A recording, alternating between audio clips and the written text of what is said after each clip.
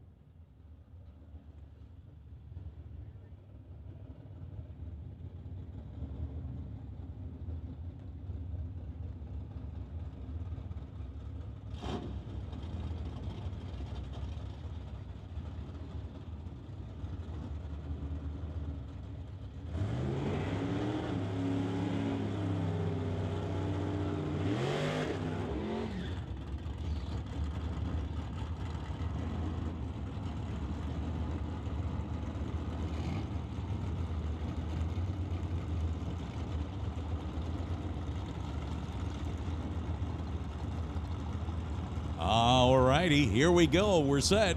Non-electronics kicking off day 2. Qualifying round number 1 of 2 qualifying sessions, I believe. Mark Brenzinger, Dale Northgraves, first pair down the track.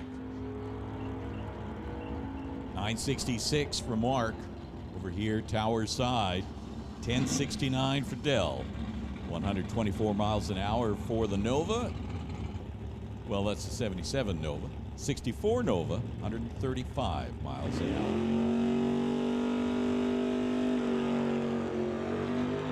hour. Wheel standing Vega heads down track. Glenn Martin goes 998. 131 miles an hour as we are in non-electronics. No electronics on board these cars. Glenn Martin running 131 miles an hour. Here comes Bo Dickey, stepping up from the junior dragster ranks. Mission runners sponsors include Lordco, Bay Industrial, and of course, Warren Motorsports. 93 Chevy S10, tower side. Bo Dickey. Mike Probin from Vernon, 383 Chevy.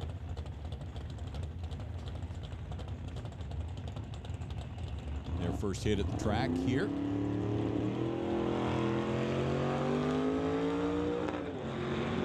All spectators can check out the reaction times on the reader boards at the top end. Bo getting a 007 reaction time on the Christmas tree. Perfect as trip zip 000. Bo runs 1330 with a 9, 103 miles an hour. 1286 for Mike Probin, 118.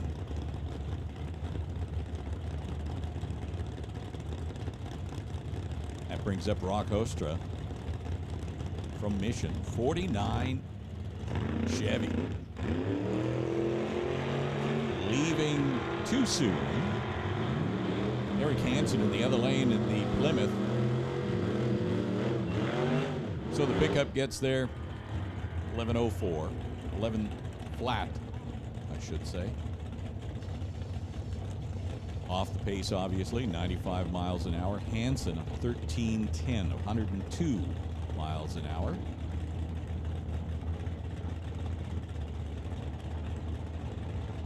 That brings up Bert Worrell and Paul Fode.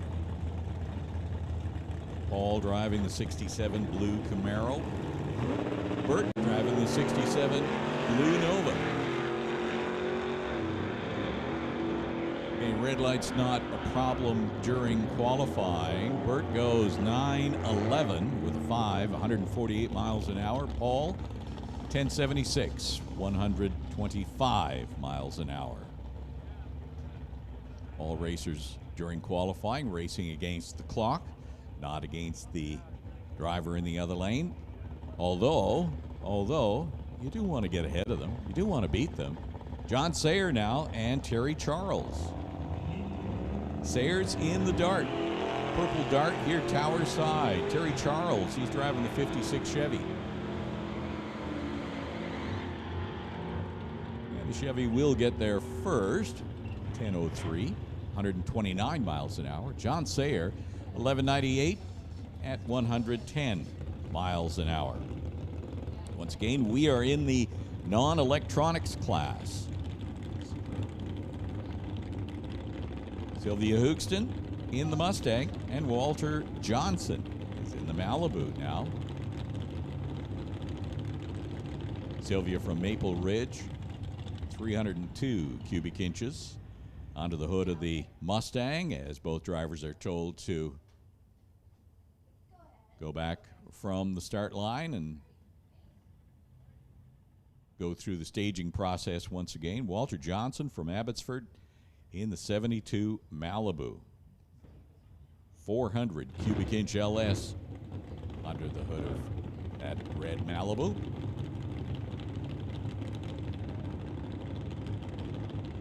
Both drivers set, ready to go. Here comes the tree.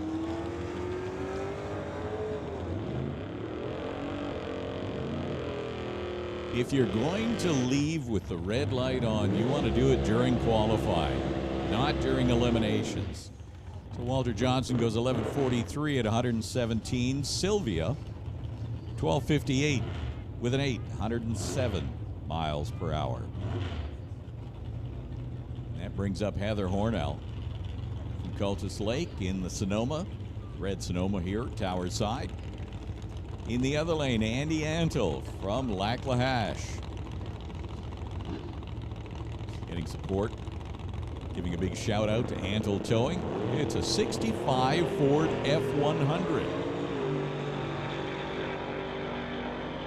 So Andy over in the Lordco lane had a reaction time of 0:14, runs an 880, 143 miles an hour. Heather, 11:63 at 115 miles an hour. Once again, you can see Ian McIntyre getting the word. Left side racetrack. Nice big numbers on the left side of the windows. Veronica Hodgson from Mission. Veronica in the 69 Dodge. 2011 BMW. You do not see many BMWs on the racetrack. A rare occurrence as Veronica goes 12:52, 108 miles an hour, 1381. 1381 at 102 miles an hour.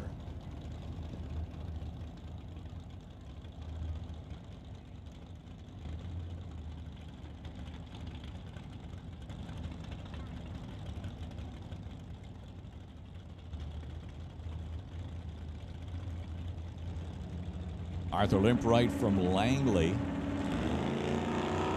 Black Mode, it's called. That's the Monte Carlo here, tower side. Bobby Ehlers in the other lane from Maple Ridge. Ehlers goes 10:48 and his Mustang, 126 miles an hour. Arthur goes 14:57, 91 miles per hour. As we are slowly moving through the non-electronics category. We'll then roll up into category where electronics are allowed. Things like trans brake and all sorts of other fancy electronics gadgets. That's their separate class they will be following, and then we'll go into junior dragsters following that. I want to thank all you spectators for joining us early in the day. If you're new to Mission Raceway or just wondering why certain things are the way that they are, what's going on, why are they doing that, there is a great little pamphlet that you might want to grab hold of called Drag Racing 101. It is available in the Pro Shop. Check it out. It provides a great overview of just about everything that goes on during a race day. It talks about the timers that are on the racetrack that give us the incremental times from the CompuLink system. All of that and more is detailed in the Drag Racing 101 pamphlet. Get yours at the Pro Shop. If you're sitting on the spectator side, hey, remember that your admission bought you a pit pass, so you can cross over the bridge. It's all included. Hang out in the pits, take a look at those race cars real nice and close. Tony Mendoza and Brian Heffel. Heffel goes 10:01 on the TCS lane. Lordco side 11:22, 117 miles an hour. Darren Burt now and Ross Walker. Burt in the Chevy Nova, 68 Nova here tower side, 66 Chevy 2. Ross Walker, silver Chevy 2 over on the Lordco side of the racetrack, the spectator side.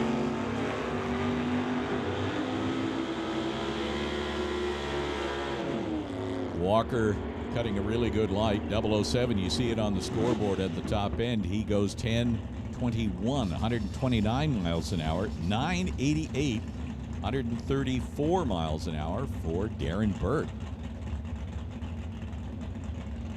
And that's going to bring up Russell Jeffrey and Kim Cornish. Cornish from Misson, BC, driving the little Mustang. 1977 with 302 cubic inches, and they're backing up Russell Jeffrey in his Nova.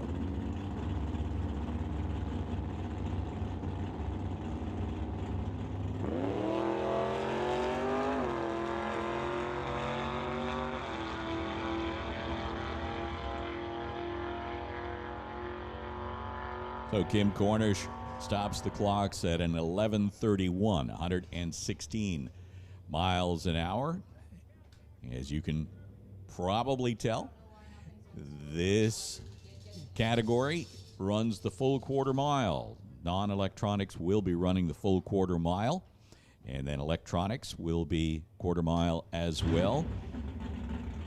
The junior dragsters, they run to the 8th mile, and we have a number of categories here today, and we'll certainly keep it square for you so that you're following what's going on, but a number of categories will be racing to the 8th mile. Outlaw 275, for example, will be racing. Pro Mod will be racing to the 8th mile. And just to shake it up a little bit.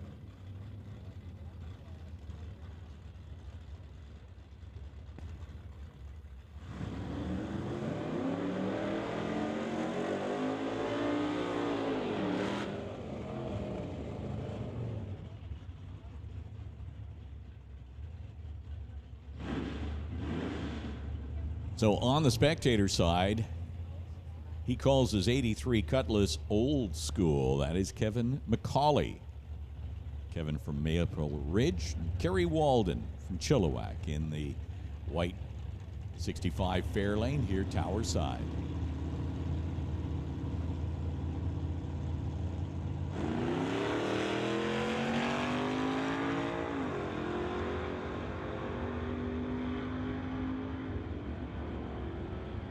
A little bit of smoke coming out of Walden's Falcon there. He goes 11.60, 107 miles an hour. McCauley goes 11.98, 110 miles an hour. So they'll probably send the safety crew just to take a quick peek, make sure that nothing was deposited on the racing surface.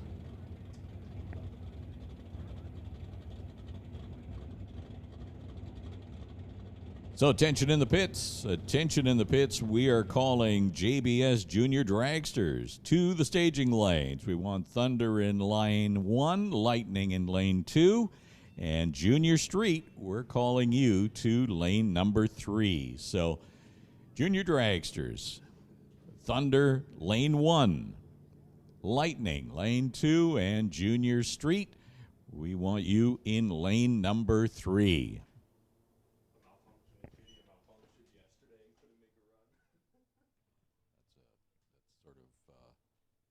sort of a premonition. Yeah. Malfunction.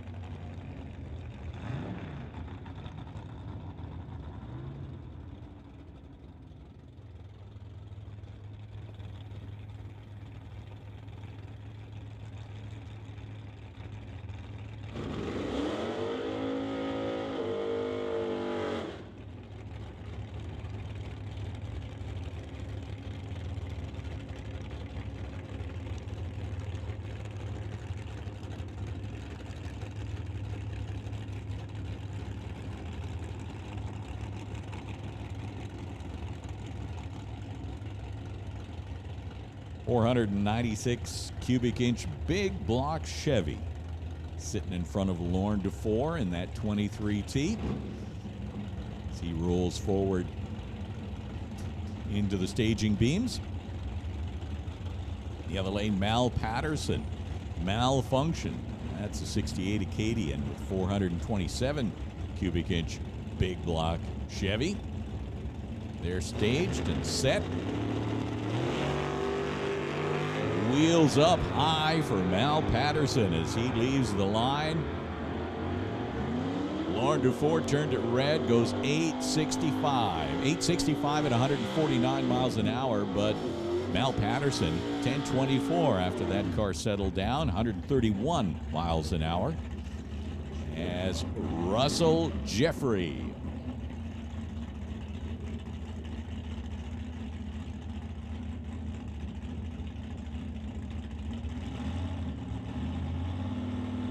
No information in the computer yet for the vehicle on the Lordco side.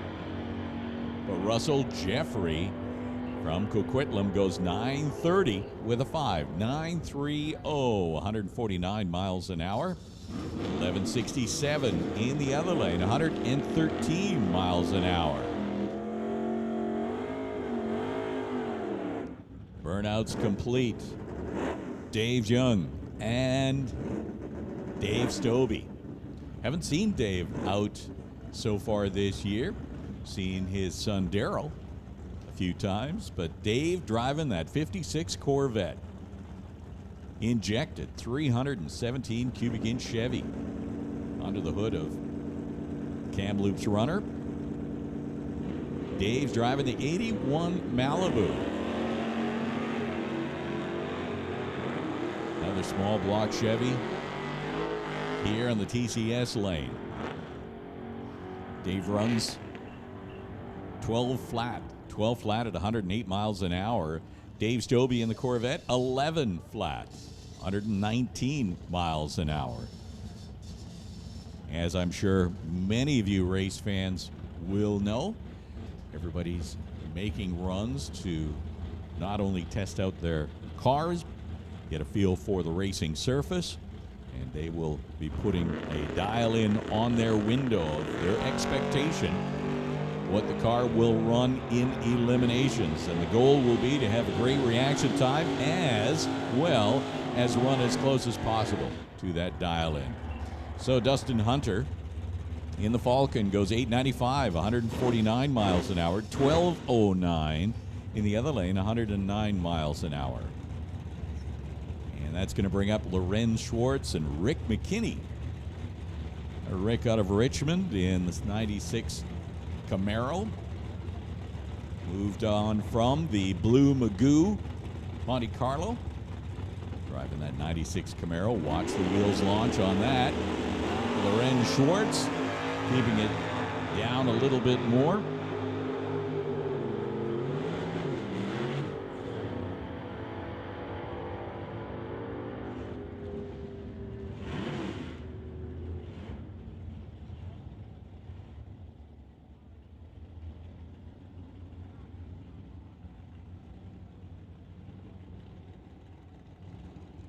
So we continue with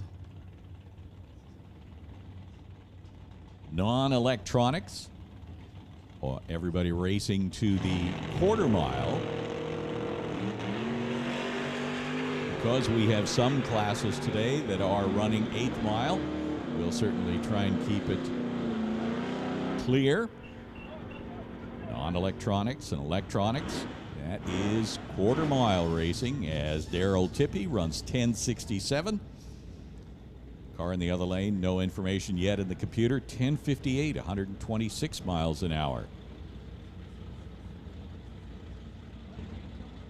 So a number of cars obviously showing up that were not here yesterday as the computer is still being loaded up with car and driver information, such as the case with the Dodge Dart over here, Tower side. Dennis Winton trading in the grocery getter station wagon for that Barracuda. Car that is apparently for sale. 69 Barracuda goes 1177, 112 miles an hour. In the other lane, 1319, 101 miles an hour. And it will be Chris Stone and Jim Benke Up next, Stone in the Dodge Dart, Benke in the Plymouth Barracuda. Rad Torque Barracuda consistently lifting the front wheels. Great reaction time. Benke 1000 red, Stone 005 green. 10:04 is the time for Jim Benke. 10:04, 132. 10:07 for Chris Stone. Those regular runners, they love to match up, even though it's qualifying. They still love to race each other. Cars pretty evenly matched as well, running in the low 10s. Here's Bill Wells now and Robin Redding. Redding from Merritt. The Junkyard Dog. That's what he's calling that 1927 Ford. Telephone box is what it looks like. In the other lane, Bill Wells, 79 Malibu, goes 1251, 107 miles an hour. 1224 to 105 for that little hot rod. And attention in the pits. Attention in the pits. We're giving you a 10-minute standby call for Canada West Doorslammers. 10-minute standby call for Canada West Doorslammers. Junior dragsters, you should be in the staging lanes. Thunder in 1, Lightning in 2, and Junior Street in 3. So Craig Johnson and Ray Bollinger heading down track. Ray in the old car. 10:51, 124 miles an hour for the Maple Ridge runner. 10:68 for Craig Johnson, 120 miles per hour.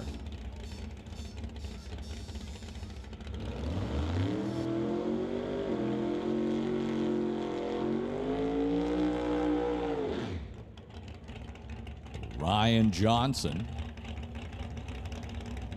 lists his hometown as Winnipeg.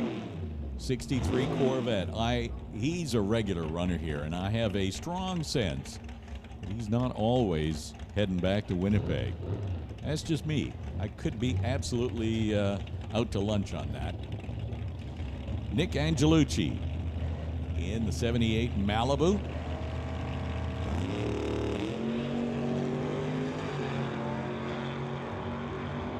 We are now in the electronics class.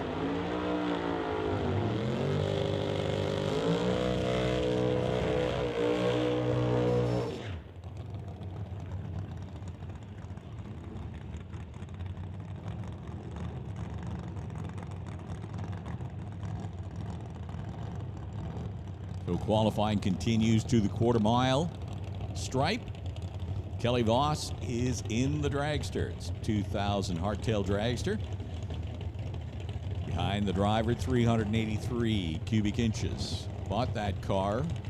It's a Division 7 dragster that he picked up from a racer in South Dakota.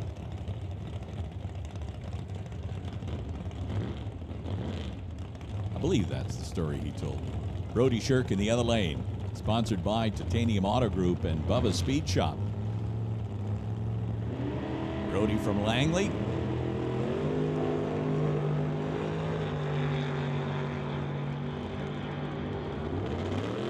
Action time 0:11 for the dragster. 8:86 is the time for Kelly Voss. 147 miles an hour.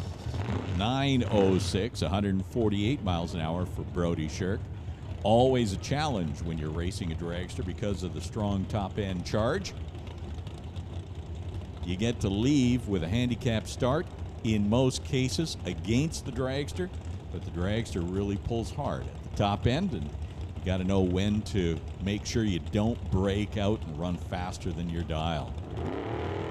Preston Chevrolet is the sponsor for El Gringo. That's Jan Christensen here, tower side. In the other lane, Quality Racing. 1090. Runs in the index anyway. 129 miles an hour. 8:55 is the time for Jan Christensen. 158 miles an hour. And Mike Robinson coming up now in his 27 Ford Roadster with Chevy power, and making that move up a couple of years ago from Junior Dragster, where she won a number of Mission Raceway championships in Lightning category. Emily Gerard from Chilliwack in her 2001 Undercover Dragster. 582 cubic inch power plant behind Emily in the Dragster. Sponsored by JS Power Sports, JBS Equipment, and Rad Torque. All getting a big shout out from the Gerard team. Mike Robinson also getting support from JBS and JS Power Sports. So the Dragster and the Roadster head down track. Emily goes 7:52 and pops the chute, 178 miles an hour. Mike Robinson goes 9:19, 141 miles an hour. That's going to bring up Ted Buss and Clint Dolavecchia.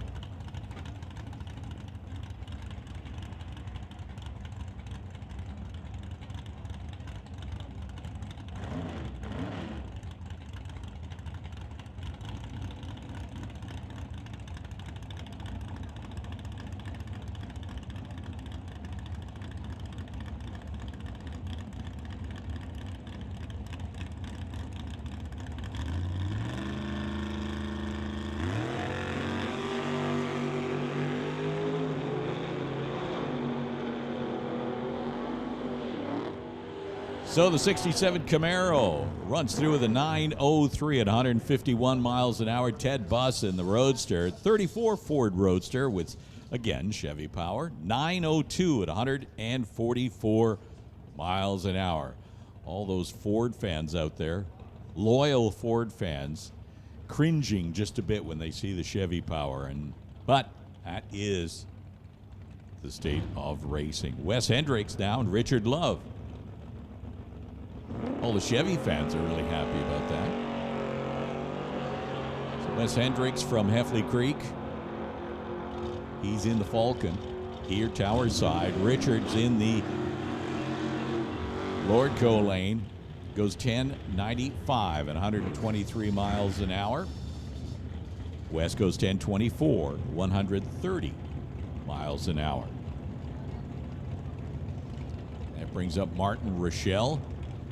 Martin usually running in the Super Combo category. 1090 is the index he likes with that car here. On the Tower side, a 78 Malibu. And Cam Shantz from Prince Rupert. 27 Ford Roadster.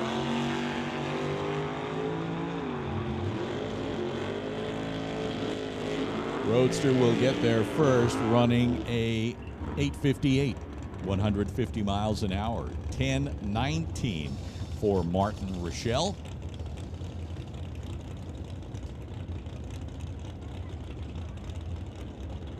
Scott Yaramko now from Saskatoon, my old hometown, where I went to high school.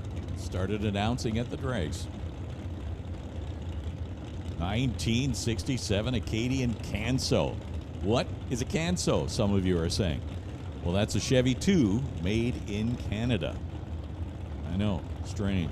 632 cubic inches of Chevy power in that Acadian. Warren Jacobson in the Chevy 2 in the other lane. Throttle stop comes in and pulls the power out, puts it back in, whereas Scott just sails right through. 801. 170 miles an hour. 1085 for Warren Jacobson, 137 miles an hour. Remember, everybody's going to be putting a dial in on their window, and that's going to determine the handicap that they get against their competition. It'll be a battle of reaction times, as well as a battle of not breaking out at the top end. You want to get as close to a perfect reaction time as possible. 0:00 is perfect, and then you want to be right on your dial. Whatever time you select that your car is going to run, you want to be as close to that as possible. As Steve McKenzie and Adam DeYoung head down the track Adam having an encounter with the beach yesterday. Goes 8:37, 160 miles an hour. 9:18 for Steve McKenzie, 146 for the Cavalier.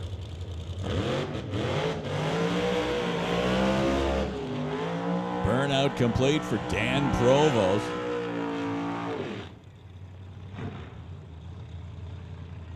Rad Torque Systems Dragster.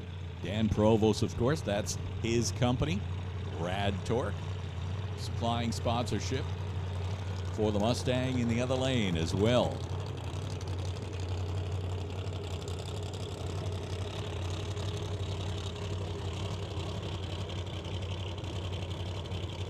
If memory serves, that's Al Quigley in the other lane, the Mustang. Again, not here yesterday, so more information going into the computer as we speak. I believe that used to be Al Quigley's car. Could still be him driving. Dan Provost in the other lane in the Dragster. Haven't seen Dan for a good number of races. Great to see him out at Mission Raceway.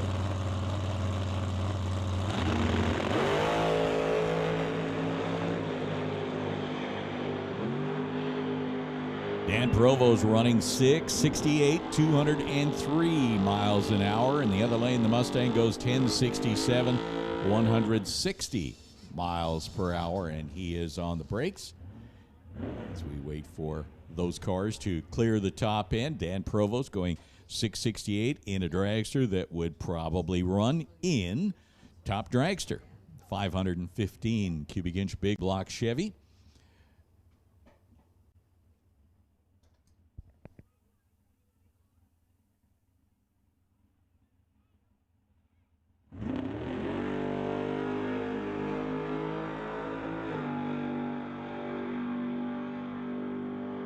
Heading down track now, Mike Bucky Stewart from Langley, sponsored by Ken Specialty Auto, goes 10:07, 131 miles per hour, and that, I believe, is going to do it for qualifying session number 1 for the electronics category. Hey, and while it's quiet, I will remind racers, I will remind you that there are a few bulbs burnt out on the TCS scoreboard at the top end, right? It's on the bottom half. We apologize for any inconvenience. It is obviously not an easy fix because of how it's set up, but there are a few bulbs that are out at the top end on the TCS scoreboard. So if there's any confusion, remember, if your dial-in doesn't look right, make sure you check with the start line crew. Do not stage the car until you're comfortable with what the scoreboard says. Also, a lot of categories running quarter mile and eighth mile today. So, of course, non-electronics and electronics. You guys, you're all running quarter mile. Canada West Doorslammers, you're running quarter mile. There are the usual eighth mile runners like the junior dragsters, and also the Pro Mods are running the 8th mile today, and junior dragsters always run the 8th mile.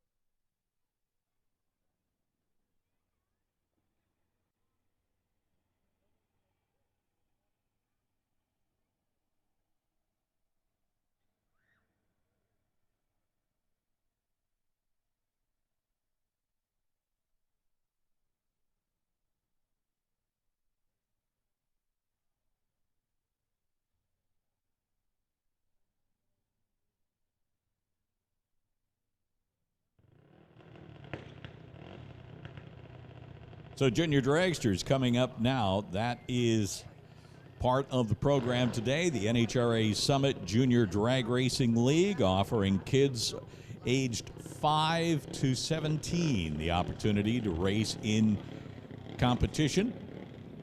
You can be as young as 5. As a matter of fact, there are 2 categories in junior dragster. Junior Thunder is 5 to 12, and Junior Lightning 13 and older. So we'll start with Junior Thunder. JBS Junior Dragster Shootout. Here, DOORWARZ 10. That's right.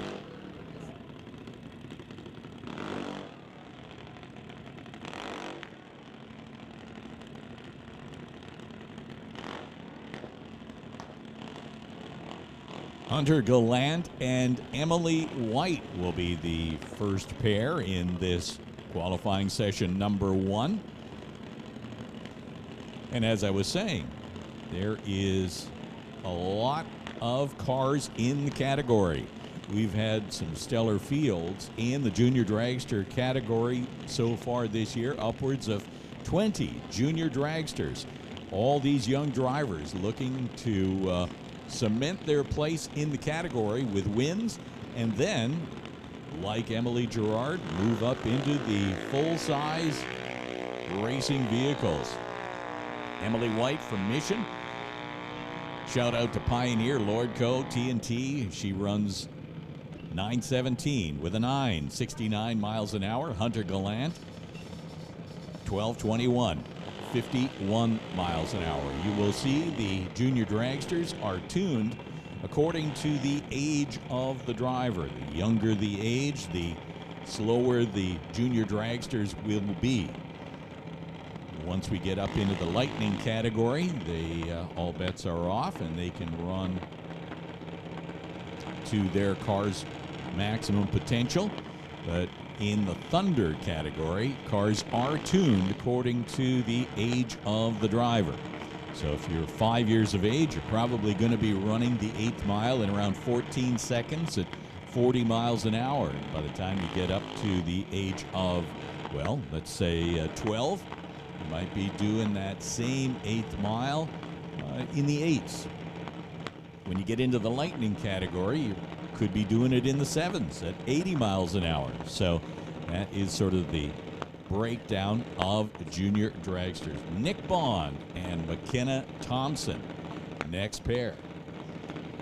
Nick Bond from Mission. JBS Equipment, yes. That's Justin Bond, Nick's dad, tuning the junior dragster. In the other lane, McKenna Thompson, also sponsored by JBS Equipment. Both Mission runners.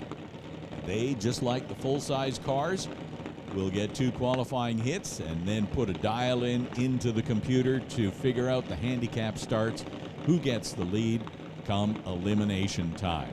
Both drivers staged and set, ready to go. Tree comes down. Again, ignore the red light in qualifying. You just want to get your red lights out during qualifying. 890 at 73 miles an hour for Nick Bond. McKenna Thompson goes 10:52, 62 miles an hour.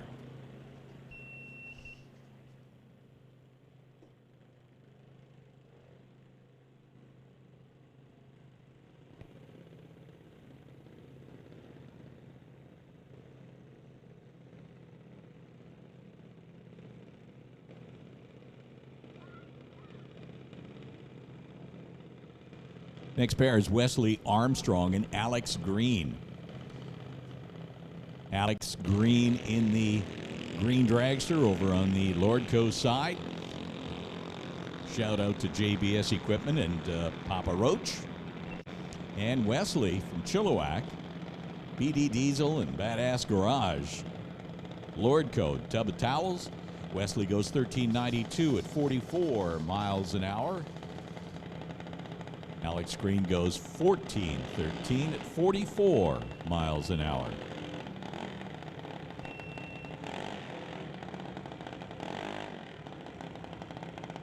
That brings up Nate Green and April Bond.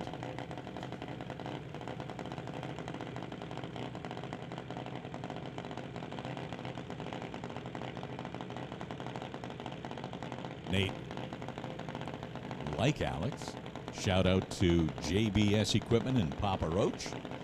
April Bond, Justin doing double duty, tuning Nick, and then going over to the other lane for April earlier in the year. Bond family, both drivers in the finals. It's a big day for them.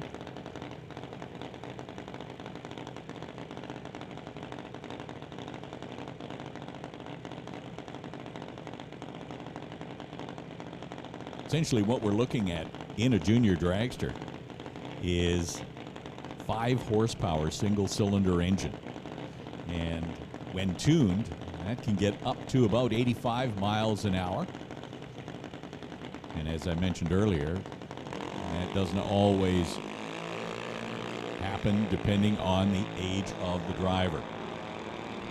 So they head down to the 8th mile. Nate runs a 11:01, 57 miles an hour. 10:69 is the time for April.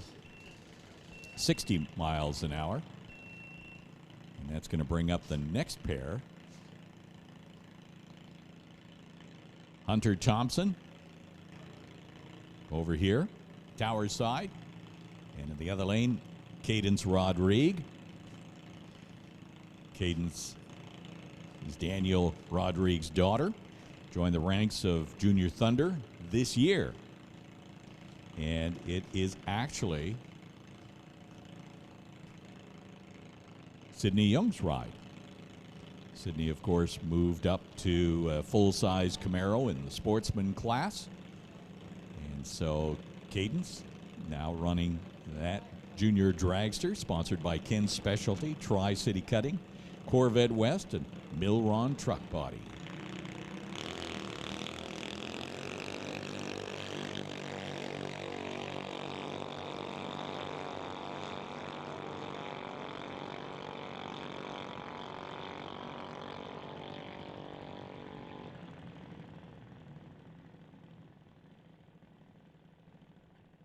So Hunter Thompson goes 13:64. Cadence Rodrigue goes 12:05. Hey, attention in the pits. Attention in the pits. We're calling Canada West Doorslammers to the lanes. Canada West Doorslammers, we need you to the lanes. Let's start with 5 and 6 and overflow 3 and 4. But Canada West Doorslammers, we need you to the lanes. Bring them up. Lanes 5 and 6. When they're full, let's use 3 and 4.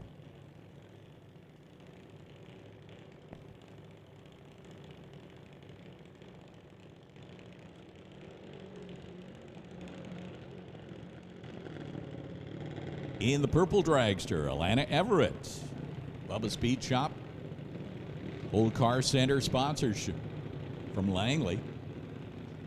In the other lane, Ashton Katnick.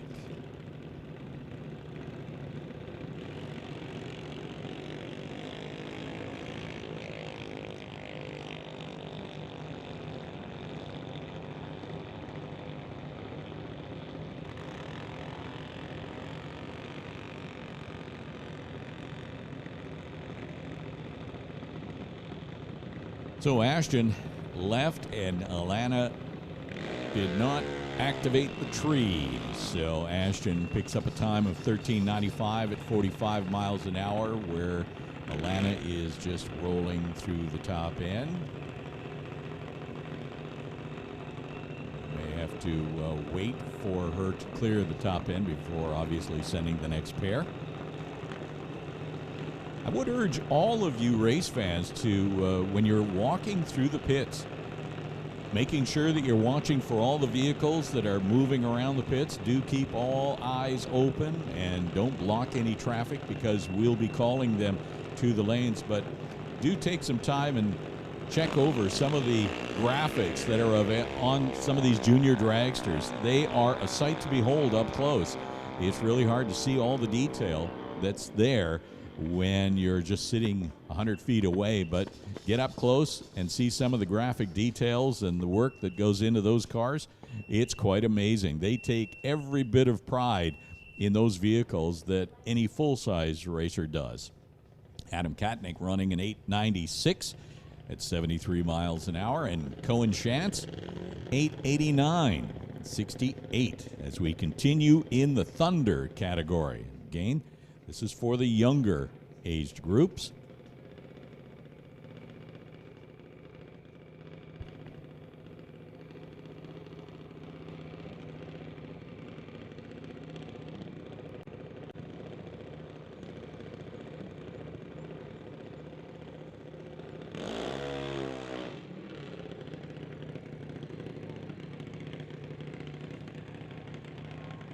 And this is going to be a special treat. Saeed Balooshi making his qualifying pass in the Junior Thunder category.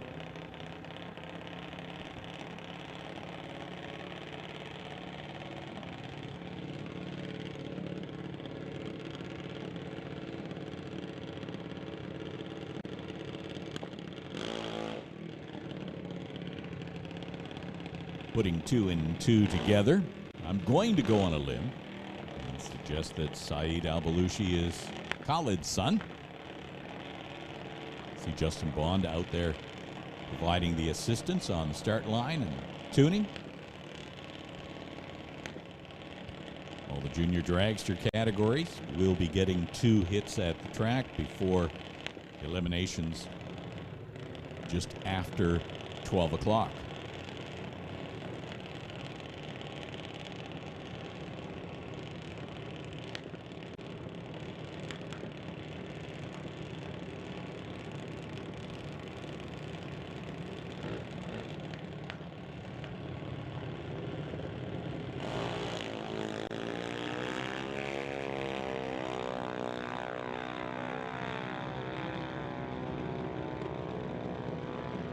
.901, 73 miles an hour. Tuned up. 901, 73 miles an hour for Saeed Balooshi. And that is going to take care of the Thunder category. We now step it up, go a little bit quicker, a little bit faster with Junior Lightning. And this is for drivers 13 years and older, 13 to 17. Kick things off with the first pair. Colton Morin here tower side and Emma Debris-Coos on the spectator side. So in the TCS lane, Colton Morin with his brand new 2022 Mike Boss chassis junior dragster. Shout out to JBS, Big Kids Racing, Tires Plus and the Titanium Autogroup. Emma Debris-Coos from Shawnigan Lake. Over on the Lordco side, straight line race cars and B&D lift trucks. We're going to go a little bit quicker now in the junior dragster category. Lightning has both drivers now staged for their first qualifying hit of the day.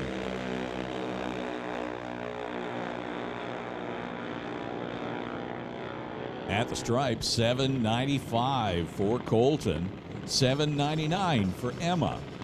82 miles an hour for Colton Morin and 81.64 for Emma Debris-Coos. Brings up the next pair.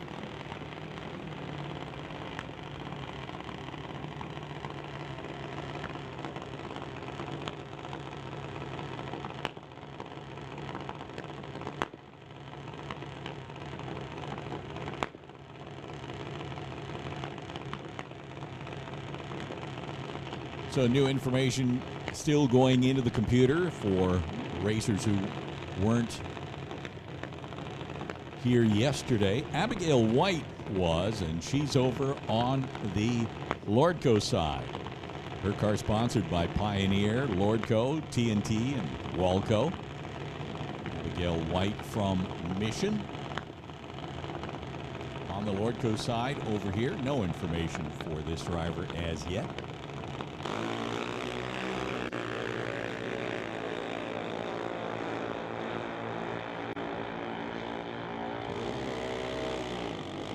$7.91 is the time for the TCS side. 81 miles an hour. 8:03 for Abigail. 81 miles an hour. That's going to bring up Lincoln Shirk and Lexi Winterbottom. Lexi from Langley. Bowtie Ventures, Hobo Racing.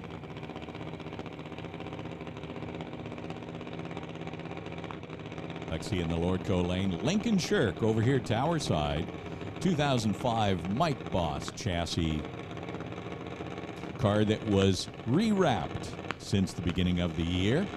Rewrap done by Vancouver Car Wrap, one of the sponsors. Again, If you're in the pits, take a close look at some of the detail work on these cars. Absolutely spectacular. Titanium Autogroup, Rad Torque, JS Power Sports, Vancouver Car Wrap, Bubba Speed Shop, and Dad. All of that for Lincoln Shirk. It's quite an amazing team. Gets these young people down the racetrack. Problems set in for Lexi, so they shut her off. 8:17 is the time for Lincoln. 79 miles an hour. 8:17. 79 miles an hour. That brings up our next pair. Over here, Tower Side, CL should join the ranks of the 790 Index. Junior Lightning last year.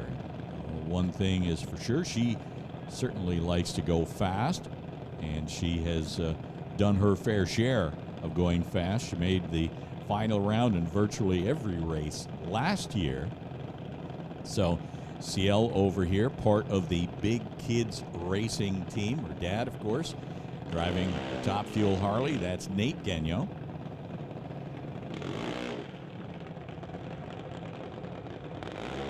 Over in the other lane,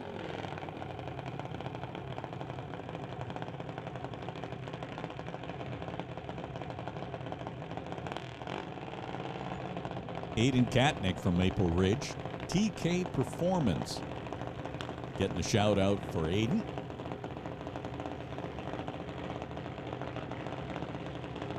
CL over here, Tower Side.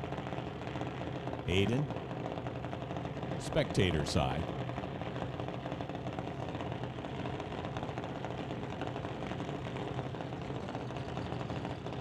Once again, we made the call for Canada West Doorslammers. You should be rolling up, and I see that lanes are full. It's great.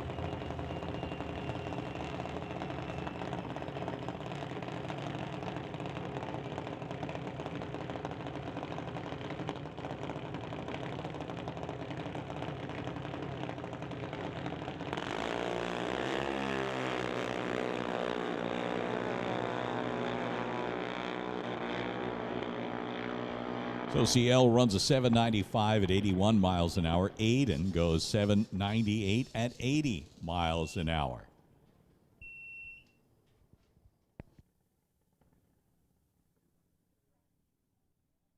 And that looks like it is going to be it for Junior Dragsters. We have got Junior Street yet to run. A couple of vehicles in that category. Junior Street, of course, is a category for underage drivers as well. Only in this particular case, you have two people in the vehicle. So if you aren't interested, or for whatever reason like the full-bodied approach, a street vehicle, you can run in Junior Street. You do need a co-pilot with a official provincial license. You need to have your competition license, and you will be driving that vehicle to the 8th mile. So one of the few categories where there are two individuals in the vehicle.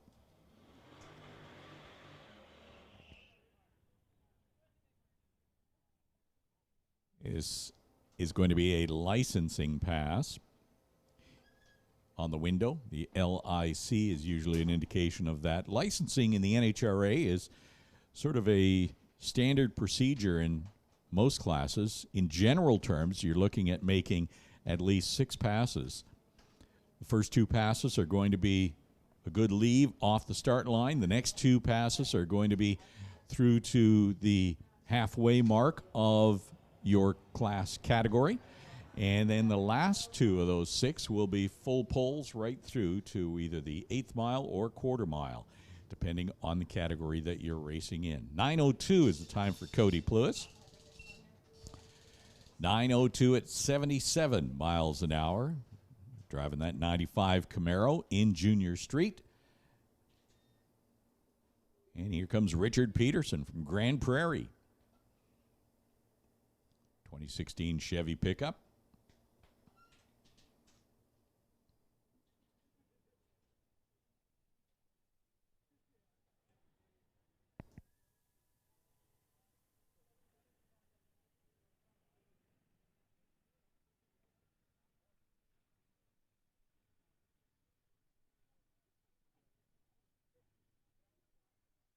Always tricky getting the staging process and getting comfortable with that. Of course, all racers come up to the start line and you break the infrared pre-stage beam, and then you roll forward another 7-8 inches for the stage beam. And once the stage beam is lit, the starter will flip the switch and the tree comes down. Leave too soon, the red light comes on. Richard Peterson goes 9.89 at 69 miles an hour in the 8th mile. And that is going to do it for Junior Street, as I see all kinds of Canada West Doorslammers rolling into the staging lanes. And they will be next up.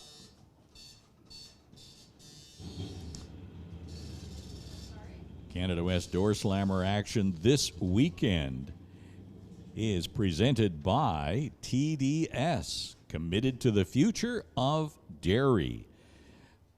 One of dairy farmers' biggest challenges can be gaining access to cutting-edge expertise. They need to keep their business costs efficient, and despite increasing costs and regulatory restrictions, TDS provides that critical access. It's what we do. So that is TDS. They're committed to the future of dairy. They are this weekend's presenting sponsor. In the Canada West Doorslammer Series, a host of sponsors involved in that category. That includes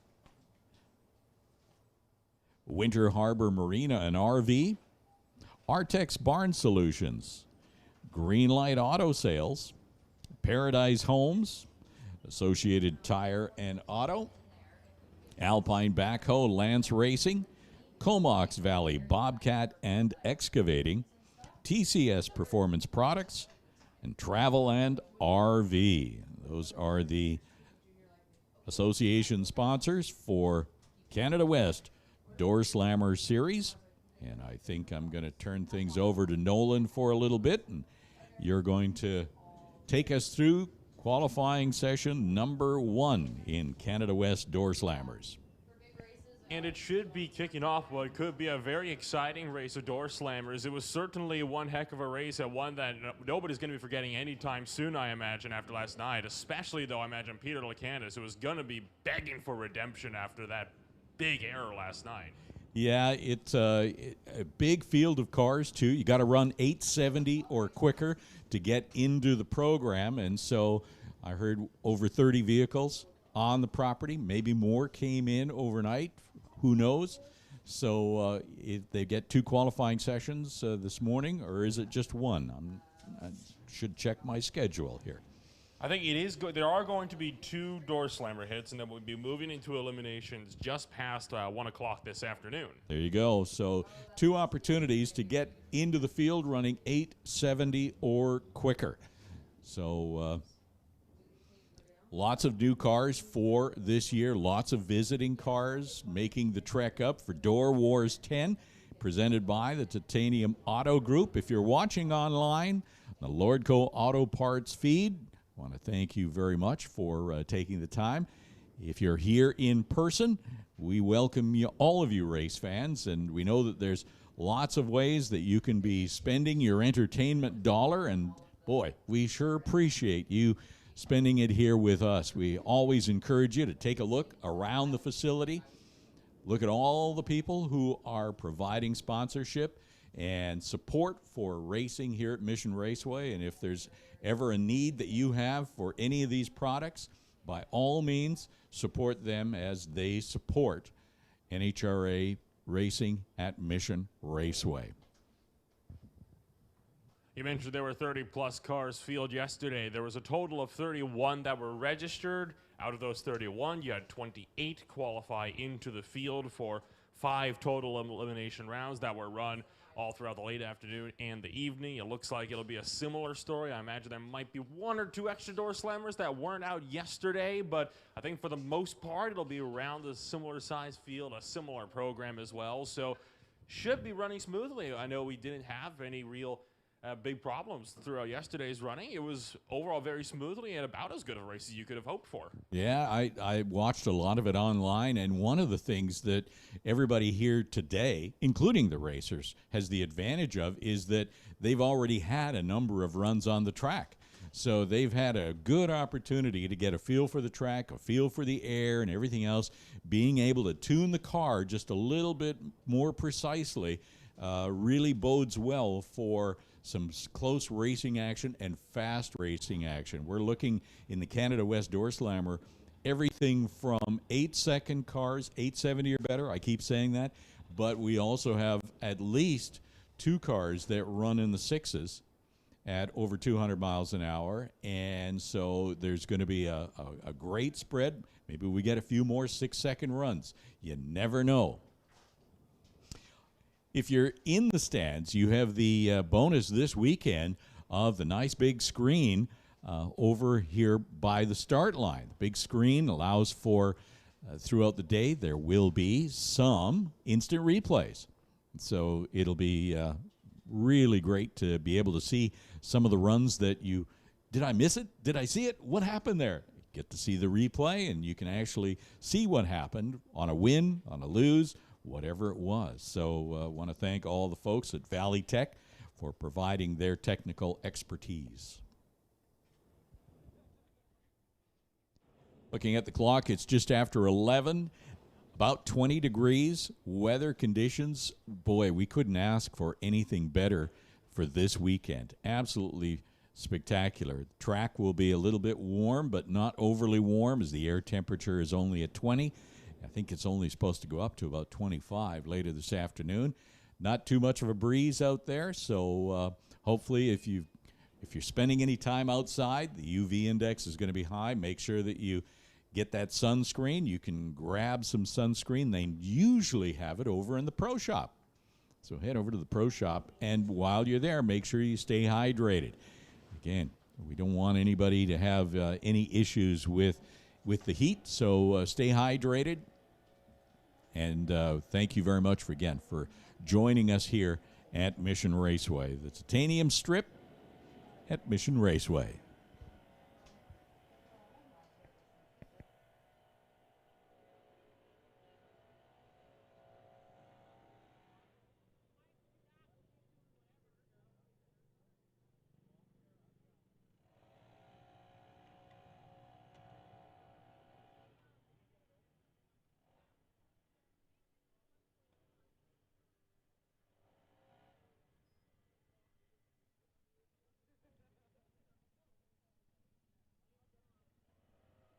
While you're wandering around in the pit area, taking a look at all of the race cars, we do encourage you to do that. If you see racers working on their vehicles, we do ask that you not disturb them. But if you're interested in what happens in the pits, you have a great opportunity to wander back there. Take a look at how some of the cars look in terms of their visual appearance up close. You'll see that a lot of the cars are wrapped these days. They're not necessarily painted. So Vancouver Car Wraps is a company that does a lot of that work. Their mission is to be the company that consumers can rely on to handle all their automotive vinyl installations, auto detailing, and automotive signage needs. They're not only true masters of the art of applying vinyl graphics, but they also have 20-plus years of detailing experience in the auto industry, and they conduct themselves in a reliable and professional business manner while tending to all of your automotive needs. Simply stated, they possess the skill sets necessary to complete a broad range of automotive applications and creations. Vancouver Car Wraps, the sponsor of the weekly Super Pro category in the ET Bracket Racing Series.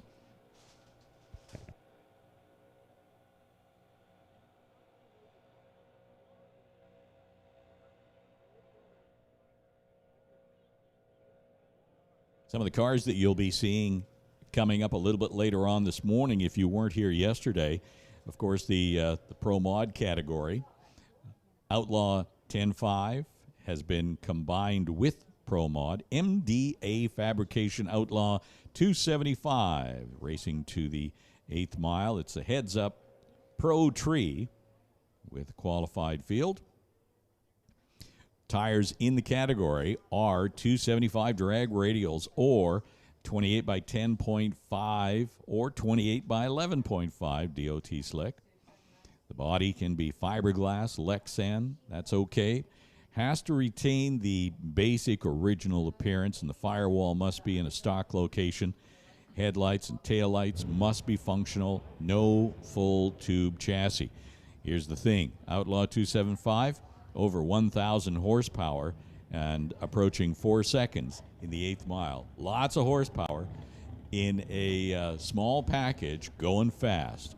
Anyway, Nolan, here comes Canada West Doorslammers. I turn it over to you.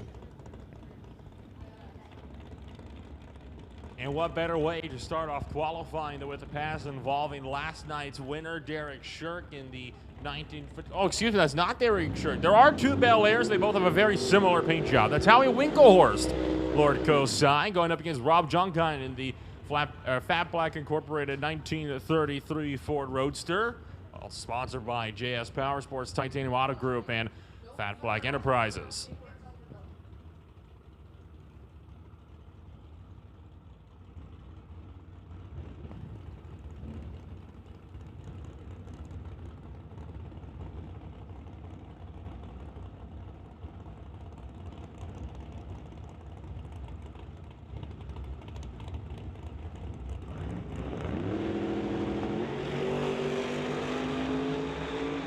Two green bulbs as Winklehorst trying to stay out in front, but Junkine will get around him. 8.233, 160 miles an hour is the benchmark time. 8.308, 161 for Winklehorst. Guaranteed those times are going to get quicker as we do have sub 7-second cars on the property. Brings up Ken Orser in the TCS 2008 Pontiac GTO, going up against Dave Warren in the Blue Max 1962 Bel Air out of Cloverdale.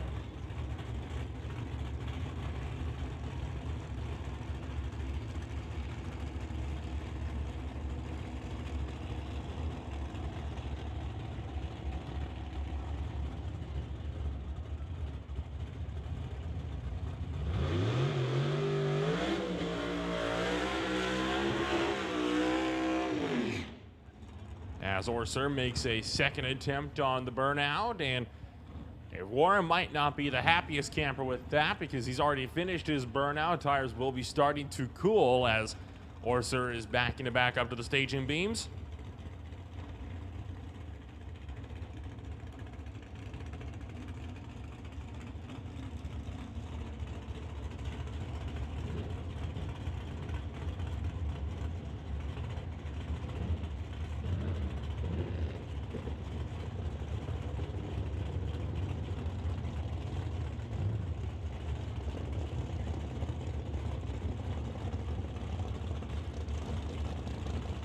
Burnout's complete, both cars moving forward in towards the staging beams as we continue on in Canada West Doorslammers' first of 2 qualifying hits on the day.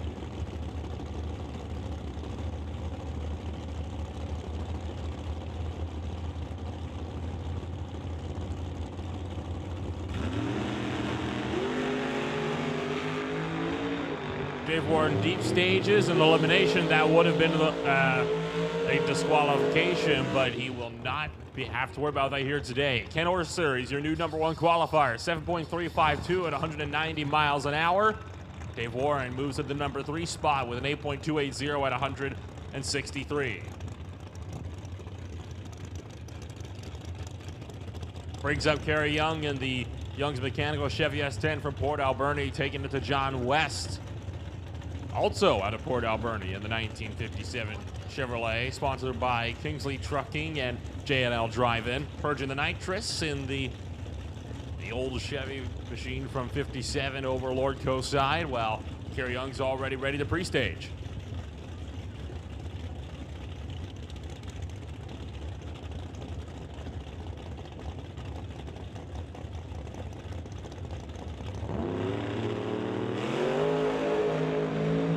005 on the tree for Kerry Young, 018 for John West. West gets there first by a country mile, 6.979 on the 196. Will put John West in the new number one spot. Kerry Young at 8.468 at 148 will see Kerry Young now be the sixth fastest and so far the slowest time by a tenth and a half or so from Howie Winkelhorst in 55 Bel Air.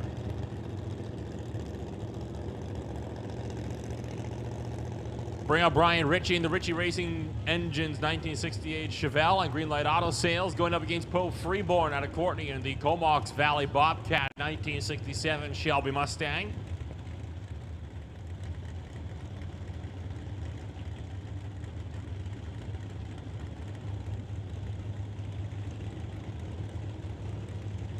Ritchie, one of the faster racers in the Canada West Doorslammers field today, along with Freeborn.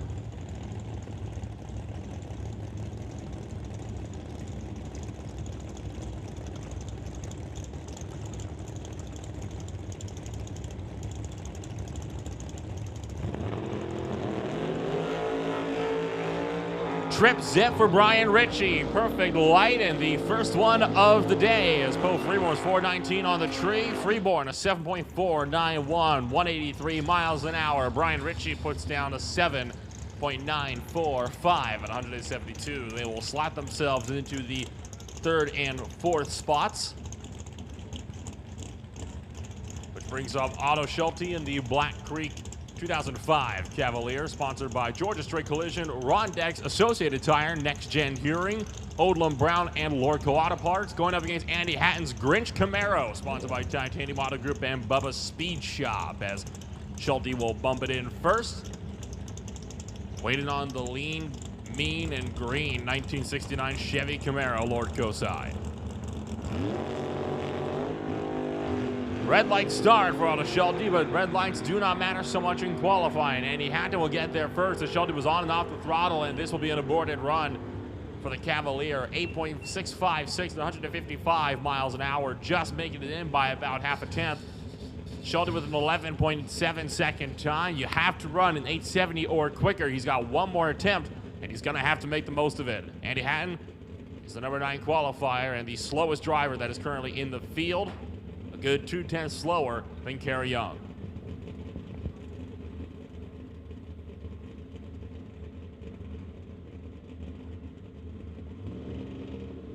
Bring it up for yesterday's number 1 qualifier, Greg Field in the Active Care Auto Opel GT from 1969. Also for Jubilee RV, Akuma Machine, and Total Turbo, going up against Jason Field in the Little Overkill and Greenlight Auto Financing 1971 Nova for Ritchie Racing Engines.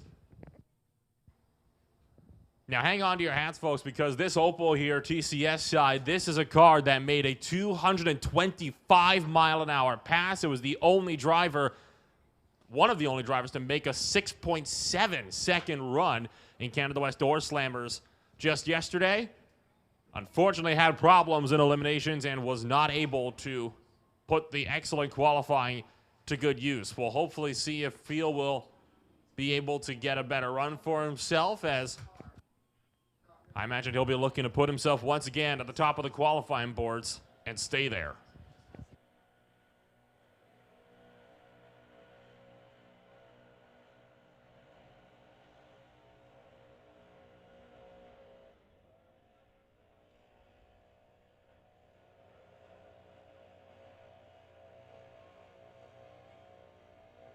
Start line crew see something they don't like. You can see them working to blow something or other off the racetrack. I imagine a little bit of fluids, particularly in that tower lane. So races have been instructed to shut things off for the time being while cleanup commences just past the 60-foot.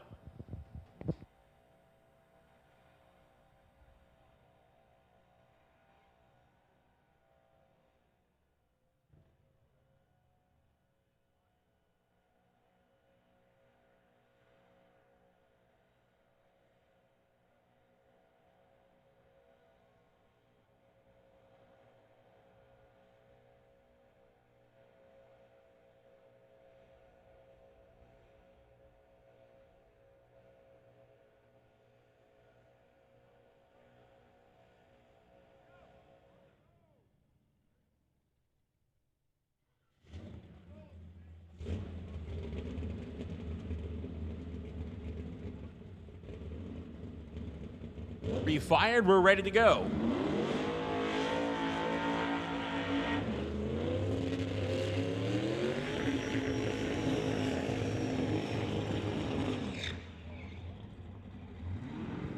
Long burnout for Greg Field as he'll stop just shy of the 330 mark. Jason Field already backing it back behind the staging beams, and Field rip it up quickly to try to get in line with him.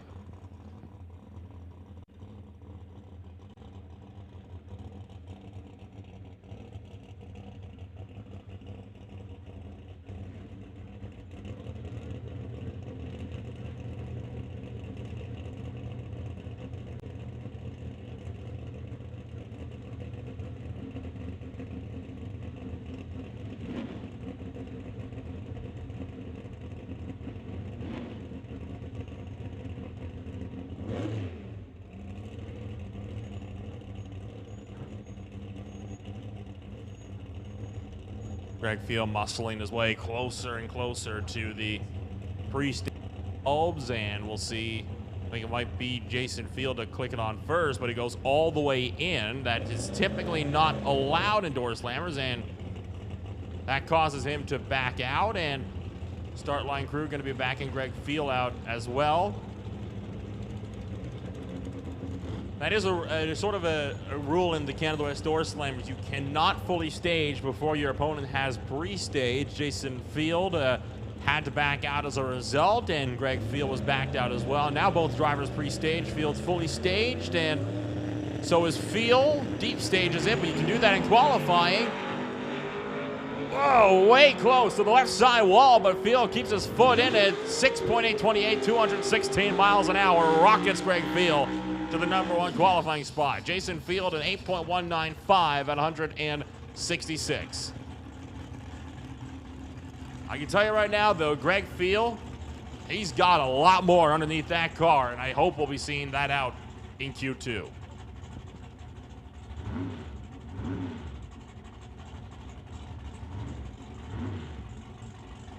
Brown Blake Miller in the Searles Auto Repair 1967 Chevy Camaro going up against Paul Soares. In the Unlimited Rentals Bear Creek Content Timeline Signs 95 Grand Prix.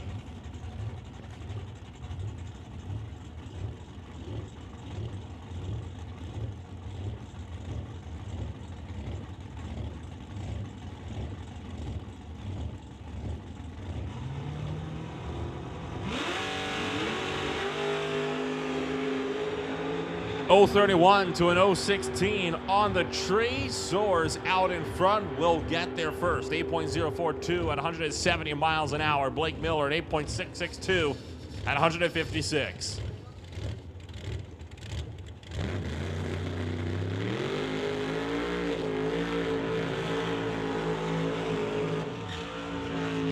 That brings up John DeYoung, the Artex Racing and Total Dairy Solutions 1968 Chevy Camaro going up against Paul Stretch's Mid-Island Engines 2002 Cavalier. Now, John DeYoung, we're used to seeing him in the #1 qualifying spot, but with how fierce the competition is in qualifying this Door Wars 10, he was only good enough for #4 on the timing sheets yesterday. We'll be looking to do one better. He's one of the few cars that has a sub-7-second car. Typically runs in the either the high 6.8s or the low 6.9s.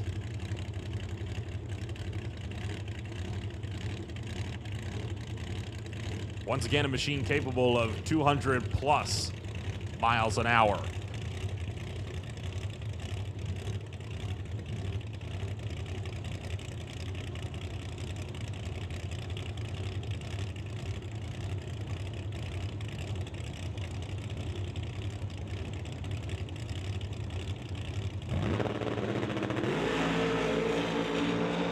Red by 0.08 of a second for DeYoung, out in front of Paul Stretch, 6.889, 201 miles an hour. Paul Stretch a 7.282 at 189. John DeYoung goes #2, about 0.06 of a second off of Greg Field's #1 qualifying time of a 6.82 with an 8. Paul Stretch is #4 with a 7.282 at 189 miles an hour.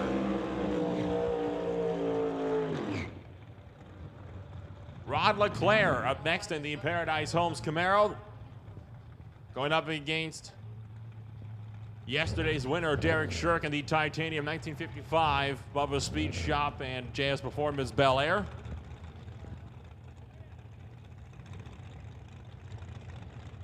In case you weren't with us yesterday, it was Shirk versus Lacanis yesterday in the Door Slammer final. Shirk beat Lacanis on the tree, but got too close to the wall, had to lift off. It was looking to all Lacanis until he broke out by 0.02 of a second at the top end, gifting Derek Shirk a very unexpected, but I imagine for him, a very welcome win.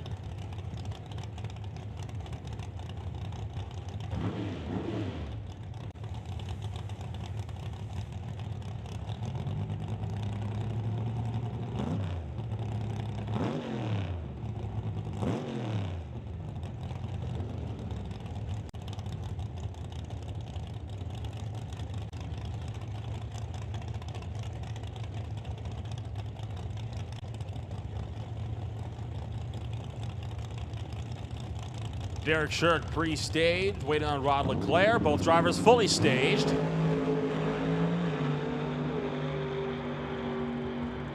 Leclerc's on a solid run, 6.744, 204 miles an hour.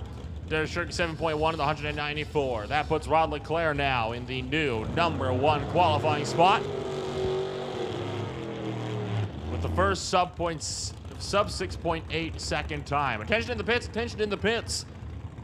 Non-electronics, no box. We need you in lanes 3 and 4. Non-electronics and no box. We're calling you to lanes 3 and 4 for second round of qualifying.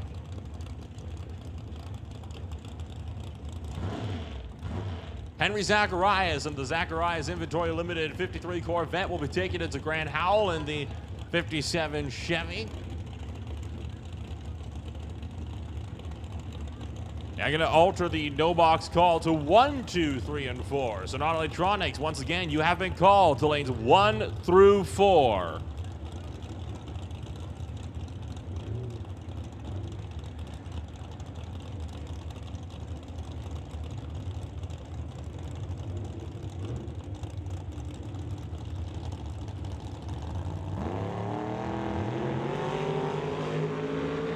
Oh, 18 red on the tree for Grand Howell's Henry Zacharias trying to stay in front. That's a dead heat at the top end. 0.02 of a second will say Grand Howell with a 7.699 at 176 miles an hour. Zacharias puts down a 7.6 flat at 177. That puts them 9th and 10th on the qualifying boards, bumping Brian Ritchie down to 11th and out of the top 10.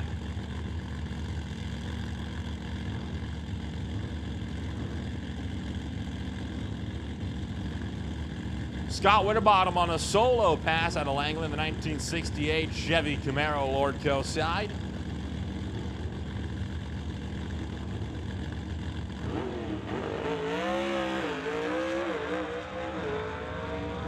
Moving around a little bit in the groove and getting right to the left side of the groove. 234 on the tree, 7.949 at 117 miles an hour at the quarter mile. That will be good enough for 12th place on the qualifying sheets. That brings up Eric Horvath in the Tommy Gunn's Barbershop Corvette from 1953 as well.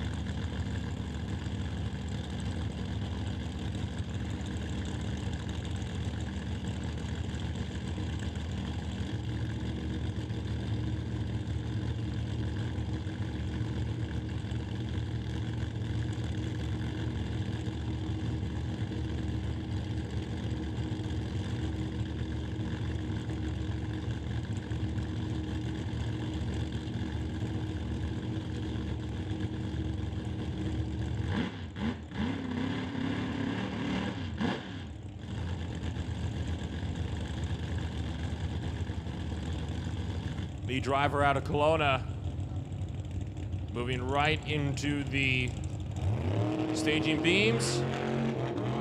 Not a reaction time to home about, gets on and off the throttle just past the 60-foot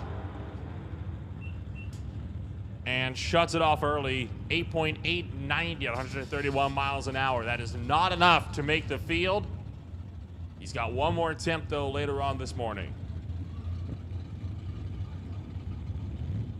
That brings up Kathy Freeborn in the Comox Valley Bobcat 1970 Chevy Camaro Z28, going up against yesterday's runner-up Peter Lacanis in the Transporters Logistics Corvette.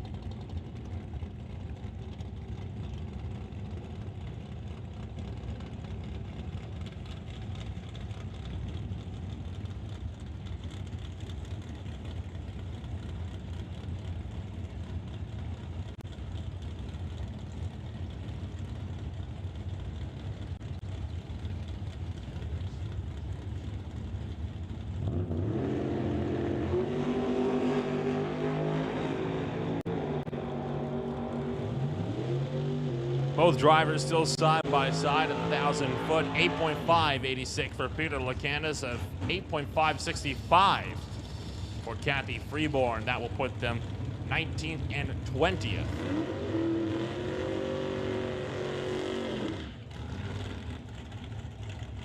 So attention in the pits, we have a lost pink airbud.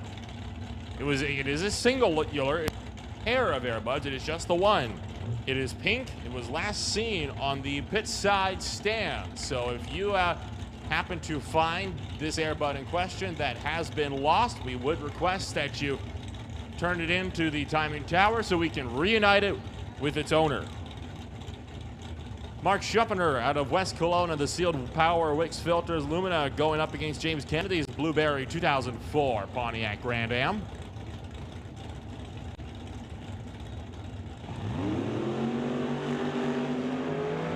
.016 to an .035 light, and the Grand Am out in front.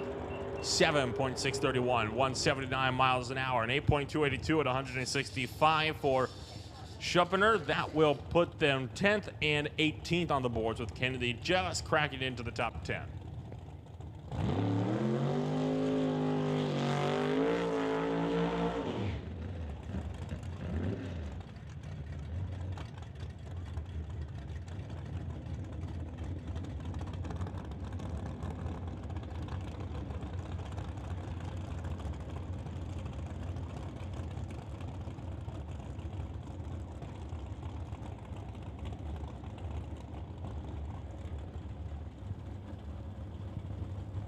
So that is one of Derek Shirk's cars in the Lordco lane, but it is not Derek Shirk driving it. He was running in the 1955 Bel Air. And the 1967 Chevy Camaro will be on a solo pass in qualifying.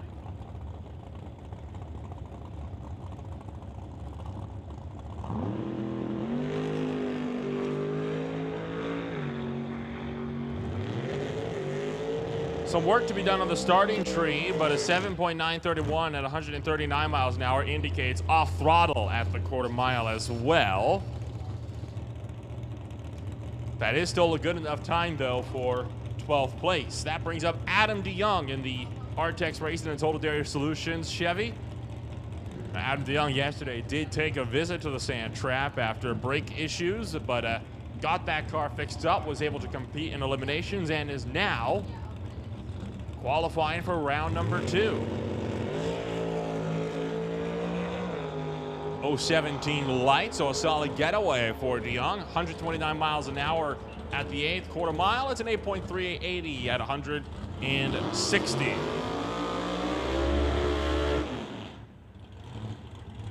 That will mean he is now 21st on the qualifying boards. And how about a pair of Jansons? Dale going up against Devin. Both races out of Armstrong. You got Mckinney and Canso and a Chevy Nova.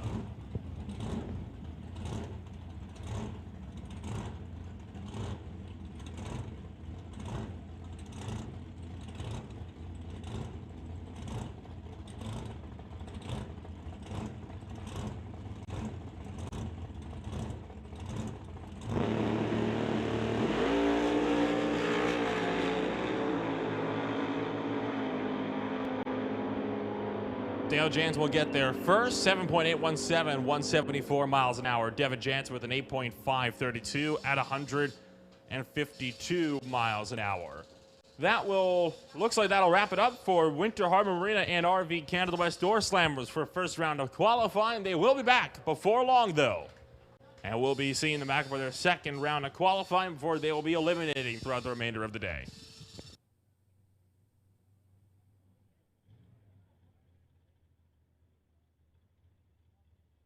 I wouldn't move too far away from the fence just yet, though. Looks like we do have one of the pro-modified cars coming on up to make a hit in the Lordco lane.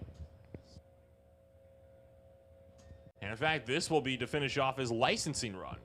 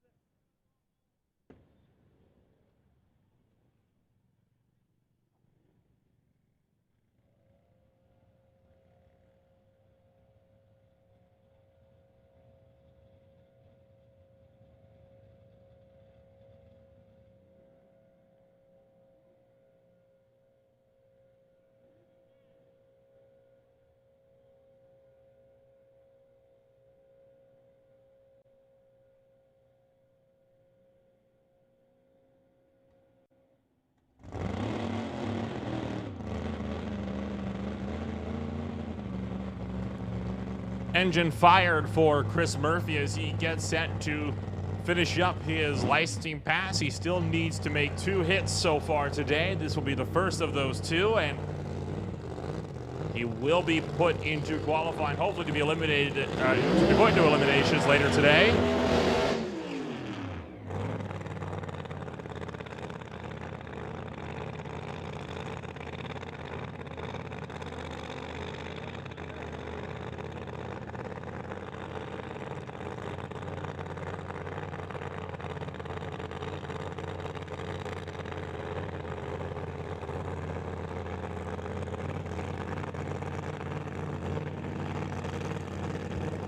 The West Coast Pro Modified Series are going to be running to the 8th mile for eliminations and their qualifying runs, but with this licensing pass, this is for an advanced ET license, meaning this will be a full quarter-mile pull. Would need to run 7.49 or quicker for said run to be valid.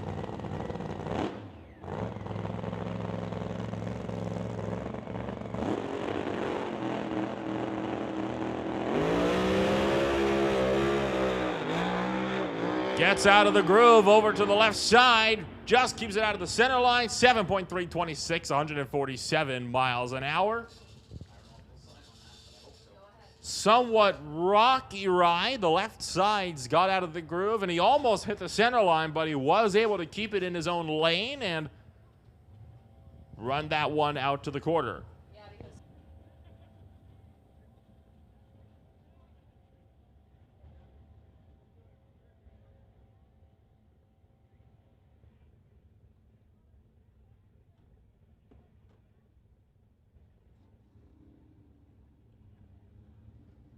So attention in the pits, attention in the pits. Electronics, we're calling you to lanes 5 and 6. Electronics, we need you to lanes 5 and 6. And no box, you had been called to lanes 1 through 4. If you're not there, you need to get down there right now. We are running your second qualifying hit before eliminations later on today. Kerry Walden in the 1965 Fairlane will be taking it up against John Sayer out of Poco in the Dodge Dart.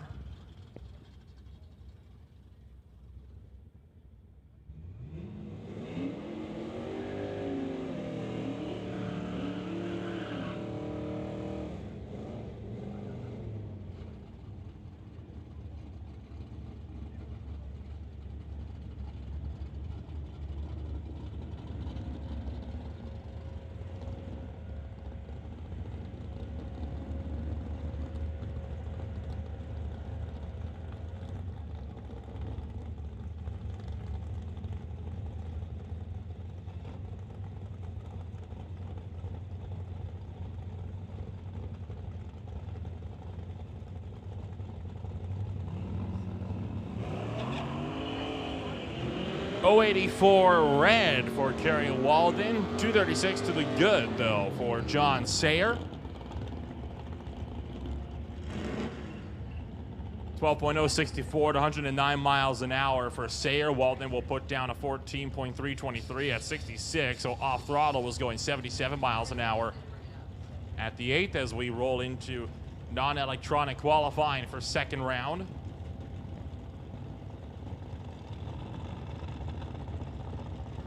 Eric Hansen out of North Vancouver in the 68 Plymouth will go up against Terry Charles's Chevrolet out of Langley.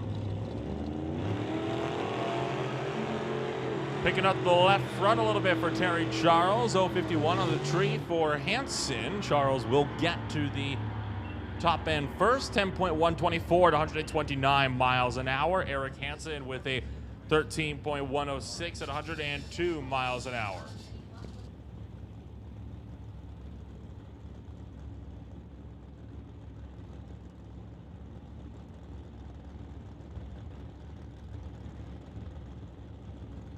That brings up Everett Heath and Ray Bollinger.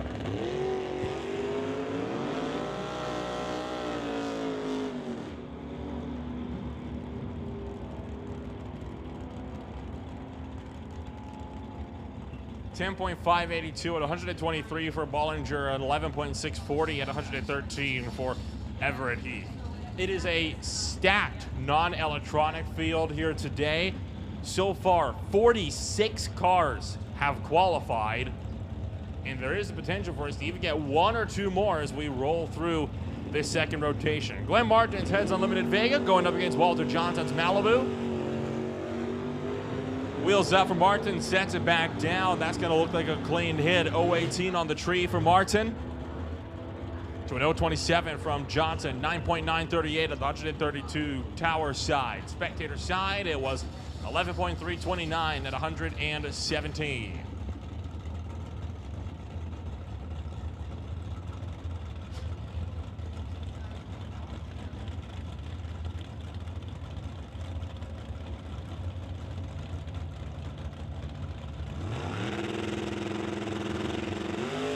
Barbara Zinger, the out-of-time Nova out of Richmond. 010 on the tree with an 075 for Sylvia Hookstins out of Maple Ridge in the 1966 Ford Mustang. 9.665 at 136. Sylvia Hookstins at 12.632 at 106 miles per hour.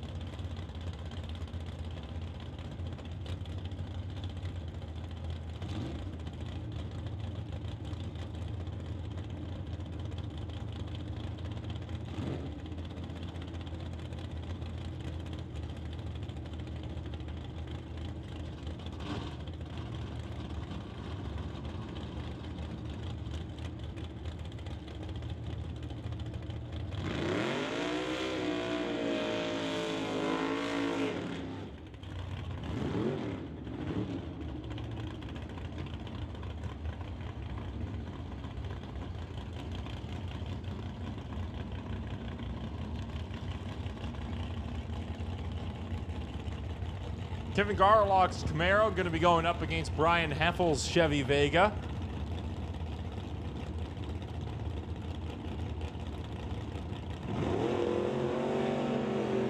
Deep stage for Kevin Garlock.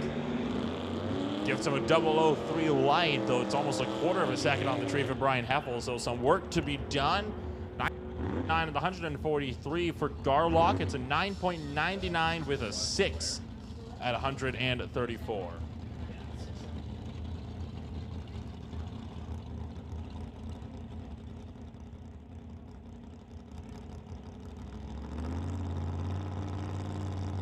Jim Cornish on the Mustang going up against Bo Dickey. Now, Bo Dickey was racing in Junior Street for a number of years. He runs in the sports, or he was running in the sportsman division over the NHRA Summit AT Series, running non-electronics here today in DOORWARZ 10. Kim Cornish at 11.322 at 116. Bo Dickey at 13.299 at 102 miles an hour.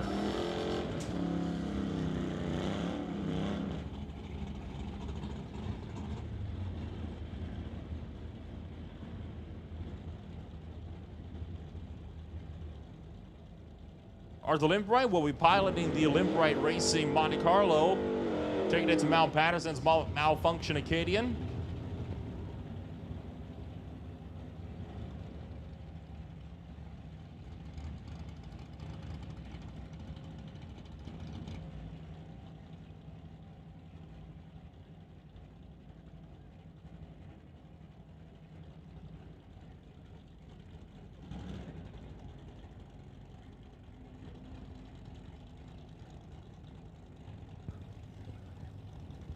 Patterson already pre-staged, waiting on Limbright to bump his way into the staging beams, and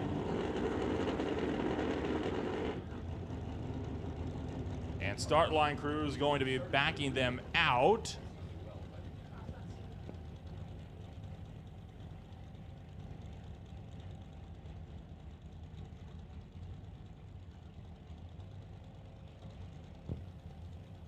Potential problems on the starting tree, and something appears to be in front of Arthur Limbright's Monte Carlo. That has been quickly wiped away. Second attempt at this qualifying hit. Trip zip, Mal Patterson of the Malfunction Acadian moved over to the right, but that trip zip will get him that number one qualifying spot. Top end, it's a 10.337 at 130 miles an hour. Arthur Limbright a 14.333 at 92 miles an hour.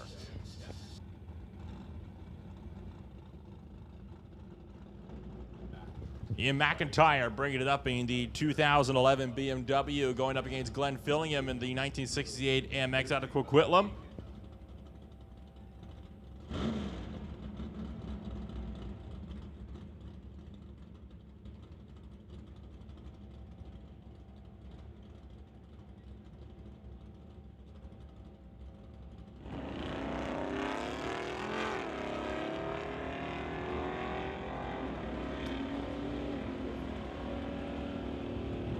Glenn Fillingham will get there first at 12.195 at 109 miles an hour. McIntyre 13.518 at 102.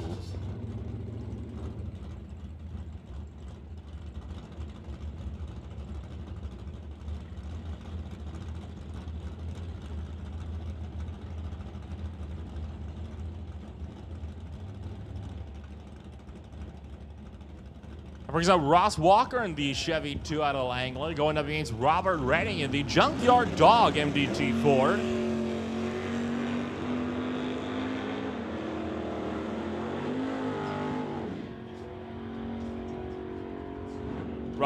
Walker gets there first, 10.229 at 129 miles an hour. Redding at a 12.309 at 105.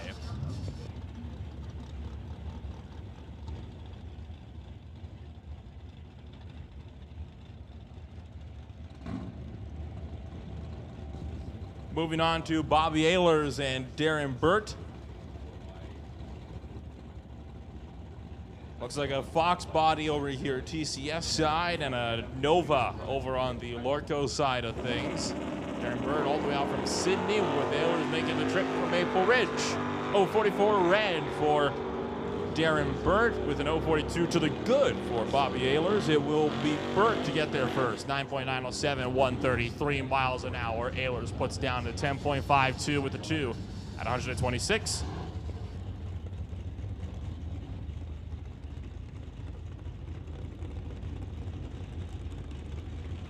Here's a really nice looking Corvette driven by Dave Stobe in the Edmonds Holdings 1956 model, with Daryl Tippy out of Surrey in the Chevy 2.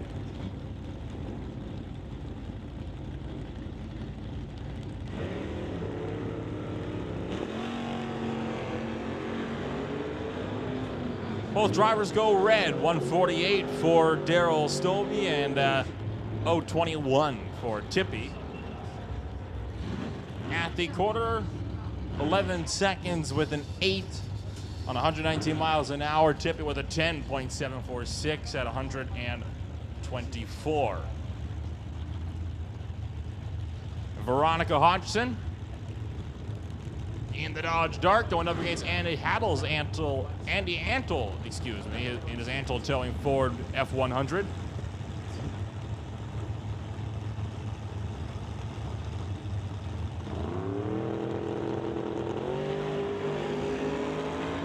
Oh, 21 red for the driver out of Laclahash, and the local race of Veronica Hodgson, the 004 on the tree. Andel goes through 8.840, 147 miles an hour. The Dart at a 12.516 at 107 miles an hour. That'll bring out the next pairing of Kevin McCauley out of Maple Ridge in the 1983 Old School Cutlass, and we'll be racing against Lauren Dufour's Altered out of Langley. Sponsored by Do4U Auto Body and Done Right Performance.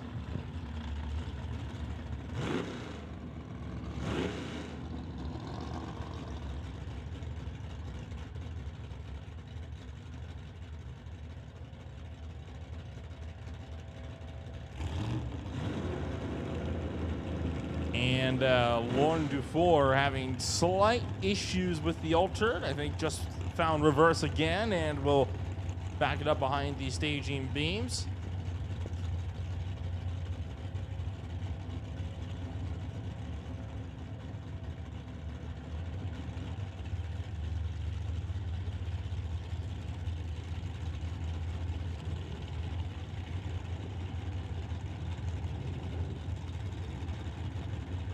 Dufour stages the Alter, McCauley looking to stage the Cutlass.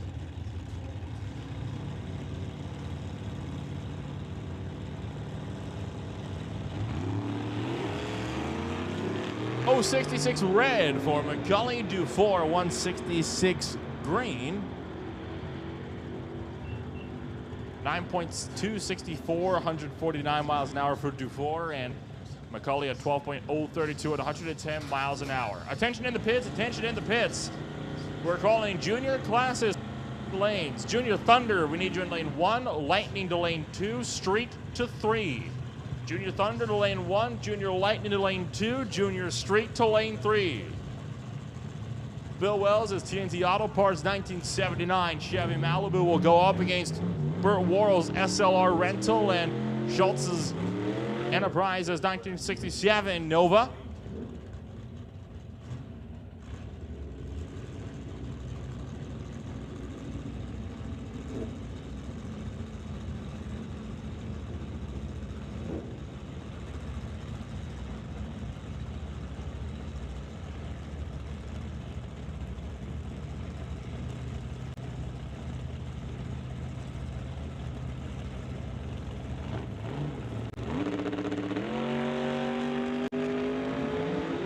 Once again, a pair of red bulbs, a 103 to an 053.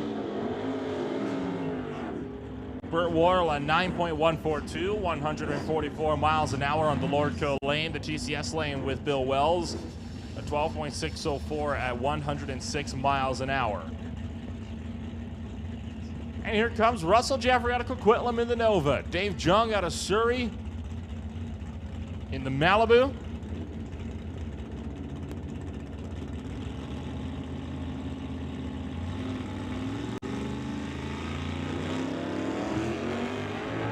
Dave Jung typically runs a 1996 Chevy Camaro, but today bringing out the Malibu. Jeffrey with a 9.330 at 147 miles an hour. Jung at a 12.044, 107.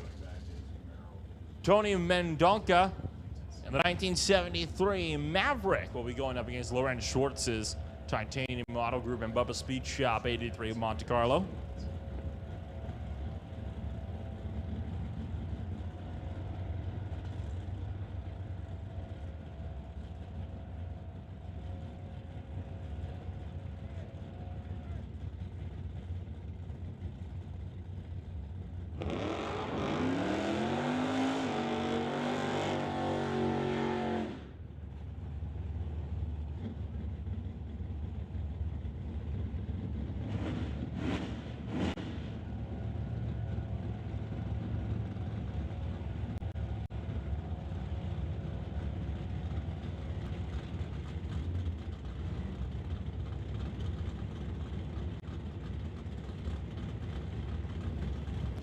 Mendonca pre-stage waited on Schwartz. And both drivers going to bump forward.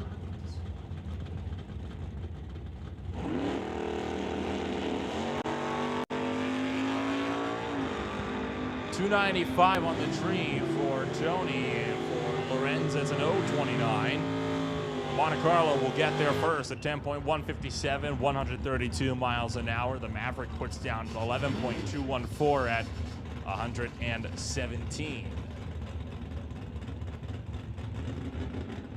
Rick McKinney making an appearance in the new Magoo 1996 Camaro, going up against Stephen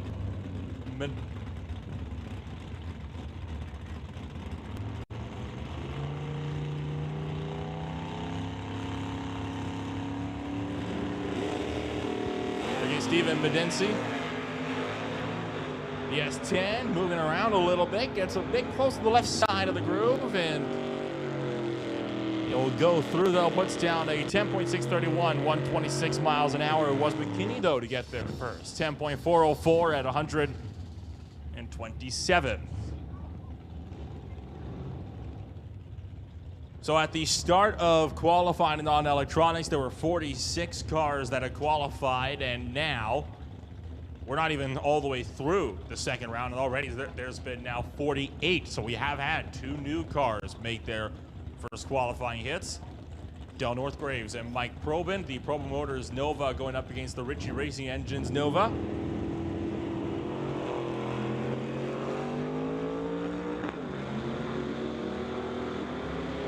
.020 for Northgraves, but Probin caught napping on the tree a little bit. 10.693, 124 miles an hour. Probin in 11.167 at 118.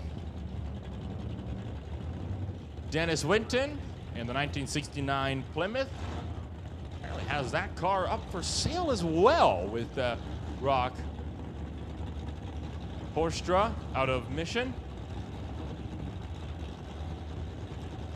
I guess if you wanted to buy a drag car and you want to know what it can do, well, you get a free demonstration. I was talking with Dennis in the staging lanes, and he says he's had this car for many, many years, and yeah, he still got the wagon, still plans to race the wagon, not going to sell that, but this one, maybe it's time to go to a new owner.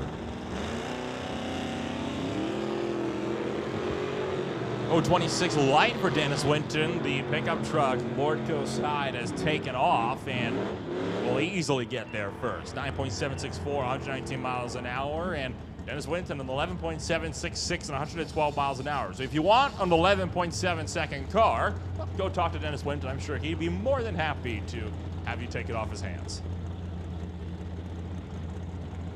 Justin Hunter in the Ford Falcon suitably has a little slogan on the side of that car for Falcon Fast, and Paul Foe will go up against him in the Chevy Camaro. Well, that Falcon is definitely fast, and it appears to be faster than a 67 Camaro as it'll get there first. 8.943, 149 miles an hour. 10.790 for Fode at 125. How many times have we seen Chris Stone and Jim Benke find ways to get together when it comes to qualifying? The Stone Cold Racing, Willowbrook Motors, Barbara Winter Marine, NRV, Titanium Auto, and Big Field Products, Dodge Dart going up against the Rad Torque Systems and Bucky's Mini Excavating, 1967 Plymouth Barracuda. Both of these racers multi-time winners here at the Titanium Strip.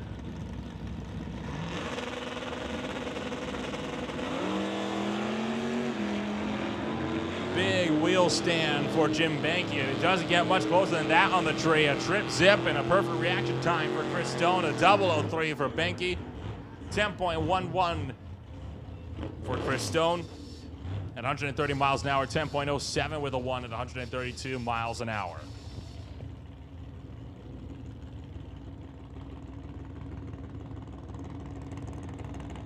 Heather Hornall in the 2003 Brady Electrical and Stone Speed Shop Sonoma. Out of Cultus Lake with Warren Render in the Fountain Tire Chevy S10.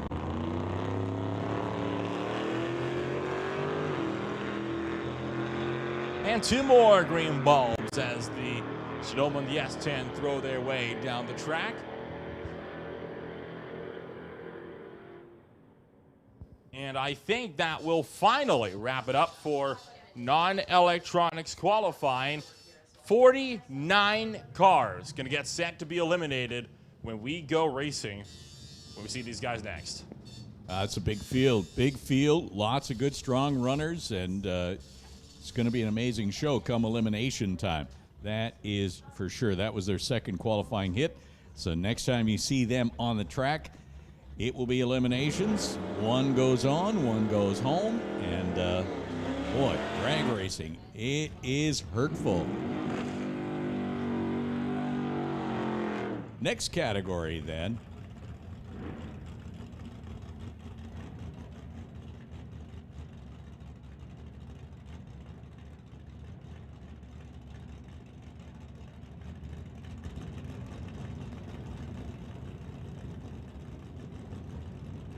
This is now, we're going to just interject this. This is a final from a month ago that we have yet to run. It is Craig Johnson and Martin Rochelle, both running in the Super Pro category.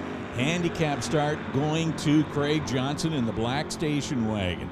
He got a slight handicap. Is Martin Rochelle going to catch him at the top end? It's a double breakout.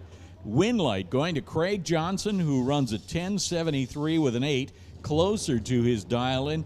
The reaction time, almost a coin flip, 0.14 to an 0.13.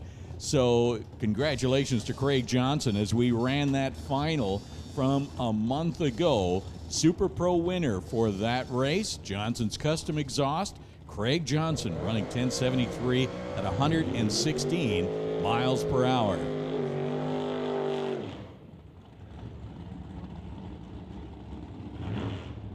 So we slide into the electronics category now. Electronics, meaning, of course, that you can have all kinds of gear in the car, right? Image Motorsports Electronics, or Vancouver Car Wraps Electronics is what it should be called now. Nick Angelucci and Jan Christensen.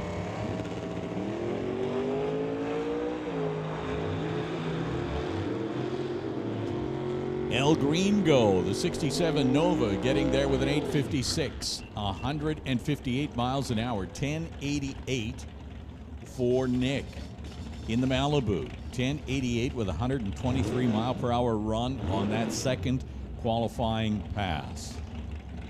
Ryan Johnston now in the split window Corvette. And Cam Shantz in the other lane in the Roadster. 27 Ford Roadster with 604 cubic inches of Chevy power. 598 cubic inches of motivation in the Corvette. This home base is Winnipeg. He's always out here racing in that Investors Group sponsored Corvette. Runs 832, 166. 857 for the Roadster, 151 miles an hour. And that brings up Emily Gerard. We talked about Emily earlier, making her way up through the ranks. A couple double-time champion, a few-time champion at least, in the Junior Lightning category before moving up into the full-size car here. Emily from Chilliwack. The Dragster is a 2001 undercover chassis sponsored by JS Power Sports, JBS Equipment, and Rad Torque. In the other lane, Mike Stewart, call him Bucky, from Langley. Shout out to Ken's Specialty Auto and Bucky's Mini Excavating and Kit Trailers, the 67 Chevy 2, over on the Lordco side of the racetrack. Remember, we talked about the top-end charge of the Dragster. They'll leave heads up here in the qualifying run. Come elimination times, everybody gets a dial-in that they choose, and that will then determine who gets the handicap start, who gets to leave the start line first, by how much, and when. And then you watch out for the Dragster's charge at the top end.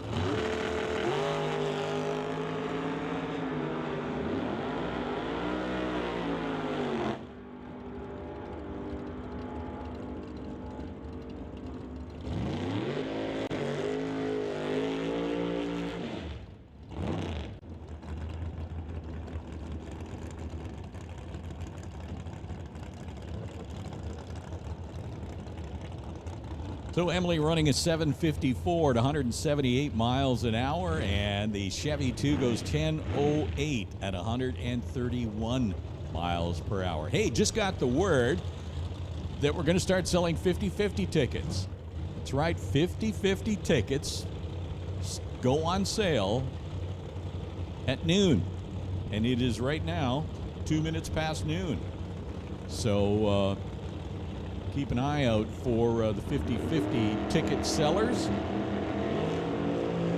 as Kelly Voss and Steve Yaremko head down track. Steve in the Acadian Canso, 8:04, 169 miles an hour. Voss in the Dragster goes 8:82. And that brings up Warren Jacobson and Dan Provost. Rad Torque Systems. You see the Rad Torque name on a lot of vehicles throughout the pits. Dan Provost, huge supporter of drag racing here at Mission, as well as Western Canada. Dan from Abbotsford, where he has his business. And Warren Jacobson is also from Abbotsford. Sponsored by Wally Crank Grinding.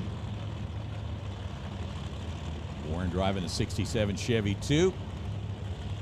Dan in the supercharged Rad Torque Systems top dragster, 515 cubic inch big block Chevy, providing the motivation for the dragster.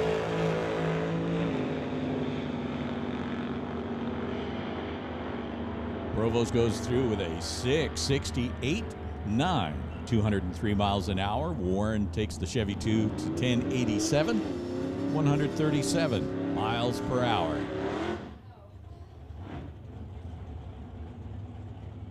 That's going to bring up Herman Chan. Haven't seen Herman out here this year so far that I can recall, nor have we seen Al Quigley's Mustang. Al sporting some of that Rad Torque sponsorship, as well as JS Power Sports and that red Mustang from Aldergrove. Herman Chan getting his sponsorship from Lordco in 67 Camaro.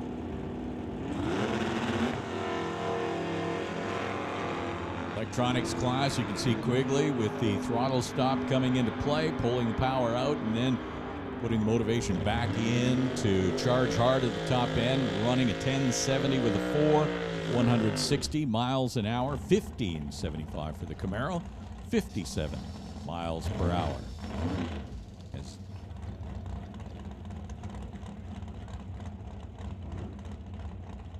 Attention in the pits, attention in the pits. Canada West Doorslammers, we're putting you on a 5-minute standby.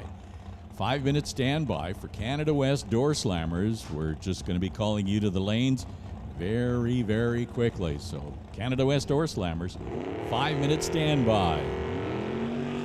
As Clint Dolavecchia and Dan Parsons run down track on their second qualifying run. Orange Camaro goes 9:04 to 151 miles an hour. Parsons goes 1097 with a 129 miles an hour.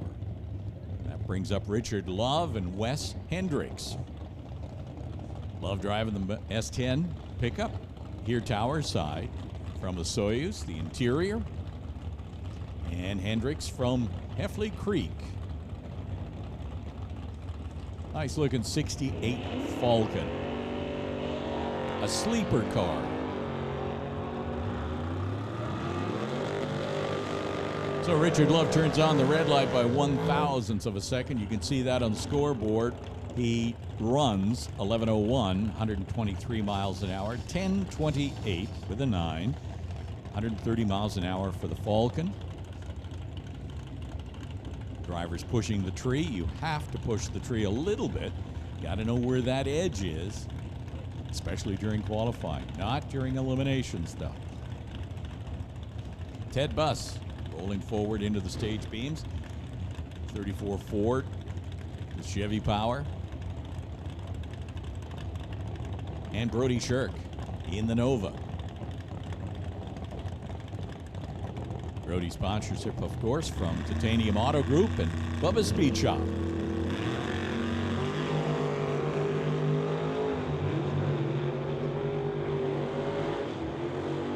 Brody turns on the red light, goes 005 red, but runs it out at 9:08, 147 miles an hour.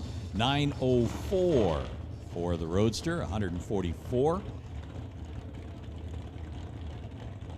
And next up will be Steve McKenzie and Mike Robinson. Robinson, a regular runner here at Mission Raceway in the 27 Ford Roadster. Once again, Chevy power. He's from Chilliwack, sponsored by JBS Equipment and JS Power Sports. McKenzie's in the Cavalier.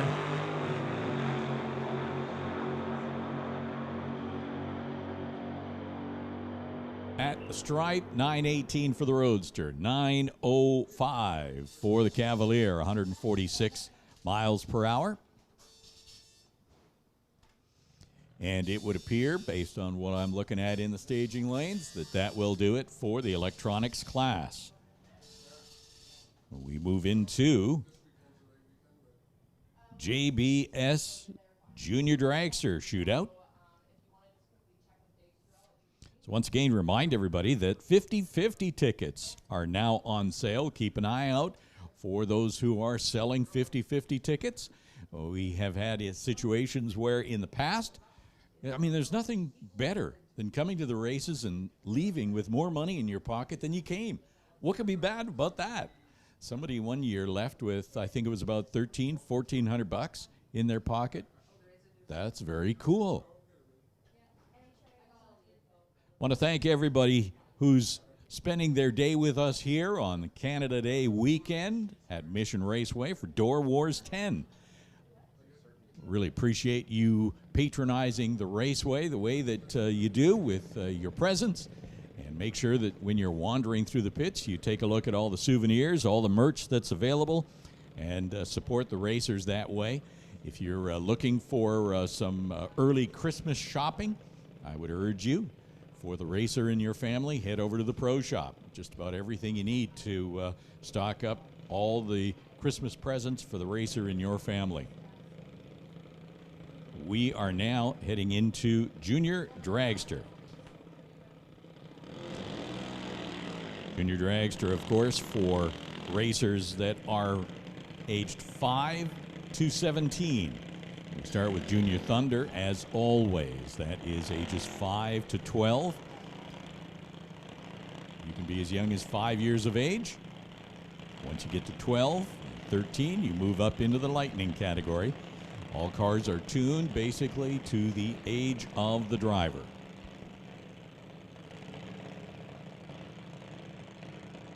Attention in the pits, attention in the pits. Canada West Doorslammers, we need you to the staging lanes. Canada West Doorslammers, we need you to the staging lanes 5 and 6. It looks like Shelby was down at the Badass Garage. She got herself a Hot Wheels car and a balloon. Hey, there's something. Badass Garage is located just around where the concession is facing the racetrack. You can pick up a cool-looking Hot Wheels car with a balloon, a helium balloon. Costs you $5, and all proceeds go to support Junior Dragsters. So you're helping a great cause and getting some Hot Wheels out of the deal. So Hunter Thompson and April Bond. First pair down, 10:73 for April. 60 miles an hour, and 13:56 for Hunter, 45 miles an hour. They race to the 8th mile.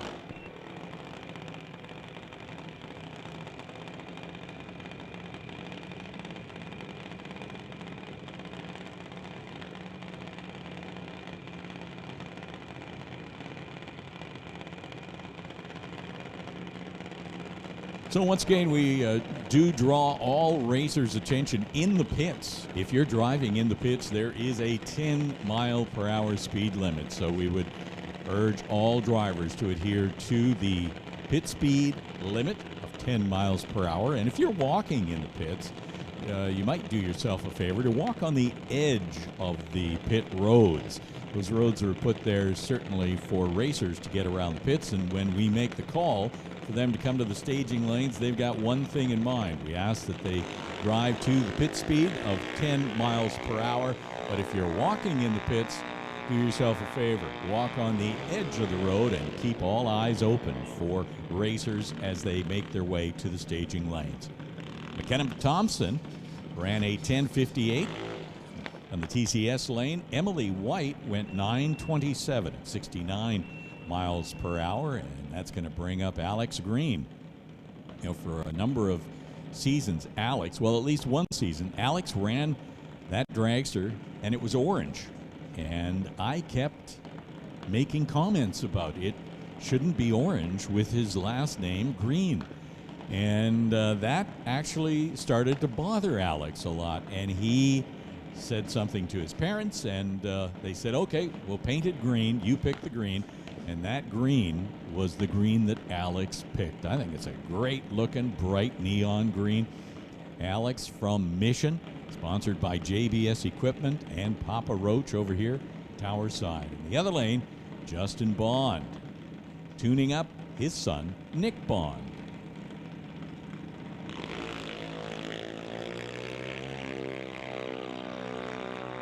Once again, we see the cars performing to the level of the age of the driver.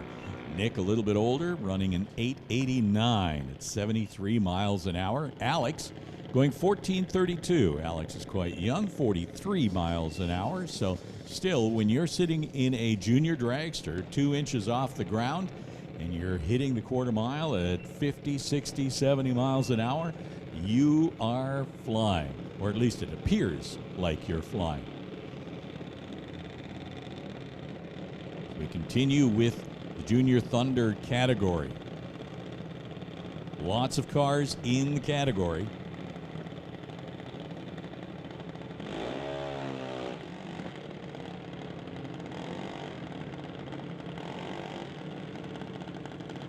Nate Green coming up here Tower Side, and Saeed Al-Balooshi, Khalid's son, over on the spectator side in the JBS sponsored Junior Thunder car. Justin doing the tuning there as well. Justin Bond is the kind of guy who just can't sit still. He's here with the Pro Mod and his partner Khalid. That is something spectacular, but then he's also tuning his 2 kids, and when he's not got the Pro Mod, he's driving the Super Comp dragster. It's he's just a busy guy. I've even seen him take the tractor out there when he's got nothing else to do and rub some rubber on the racetrack just to keep moving. Nate Green over here, Tower Side. JBS Equipment and Papa Roach sponsored. Looks like a brand new 2022 Mike Boss chassis junior dragster, similar to the one that Colton Moore is running in Lightning.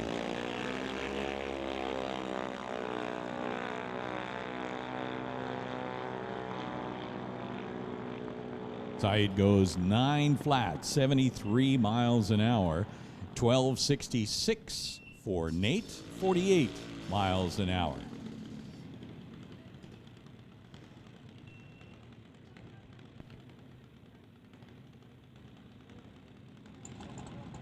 Cadence Rodrigue over here, Tower Side from Chilliwack. Shout out to Ken's Specialty, Tri-City Cutting, Corvette West, and Milron Truck Body. Cadence looks to be running the junior dragster that Sidney Jung ran for many, many years. You can tell by the color of the chassis.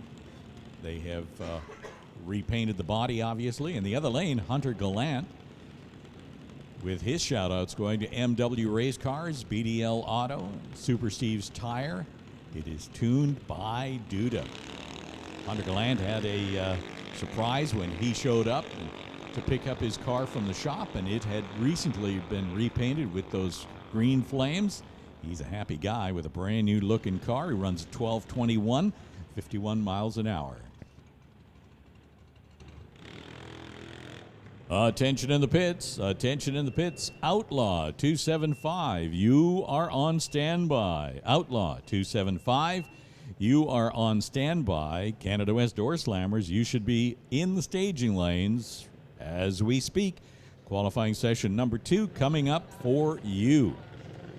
Wesley Armstrong now and Alana Everett. Wesley over on this side. Big sponsor, BD Diesel. Along with the good folks at Badass Garage and Lordco and Tub O Towels. Alana Everett in the other lane in the purple dragster. Bubba Speed Shop, Old Car Center sponsorship. Alana and Wesley. Wesley's in. Alana having trouble with the staging process. She will get no time.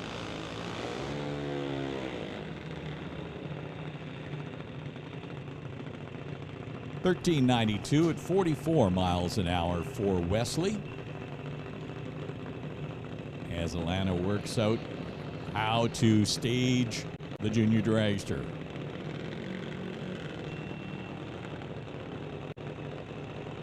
Next up then,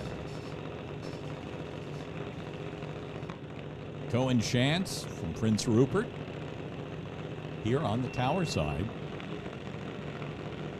In the other lane, no information yet in the computer. That is coming. This is the second qualifying session. Junior dragster in the other lane probably is the first run of the day.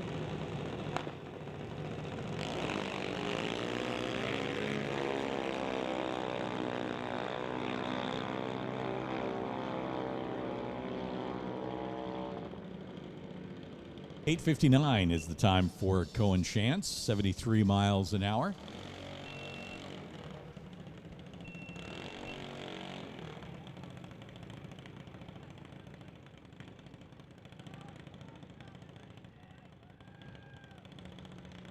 And here comes Ashton Katnick.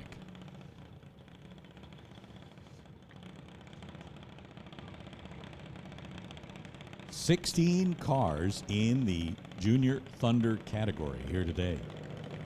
Ashton from Maple Ridge, sponsored by TK Performance.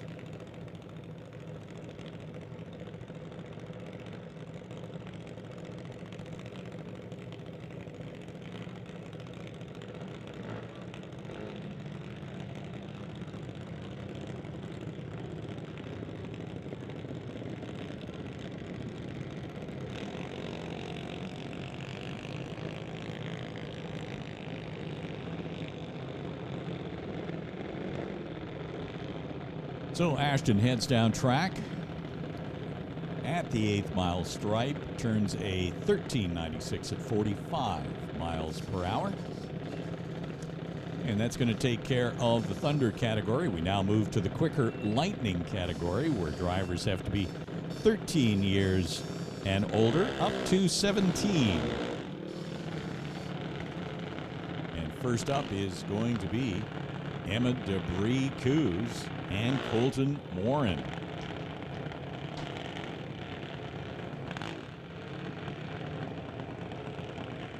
So Emma's from Shawnigan Lake. Dad driving in the Canada West Doorslammers series. Valiant with the big picnic table-sized wing on the back. And Colton Morin, part of the Morin Motorsports team. He's got that 2022 Mike Boss chassis. Brand new for the year. Mission is home for Colton and family. JBS, Big Kids Racing, Tires Plus, and Titanium Autogroup, all getting shout out from the Morin Motorsports team. Emma getting support from Straight Line Race Cars and Bad Lift Trucks.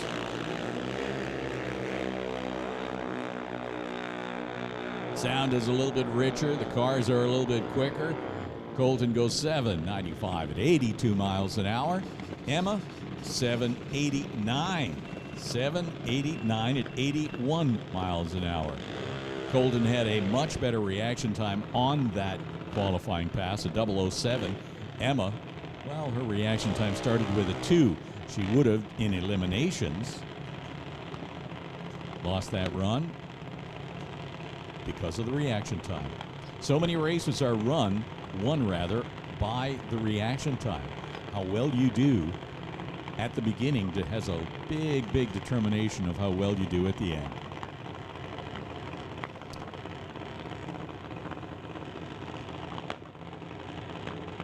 Yet another relation, Rashid Al-Balooshi.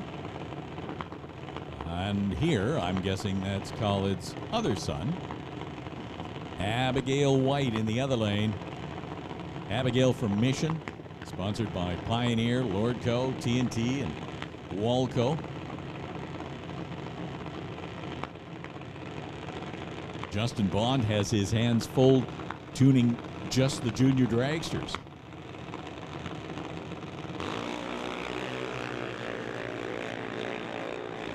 So they are off. Rashid turns the red light on, sails through with a 7:89 at 81 miles an hour. Abigail goes 8:03, 81 miles an hour. And that's going to bring up Lincoln Shirk and CL Gagnon. CL over on the spectator side. Big Kids Racing.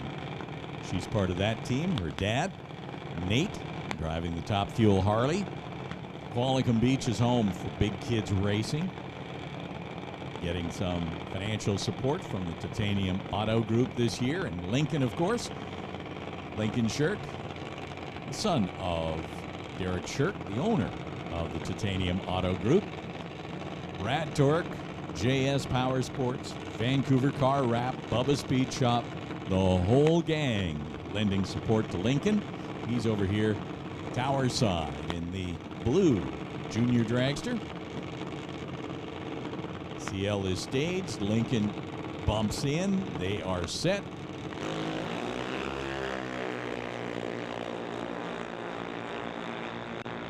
Heading down to the 8th mile stripe. It will be Lincoln getting there with an 8:20. 79 miles an hour. CL 795 at 81 miles an hour.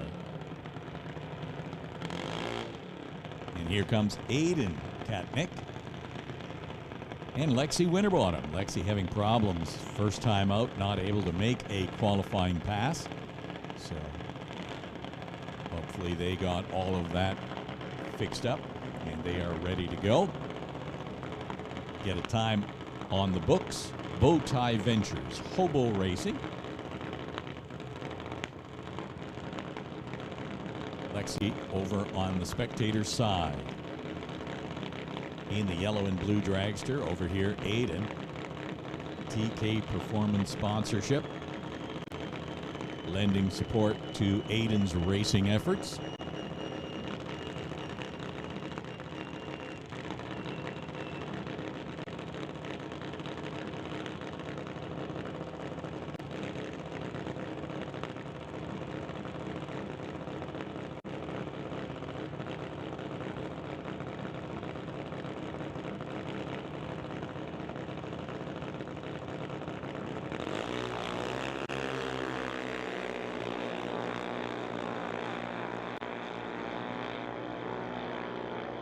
So the 8th mile stripes come up. 8:01 is the time for Aiden and 8:21 for Lexi. And that is going to do it for the Lightning category. So that's going to do now Junior Street. Junior Street, 2 vehicles in the category so far. Cody Plewis rolling forward in the water box, giving the tires a bit of a clean. Getting some support from Antle Towing from 108th Mile House. It's a 95 Camaro.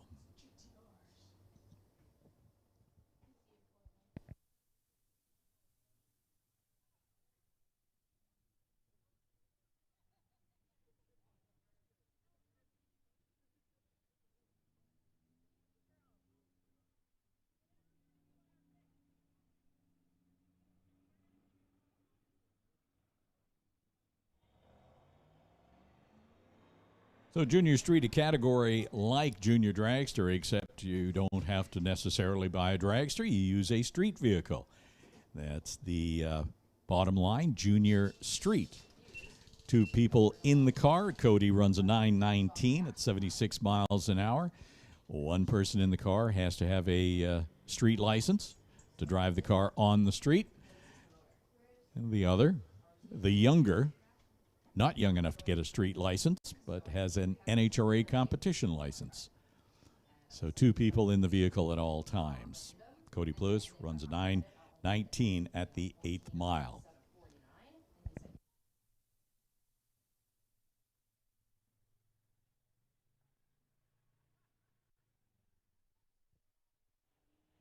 Heading down track now, Richard Peterson. Peterson, the son of Keith Peterson, who heads up the West Coast Pro Mods. So Richard getting his feet wet in the drag racing community, not only just traveling with his dad and supporting him with Racers for Christ and the West Coast Pro Mods, but also actually getting in a car, or in this case a truck, and heading down track. So Richard Peterson making his second qualifying pass, and that will do it for Junior Street. And we're going to get set for Canada West Doorslammers, round number 2 of qualifying.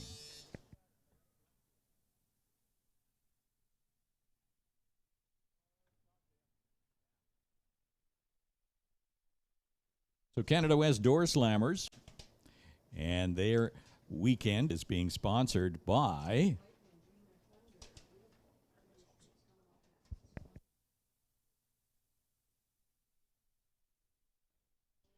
So this weekend's sponsorship for Canada West Doorslammers is Paradise Homes Construction and Development. Is it coincidental that Rod Leclerc, sponsored by Paradise Homes, happens to be our number 1 qualifier? I say not coincidental. I say congratulations. Their second qualifying session happening now. Anything can happen. All things up for grab. Hey, Paradise Homes was founded in 2001 by 2 local businessmen, and at the time, they both had full-time careers but had a strong desire to build quality houses. And so they created Paradise Homes, complementing each other well. They have been building exceptional houses ever since. Rod Leclerc, one of the principals of the company, has worked for decades in the construction industry and has a remarkable eye for details and organization. Gary Brown, the other principal in the company, has worked for more than 25 years in the real estate industry and has a keen sense for what consumers are looking for. If you're looking for a home, check out Paradise Homes. They're an all-inclusive real estate development firm that works from beginning to end on their projects. So Paradise Homes Construction and Development, your weekend sponsors for the Canada West Doorslammer Series.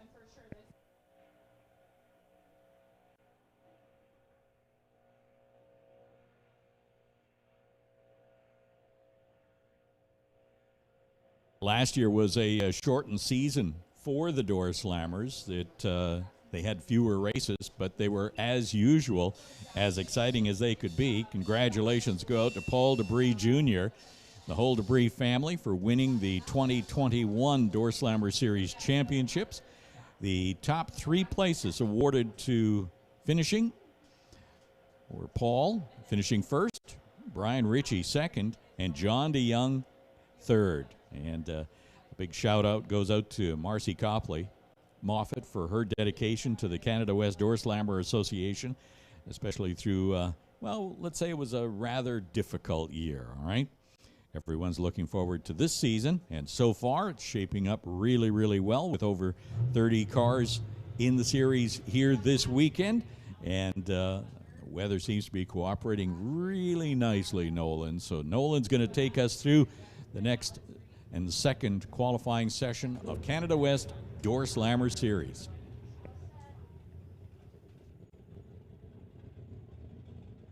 "29 drivers have attempted to enter the field so far. Out of those 29, 27 are currently within that 8.7 second bracket.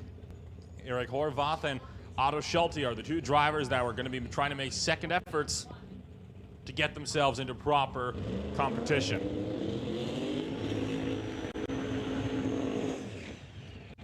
Burnout complete for your number 2 qualifier, Greg Field, in the active Carrado Opel GT for Jubilee RV Human Machine and Total Turbo. Has a 6.828 at 216 miles an hour. He did hit a 6.7 second time yesterday. James Kennedy sits in the number 10 spot with a 7.631 at 179 miles an hour. We'll be looking to improve as well.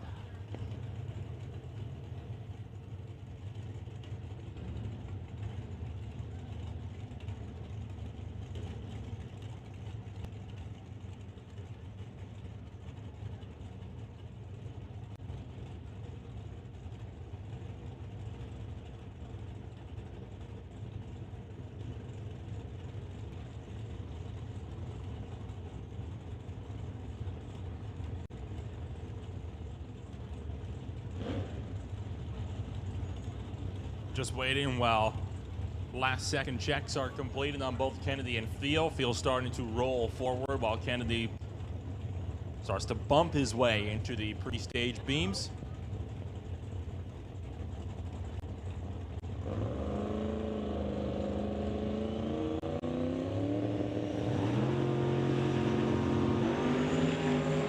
True Green Ball was 002 for Greg Field. That is a much better launch than he was going for the last time. And it's an improvement of 6.6 second time, 217 miles an hour. That is the fastest pass Field has made so far all Door Wars weekend. So Field rockets to the number 1 qualifier. Something tells me that's not a time that's going to be toppled anytime soon. James Kennedy puts down a 7.630, will stay 10th place, 0.03 of a second behind Henry Zacharias. Blake Miller already with a burnout complete in the Searles Auto Repair Camaro. Currently your number 27 qualifier with an 8.662, so just underneath the 8.7 bracket, with Dave Warren in the Blue Max Bel Air, your number 18 qualifier, 8.280 at 163.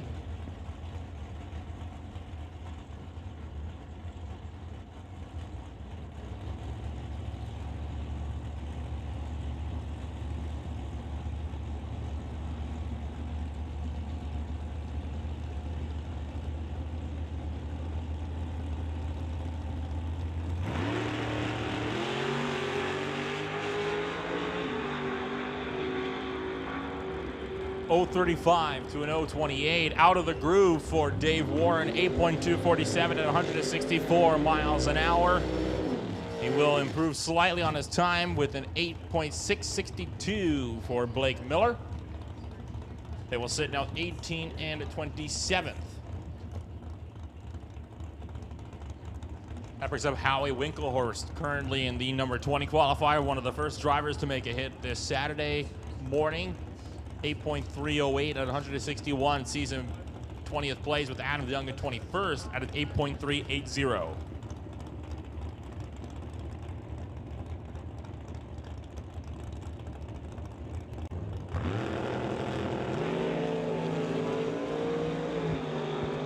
Adam Young working that tree, 011, with Winklehorst at an 062. 8.392, Adam Young will not improve. How Winklehorst will goes from an 8.308 to an 8.269. That will be enough to put him up now into 19th place, and will get him up and past Mark Schuppener. Time for the Grinch Camaro, driven by Andy Hatton, to go up against Adam DeYoung.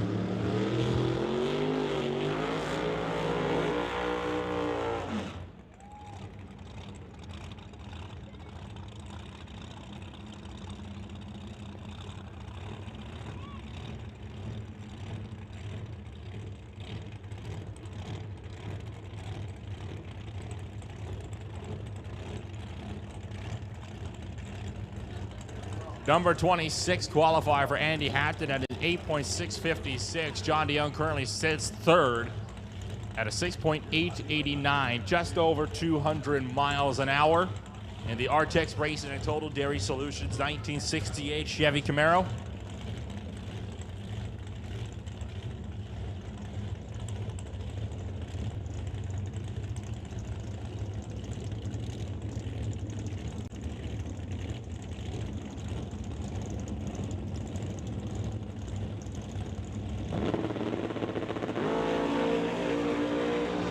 018 on the tree, John DeYoung.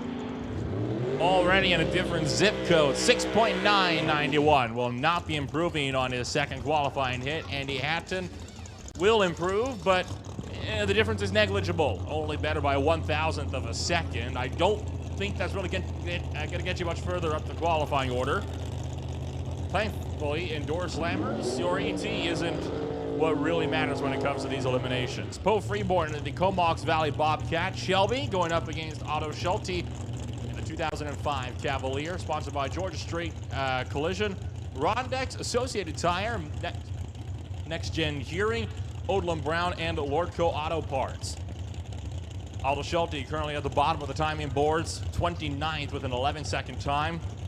After he had problems on his first run, he needs to do better or he will not be making the Canada West Doorslammer field here today.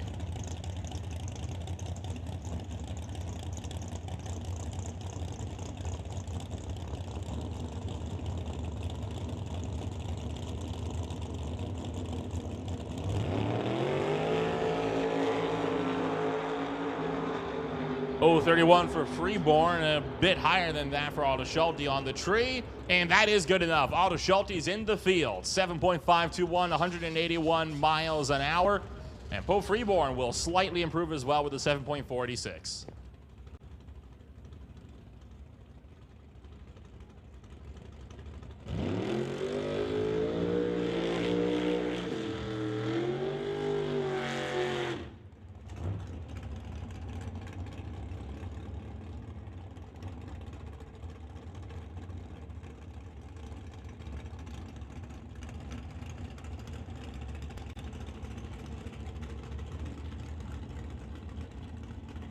Next up, as we continue, Paul Soares, Brian Ritchie.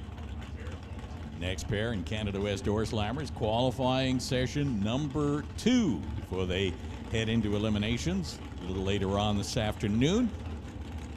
Brian Ritchie, Poco is home base. 68 Chevelle with 632 cubic inches of motivation under the hood. Paul Soares, 95 Grand Prix, 584 cubic inches of Pontiac power.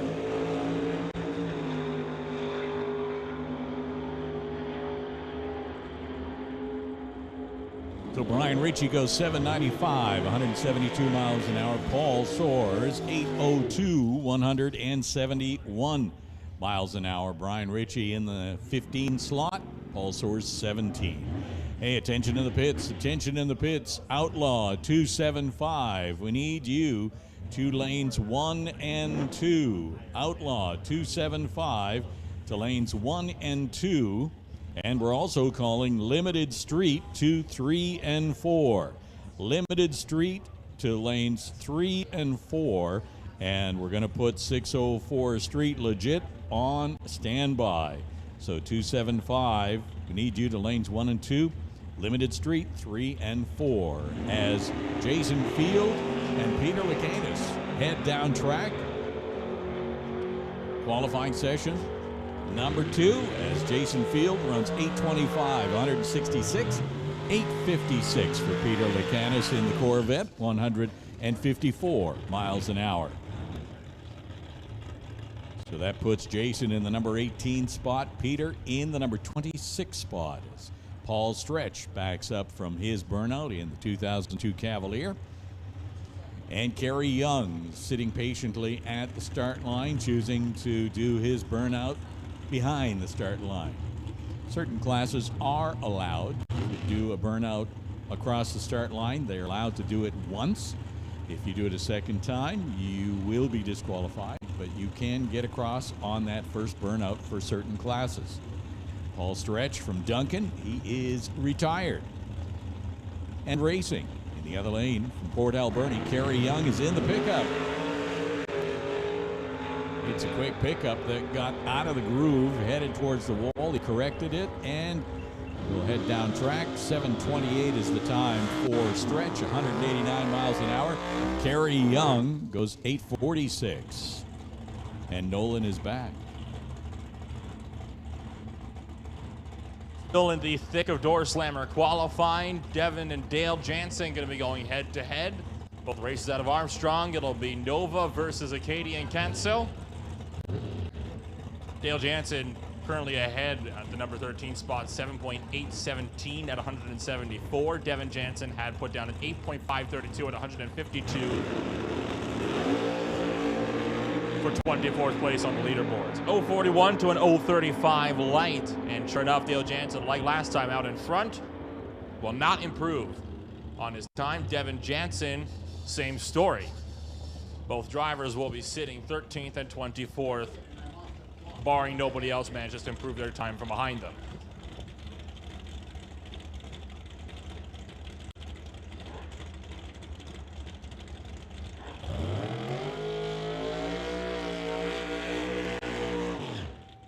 Grant Howell out of Victoria, bringing it up in the 1937 Chevy, going up against Mark Schuppener out of West Kelowna in the Sealed Power Wix Filters 1995 Lumina.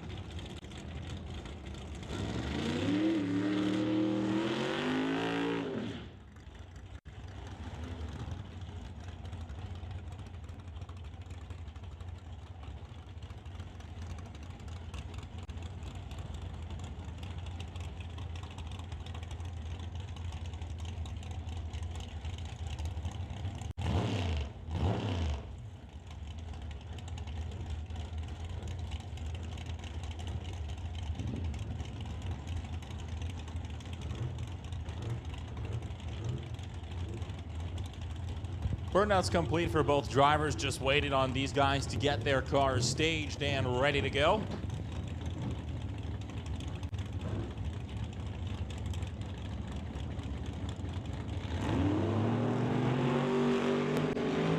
Pair of really good lights there, 016 to a 003. 7.690 sees Grant Howell improve by 9 thousandths of a second. Schuppener, 8.286, will not improve on his time. Attention in the pits, attention in the pits. Outlaw, 275, coming down to 2. Outlaw, 275 to 1 and 2. We need limited street to 3 and 4. And standby 604 street legit. So Outlaw, 275 to 1 and 2. Limited street to 3 and 4. Standby 604 street legit. Scott Winterbottom going to be taking his Camaro. Kathy Freeborn's Comox Valley Bobcat Camaro Z28.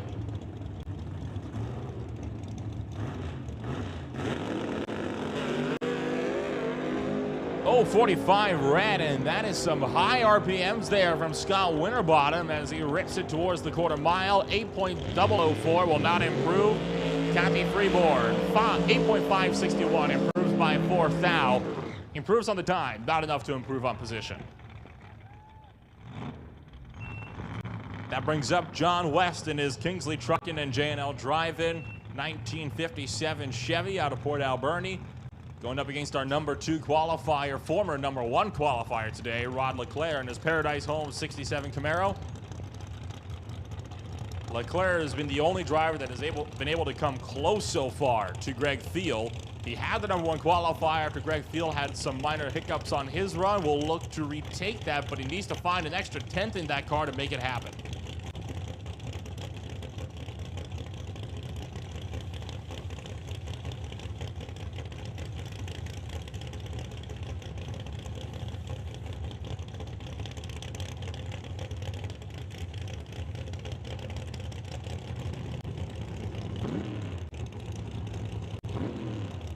John West rolling forward.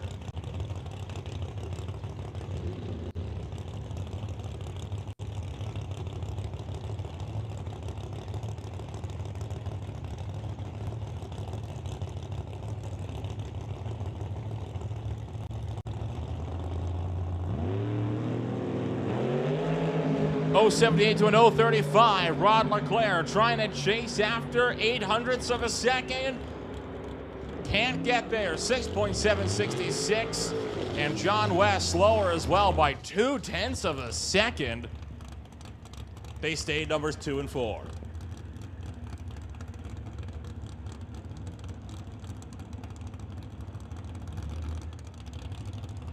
Burnout's already complete for Henry Zacharias and Rob Jonkine in the JS Powersports Titanium Autogroup and Fat Black Enterprises Ford Roadster.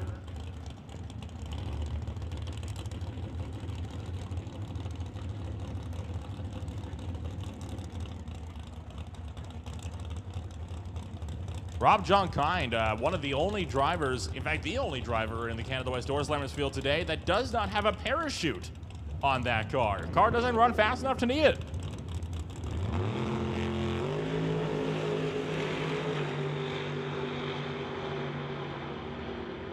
Oh, Jonkine out of the groove. Hang on to her, buddy. We have one in the wall. Ladies and gentlemen, stay where you are. Stay where you are. Safety crews are rolling. We have had an incident at the quarter mile. Ladies and gentlemen, stay where you are. Let safety crews do the work they need to. Give them the room they need.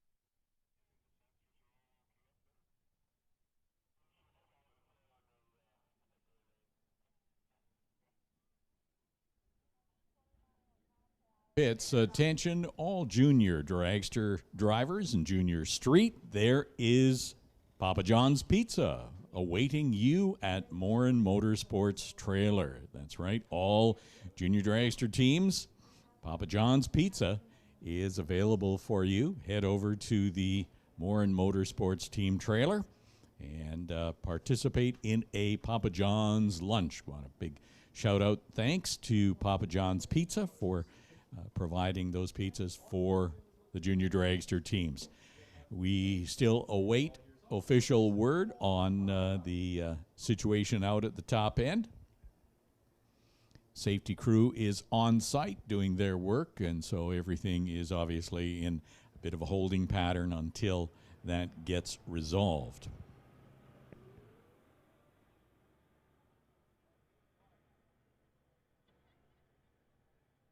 We are probably going to be down for a few minutes. If you have not yet had the opportunity for lunch, this might be a good time to head over to the Half Track Snack Shack and grab yourself a quick bite, as we'll need to be doing a bit of a cleanup. And as I say, just looking out at the top end, there's still a lot of safety equipment on the track, so it's probably a good time to head over, grab a bite to eat, visit the Pro Shop, check out all of the NHRA and Mission Raceway souvenirs available there, and have a gander through the pits. I see all kinds of merch available, and always like to encourage race fans to support the racers in the pits. DOORWARZ 10 shirts are also available now at the Pro Shop. So if you need a souvenir for, and who doesn't need a souvenir of this? This race is DOORWARZ 10. So grab yourself a souvenir shirt, and they are available at the Pro Shop as well. All sorts of ice cream there and sunscreen. If you forgot your sunscreen, you can head over and check that out. Hey, if Paris thought you need some earplugs, they even have that. So all kinds of things you might want to check out at the Pro Shop.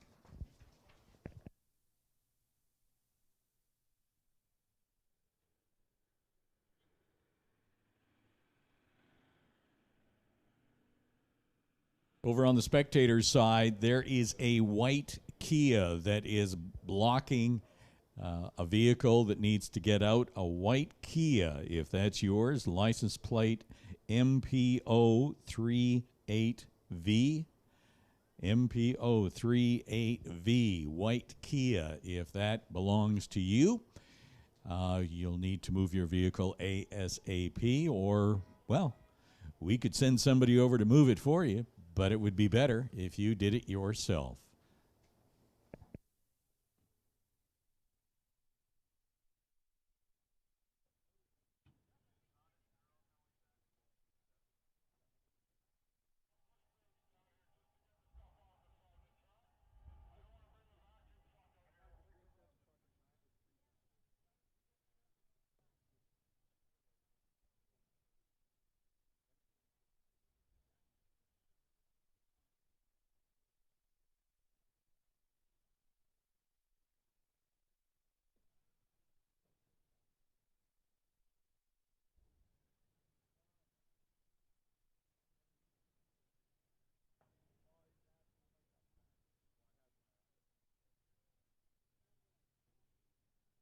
Quick reminder, as I've urged people to head into the pits and take a look around at the race cars, there is a pit speed for all vehicles in the pit area, and that is 10 miles per hour. We would ask that all racers, all teams adhere to the 10 mile per hour speed limit in the pits.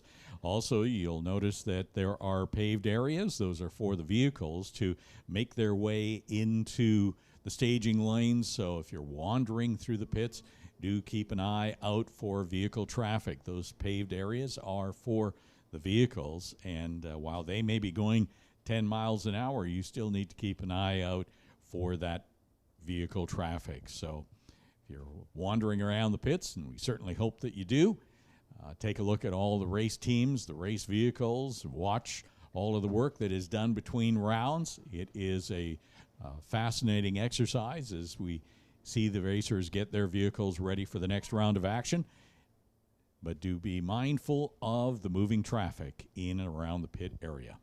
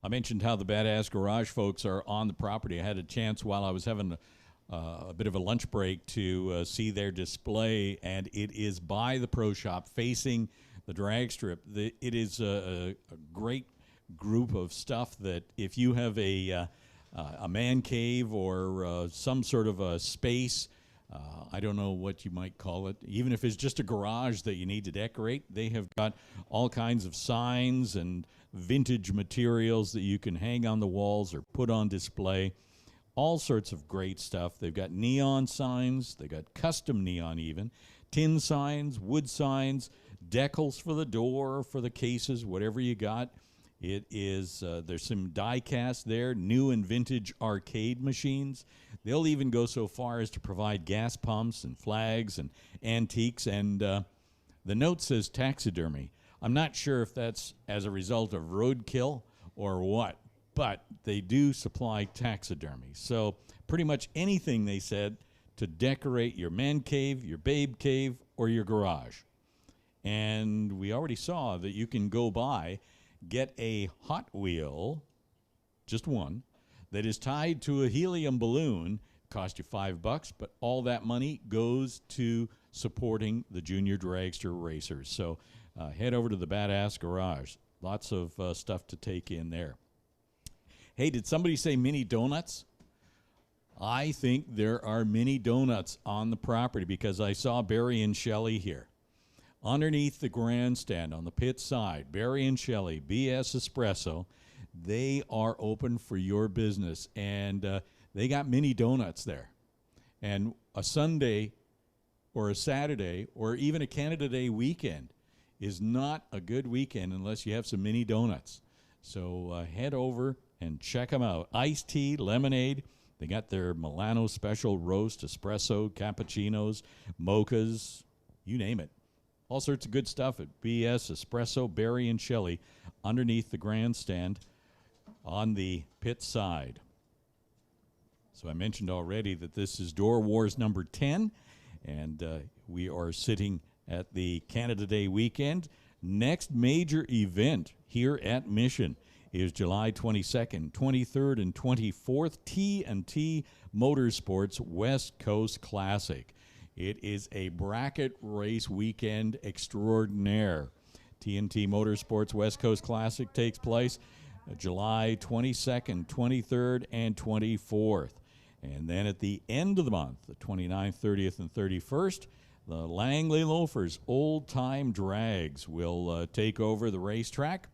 All cars 1972 or older. So it is nostalgia drag racing at its finest. I believe they'll have some gassers here, all sorts of old style vehicles, 1972 or older. So mark that on your calendar, the 29th, 30th, and 31st. Great weekend.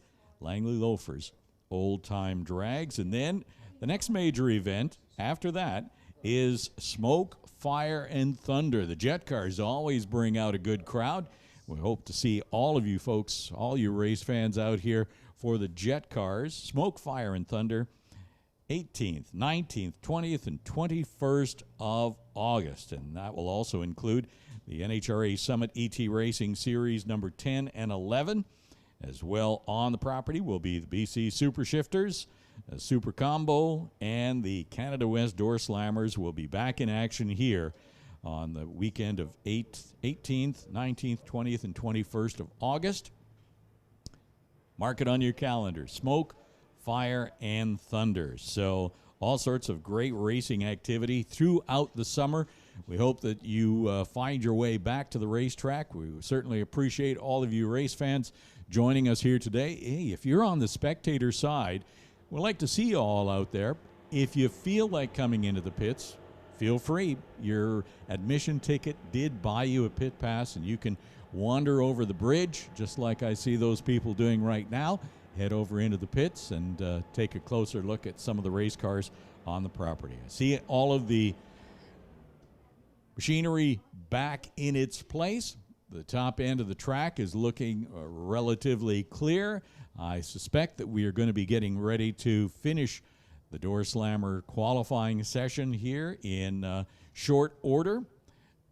Few cars still in the staging lanes, yet to go. Everybody's getting back in their cars, so if you're not in your spot on the bleachers, I would direct your seat to the seats. And we're going to get back into racing action here momentarily.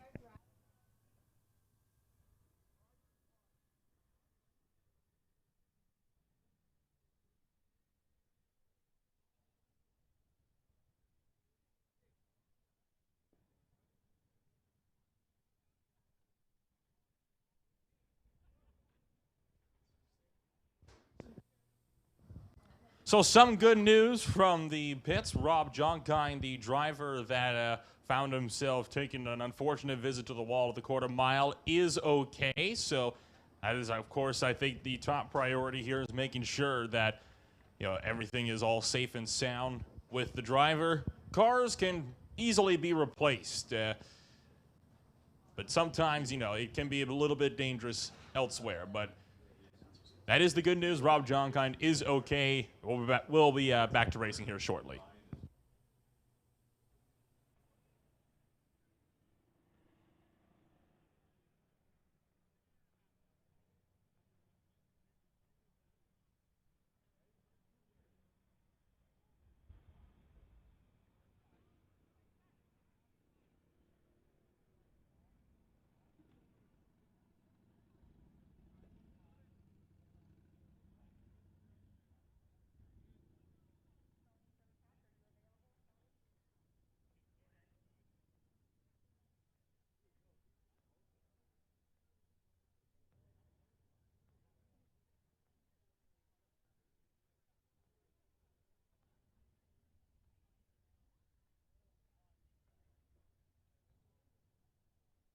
You may see some people wandering around in the on the property selling 50-50 tickets. Boy, we certainly encourage you to pick up a few tickets, an arm's length of tickets. Use a knuckle full of nickels to buy a bunch of tickets. All the proceeds will be going to Team on a Mission to help the Mission bracket racers attend the Summit ET Racing Series event. So by all means, grab some 50-50 tickets, and who knows, you could leave the racetrack richer than you were when you got here.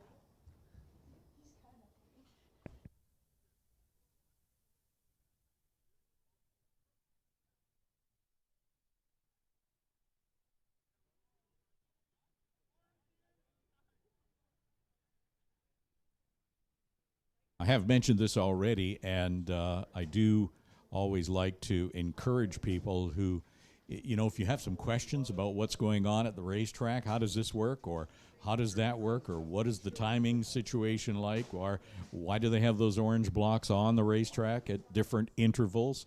If you head over to the Pro Shop, they have a great brochure called Drag Racing 101. And if you're new to drag racing, or even if you've been around for a while and you might have some questions about things that have changed since the last time you were here, grab that brochure, Drag Racing 101. It gives you a great overview of everything that goes on during a race day, and that and a little bit more. So pick it up, Drag Racing 101 at the Pro Shop.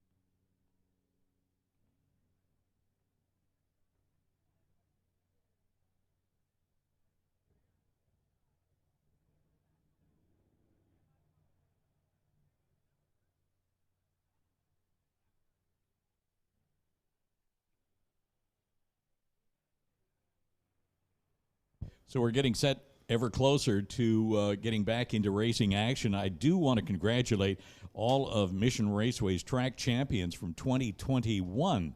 It's a illustrious list. The Junior Thunder winner is Alex Green. You saw him in his green Junior Thunder dragster. He is your champion for 2021. In the Junior Lightning class, that's C.L. Gagnon. In the Junior Street category, Emma Sidden is your champion. In the Sportsman category, Carson Barlow, another one of those racers who moved up from Junior Dragster. Bubba Speed Shop Pro, Craig Johnson is your champion. And Image Motorsports Super Pro, Mike Robinson in his Roadster. He's your champion. Hot Rod, that's Rob Hodgson. He's the champ. Motorcycle, Al Oman. And Lordco Super Combo, Brad Vingy. And Super Shifter, Scott Winterbottom. And we have got Canada West Doorslammer action continuing right now.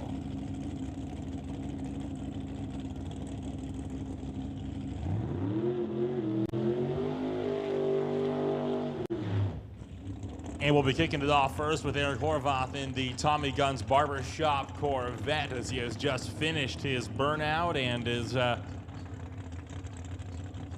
starting to back him up.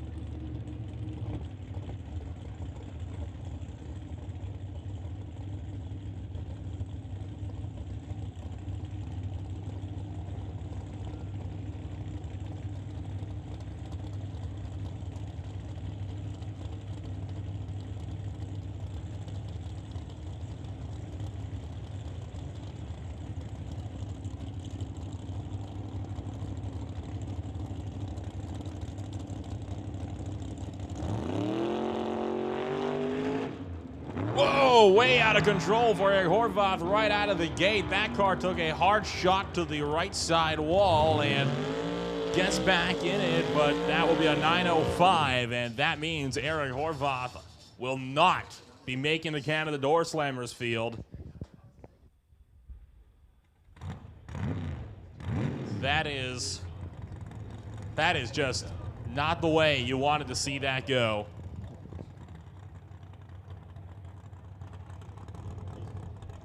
So Tom Katnick over here in the TK Performance Camaro, driving Derek Shirk's old car. This was sold just earlier this morning. So Tom Katnick has another car to add to the fleet.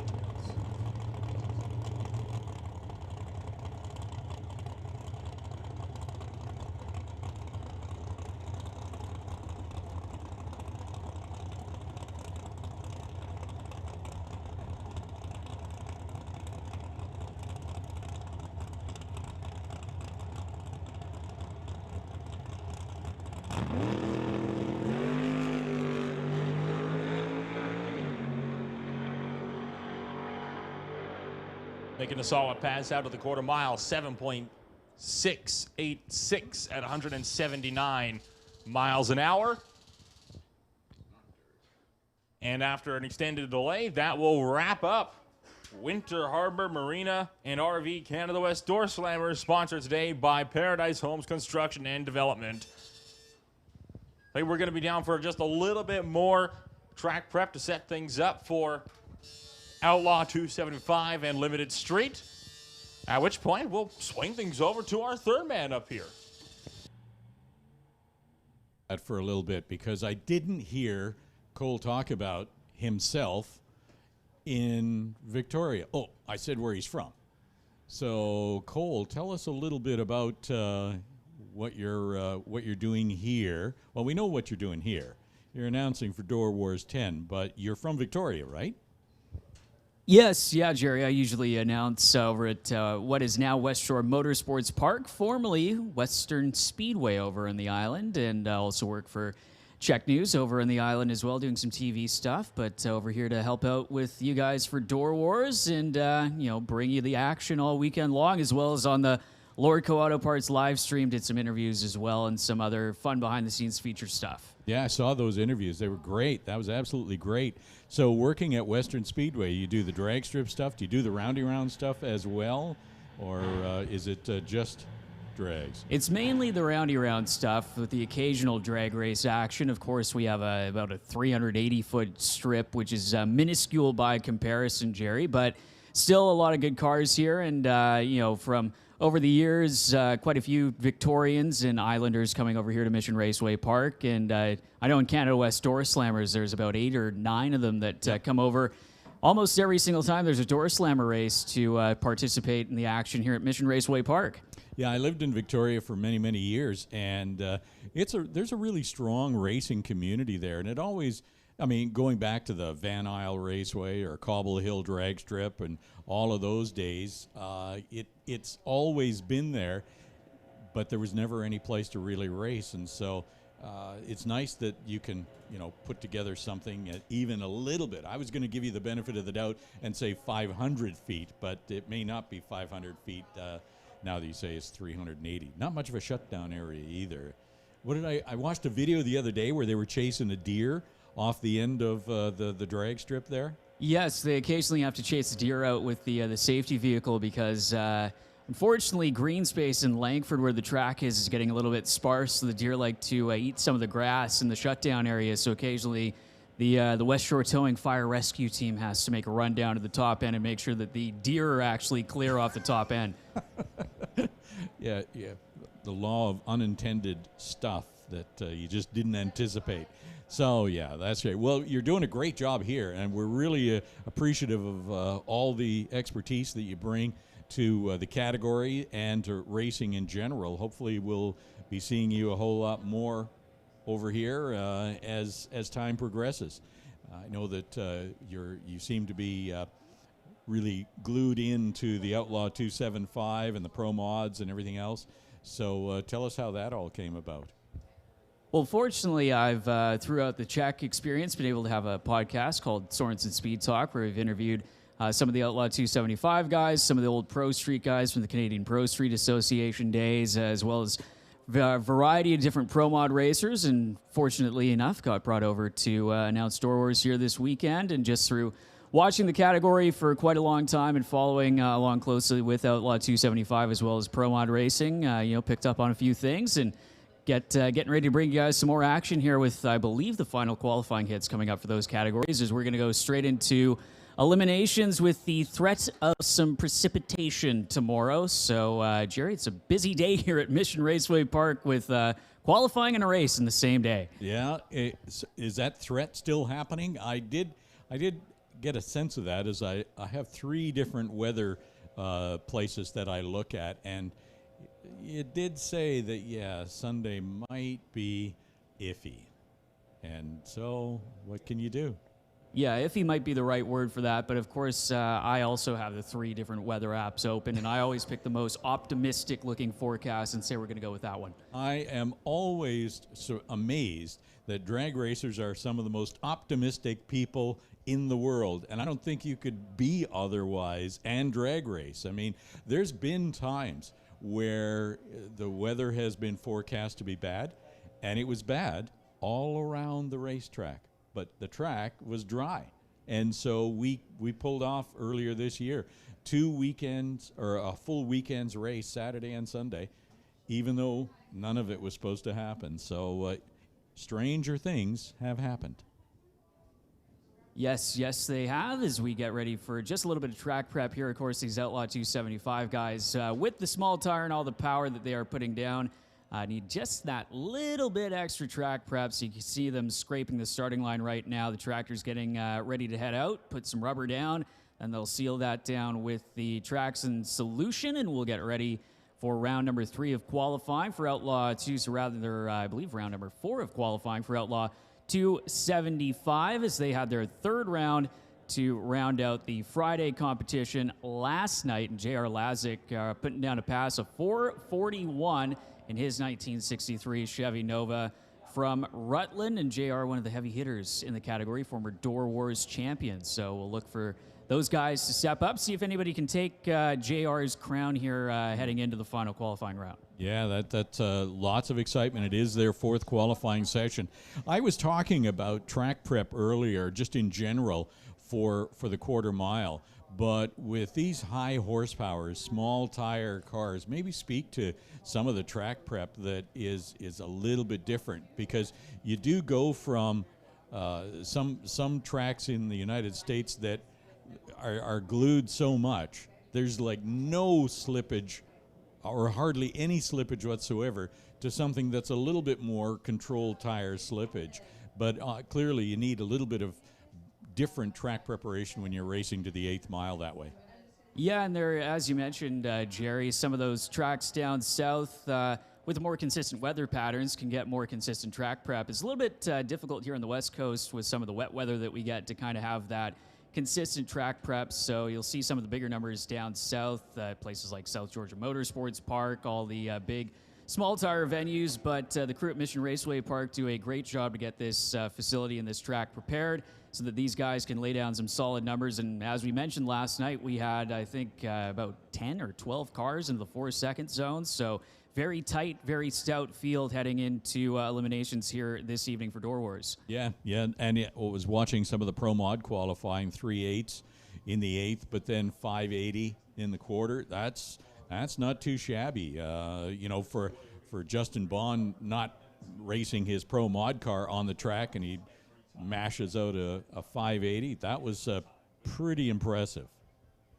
Yes, and Justin and Khalid actually still have the quarter mile set up in there, so some of these guys get a little bit more aggressive with the tune-up here since they're only going to an 8th mile, but Justin and Khalid just going plug and play and taking these things down just as they usually would with their NHRA Pro Mod schedule. Just coming off a race last weekend actually at Norwalk, Ohio at the Summit Racing Equipment Motorsports Park there, and pretty much taking the same setup and same tune-up and plunking it right in, and it looks like it's working well for him. Khaled's number 1 qualifier heading into their final qualifying session, and Justin currently sitting in the number 3 spot in his Camaro. Well, there you go. It bodes well, this 4th qualifying session. It's going to be exciting. I look forward to hearing what you have to say. All the best. Thanks, Jerry. And yeah, everybody trackside, get ready. We'll have some Outlaw 275 action for the folks at MDA Fabrication coming up in just a few minutes.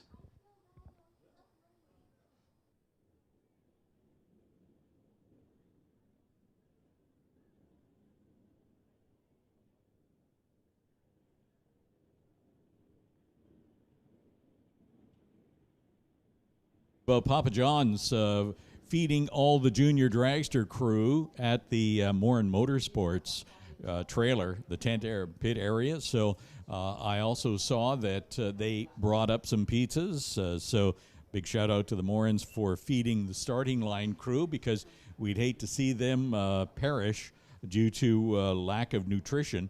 So pizza got their way, and I think they'll be able to soldier on through the rest of the afternoon.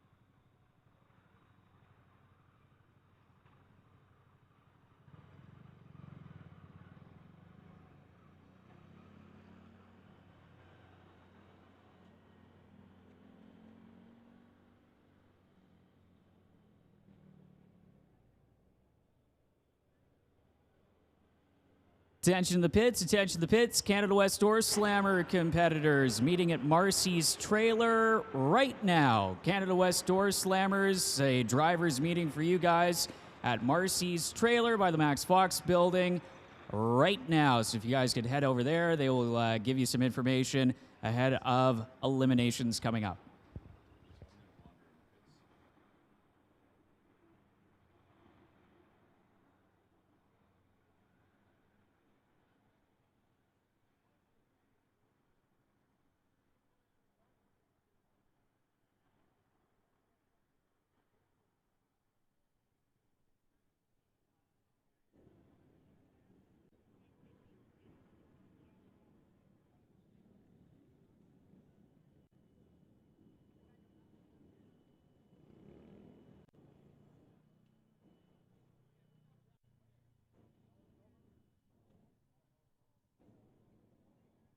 Also, we have a racer looking for a lost hearing aid. So if you find a hearing aid on the ground anywhere, make sure to bring it up to the timing tower. Again, lost hearing aid.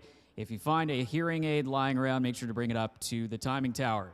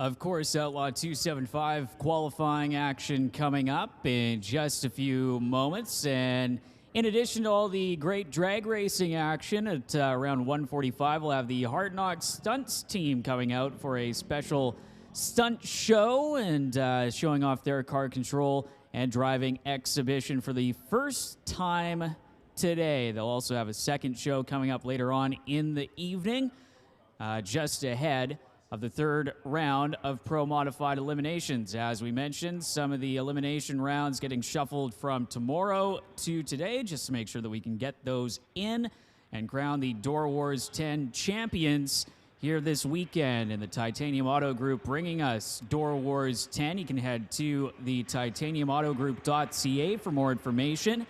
And a big thanks to Derek Shirk and the team from Titanium Autogroup for sponsoring the Strip at Mission Raceway Park for the 2022 season.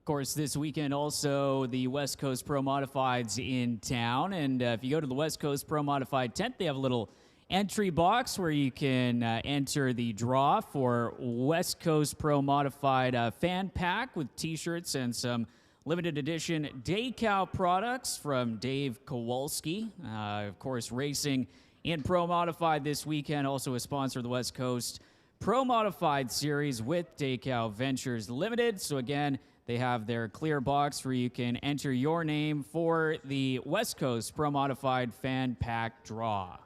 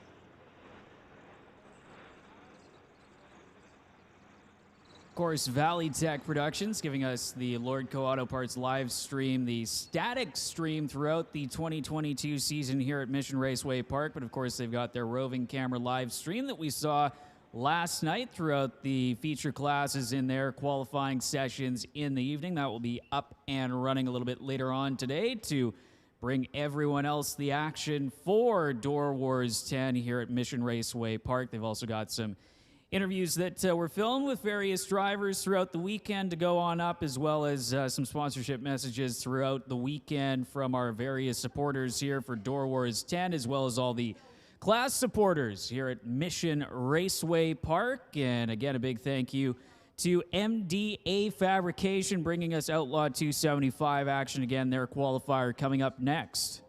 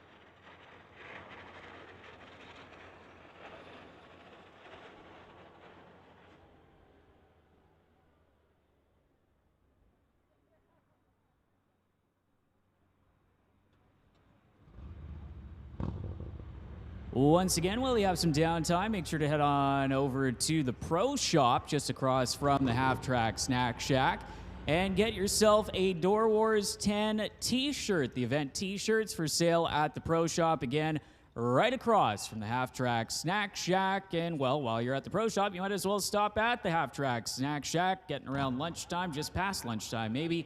But make sure to grab yourself some good eats as well as ice-cold beverages down at the Half Track Snack Shack.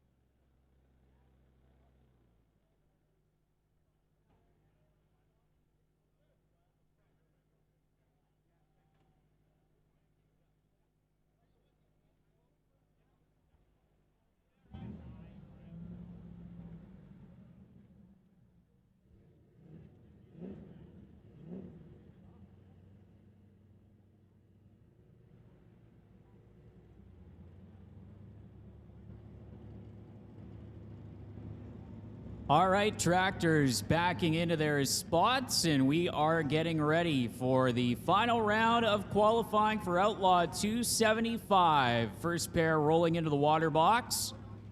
Chris Brenton from Vancouver, Washington, is 1963 Nova in the TCS lane. Bob Cook from Lloydminster, Alberta, in the 1993 Ford F-150. Two turbocharged combos. Chris Brenton, tower side with 400 cubic inches of LS power plant. Bob Cook, the F-150, also with LS power underneath the hood of his truck. Cook coming in, qualified at the number 19 slot. 595 with a 1, his best run, and that coming in the first round of qualifying last time out. That was yesterday afternoon. 482 with a 5, 153 miles an hour. Chris Brenton's best run, putting him in the number 14 slot at the moment.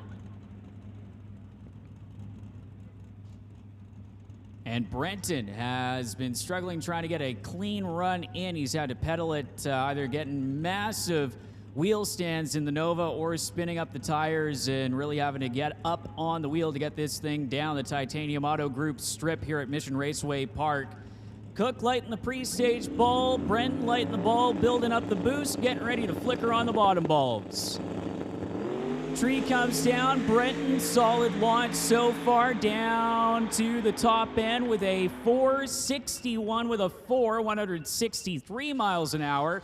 And that will improve him with his 482 with a 5. And Brenton goes up from the number 14 slot to the number 7 spot with that 461 with a 4. Bob Cook, a 577 with an 8, improving on his time, not his position, in the F-150, still sitting in the number 19 spot.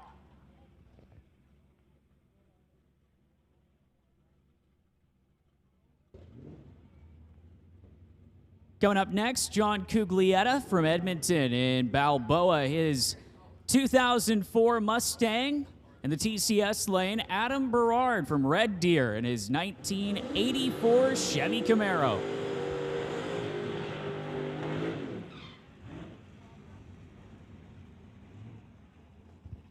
Cuglietta, new car this year, that gold Mustang in the TCS lane, and Adam Berard going to the final round of the first race of the MDA Fabrication Outlaw 275 season here at Mission Raceway Park, part of the new West Coast Outlaw Series. As the crew members guiding the drivers back in their tire tracks just laid down from the burnouts, Cuglietta, former runner in Outlaw 10.5 competition, also was running in Outlaw 275, I believe, last year in an S10, as Adam Berard in the Camaro.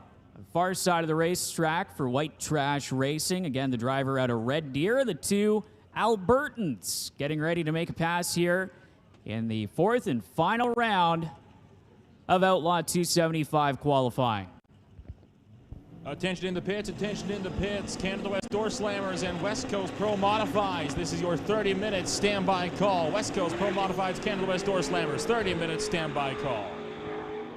Cuglietta goes up into tire smoke almost instantaneously. Adam Berard improving with a 456 with a 6. Currently in the number 8 spot, or heading into the number 8 spot. Berard goes up to the number 4 spot with that 456 with a 6, 162 miles an hour. Cuglietta falling back on his earlier 461 with a 1 at 159 miles an hour from the third qualifying session last night.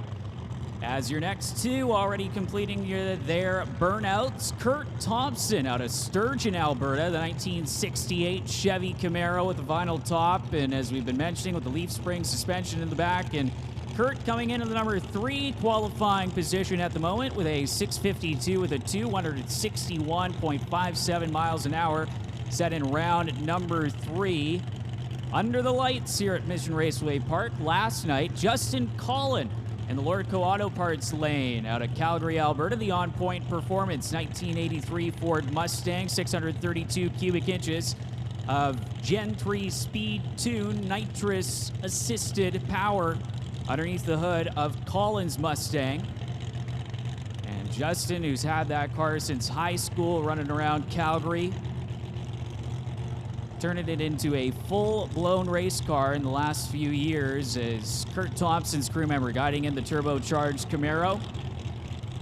And Justin Collin waiting to flicker on that top bulb. Collin in, tops it in. Both drivers, solid launch. Collin carrying the front tires, 4.665, 161 miles an hour. No improvement for Kurt Thompson. A 475 for Justin Collin, and Collin will fall back on his 472 with an 8 from round number 3 of qualifying, which will keep him in the number 11 spot. Thompson staying in the number 3 spot in the Camaro.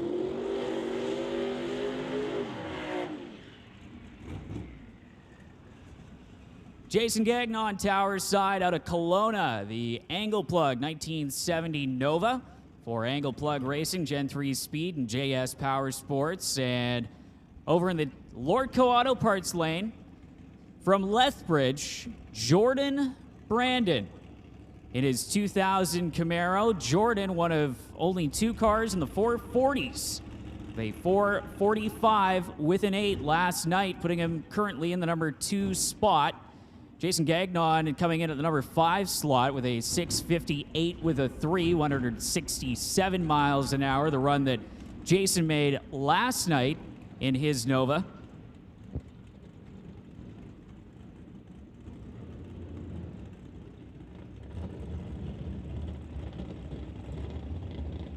So Jason Gagnon's crew member bringing him into the beams, battle of the turbocharged machines.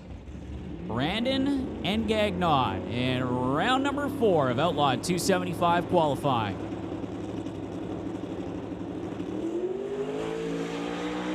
Both cars on a strong pass. Brandon at the top end, 457 with a 7, 158 miles an hour. A 454 with a 7, 166 miles an hour will improve Jason Gagnon and put him up from the number 5 spot to the number 4 spot in the Nova. So once again, Canada West Doorslammers, you have been put on a 30-minute standby call. Canada West Doorslammers, you were on a 30-minute standby call. You'll be coming on up behind the West Coast Pro Modifieds. Mandy Brooks in the TCS lane, her 1969 Nova, sponsored by MWH Trucking, up against Rick McLeod from Vernon in the Lordco Auto Parts lane in his Dodge Dart. And in the lead up to this event, as well as the season open for the West Coast Outlaws Series, Rick testing this machine quite frequently at Mission Raceway Park. The nitrous-assisted Dart, a far side, and Rick had a strong run at DOORWARZ last year, qualifying in amidst the top 5, currently coming into the number 9 slot. Brooks qualified 18th. Rick McLeod floating the front tires says he will turn a 474 with a 3, 149 miles an hour, keeping that 468 as his best run. Mandy Brooks, a 575 with a 7, and that will keep her in her current qualifying spot.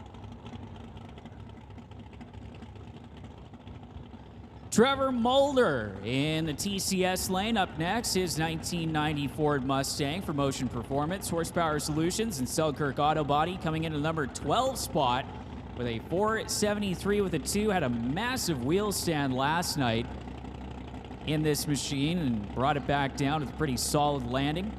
Dan Rodriguez out of Yarrow, BC, the 1981 Malibu for Ken Specialty Automotive, West Star Trailer, SD Performance, McGraw Metalworks, and Gibson Racing Transmissions in the water box. As starting line crew just doing a little bit of cleanup work from Mandy Brooks' Nova as they've got the brooms out.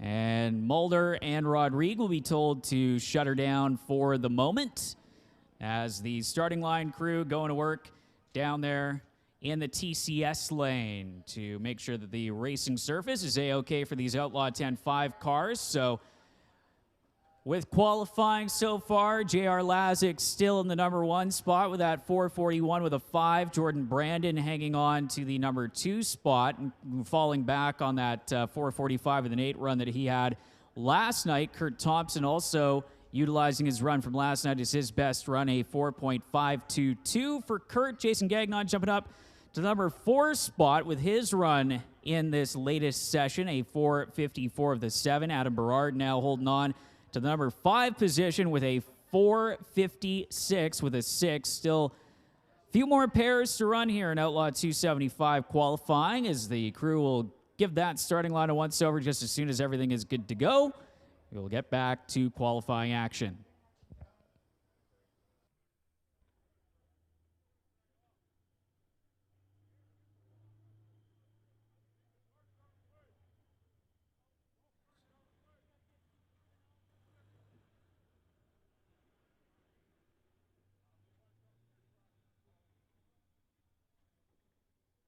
Also, a shout out to Ken Bradley, who's watching on the live stream here. Big thanks to Ken for tuning in. No, he was having a little bit of rough time health-wise, but out of the hospital finally. So thanks to Ken for tuning in to the Lordco Auto Parts live stream. And a big thanks to Lordco Auto Parts, major supporter of all forms of motorsports here in the province of British Columbia. Over 100 locations province-wide, your premier destination for all your high-performance needs.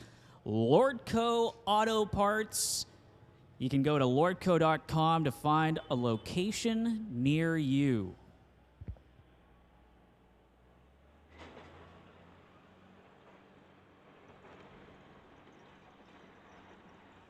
So looks like the tractor's heading out. They'll have to drag that area of the track quickly before we get going with qualifying. So tiny bit of cleanup work to do here before we continue on with Outlaw 275 qualifying. Again, brought to us by MDA Fabrication on day number 2 of the 10th anniversary of Door Wars here at Mission Raceway Park.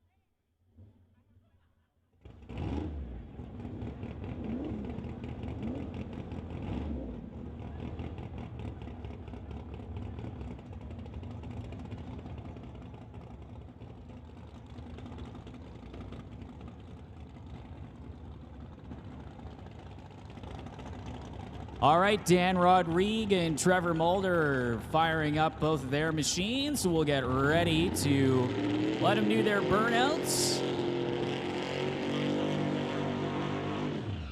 Again, putting some heat into those 275 tires at the back of these machines. Dan Rodrigue, 598 cubic inches of big block Chevy. And Dan, one of the guys running nitrous, a whole lot of nitrous, and one of the guys that kind of jumped into this class in its formative years. Outlaw 275 Racing, and Trevor Mulder, the Tower side, the driver out of Alberta in the BC versus Alberta matchup. Of course, this in qualifying. So the best ET is all that matters. 458 with a 9, Rodrigue's best run. Currently putting him in the number 6 spot. Trevor Mulder in the number 12 slot with a 473 with a 2. Mulder ready to go, just waiting on Rodrigue to purge the nitrous system in the Malibu that he fittingly calls the Boo.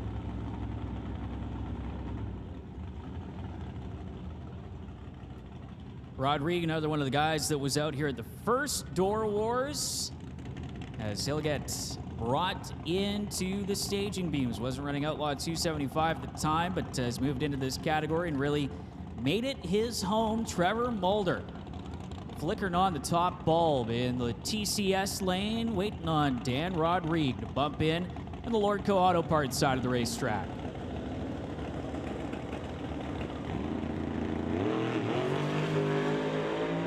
Nice wheel stand from Mulder, brings her back into the groove. 469 with a 1, 156 miles an hour for Dan Rodrigue. 478 with a 0 for Trevor Mulder.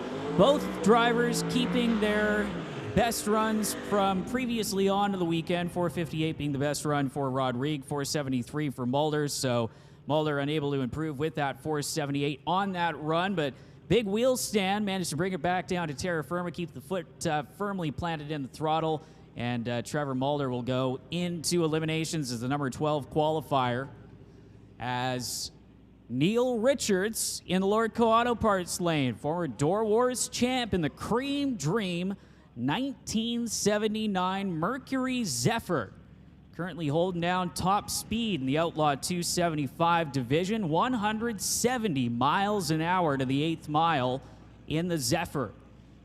Tyler Stamler out of Rocky View, Alberta, the on-point performance 2000 S10 coming into the final session, qualified in the number 15 slot with a 5.230. Richards in the number 10 slot with a 468 with a 4 best run, and Richards having to pedal on that. Hasn't got a clean run in so far in that twin turbocharged Mercury, as the starter just holding off Neil Richards for the moment, and now the crew member will get out of the way, and Richards will bump into the pre-stage beam, and Tyler Stamler in the S10. Folks, an on-point performance.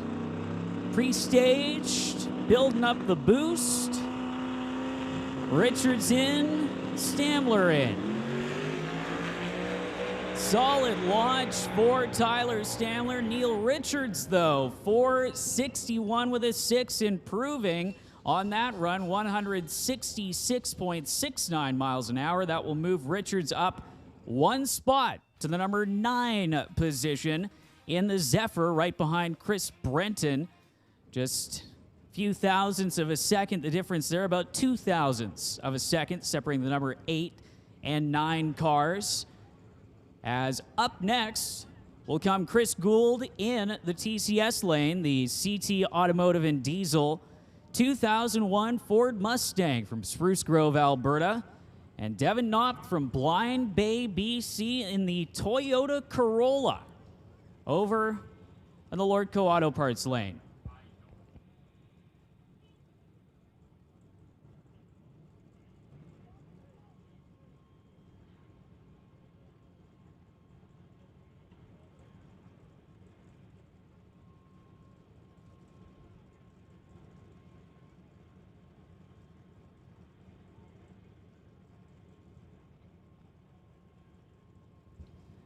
So starting line crew just out there, just doing some brief work down on the starting line of the CCS lanes. As soon as they're out of the way, we will get ready to light them up. And Chris Gould burn it out.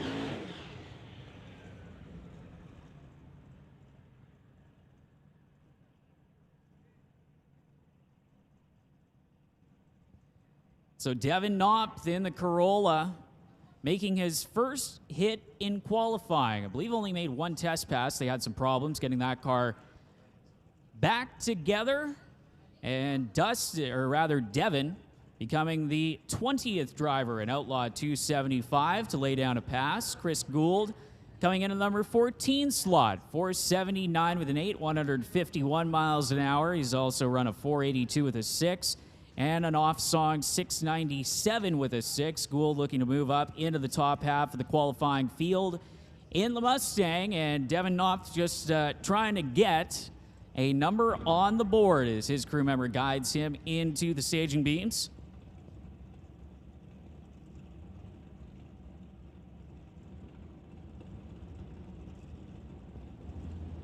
So Knopf already staged. Gould will build up the boost and bump in last in the Mustang in the TCS lane.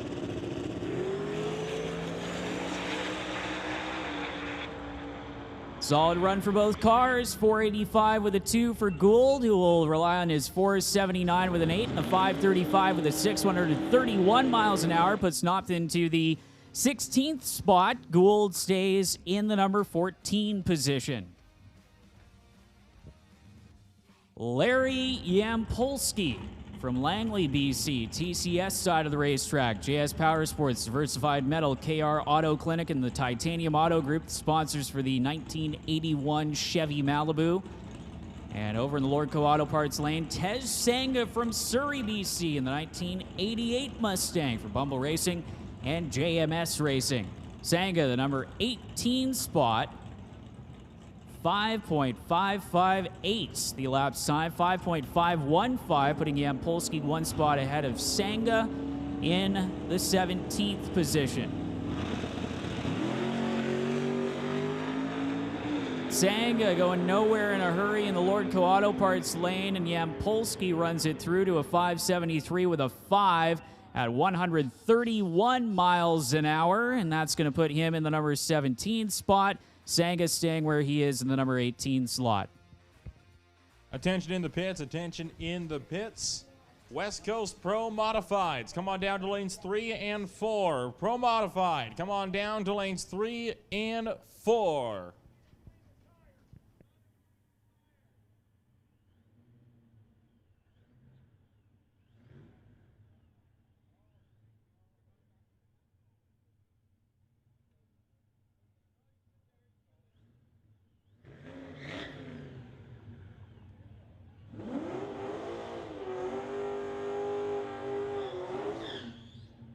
All right, so Limited Streets up next here in Outlaw, rather the smaller cousin, so to speak, to Outlaw 275. Limited Street also running.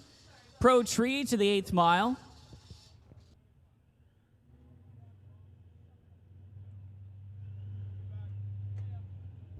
Jason Graw in the Lordco Auto Parts lane out of Abbotsford.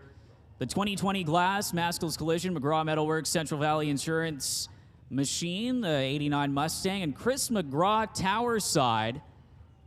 And that is not his usual car. That looks like his street Mustang, and Chris might have had some mechanical problems last night, so breaking the beams in his machine just to make sure he gets those qualifying points for the West Coast Outlaw Series. Jason Graw, 661 with a 7, 102 miles an hour. As there you can see in the Lucas Oil Instant Replay, the wheels up launch from Jason Graw, as in the water box now and burning out, Justin Gibson finishing off his burnout from Surrey, BC, the 1988 Fox Body. And John in the Lordco Auto Parts lane out of Surrey, his 1989 Fox Body, the 1 year difference between the two of them, as Gibson got ready to bring that machine into the staging beams here in the final round of qualifying for Limited Street.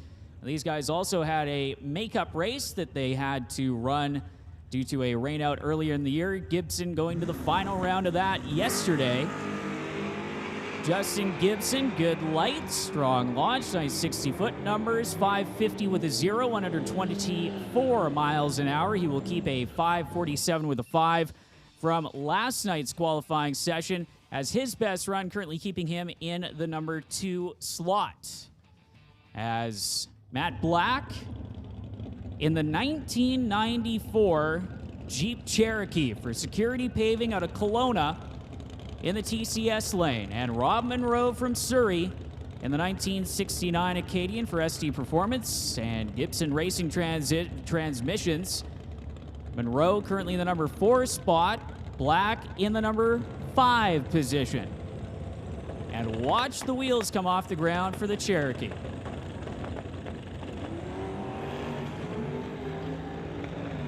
Matt Black, quick pedal in the TCS lane. Rob Monroe runs her through to the top end with a 626 with a 9, 107 miles an hour, 654 with a 9 at 104 miles an hour. Black will rely on his 631 with a 3 from last night as his best run. 623 with a 4, currently putting Rob Monroe in the 4th position as we move on to the final pass for round number 4 qualifying in Limited Street. Tower side of the racetrack, Vanessa Richards from Kelowna, the Hawaii 5.0 1989 Mustang.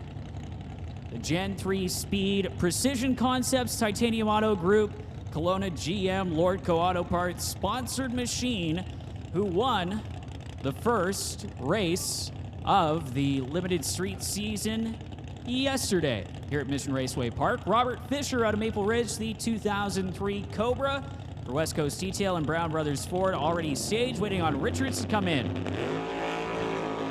Richards leaving and Fisher waiting to build up the boost in his machine, 586 rather, with a 6 at 90 miles an hour for Vanessa Richards, who was off the gas before she got to the timing lights.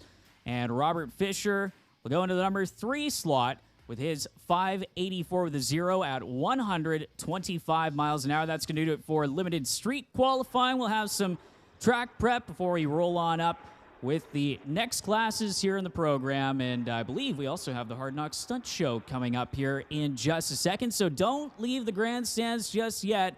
Hard Knocks Stunt Show coming up in just a few moments.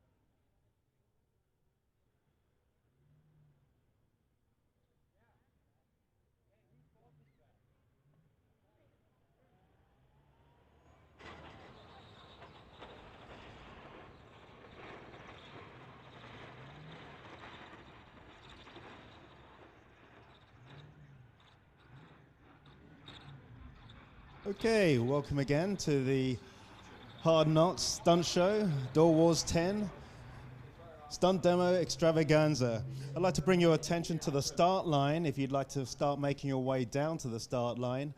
We're going to be very shortly having a drift show at this end. If you were here yesterday, it was pretty amazing. We had the cars whipping around, burning rubber and smoking tires. As you make your way down, you might want to pass the vendor shop there. We have the charity stall set up. You can say hello to Jasper and Melissa. and purchase yourself a Stunts Canada t-shirt. All donations are going to a great charity. It's going to be the Danny Virtue Charity Show. Let me introduce Danny Virtue to you. He is a veteran. He is Stunts Canada. With over 40 years in the industry in Canada, there's not been a big picture without his name on it. So, handing over to Danny Virtue and Casey Michaels. Hi, you guys. Thank you very much for attending. We got this on, right?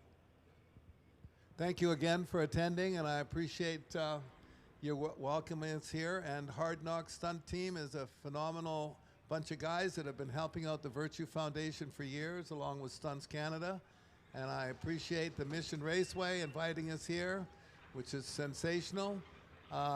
We do a lot of work with kids, a lot of work with the East End Boys Club, a lot of work with cancer. We have the Casey Wright family living at the ranch, and I'm going to introduce you to him. And anything that you guys do will be appreciated, and there will be tax credits available.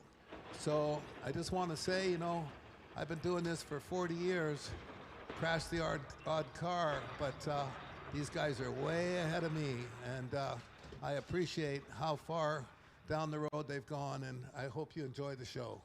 Thank you very much. And here's Casey Wright.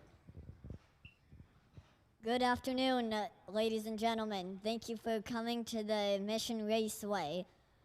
I just wanted to say the Virtue Foundation has been very kind to me over the last 8 years and helping me with my challenges, and it's great to be here, and thank you very much.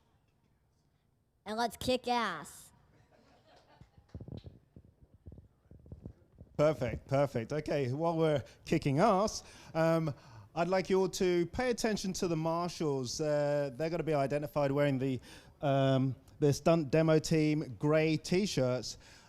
Please listen to them as they clear the track for us, clear the demo area. So as the cars come in, everyone's at a safe distance. It's all about keeping everyone safe.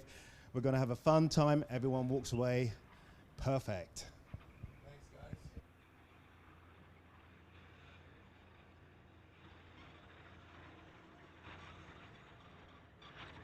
Okay, seconds away.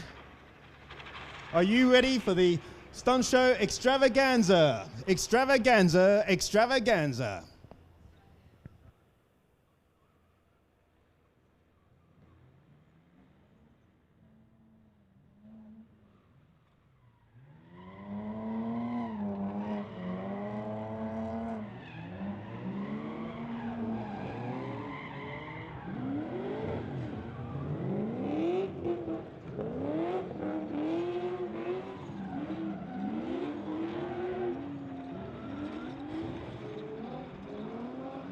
Keep your eyes on these cars. These guys make this look so slick. I mean, they put hours and hours of practice in. Accidents do happen, so like I say, keep your eyes out.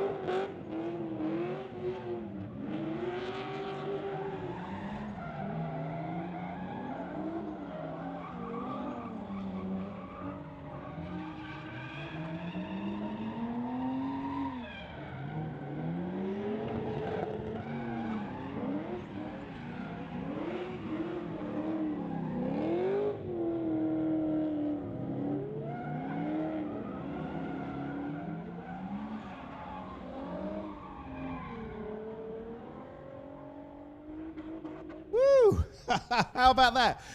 We have some more for you. We have some more. But and here we go. 3 in a row.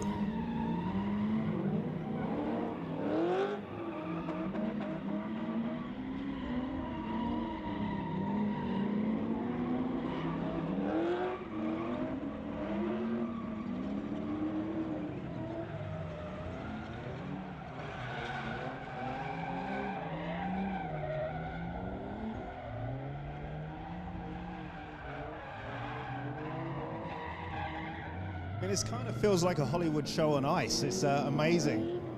Watch this. Here we go, one more time.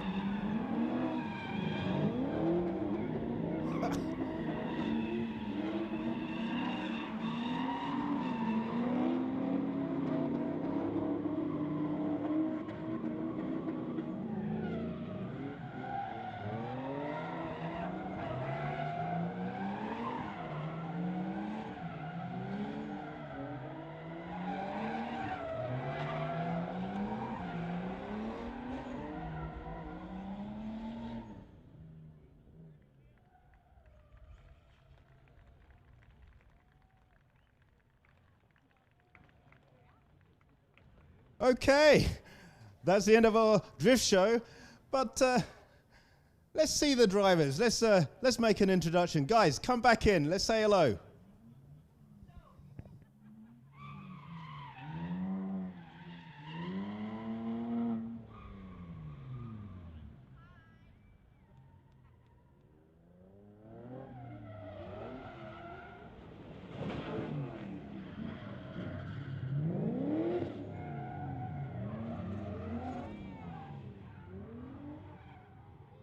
Woo!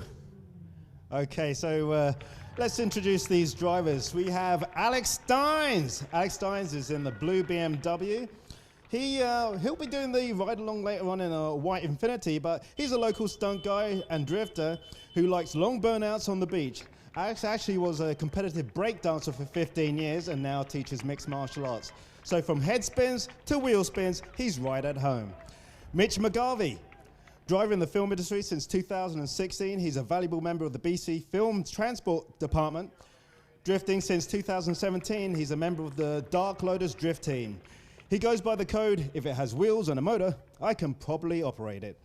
And now we have Mr. Hard Knocks himself, Gaston Morrison, in the Nissan 240 SX with some sick custom wrap there. Gas is, he's been a stuntman and stunt coordinator in the film and TV industry since 1993. I can't think back that long. A member of Stunts Canada since 2001. He's been a stunt double for Eddie Murphy, Will Smith, LL Cool J, and many, many more. We have legendary Rick Pierce with over 150 credits as a performer and stunt coordinator. He's a cornerstone of the Canadian film industry. He also owns and runs the Real Stunt Driving School. Go online and sign up. Learn a whole range of stunt driving skills, the perfect present for that up-and-coming anniversary, or just add some skills to your driving. Make sure the kids are never late again for school. What? I'm just being practical. Okay. Last but not least, let's give a big round of applause to Chase. He's in the he's in that car there. Come out. Yeah, there you go. He's in the Nissan Z3. Last minute switch. Well, he's an Aussie stunt driver, leaving everything on the pavement. Watch Chase heat it up. He's a commercial pilot, believe it or not, turned into a stunt performer. Races motocross and downhill mountain bikes. And now, hey, why not drifting?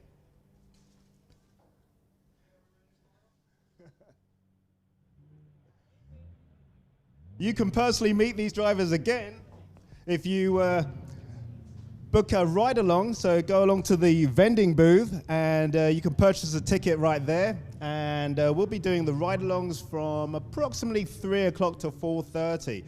You can get up close and personal and just feel what it's like in one of those cars as they whiz around and burn those tires. Thank you, thank you, thank you.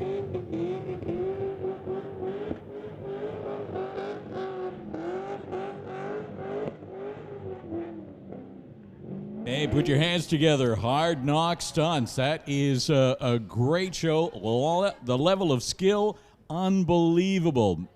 As I say, make it look easy, but it is far from easy. And we'll be seeing more of them later on through the weekend. Hard Knock Stunts. Great stuff. So track preparation is complete. We are getting set, if my schedule is correct, for Pro Mod qualifying session number 3.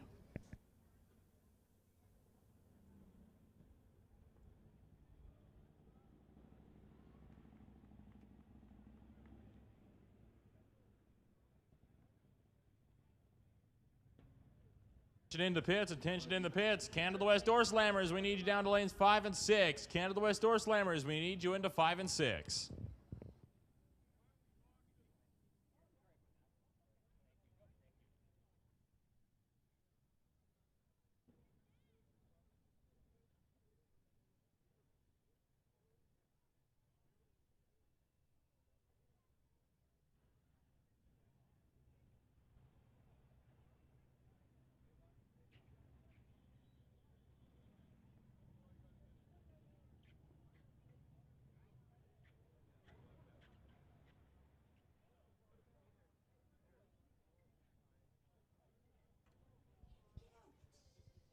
Well, race fans, if you're not in the stands right now, you might want to make your way to the stands or at least along the fence line. West Coast Pro Modifieds are underneath the Lordco Auto Parts Bridge, getting ready for their third and final qualifying session before we kick off eliminations here for Saturday of Door Wars. RCD Engineering, Artex Racing, and Total Dairy Solutions 24/7 Compressions. Dayco Ventures helping out sponsoring the 2022 West Coast Pro Modified season. And the first pair is fired and ready. Justin Bond for Bahrain 1 Racing in their 1969 Camaro. In the Lordco Auto Parts lane, Khalid Balooshi, TCS side of the racetrack, in his 2017 Camaro.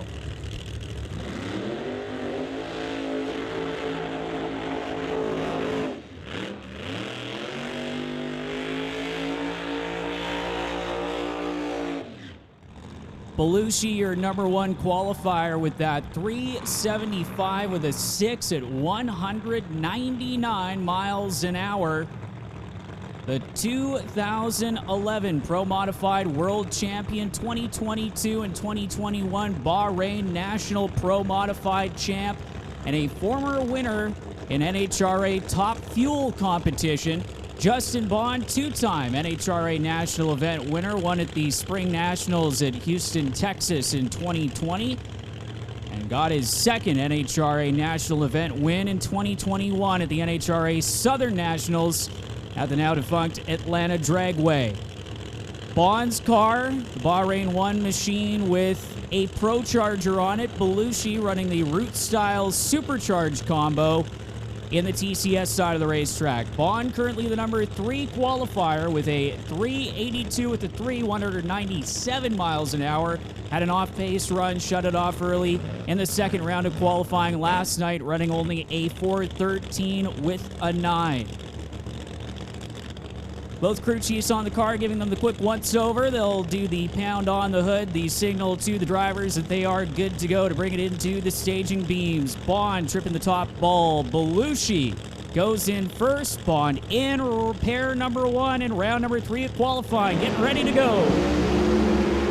Strong launches from both cars to the top end. 375 with a 4. Balooshi improves by 0.02 of a second. Justin Bond, a 383, unable to improve on his earlier 382 with a 3. So Balooshi still hanging on to that number 1 spot with the 375 with a 4, 198 miles an hour on that run for the Bahrain 1 Racing Camaro as we get ready for the next pair. And in that pair, on the Lordco Auto Parts side of the racetrack, the man that is currently in the number 2 qualifying position, Dean Bettinson from Red Deer, Alberta, the 24/7 Compression 2017 Camaro, currently qualified in that number 2 spot with a 376 with a 2, 193 miles an hour on his second run of the weekend. Last night for West Coast Pro Modified qualifying, as Bettinson getting ready to go through with the burnout. The zoomy headers in the Pro Charge Camaro. Bettinson, 2-time West Coast Pro Modified champion in the COVID year of 2020, and again last season in 2021. Still looking for his first Door Wars win. Of course, started Pro Modified racing in his Bunker Junker 1957 Chevy that was piloted by J.R. Lazick last season. JR electing to focus more on some small tire stuff this year, so the Bunker Junker not here at Door Wars this season. But Bettinson's primary car, this 24/7 compression, Bel Air powered Gen 3 speed 2017 Camaro, putting up some strong numbers so far and getting ready to make another trip down the Titanium Autogroup strip here at Mission Raceway Park. Bettinson has been running earlier this season with the PDRA Pro Modified Association down in the southern United States, running down in Florida, Georgia, a few other states, different racetracks with their first races of the season before coming back here to the West Coast for Door Wars 10 at Mission Raceway Park. Bettinson pre-staged. Here we go. Strong launch for Bettinson. What kind of numbers he going to put down into the 370s again? 378 with a 4. Unable to improve on that 376, though. Still a strong run. How about the speed? 199.51 miles an hour for Dean Bettinson at the 8th mile for the 24/7 compression Camaros. You got to look at that on the Lucas Oil Instant Replay up on the big screen here at Mission Raceway Park for the Lordco Auto Parts live stream. As Khalid Balooshi still the man at the top of the field, but plenty of cars that can still reach up there with a 3-second run. As Steve Horn and Tom Mahedon will be up next. Mahedon in the Beretta. And the TCS side of the racetrack, 801 cubic inches of nitrous-assisted power plant underneath of the hood scoop of the Elite Belts machine. And Steve Horn from Burnaby in the 41 Willys. Horn with a bit of a weird-looking burnout in the Willys, coming to a stop just shy of the Christmas tree as he engages reverse on the 41 Willys that was formerly owned by West Coast Pro Modified runner Kurt Coons from down in California. Car was formerly purple and black, going back to the original red paint on that machine for Steve Horn. Tom Mahedon in the Beretta, backing up from his burnout. Mahedon, a regular in the West Coast Pro Modified Tour, and also the owner, along with his wife, of Elite Belts. You can bet that Tom has some Elite Belts as part of his safety equipment inside of that Beretta. Mahedon, a 4:22 with a 9 at 169 miles an hour. His best run of the weekend, coming in Q2. Currently putting him in the number 8 qualifying position. Steve Horn, the number 11 spot, with an off-song 787 with a 5 at 80 miles an hour. As Mahedon purging the nitrous system, Steve Horn in the Willys, 521 cubic inches of Brad Anderson Hemi with the Root superchargers sticking out of the hood of the 41 Willys as he will get guided in to the staging beams, and a little bit easier seeing the tree when he is in the right lane than it is having to look across that supercharger in the left lane that he was running in last night. So Mahedon pre-staged, Horn is in, waiting on the Beretta. Horn still with some tire shake, drives through it, 419 at 172 miles an hour for Mahedon, improving on his run from last night. And the JS Power Sports Willys, a 425, 178 miles an hour. That will put Steve Horn up to the number 9 spot. Mahedon jumps up a position into the number 7 slot with that 419 with a 9. So we need no box. No box. We need you guys to head on up to the staging lanes. Or standby call, sorry. Standby call for no box. So again, standby for no box.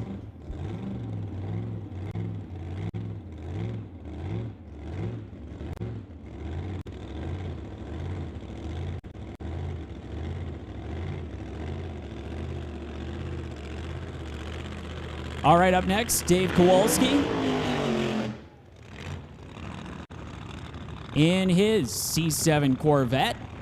Kowalski currently in the number 8 spot with a 422 with a 9 up against Steve Nicholson in his 63 Corvette with 959 cubic inches of nitrous-assisted power for Nicholson.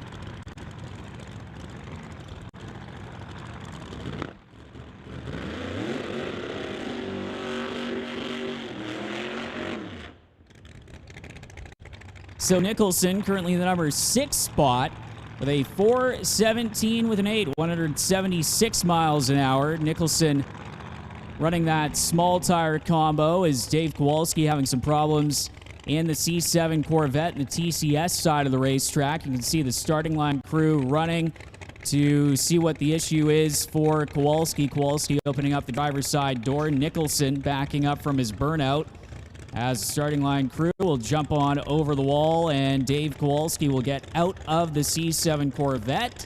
So tough break there for Dave Kowalski, as it looks like Steve Nicholson will be on a single run in the Corvette, as Kowalski now safely over the wall. So Nicholson will again be on a solo pass, trying to improve on that 417 with an 8 over on the Lordco Auto Parts side of the racetrack.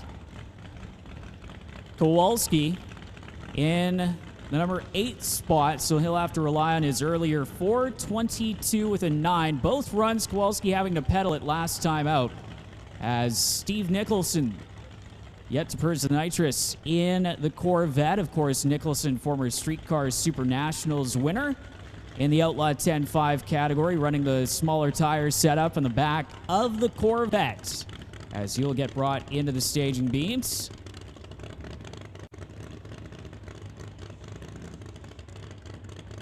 Final purge of the nitrous system for Nicholson. Light in the top bulb, bottom bulb comes on. Nicholson wheels up launch. And at the top end of the racetrack, 428 with a 5, 164 miles an hour. So keeping the 417 with an 8 as his best run. Nicholson stays in the number 6 spot here in qualifying for round number 3 of qualifying here for the West Coast Pro Modifieds. Again, getting a look at that up on the Lucas Oil Instant Replay, as Keith Korecki is lined up and ready to go in the TCS lane. Just have to get Dave Kowalski's machine moved off the racing surface before we move on with the final few cars here in West Coast Pro Modified qualifying. As we were mentioning earlier, big thanks to RCD Engineering, Artex Racing and Total Dairy Solutions, Dayco Ventures, K2 Consulting, Erlacher Motorsports, Supertree Brand Builder, and Van Ross Services, bringing us West Coast Pro Modified action for the entire 2022 season. As again, just getting Dave Kowalski's car pushed back from just at the 330-foot mark, where they had some problems on the burnout. Kowalski unable to get that car backed up, so they'll get it backed behind the water box and pulled down the return road. Tough break for the driver, the Dayco Ventures Corvette. And of course, speaking of Dayco Ventures, make sure to head on over to the West Coast Pro Modified tent at the head of their pit area. They have a little draw box that you can enter your name in and potentially win a West Coast Pro Modified fan pack, as well as some limited edition Dayco products. Again, West Coast Pro Modifieds. Just send it. You can go down to their tent and again enter that draw in the prize draw box.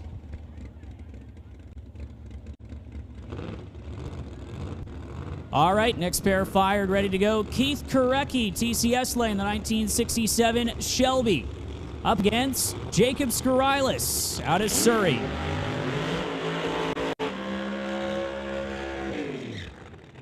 Skorilis in the Lordco Auto Parts lane, his 2017 Corvette with a supercharged Hemi.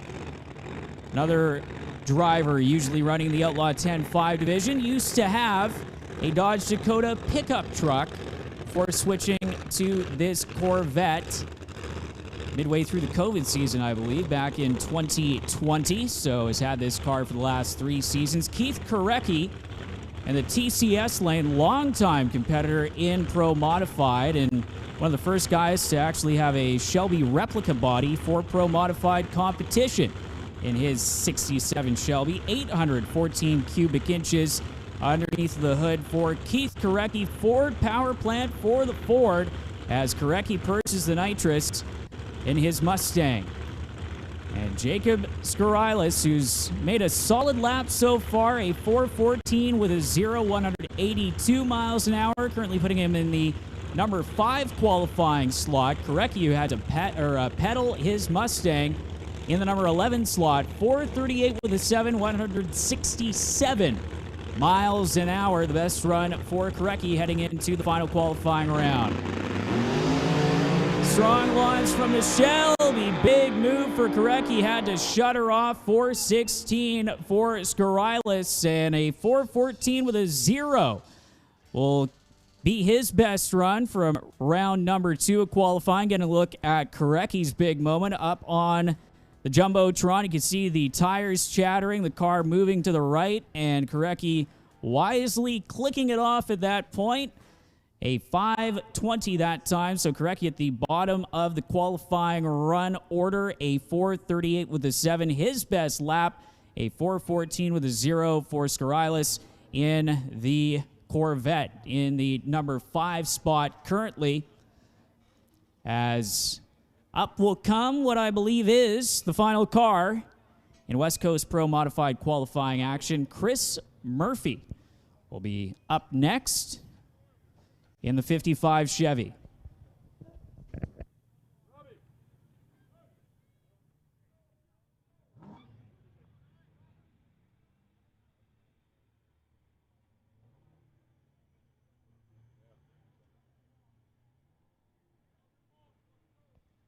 So it looks like that will officially do it for Pro Modified qualifying, but Chris Murphy on a licensing pass in his 55 Chevy, getting ready to roll into the water box. So after the final round of Pro Modified qualifying, looks like Khalid Balooshi will be at the top with that 375. So rest of the Bahrain 1 guys, number 1 qualifier heading into round number 1 of West Coast Pro Modified eliminations. But again, Chris Murphy getting ready to make a test lap in his 55 Chevy. Again, trying to get his license updated in this car that has been sitting since the 2012 season.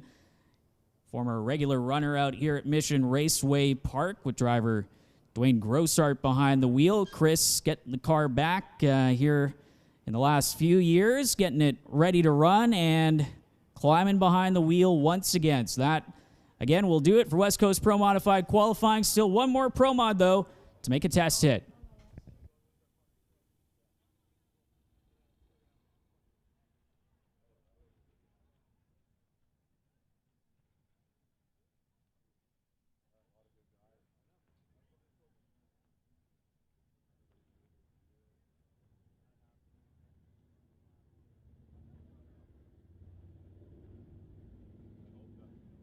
Thanks, Cole. We are, just doing a little bit of track prep, and that will take just a few minutes.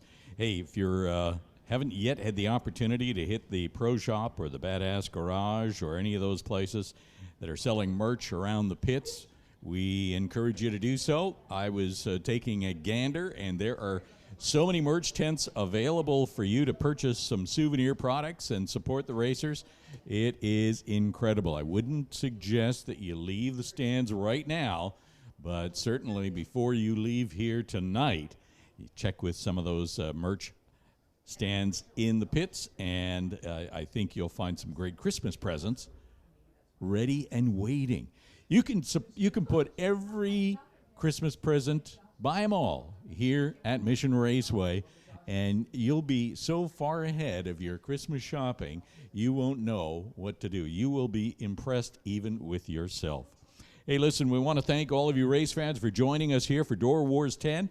Great weekend racing action. This is day 2 for Door Wars 10, and while you're marking your schedule, next big race is TNT Motorsports West Coast Classic, a massive bracket racing big dollar race event here at Mission Raceway. A lot of fast bracket cars of all kinds, July 22nd, 23rd, and 24th. And then if you're into old-time drags, and who isn't, pre-1972, it's all happening here, the Langley Loafers old-time drags. We have had Langley Loafers event so many years that we don't even have a number behind it. July 29th, 30th, and 31st. The Langley Loafers old-time drags. Got some gassers going to be here. Everything will be pre-1972. So you get to see how it was, and in some cases how it still is for some drag racers. And following that, probably one of the most well-attended events of the season, and that is the Jets and the Wheel Standers, Smoke, Fire, and Thunder. All of that is going to be taking place along with the Summit ET Racing Series and BC Super Shifters and Super Combo and Doorslammers coming back for race number 5. That is the Smoke, Fire, and Thunder event, August 18th, 19th, 20th, and 21st. So mark those on your calendar because you'll want to be here. Bring the family and enjoy another great weekend at Mission Raceway, the Titanium Strip at Mission Raceway, presented by the Titanium Autogroup. Big shout out going to Valley Tech for the video work that they are providing on the YouTubes and for all of us here at Mission Raceway on the big screen. We can see the instant replays. 21 degrees outside and just a glorious afternoon, Saturday afternoon. And it's just absolutely spectacular.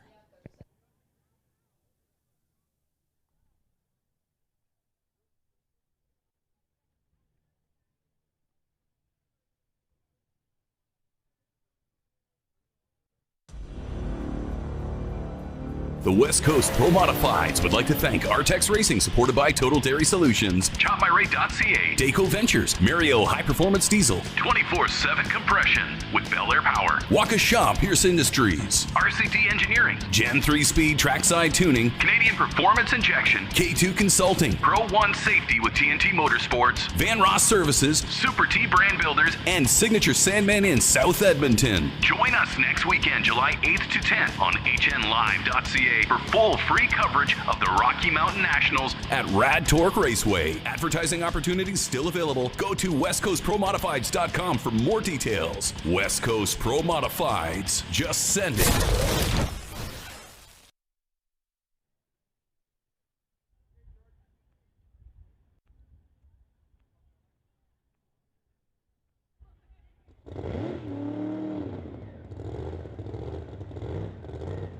All right, car is fired.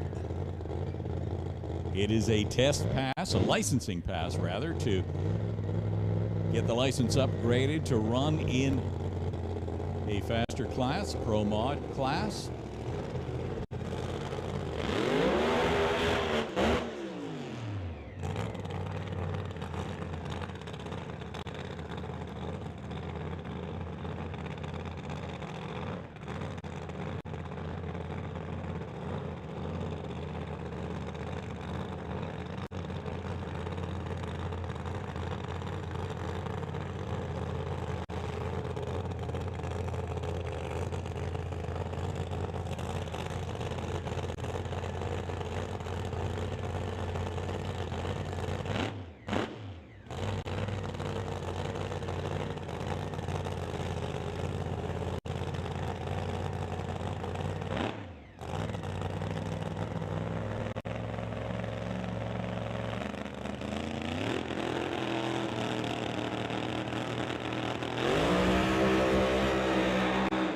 Oh, hang on. I think we lost a block there.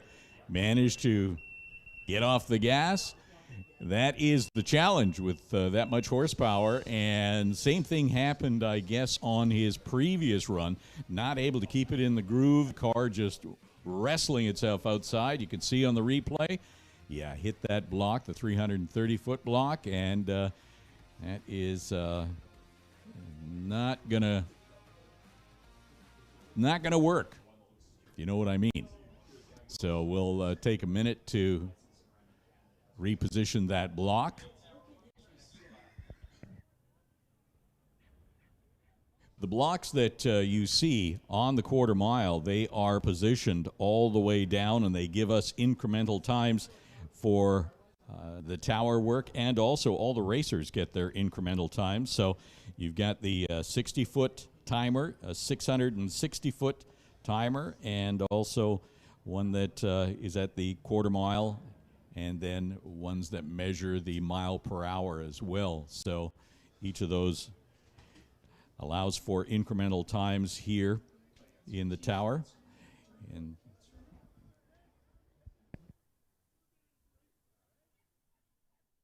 looks like we have some merch being distributed free of charge in the stands.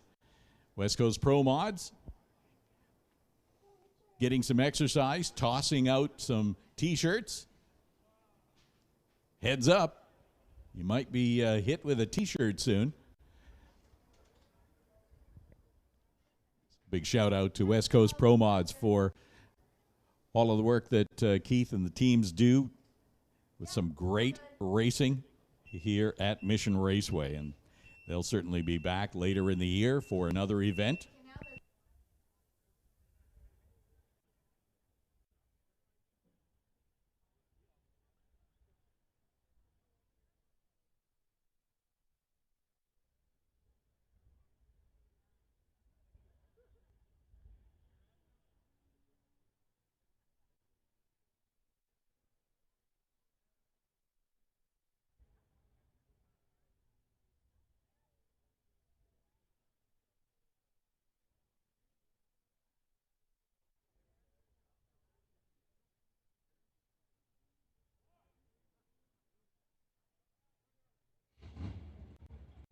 All right, I am standing between the two Bahrain 1 drivers here for DOORWARZ weekend. Justin Bond, Khalid Balooshi here at Mission Raceway Park. We'll start with Khalid. Khalid, your first time to Canada as well as Mission Raceway Park. What are your first thoughts here entering the race weekend? Yeah, this is the first trip for me in Canada, and like I hear a lot about it, and really this is the nice place.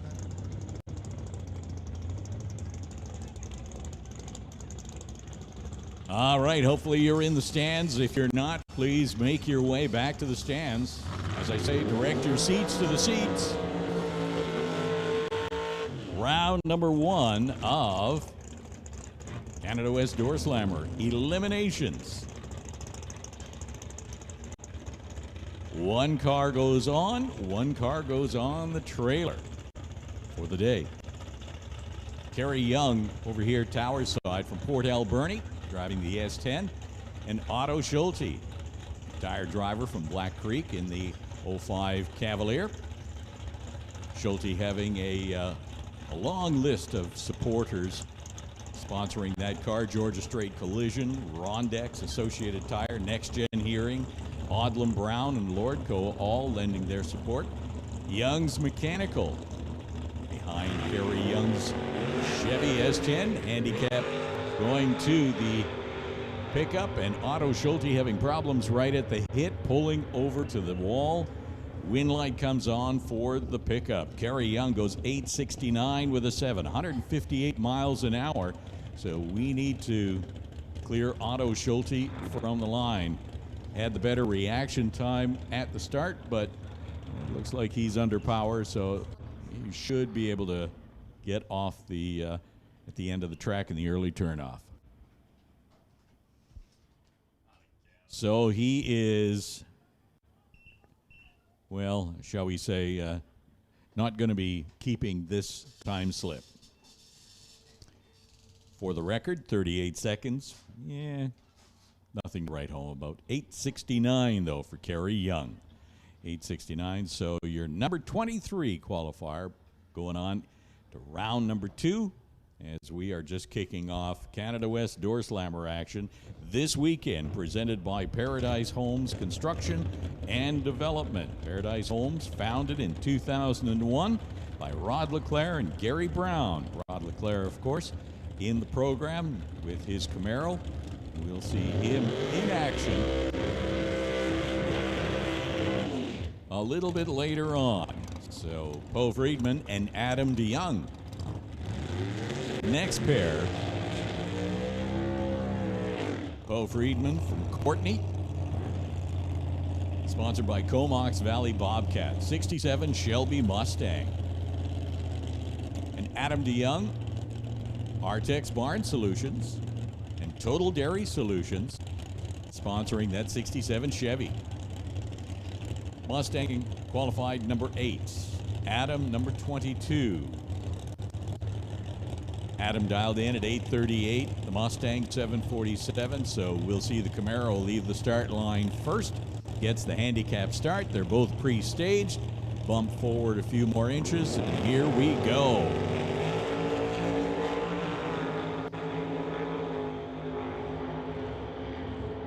Getting to the stripe first, it is Poe Friedman in the Mustang 749, 179 miles an hour, taking out Adam DeYoung's 841, 160 miles an hour. So Poe Friedman, that Mustang from Courtney, moving on to the next round as Paul Soares and John DeYoung now get set for their run.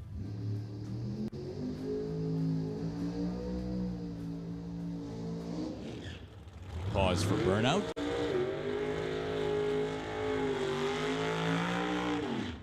Terrace is home for Paul Soares in the Orange Grand Prix. 584 cubic inch Pontiac power. Over here, tower side, John DeYoung in that swoopy 68 Camaro. 598 cubic inches under the hood. John DeYoung qualified number 3 with a 688.9 at 201 miles an hour. On a rail just about in terms of qualifying. Number 17 is Paul Soares, sponsored by Unlimited Rentals, Deer Creek Construction, and Timeline Signs. Number 17 qualifier in the program with an 8:02.1. He's got 8:02 on the window against John DeYoung's 698. Big handicap start going to the Grand Prix here on the tower side as both are pre-stage getting set. John's in and Paul is now. Red light start for Paul Soares. Goes red. John DeYoung racing for that win light. Goes 699, 198 miles an hour. So 699, 198 miles an hour. He saw the win light, I'm sure, and was racing to that, knowing that Paul had probably done something, which was go red. Mark Schuppener now and Ken Orser. Schuppener over here on the tower side from West Kelowna.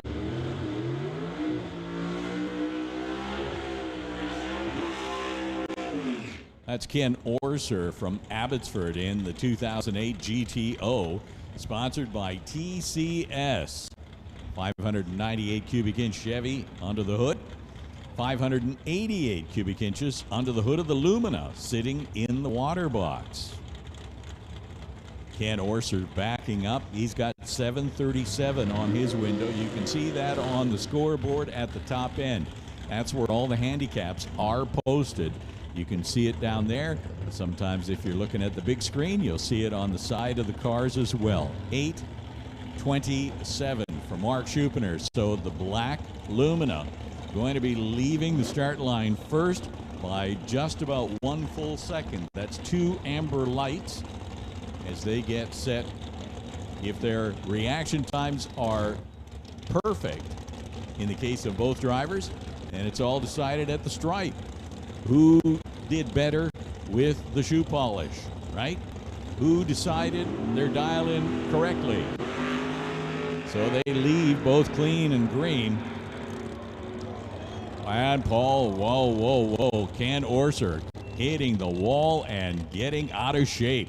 They managed to he kept all the wheels on the ground, but he definitely, if you watch the instant replay, got out of the groove.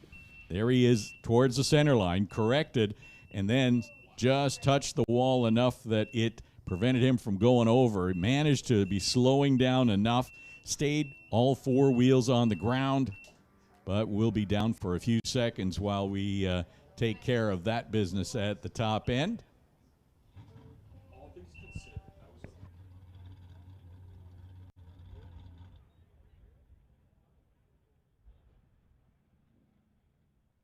We're going to be down for just a few minutes while we clear the top end and make sure that everything is hunky-dory. But Ken Orser, getting out of shape. The win light is going to go to Mark Schupener, of course, 8:30 at 161 miles per hour.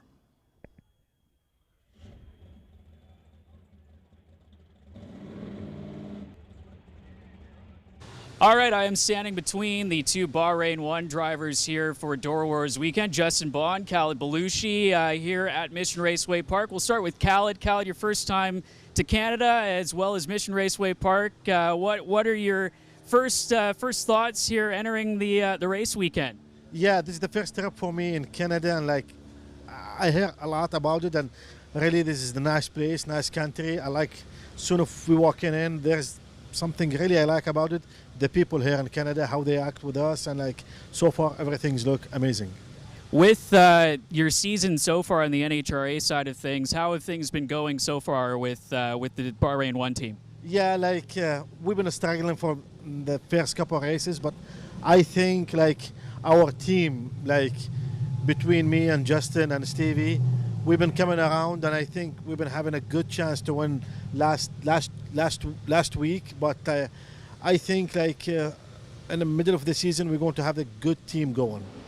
And finally, drag racing in Bahrain. The track is at the Formula One circuit, and you were there before the North American season kicked off and had some success. What's drag racing like over in Bahrain, where the Bahrain 1 team kind of has its base? Yeah, the country is nice over there, and we have a good facility. Like the track is nice, and the weather is good over there, and we make a couple of the good run.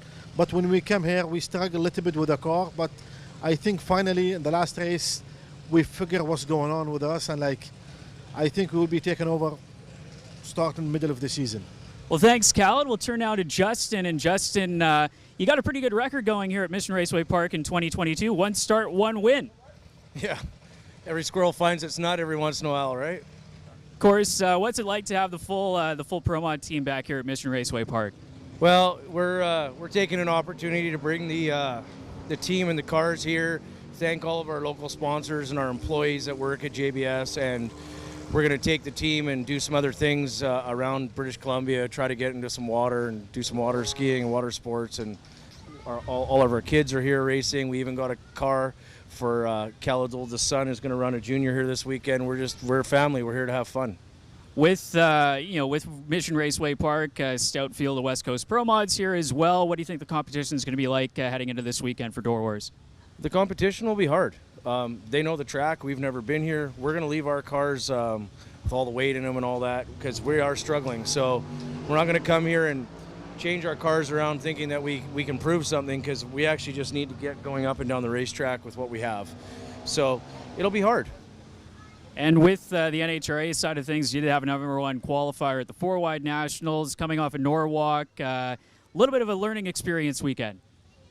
Yeah. We're in a bit of, I would call it a rebuilding process. We lived pretty high off the hog for a year and a half, kind of rolling untouchable with the Pro Charger car. And I mean, the car's over 2,800 pounds now on the starting line. And so all the stuff you've learned over since day one, it just every time, like, they just put 40 pounds on us for the last race. So everything you've learned prior to that is thrown out the window. Well, Justin, thanks for chatting. Khalid, thanks for chatting. Look for the Bahrain 1 team to be a force here this weekend at DOORWARZ.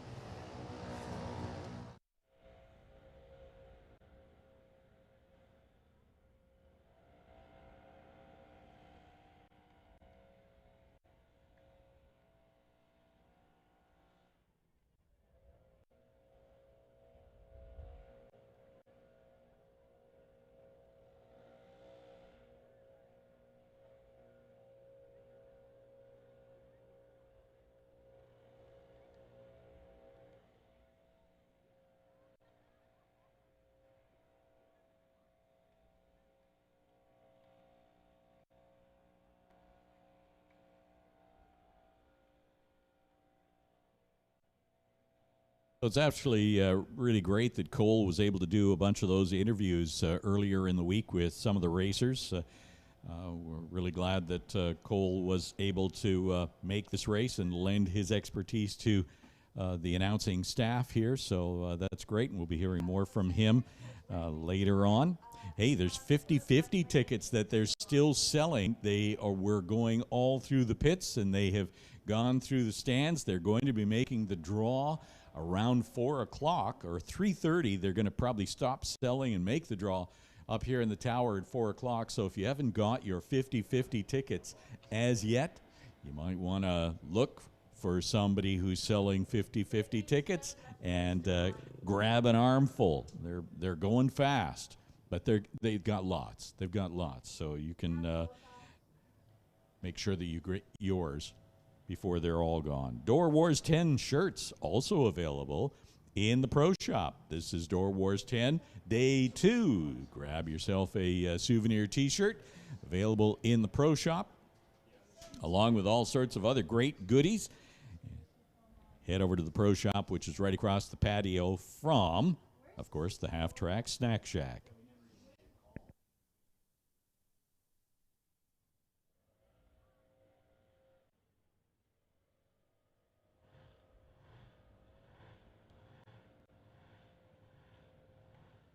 This is, of course, the Titanium Strip at Mission Raceway. They want you to know that obtaining a loan for a vehicle at Titanium is as easy as 3 simple steps.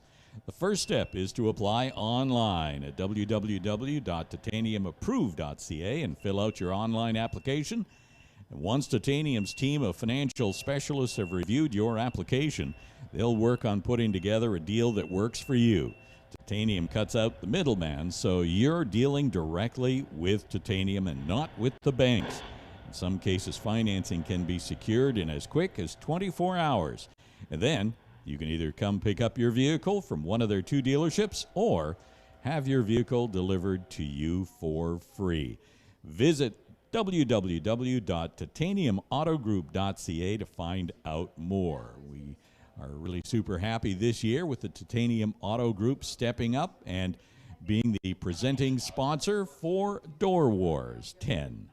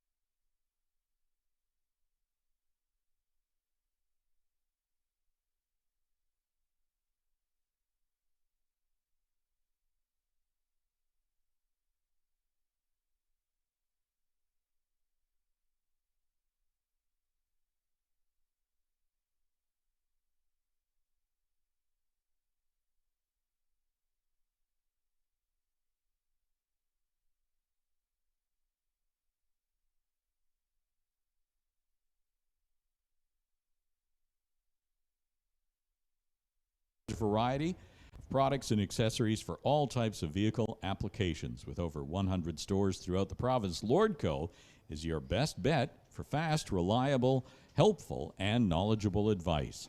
Lordco prides itself on fast delivery of the right parts. So when it comes to auto body needs, automotive equipment, high-performance parts, RV, or industrial goods, Lordco will have what you need.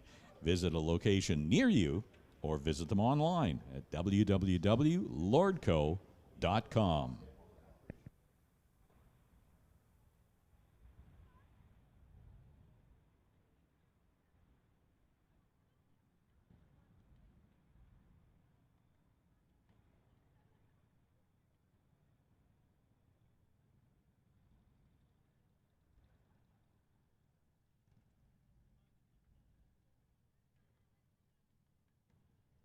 So with this break in the action, we have the opportunity once again to remind you that Paradise Homes Construction and Development are the weekend sponsors for Canada West Doorslammers. Paradise Homes is an all-inclusive real estate development firm that works from beginning to end on their projects. They purchase and rezone the land where necessary, service the project, and then build out and sell their own product, all in-house. That is Paradise Homes, founded in 2001 by two local businessmen in Victoria, Rod LeClaire and Gary Brown. The Canada West Doorslammer Association sponsors a long list of people who provide support for the Canada West Doorslammers. They include the title sponsor, Winter Harbor Marina and RV in Winter Harbor, BC. Artex Barn Solutions in Abbotsford. Greenlight Auto Sales, VP Race Fuel Director Jason Field in Mission. Paradise Homes, as we talked about, in Victoria.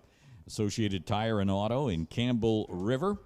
Alpine Backhoe and Lance Racing in Campbell River. And Comox Valley Bobcat and Excavating in Courtney. TCS Performance Products in Langley and Traveland RV in Langley, Kelowna, Airdrie, and Grand Prairie. Big shout out to all those association sponsors that help keep the wheels turning for the Canada West Doorslammers.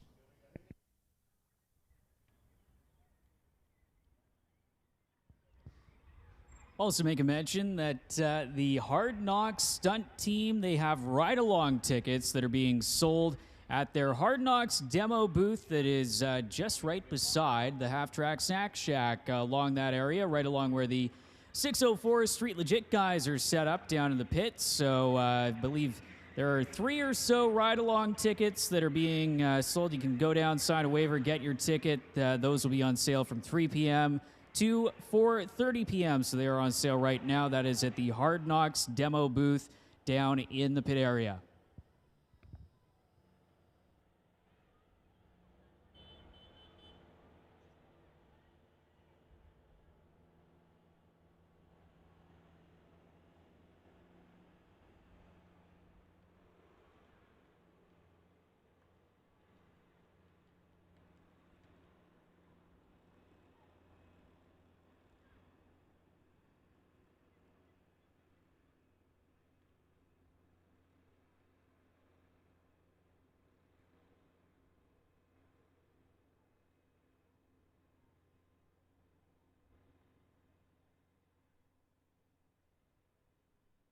Get too far from wherever your seats are. I see that all the top end is cleared, and we do have the tractor still on, just doing a little bit of touch-up, a cleanup, rub a little bit of rubber on the surface. That is then going to allow us to get back into racing action. So it's going to be just a couple more minutes.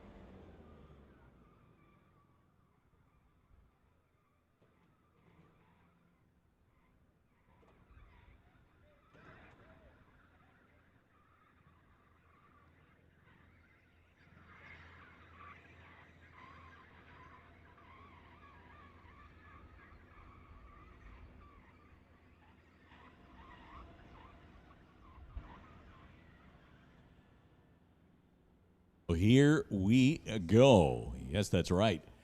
Tractors look to be coming off the track. That's what we like to see. Big hand to all the workers, though, eh? Put your hands together for all of the safety crew here at Mission Raceway. They work real hard to keep the racetrack safe and secure for all of the racers, the ones who have the incidents and hopefully the ones that can avoid the incident, too. So safety is paramount as Jason Field and Johnny West do their burnouts to continue with Canada West Doorslammer action here. This is round number 1 of elimination, so 2 coming up, 1 going home. Jason Field over here, tower side. John West, Port Alberni truck driver, driving that 57 swoopy Chevy. Kingsley Trucking, that's the sponsor on that 57 Chevy. He's your number 4 qualifier, 697 with a 9. He's dialed in at 696, so the handicap's going to the Silver Nova. The 71 Nova here, tower side, that Jason Field is driving from Mission, where he is self-employed. Calls the car a little overkill. Big block Chevy under the hood. He's pre-staged, as is the other car, and we are set. Both leave the track clean and green and head down the quarter mile. The wind light comes on for Jason Field. 827, 157 miles per hour. Watch it on the Lucas Oil Instant Replay. You can see the handicap start, and away they go. The better reaction time going to the Nova at 036. West had a reaction time starting with a 1. That hurt him. So Jason Field goes 827 for the win to go into the next round. Tom Katnick, brand new car purchase here, purchased from Derek Shirk. That's right, Titanium Racing just rewrapped that blue Camaro, or was it purple? I think it was purple. So it's wrapped into that chrome red now. It's a brand new purchase, dialed in 765. In the other lane, the Corvette of Peter Lucanis, 856. So the blue and white Transporter Logistics Corvette leaving first. Coquitlam driver. Oh, rolled through the beams. Did not even wait for the tree to start on his side. Tom Katnick still getting used to the car. Lucanis, on the other hand, 859 for the win. 154 miles an hour. Something happened. Tom Katnick not able to hold the car in the beams and lurched forward. Needed to be sitting there for almost 1 full second on the handicap start. Nonetheless, Peter Lucanis going on to the next round. 154 miles per hour for the Corvette. We'll just wait for the Camaro to clear the top end. Rod Leclerc now and Scott Winterbottom.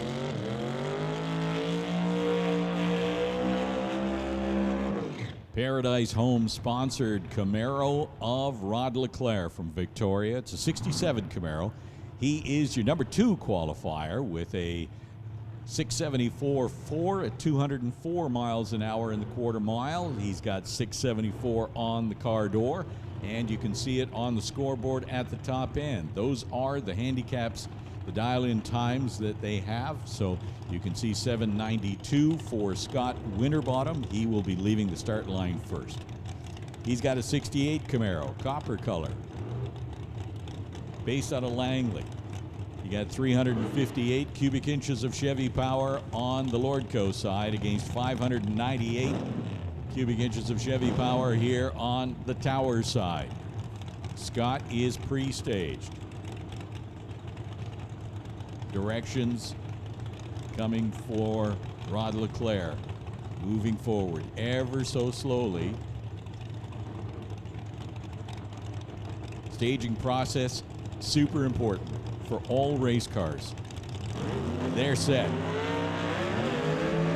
Green lights, and they are off.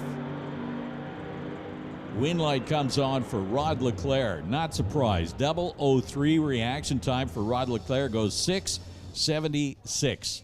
So 200ths off of his qualifying time. 6:76 with a 7 209 miles an hour, picked up 5 miles per hour on the speed. Scott Winterbottom goes 794 to 173, and that brings up Blake Miller, Searles Auto Repair, 67 Camaro. Dale Jansen in the other lane with the Canadian Canso. I asked him about the car. Well, actually, looks like it's going to be a no-show for the Canso. Had a problem in the pits, perhaps. Competition single for Blake Miller.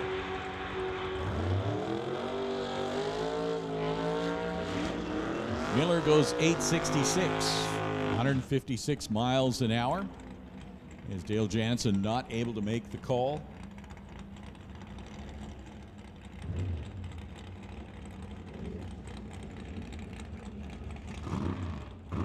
Andy Hatton now backing up in the green Camaro.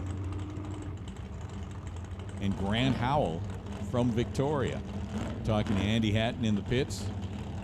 He's got a brand new motor that he's planning to put into that green Camaro that he calls the Grinch, and hopes that new motor, low eights. Right now, 863 is where he's at.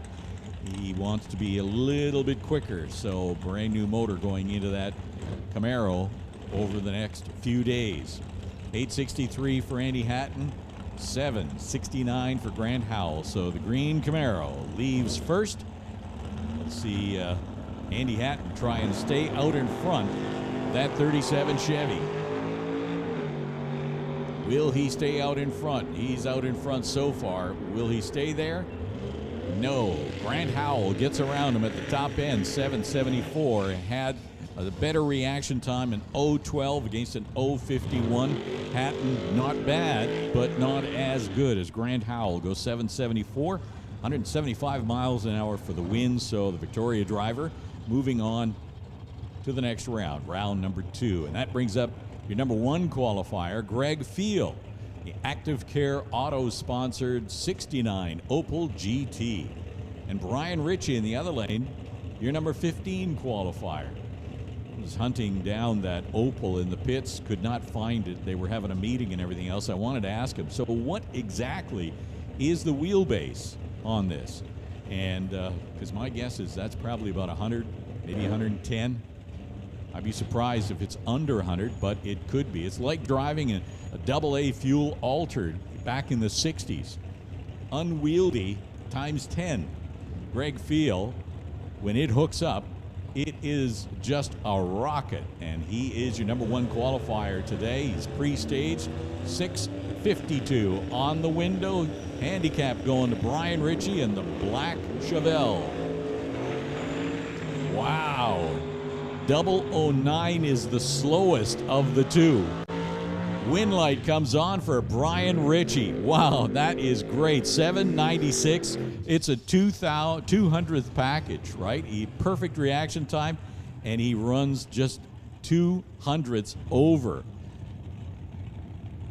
So 796 for Brian Ritchie. Good for the win, 172 miles an hour. Greg Field, spectacular run, 657, but 009, not good enough when your competition has a perfect reaction time. Brian Ritchie, trip zip, a bag of donuts. James Kennedy and Kathy Freeborn. Kathy from Courtney in the Camaro.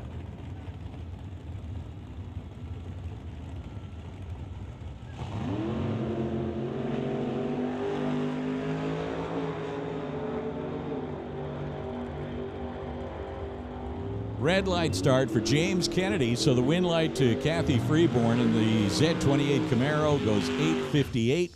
858 at 159 miles an hour as we move through the field. Big field in Canada West Doorslammers. Paul Stretch and Howie Winklehorst. Attention in the pits. Attention in the pits. No box to the lanes. No box. We need you in the lanes. Box, you are on standby. No box to the lanes. Box on standby. It's Paul Stretch and Howie Winklehorst.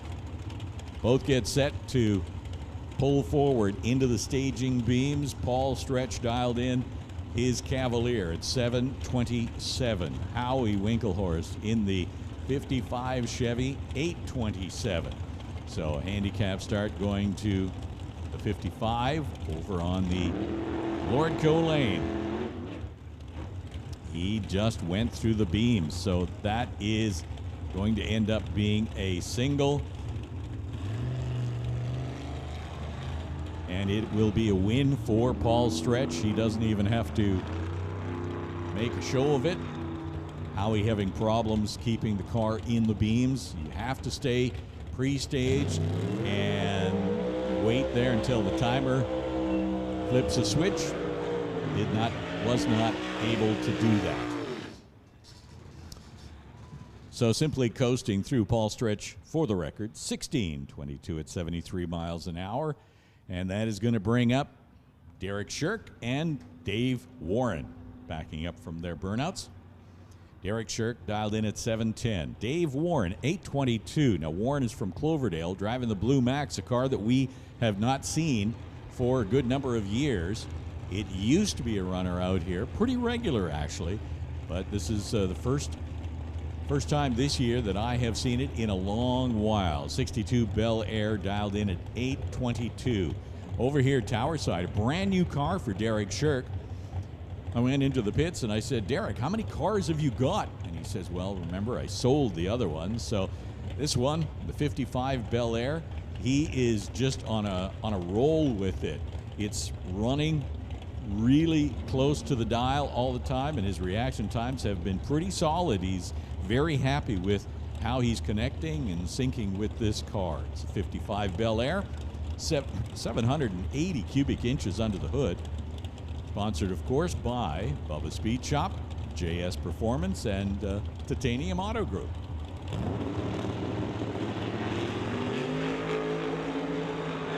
Red light start for Dave Warren, goes 004 red. Win light comes on for Derek. He goes 717. 717, 183 miles an hour. And that is going to put him into round number 2 of Canada West Doorslammers. You watch it on the instant replay, the Lucas Oil instant replay. As burnouts complete for Henry Zacharias and Devin Jansen.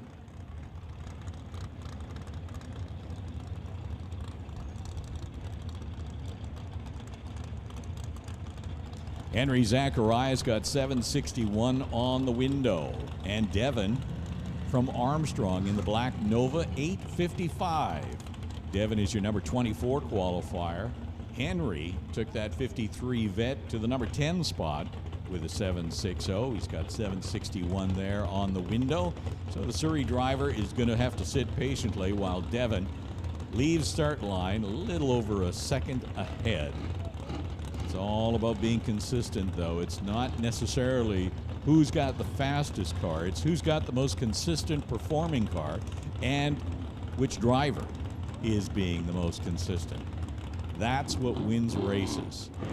They're staged and set. Wheels up. Devin is gone. They're both green on the tree. Not much in it on the start line. Reaction times. Who's hit there first? It is Henry Zacharias. 761. 178 miles an hour. So Henry Zacharias takes that 53 vet into round number 2 of Canada West Doorslammers. You can see it on the instant replay as the wheels go up for the Chevelle. It's actually a Nova. Lucas Oil instant replay shows you Henry Zacharias picking up the win at 761, 178 miles an hour.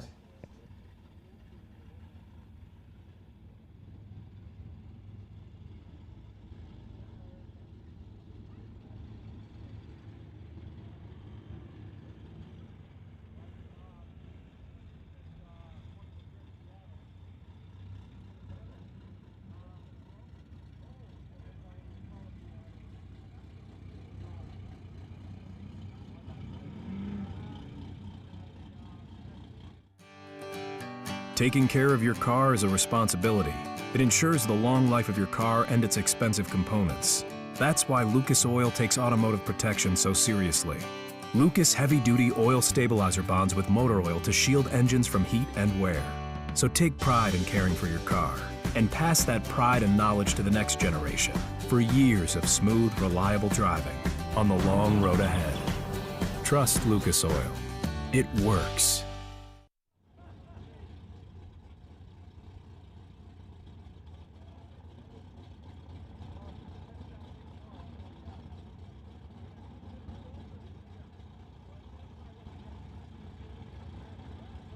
It's been a very healthy Canada West Doorslammer field throughout Door Wars so far. We had over 30 cars on the property. Of course, not 30 I've even managed to qualify for either race, but it has been just under that number. The biggest class, though, of the weekend is non-electronics.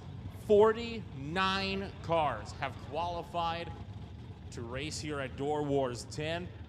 And they get set to kick off their first round of eliminations. There are so many cars in that category. We are not expecting for them to be ending until after 7 o'clock in the evening.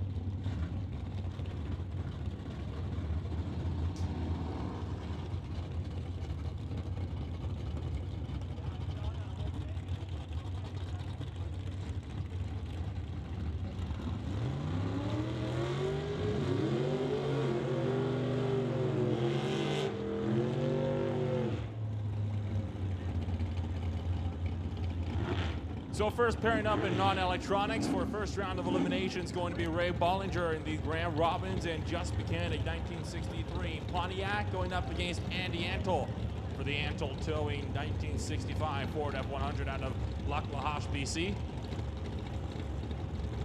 For this random round, Heather Hornall has been selected as the bye runner because there's an odd number of drivers. Not everybody has the opportunity to be paired up.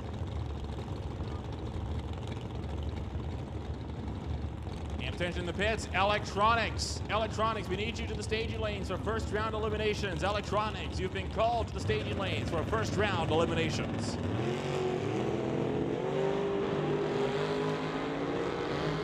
Red light start for Andy Antle. Ray Bollinger will move on to round number 2 as he'll coast through with a 10.857, 98 miles an hour.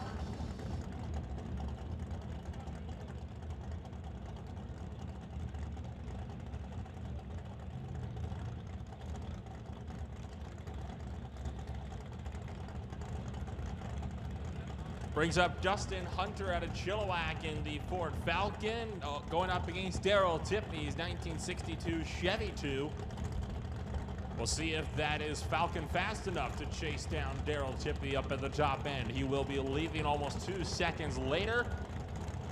Dustin Hunter will have to be very patient if he wants to pick up a win here.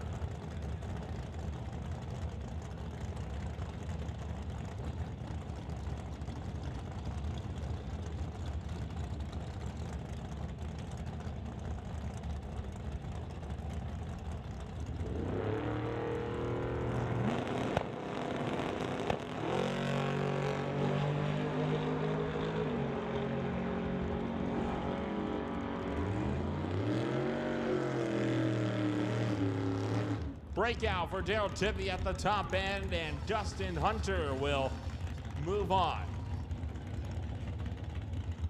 So as Mike Probin starts to get set to race against Dale Northgraves, just want to remind all of the racers that we do have a bit of a finicky scoreboard TCS side, but specifically on the bottom half where you do see your dial-in. So while it might not look like your dial-in is correct, rest be assured we are triple checking everything with the starting line crew and the staging lanes just to make sure that your dial-in number is going to be correct.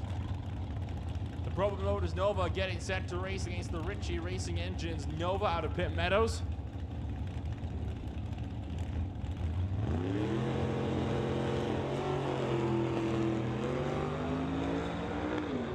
Two green bulbs. A race for the quarter mile, and it is Dale Northgraves making the pass at the quarter mile. That race was one of the tree. 0:15 live for Dale Northgraves. Mark Probin was 6/10 on the tree. You're not going to be winning any races with reaction times like that, but learning for the next one.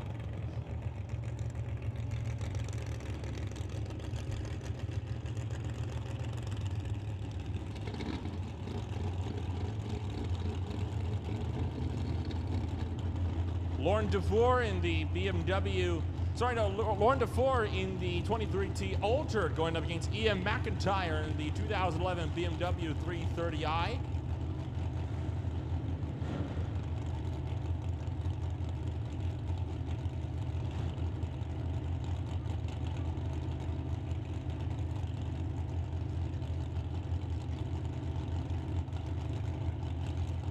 McIntyre will have a monstrous head start, a 13.6 for the dial-in, going up against Lauren DeFore's 8.6. That is a 5-second lead that DeFore will have to run down.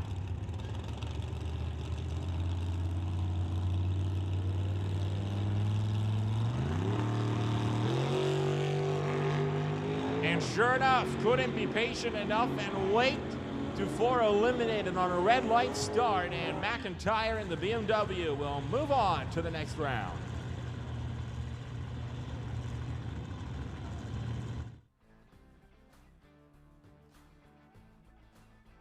You look on the Lordco, on the Lucas Oil Products instant replay, and you can see just how antsy DeFore was probably starting to get on that starting line, and that is a very common mistake. I actually remember seeing one driver that had an ET in Sportsman of 34 seconds. He made it to the semifinals because every opponent he went up against would red light because it would have a 10+ second advantage.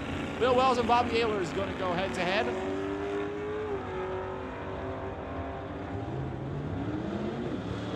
Bill Wells trying to stay out in front, but Bobby Ehlers has the upper hand on the tree, and that'll be enough to get him the win. Better than 12 hundredths of a second. The margin of victory at the top end was 15 hundredths. So Bobby Evans making full use out of that advantage to run down Bill Wells and make the pass.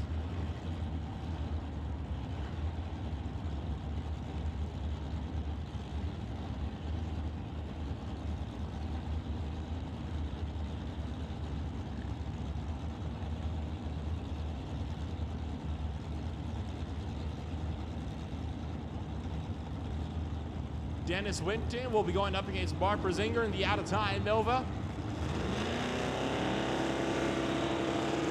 Brzinger leaves first. Oh, two thou red from Mark Brzinger gives Dennis Winton the victory. The out-of-time Nova will be going home.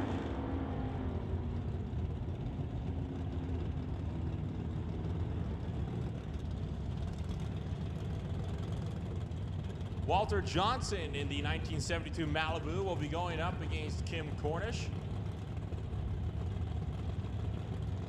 Both these drivers dialed in at 11:33. This is going to be a heads-up battle. So this could very well end up being decided here on the starting line.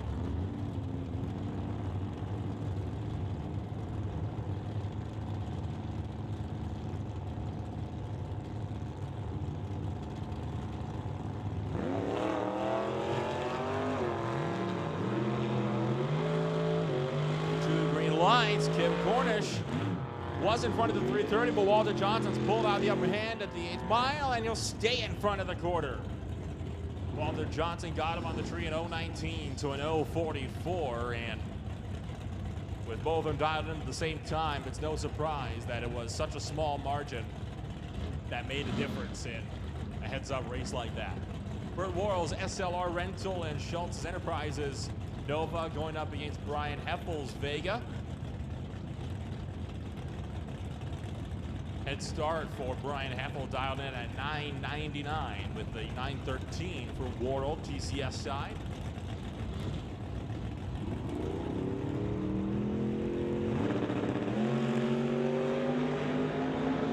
Heffel goes red on the tree by half a tenth. Burt Worrell will get a free pass.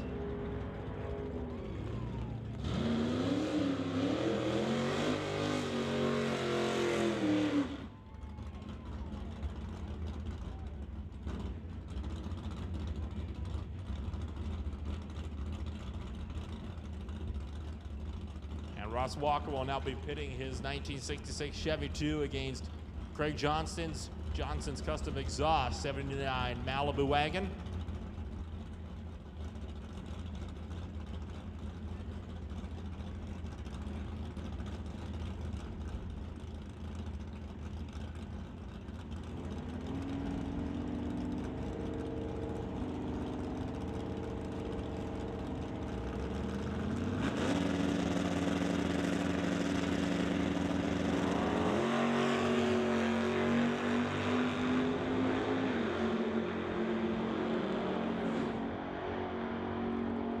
Well, an advantage on the tree was for Craig Johnson, and Ross Walker he ended up breaking out trying to catch him.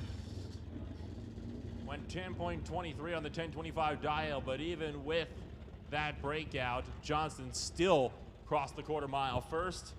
That one was won on the starting line, a 162 light to an 039.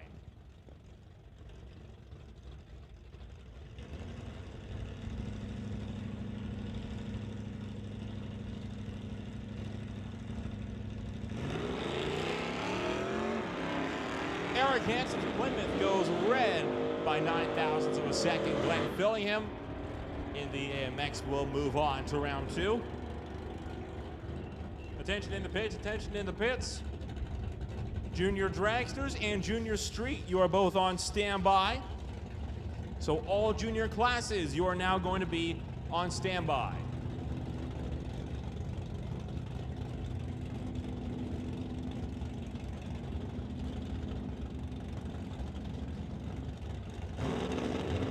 Patterson, the malfunction Acadian, going up against Bo Dickey's Lordco Bay Chevy S10, 2 green lights.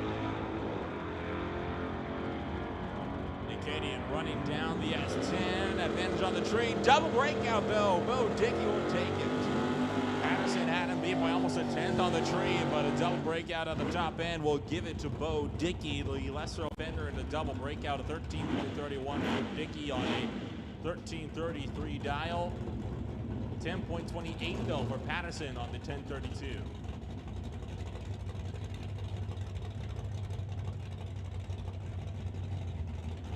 So Darren Burt will come up next in the Chevy Nova, dialed in at a 990, running the Super Gas Index, going up against Lorenz Schwartz in the Titanium Autogroup above a Speed Shop Monte Carlo, dialed in at 1018.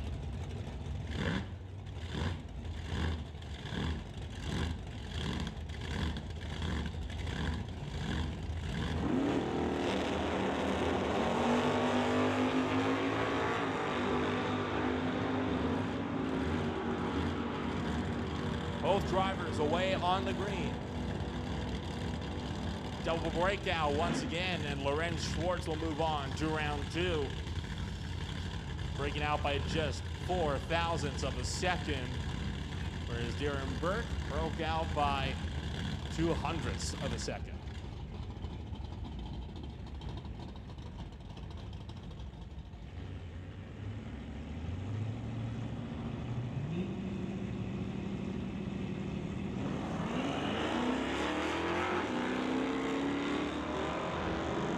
John Sayer, 14 thousandths red on the tree. Veronica Hodgson will move on to the next round.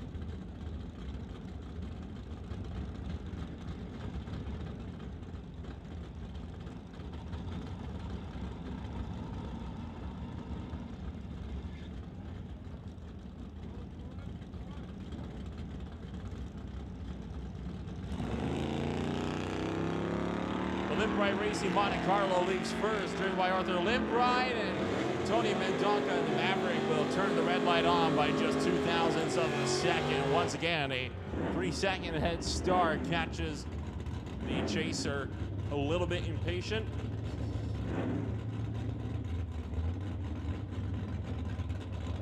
That'll bring up the new Magoo Camaro, driven by Rick McKinney, going up against Dave Jung in the Malibu.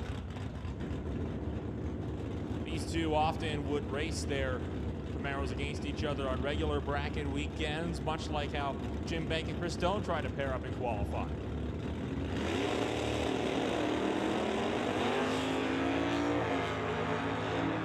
McKinney turns on the red light by just 6 thousandths of a second, and for yet another pass in on electronics, the left first will get that free pass. Dave Jung will move on to the second round, which will bring up Sylvia Hookstins out of Maple Ridge on the Mustang, dialed in at a 1266, going up against Paul Fode's 1967 Chevy Camaro out of Surrey, dialed at 1077.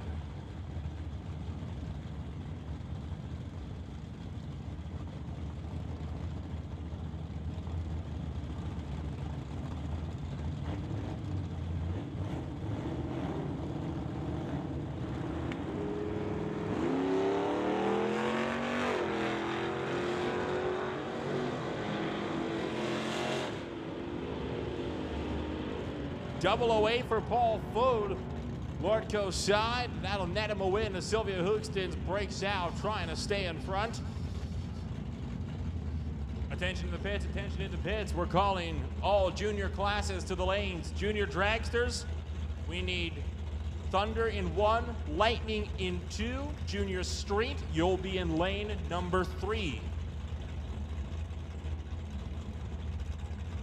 Kevin McCauley returning in the old school Cutlass to take it to Robin Reddy in the Junkyard Dog Ford.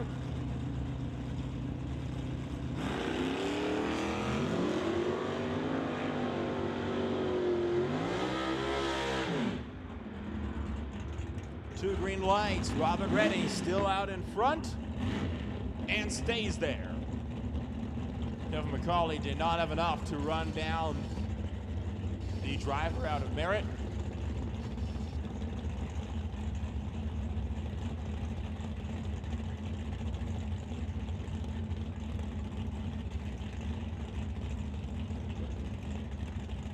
That will bring up Russell Jeffrey in the Nova out of Coquitlam, and they'll pair up with Everett Heath in the Nova. And a red light start, but this time it's for the car that left first. Everett Heath going red by 0.03 of a second.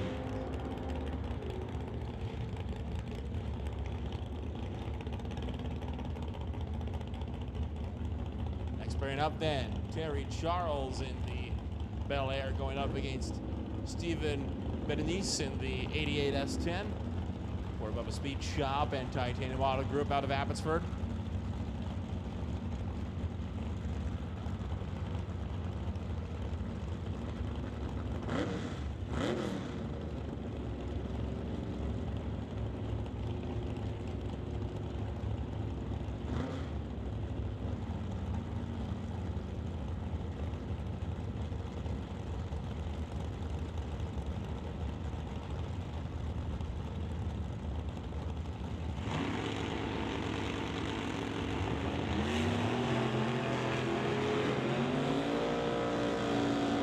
Drivers leave on green lights. Charles chasing down the S10. Dead even at the stripe. Berenice stays out in front. He had about a half a second plus 0.05 of a head start and takes full advantage of that and will pick himself up a win at the top end of the racetrack.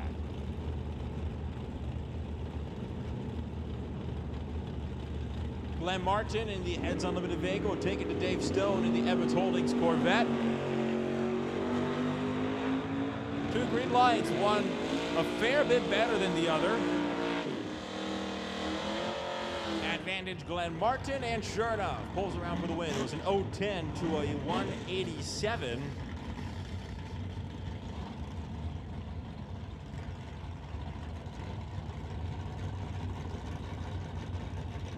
Will bring up Chris Stone for Stone Cold Racing, Willowbrook Motors, Harbor Winter Marine and RV, Titanium Autogroup, and BG Fuel Products in the Dodge Dart, going up against Kevin Garlock in the 1971 Camaro out of Victoria.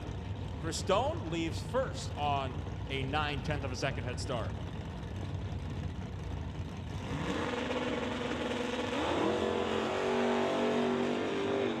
Red light start, Kevin Garlock. Chris Stone will move on to round number 2 in non-electronic eliminations. And that will just bring up the bye, Heather Hornall.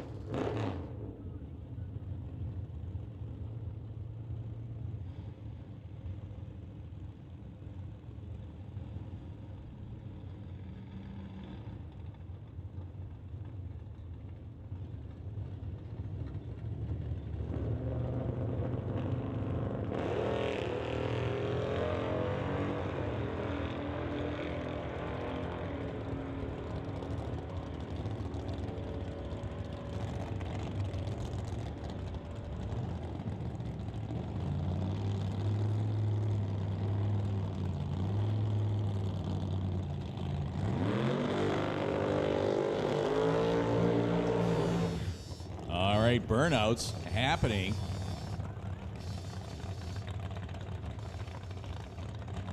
Looks like Brody Shirk out there.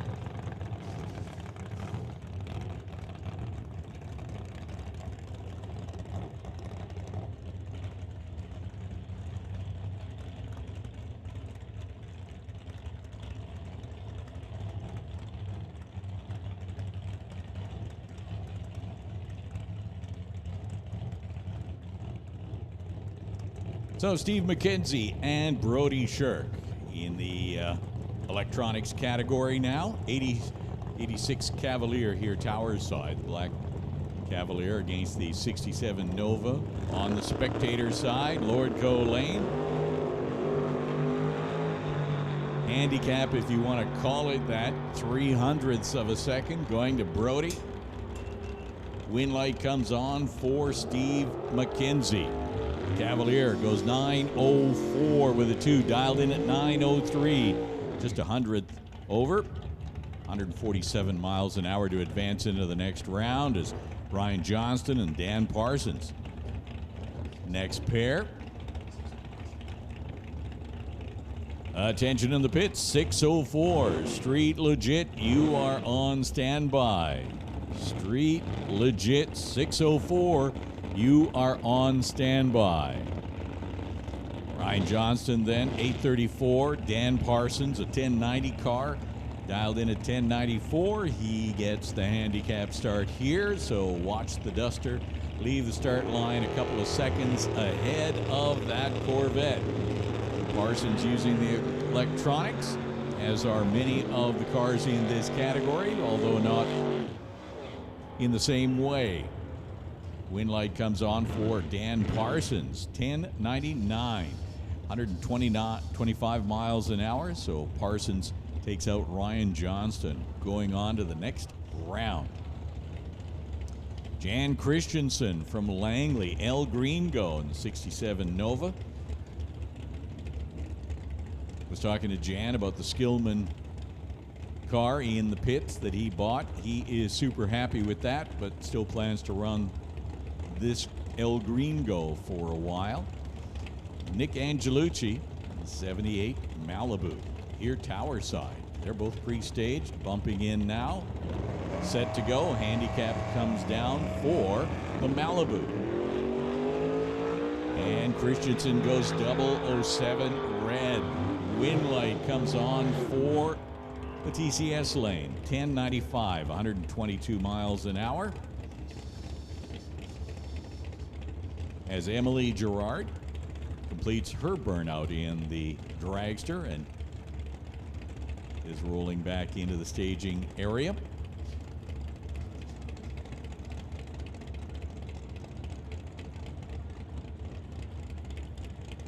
In the other lane, just waiting patiently in the water box, Scott Yaremko from Saskatoon. Scott gives big shout outs to Link Rental, Studio One, BBJ 5-star, ABS Competition, Laser Auto Body, RWH Motorsports, and Hub Automatic Transmission. All in Saskatoon. Scott's dialed in at 8:03 against Emily's 7:55. Emily's thanking JS Power Sports, JBS Equipment, and Rad Torque for their support in her racing efforts. Scott in the Canso. 2 Cansos here. As I said earlier, Canso is a Canadian-made Chevy 2. It confuses them when they go to the States.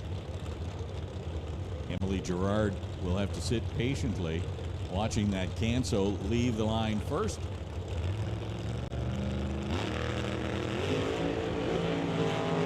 They're both clean and green. Will the Dragster catch the Canso? Does not. Emily's reaction time off the pace at 3:65, whereas Scott was an 0:15, so he had a lot in the bag. Runs 8:05 on an 8:03 dial, 168 miles an hour, so he had it well in hand. Scott Yaremko moving on to the next round. It's tough luck for Emily in the Dragster.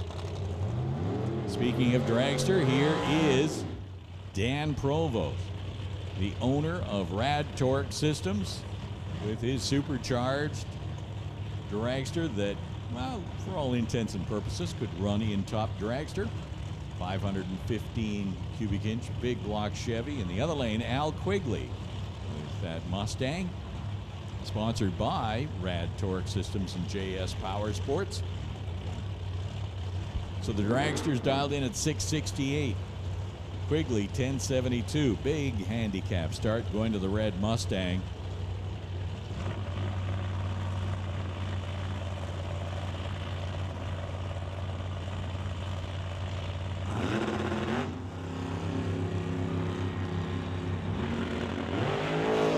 Red light start for Dan Provost.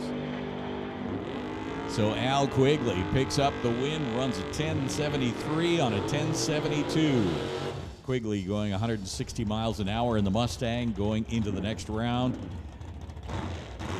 Dan Provo will have to wait another day as Mike Robinson, who is your track champion here in Super Pro category, running in the electronics division here at DOORWARZ 10. And Mike Stewart from Langley in the white Chevy. Stewart gets the handicap. They're both clean and green on the start line. They head down track. Win light comes on for Mike Robinson. 9-2-0. So dead on his dial with a 3, 140 miles an hour. Had a better reaction time, 0.17 to Stewart's 47. Here is Adam DeYoung now, and Clint Delavecchia. Adam driving the TDS 67 Chevy here on the tower side, 839 dial. Leaving too soon. Problems, not able to keep the car in the staging lane. So Clint Delavecchia gets the win, 9:15 at 150 miles an hour.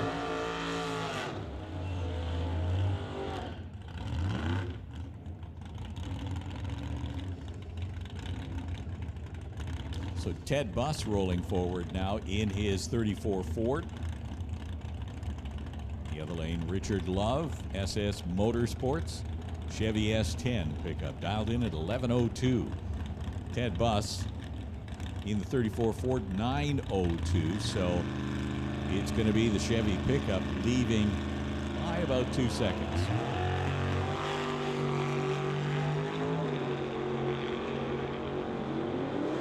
Richard Love out in front in the pickup on the brakes. He gets the win, 11:18 on an 11:02, manages to stay under the dial, 102 miles per hour.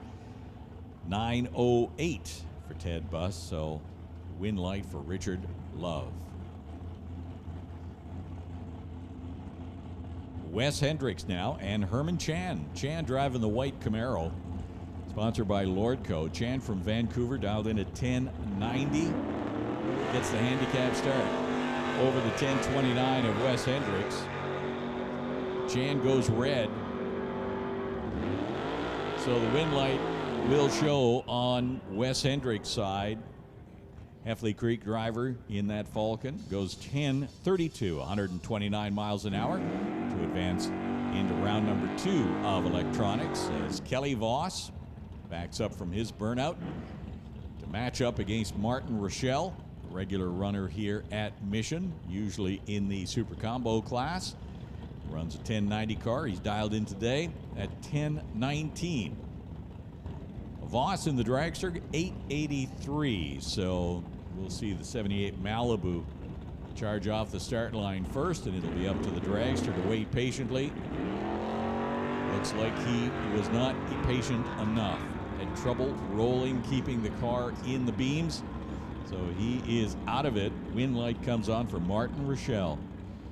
1022 at 128 miles an hour. So bad luck for Voss. Few of the runners not able to keep the car under control in the staging beams. That results in an automatic red light. Here's Warren Jacobson and Cam Shantz. Attention to the pits, 604 Street Legit. We need you to the lanes, please. 5 and 6. Street Legit, 604. We need you in the staging lanes. Bring them up, lanes 5 and 6.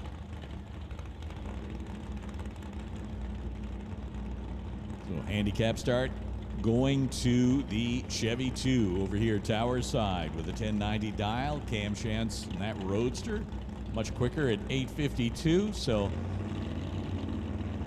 tree comes down first. Roadster is in hot pursuit of that Chevy too, without going quicker than the dial. 8:45 he runs, but not good enough because Warren Jacobson goes on the dial, dead on with a 5, 135 miles an hour, 10.90 with a 5. So Warren Jacobson advancing into the next round, and that looks like Irene Cocatello. Irene has not been out at Mission very much this year in a race car. Bob and Irene have certainly been out at the races, but this is the first time I'm seeing Irene back in a race car in a long while.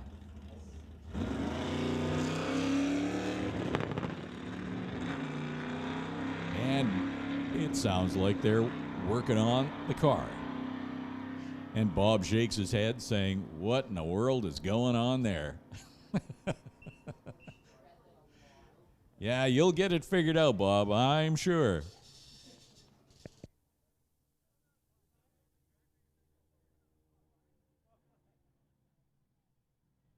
So for the record, 16:04 is what Irene ran, 77 miles an hour.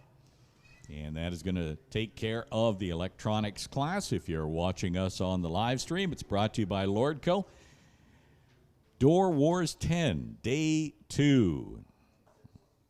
Thank you to all the folks at Valley Tech for the fine production work that they have put together for this event, including a big screen, instant replay screen here at the racetrack, and, of course, all the great video that you'll be able to watch as the video is stored at MRP Lordco TV. Junior Dragsters coming up next. Talked about Junior Dragsters earlier in the day. 2 categories, Thunder and Lightning. Each track tends to have a slightly different classification and different levels, but it basically works out to the same thing. Our Junior Thunder category here at Mission is for racers 5 to 12 years of age, and Lightning is 13 years and older. The Junior Drag Racing League is part of the Summit Series, and it takes place right across North America. They say a starting cost for a junior dragster is about $6,000. That's a little light. I can tell you for a fact that virtually every one of the families racing their junior dragsters here today have spent a considerably larger sum. The more you spend, the faster you go. And a lot of the cars here today, and there's a good many of them, are much quicker cars. So Hunter Gallant getting the bye.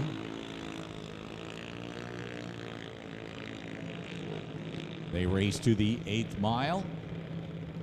Hunter sponsors include MW Race Cars, BDL Auto, Super Steve's Tire, and it's tuned by Duty. He runs 12:61, 46.95 miles per hour. Now, this is something that you don't want to see, some family rivalry. You want one of your cars to end up in the final. In this particular case, Nick Bond is racing his sister, April. April has the slower junior dragster at 1070, so she gets the handicap start. Nick is the 890 car over here on the tower side. April in the pink car, Nick in the silver car, and Justin out in front of Nick Bond.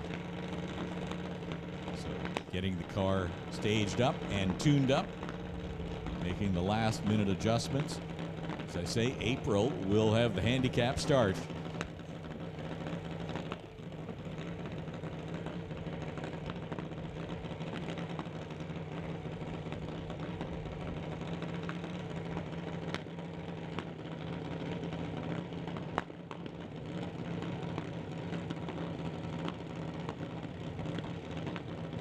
So both of them pre-staged now. They'll carefully roll forward, break the stage beam, and that will be an indication to the starter, flip the switch. And here comes the start. Both of them leave with a green light on the Christmas tree. No red lights involved. It'll be decided at the 8th mile stripe. And the win light comes on for Nick Bond. Goes 894, 72 miles an hour. He was 400ths off his dial, whereas April was 700ths off the dial. So Nick able to keep it closer to that dial to advance to the next round of Junior Thunder. Cohen Chance now and Emily White. Chance from Prince Rupert. It's a 2010 Dragster chassis on the tower side. Emily picking up sponsorship from Pioneer, Lordco, TNT, Walco. Emily from Mission right here. 911 is the dial. 890 for Cohen. So Emily over on the Lordco lane gets the handicap start. And she is way out in front. It's the stripe with 929. 68 miles an hour, great reaction time, 0:05 against Cohen's 0:80. And that brings up our next pair, Wesley Armstrong, sponsored by BD Diesel, BD Power, and Cadence Rodrigue.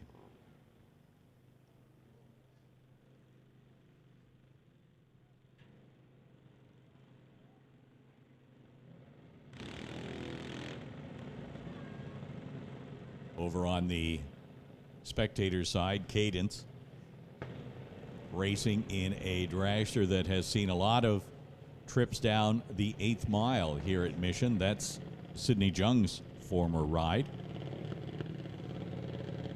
Wesley from Chilliwack, as is Cadence. Cadence also has sponsorship from Ken Specialty, Tri-City Cutting, Corvette West, and Milron Truck and Body. Wesley, BD Diesel, Badass Garage, Lordco, and Double Towels. So Cadence dialed in at 12:16 against Wesley's 13:90. So Wesley gets the handicap start.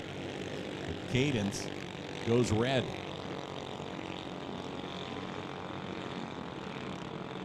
So it did appear that Cadence went and deep staged, and that worked against her in terms of her reaction time. So Wesley goes 14:02 at 44 miles an hour for the win. That's going to bring up Alex Green over here tower side in the green dragster, 14:30, and Sahid Al-Balushi over on the spectator side. He's dialed in at 9:01. That's the quicker of the two dragsters. Alex will have to be patient in his JBS-sponsored green dragster here tower side. 14:30 is what he's got on the car. 14:30. That's what it says on the reader board at the top end, and also what it says on the dragster itself. So Alex will be getting a roughly 5-second handicap, 4.5-second handicap start. And don't think that just because you leave early, you can take it easy. You still need to be on your game with the handicap start, sometimes more so.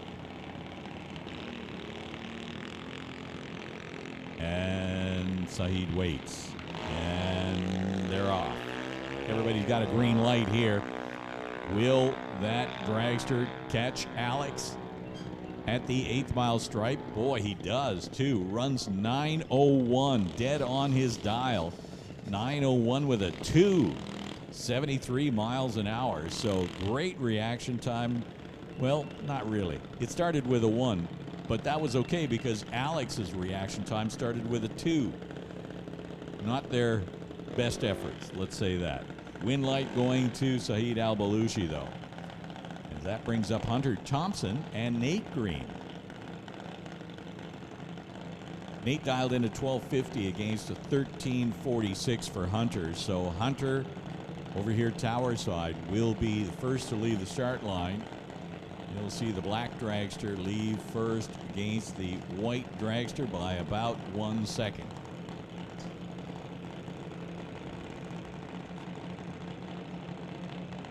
Attention in the pits, attention in the pits. Outlaw 275, you're on a quick standby. We'll be calling you to the lanes real quick. Outlaw 275, consider yourselves on a quick standby. Wind light comes on for Hunter Thompson, 1369, 44 miles an hour. 1369, good to advance into the next round. A lot of smoke out at the top end. That would appear to be the Hard Knock Stunts folks doing their drifting and using up a little bit more of their tires. Ashton Katnick now and McKenna Thompson. Ashton dialed in at 1394. McKenna Thompson 1052. So TK Performance is the sponsorship for Ashton over here on the tower side. 1394. 1052 is the dial in for the JBS sponsored McKenna Thompson Junior Dragster. And that means you're going to see tower side leave first by a couple of seconds. He went deep. Ashton went deep on the tree.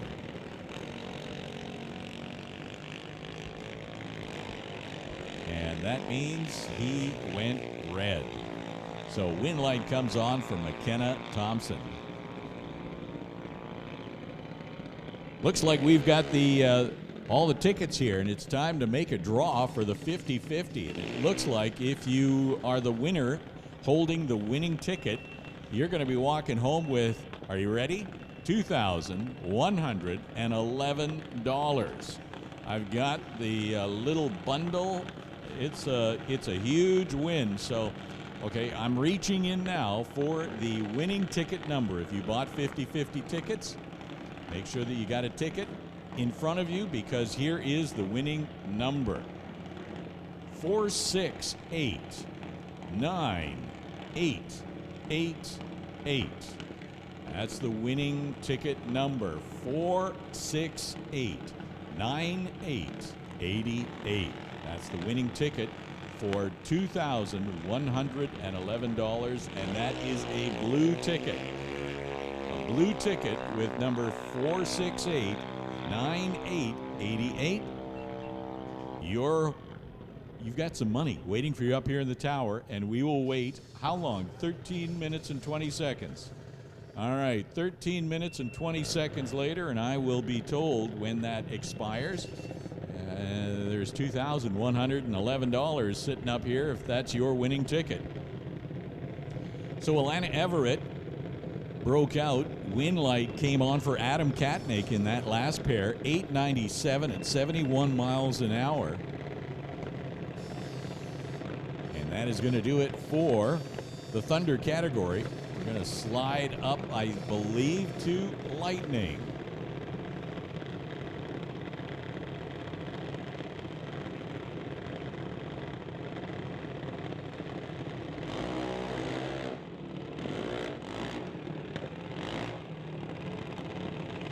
Attention to the pits. 275. Outlaw 275. We need you in the lanes. Bring them up. Outlaw 275. So rolling forward now, first pair in the Lightning category. It's Colton Morin over on the Lordco lane. Here in the TCS lane, Rashid Al-Balooshi. 790 is the dial for Rashid, 794 for Colton, 0.04 of a second difference. You're probably not going to see that handicap on the tree, but if the drivers are on their game, they will be able to take advantage of that 0.04 of a second. Colton gets to leave just a tiny, tiny bit ahead of Rashid Al-Balooshi. Both cars pre-staged, getting set, waiting for both of them. Now they're ready to go. Here comes the tree. Red light start for Colton Morin. Goes 007 red, 7 thousandths red. Rashid picks up the win. He's allowed to break out. 789.81 miles per hour for the win.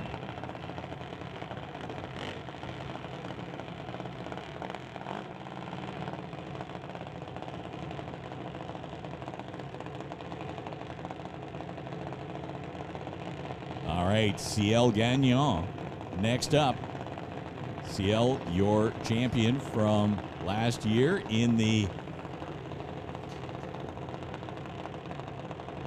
Lightning category. Ciel dialed in at 795. Abigail White has 803 on the radar board and the car, so Abigail from Mission will be leaving first.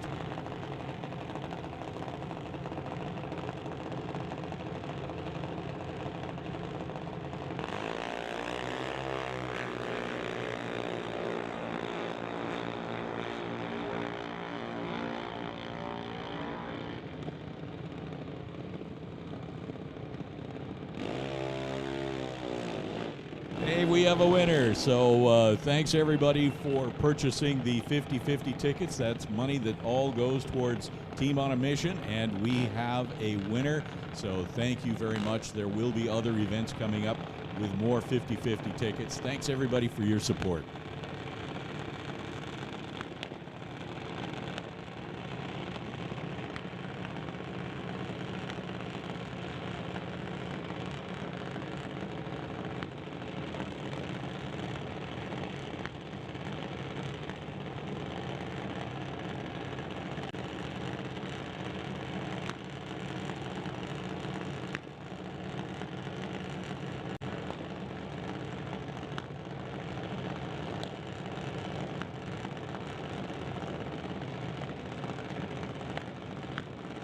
So next pair on the line, Emma Debris-Coos and Lincoln Shirk. Lincoln's over on the Lordco side with an 818 on the reader board. That's his dial-in. He leaves first against Emma's 790.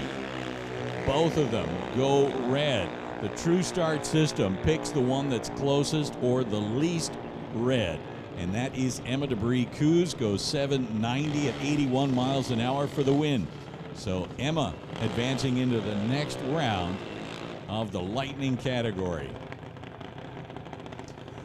Aidan Katnick and Lexi Winterbottom. The next pair, Lexi in the Bowtie Ventures blue and yellow junior dragster over on the spectator side. 820 is what she's dialed in at. Aidan Katnick 795 over here on the tower side. Maple Ridge Runner sponsored by TK Performance. Aidan Katnick has 795, so we'll be sitting patiently waiting for Lexi. 820. So Lexi is staged, ready to go. Will Aidan get in there? Might get timed out. Time, okay, we're in.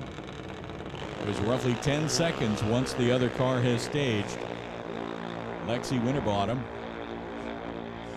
and Aidan Katnick heading down the quarter. Breakout for Aidan. Win light for Lexi Winterbottom. 826, 78 miles an hour. So Lexi advancing to the next round. Hey, we were talking about the winner in the 50-50. Big shout out to Sylvia Hoogston, of course, and Yvette Jacobson and Doug and Susan Townsend for all of their help in getting those tickets sold. Winner going home with just over $2,100 in cold, hard cash. Woohoo! Time to celebrate Canada Day weekend with money that you won at the races. We'll be doing more 50-50 draws over the summer events, and so believe me, you could be the next winner. But what is it that they say? You can't be a winner if you don't buy the ticket, right? So buy the ticket, could be picking your number. Junior Street now on the line. Only two vehicles in the category. Richard Peterson is in the big pickup. Richard is the son of Keith Peterson, who is sort of spearheading all of the West Coast Pro Mod Association. That's him in the tent. That's him on the start line usually. Although I suspect right now that's him in the car with Richard. He's in the pickup. Cody Plus from 108 Mile House here in the 95 Camaro has a shout out going out to Antle Towing. So 910 is the dial for the Camaro and 1020 for the big 2016 Chevy pickup. Pickup gets to lead the line first. And then both of them hope to get to the 8th mile stripe ahead of the other. Who's it going to be?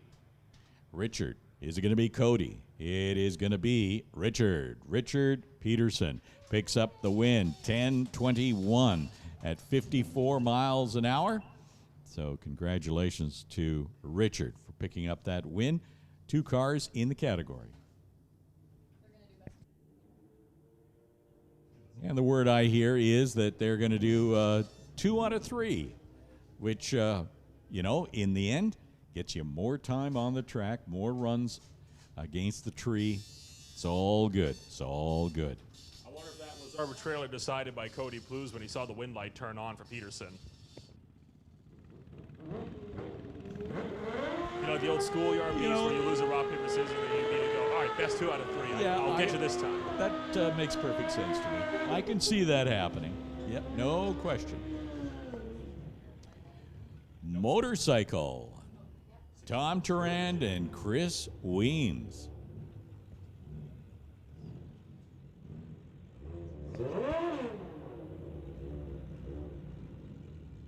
So the motorcycles do run in 604 Street Legit. Tom Turand, it is called the Kraken. He's over here on the tower side.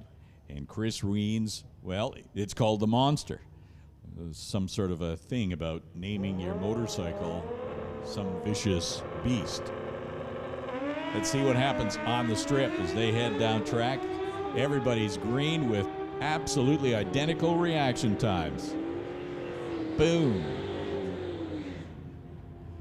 So 863 for Tom Turand, 156 miles an hour, 888 for Chris Weens. So Tom Turand going up in the number 1 spot in the category, 604 Street Legit. Chris in the number 3 spot. Nathan Friend and Don Murray. Murray in the Hemi-powered CUDA.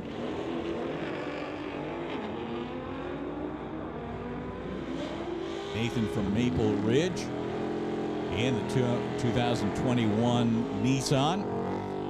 Don Murray goes 9:14, 147 miles an hour. The Nissan goes 10:64 at 130. So Don Murray slots in the number 5 spot. Nathan, number 7. I got 10 cars on the sheet right now. Real Picarello. That is the 55 Chevy here on the tower side. Rob Monroe's driving the 31 Ford Model A. It's a fast little hot rod, 910, 146 miles per hour. 604 Street Legit. You'd look sideways if you saw that Model A coming up at the stoplights. But Rob Monroe gets in a 901. He slots in a number 4 spot, and Real in the number 6 spot. That brings up our last pair, Richard Love and Raj Kal. Richard Love from Osoyoos, SS Motorsports S10. Problems for Raj Kal. Up against the Rev Limiter, the Black Widow 91 Civic. So 1528 for Raj, and Richard goes 11 flat, 123 miles an hour. And that is going to do it for 604 Street Legit. And I'm seeing tractors on the surface, and that means there's going to be a little bit of track preparation in preparation and I guess ahead of the next categories.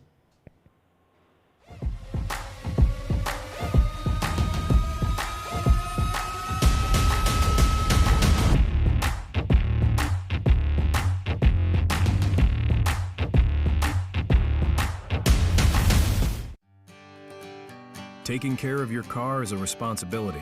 It ensures the long life of your car and its expensive components. That's why Lucas Oil takes automotive protection so seriously. Lucas heavy-duty oil stabilizer bonds with motor oil to shield engines from heat and wear. So take pride in caring for your car and pass that pride and knowledge to the next generation for years of smooth, reliable driving on the long road ahead. Trust Lucas Oil. It works. Quality is never an accident. It is the result of high intention, knowledgeable effort, intelligent direction, and skillful execution. It represents the wiser choice of many alternatives. JBS Equipment. The field's the limit.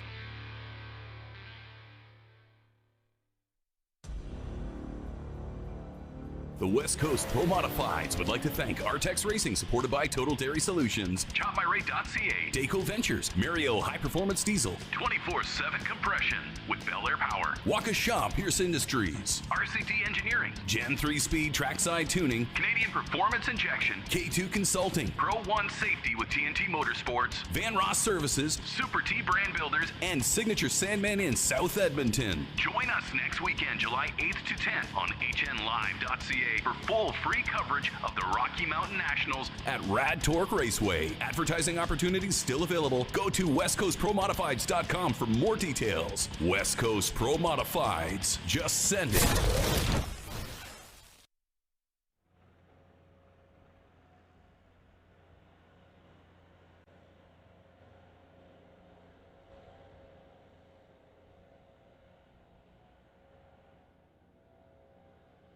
Attention in the pits. Canada West Doorslammers, you are on standby. Canada West Doorslammers, you are on standby. And ladies and gentlemen, check your pockets.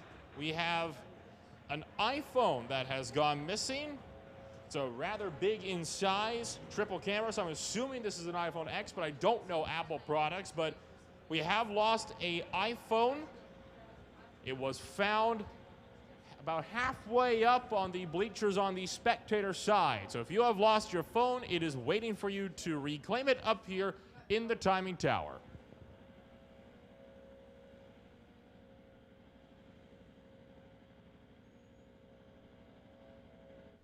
Down the Outlaw 275 pits with Justin Collins from Alberta. And Justin, we were talking before this is your high school car that you had. You got the Fox body and then did some minor upgrades to it over the years. Yeah, it's been through a few stages for sure.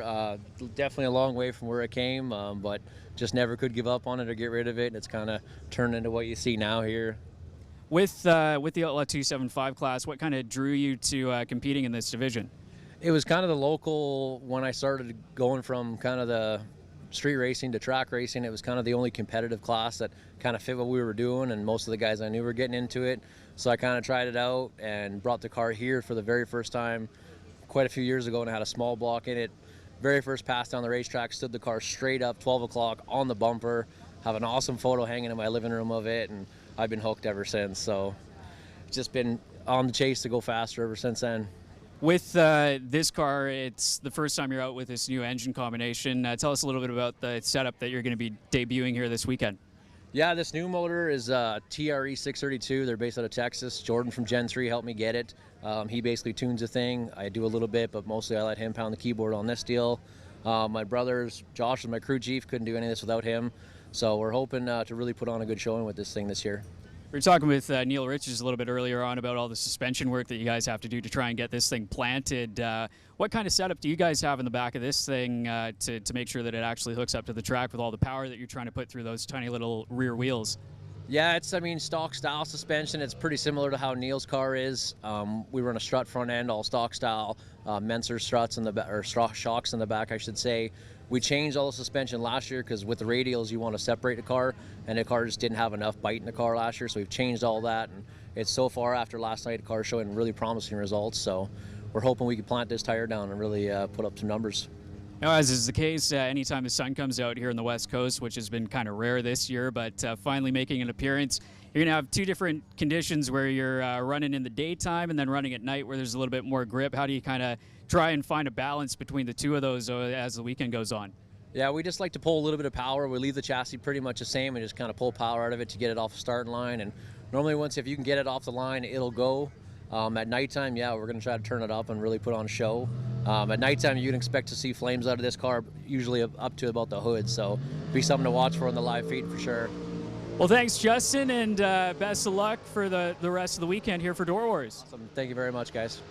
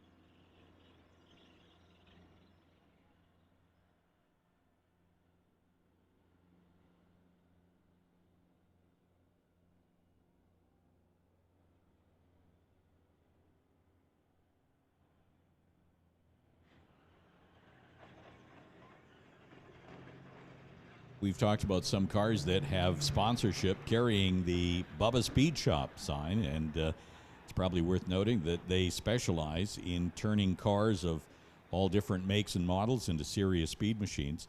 Bubba Speed Shop perform upgrades based on each individual's customer needs, whether it's a minor modification or all-out custom vehicle. Bubba's is the place for you. They recognize that hot rod builds can be differently interpreted by each and every customer, so they build each car exactly to the customer's specifications, providing suggestions along the way.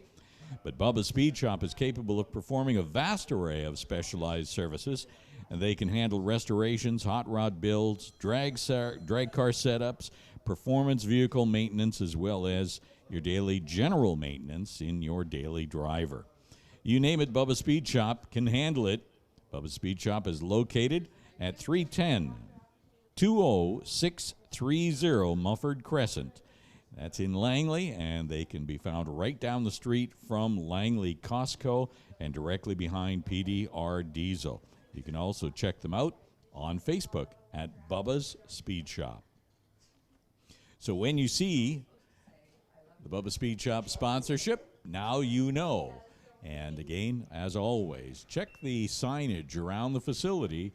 And we always like to give a shout out to all of those folks who have put their support towards Mission Raceway and racing NHRA style here at the Titanium Strip at Mission Raceway.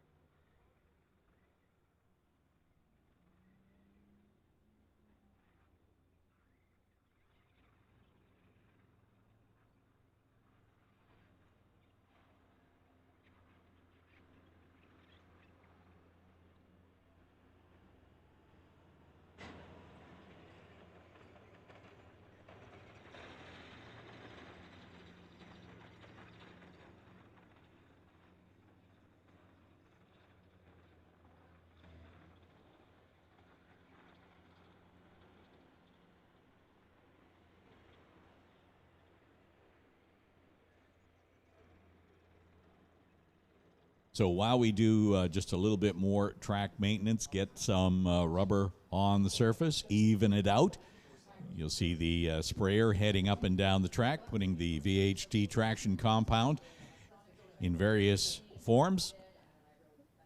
We want to make sure that the track is as sticky as possible for the next category, which is MDA Fabrication Outlaw 275. And they will be coming up here. They're running the 8th mile. Small tires, 275 drag radials. The bodies are all fiberglass Lexan. That's okay if you've made the addition to that, but it has to retain the basic original appearance of the car, with the firewall being in the stock location. You'll also notice that headlights and taillights are functional in the class, so there is no full tube chassis. Bottom line is these are cars that have over 1,000 horsepower, and they're going to be pretty close to that 4-second range in the 8th mile if and when the cars hook up. That's always the tricky part, which gets back to the traction compound that we're putting onto the surface. Cars are set up with a lot of horsepower, and so we want to make sure that we can give them a racing surface that allows for them to get all of that horsepower onto the track and through the 8th mile. So next category, MDA Fabrication Outlaw 275 will be next on the track.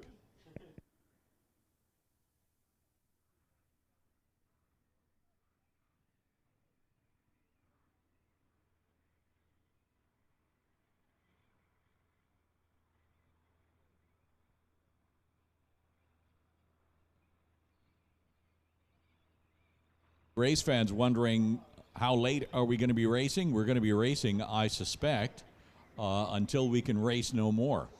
It is going to be a full night of racing under the lights, as we have got a lot of cars yet to run through the various classes. So that's going to be happening all through the night.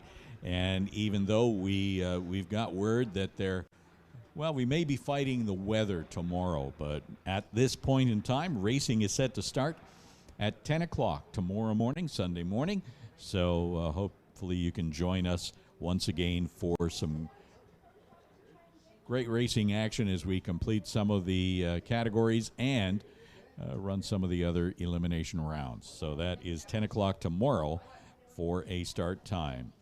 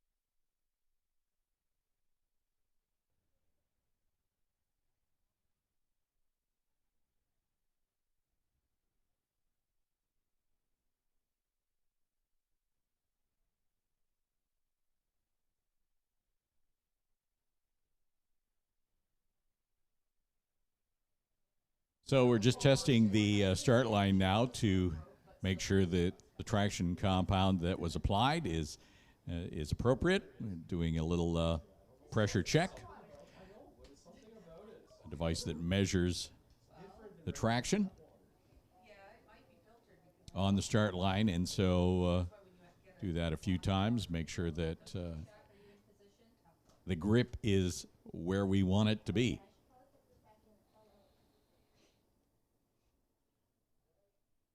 Outlaw 275 is coming up around the corner. All those cars are in the staging lanes.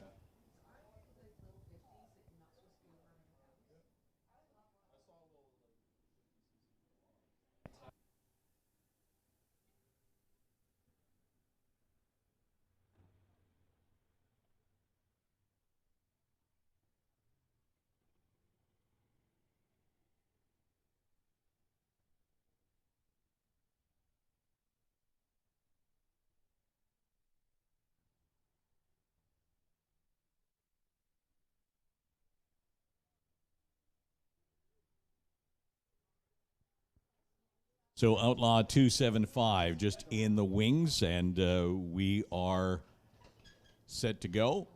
Guest announcer in from Victoria is Cole. And I'm going to turn the microphone over to Cole. He's going to take you through that round of eliminations in the category. Well, thank you, Jerry. And we, just moments away from round number 1 of eliminations in Outlaw 275. Of course, we had a rain-out makeup date that we had on Friday where J.R. Lazick was crowned the winner in that. Moving on from the second round of eliminations through there, that was yesterday. So already one race under the Outlaw 275 guys. Belt for this weekend here at Door Wars, but of course today crowning the Door Wars 10 champion for the Titanium Autogroup, as well as MDA Fabrication, bringing us the West Coast Outlaw Series for the 2022 racing season here at Mission Raceway Park. And I can hear our first pair, at least one of the first pair, getting ready to roll underneath of the Lordco Auto Parts Bridge to get things kicked off for Outlaw 275. Trevor Mulder in the TCS lane will be facing off against Justin Collin. Mulder from Alberta, Collin also from Alberta, out of Calgary in the on-point performance 83 Mustang in the Lordco Auto Parts lane, and Trevor Mulder in the TCS side of the racetrack for Motion Performance, Horsepower Solutions, and Selkirk Auto Body, your number 12 qualifier, facing off against the number 11 qualifier.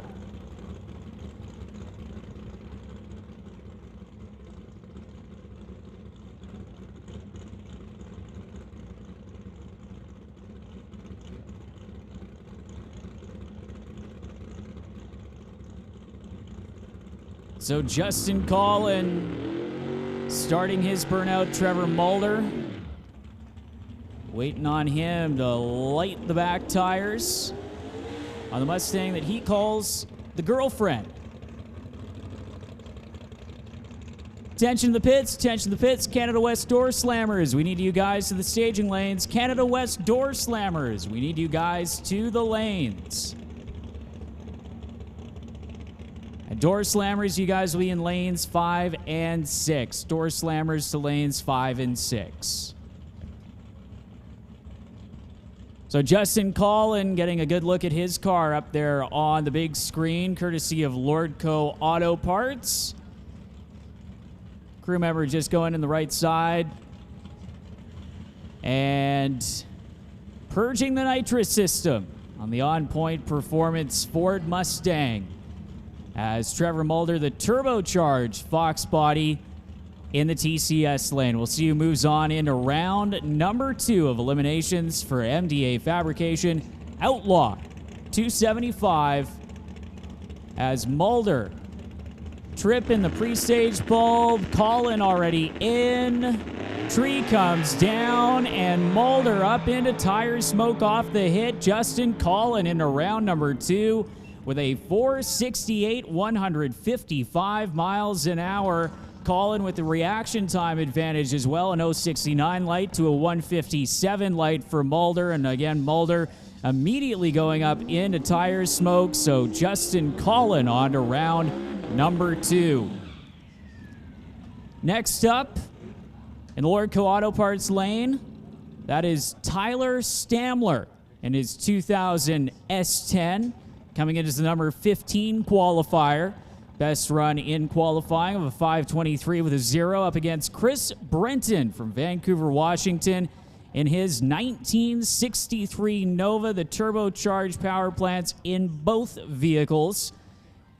Chris Brenton coming in as the number 8 qualifier with a 461 with a 4 at 163 miles an hour. Just looks like we have somebody stopped at the top end of the racetrack, Justin Collin, which is why the red lights are flashing at the moment. So Chris Brenton and Tyler Stamler waiting at the start line. Just as soon as that vehicle is cleared off of the top end, we will give them the signal to roll on into the beams. Looks like both drivers shutting their cars off for the moment, as Justin Collin is now looks like made his way safely off of the racetrack, but still some safety quads and apparatus on the racetrack. So once they are clear to go, we will get ready for the second pair in round number 1 of competition here in Outlaw 275. And Chris Brent, one of the few competitors coming up from Washington State in that Nova, made his best qualifying lap in the final qualifying session, 461 with a 4. And Tyler Stamler, the driver out of Rocky View, Alberta,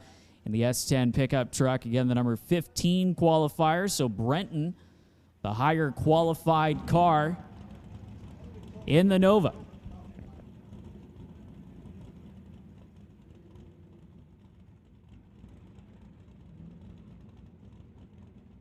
So Tyler Stamler, his crew member, guiding him into the beams, and Nick Duda out in front of Chris Brenton's Nova, helping guide him into the beams. And unfortunately, sounds like Nick has had some engine woes with his Pro Mod, so we'll have to sit out competition today as Chris Brenton will get ready to bump it in. So will Tyler Stamler. You hear both drivers building up the boost before they light the bottom bulb.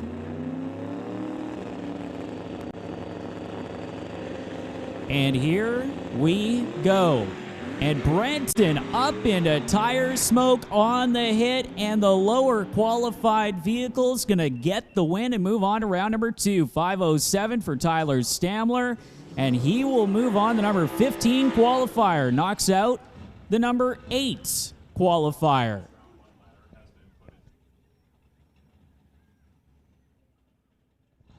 So up next will come Jordan Brandon out of Lethbridge, his 2000 Chevy Camaro in the TCS lane, and Justin Gallant from Chilliwack driving his wife's street car. Justin having some problems with the race car, still waiting on some parts for that machine, and so to get some points for the MDA Fabrication West Coast Outlaws series, Justin has been breaking the beams and just making passes in his wife's car so that he gets the points for making each qualifying session and making first round, and maybe hoping for a little bit of breakage or some wheel spin or something from Justin Brandon. And who knows, maybe he could even sneak out a round win. Weirder things have happened in drag racing.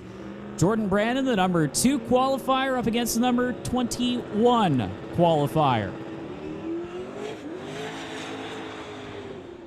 Jordan Brandon gives her a pedal, gets it down to the top end with an early shut-off 5:35 with a 9, 104 miles an hour. Justin Gallant legs it down to the top end with a 13:17 at 52 miles an hour.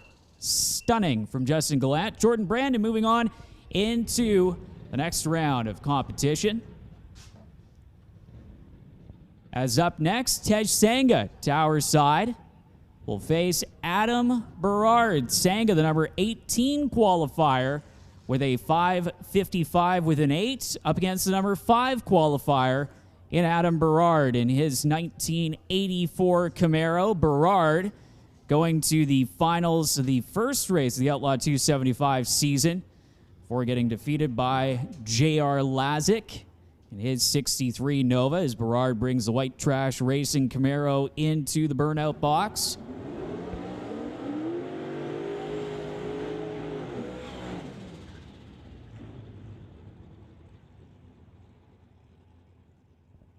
So Adam Berard looking to punch out the lower qualified car, the number 5 qualifier versus the number 18, and Tez Sanga seeing what that S10 just did in the previous round and hoping to do the exact same thing, have the number 18 qualifier, this time knock out the number 5 qualifier in the Bubble Racing JMS Racing. Fox Body Mustang, 1998 Ford Mustang in the TCS lane. And again, with these small tires, big horsepower, anything can happen in competition, as it's like Adam's crew just checking out the Lordco Auto Parts lane, maybe bringing the starting line crew aware to some small amount of fluid that has been put down. They will head out there with the mops and just double check, make sure that nothing is down on the racing surface itself. Looks like after a quick sweep, things should be good to go. Adam's crew motioning to bring him into the staging beams and still trying to help him back up for the burnout to get back into those nice sticky tire tracks that he laid down. As Tez Sanga waits in the Mustang, and up on the big screen, you're getting to look at Rick McLeod's Dodge Dart, which will be coming up in the next pair. So Adam Berard now lined up and ready to go for a trip down Farmer Lane. So Berard from Red Deer, Tez Sanga from Surrey, both drivers pre-stage, building the boost. Berard is in, Sanga in. Berard spins the tires off the line. He's back into it, trying to run down Sanga, and he's going to drive around him, and it is going to be a hole shot. 193 reaction time for Adam Berard, a 416 light for Tez Sanga. And Berard, who had a big pedal job, we can see it up there in the Lucas Oil Instant Replay cam, got back on it, managed to track down Sanga, and the margin of victory just by a nose at the 8th mile mark for Adam Berard in the Camaro. Well, up next, Rick McLeod, as we mentioned, in the TCS lane, the nitrous-assisted Dodge Dart, up against, well, would have been up against, Jay Severston in the Radial Flyer Nova, but Severston hurting the motor last night on his final pass of the evening, a 473 with a 9 for Severston, but unfortunately, again, hurting the motor. That would have put him in the number 13 slot. Rick McLeod, the number 10 qualifier with best lap of 4.680, 150 miles an hour. So Rick McLeod will take this one as a test hit. Strong launch and good run. Ooh, a little bit of a backfire coming out from underneath of the Dart. 482 off the gas early. 122 miles an hour for Rick McLeod. 122.56 miles an hour. Once again, Canada West Doorslammers, Canada West Doorslammers, we need you guys to the lanes. Canada West Doorslammers, lanes 5 and 6.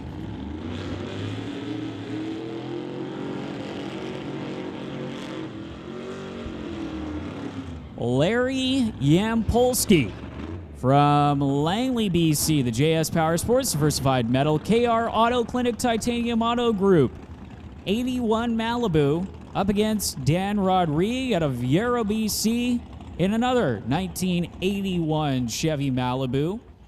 Rodriguez in the Lordco Auto Parts lane. The TCS side of the racetrack is Yampolsky. Rodriguez, sponsored by Ken Specialty Automotive, West Star Trailer, SD Performance, McGraw Metalworks, and Gibson Racing Transmissions. Nitrous versus Turbo for Dan Rodriguez as he purges the system on the Malibu he refers to as Boost of the Battle of the two 1981 Malibus. We'll see if Dan Rodriguez, again the higher qualified car, number 6 qualifier going up against the number 17 qualifier. Rodriguez's best run in qualifying, a 458 with a 9, a 551 with a 5. Yampolsky's best run in his machine. So Rodrigue finished purging the nitrous and immediately lights that bottom bulb. Yampolsky is in. Wheels up launch from both cars, but Dan Rodrigue is gone at the top end of the racetrack. 461 with a 3, 157.61 miles an hour to get the win for Dan Rodrigue. A 556 with a 3, 130 miles an hour. The losing effort for Larry Yampolsky in his Malibu.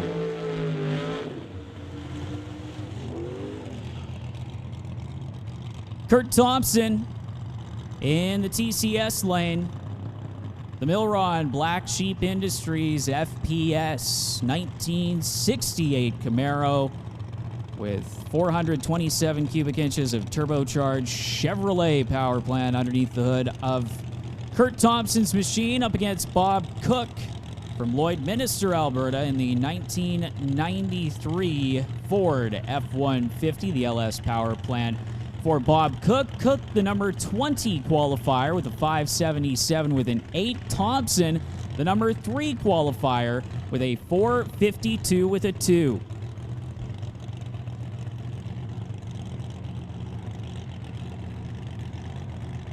So let's see if Bob Cook, who has run a 595 the 1 and a 607 with a 1 in the truck, can punch out the number 3 qualifier. Kurt Thompson is going to move on in round number 2.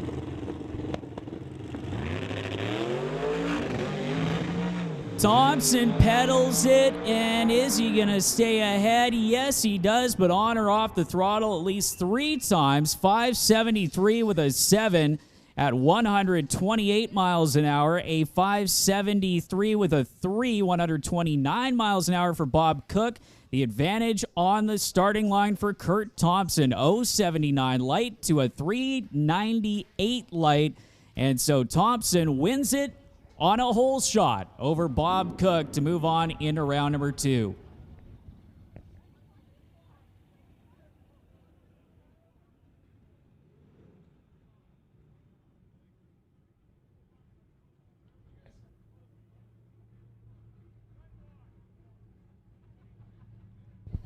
So it looks like John Cuglietta will be in the Lordco Auto Parts lane in his gold Mustang, 2004 Ford Mustang, known as Balboa, up against Devin Knopf out of Blind Bay, BC, in his Toyota Corolla.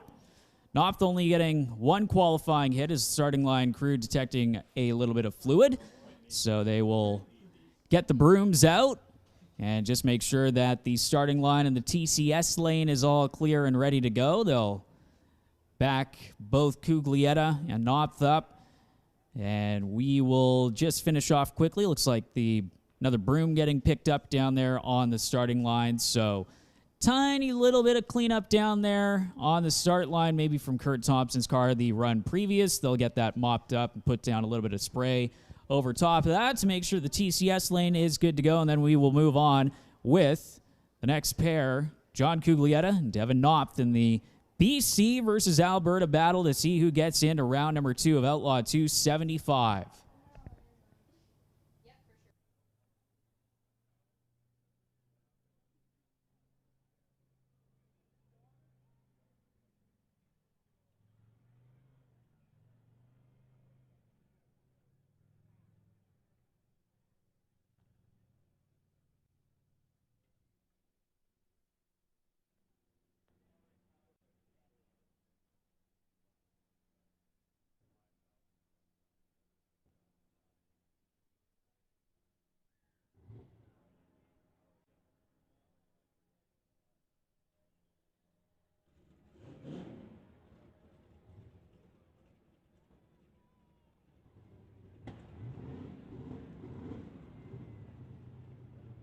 So, looks and sounds like we are ready to go here with Devin Knopf versus John Cuglietta. Knopf qualifying in the number 16 spot with a 535 with a 6. Cuglietta, the gold Mustang, 461 with a 1, putting him in the number 7 spot.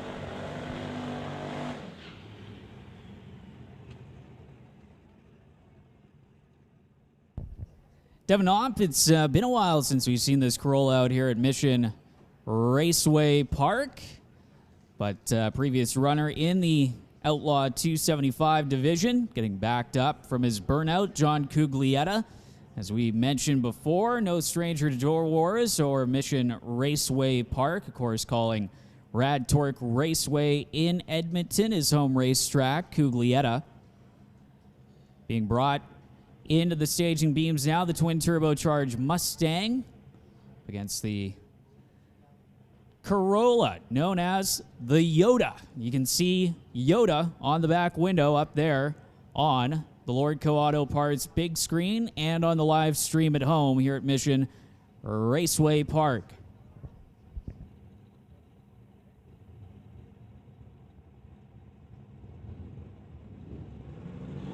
So, Knopf is staged. Cuglietta building up the boost, bumps in. Who's going to go to round number 2? Both drivers pedaling it, Knopf on and off of it, and at the line, slugging it out. John Cuglietta is going to get there first. 5:57 with a 6. 119 miles an hour. Wasn't pretty, but John Cuglietta will move on. Looked like right there that Knopf was going to get it done, but he had to shut off the Corolla, and Cuglietta coasts his way to the win in the Mustang.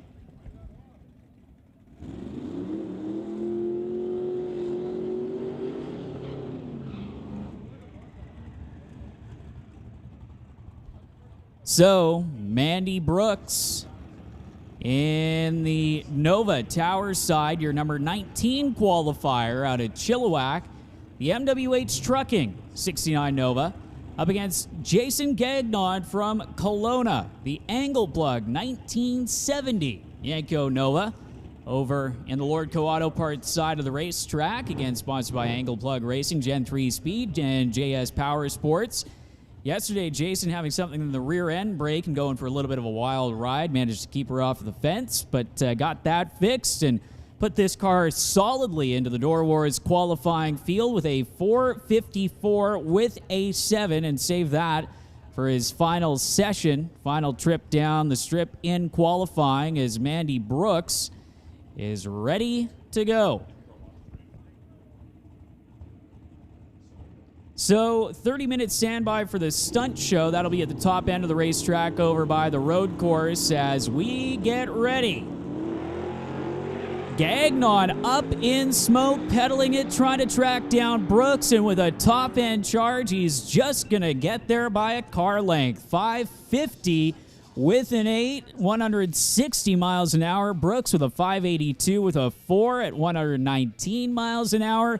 You can see Brooks at a car length advantage, but Gagnon comes around, drives around her, and the margin of victory at the stripe about a car length and a half. Again, 30-minute standby for the Hard Knocks stunt show. That'll be down where you saw the smoke down towards the road course in the shutdown area. So you make your way and watch that from across the way. For the stunt show, that is on the spectator side, and that will again be at 5:30.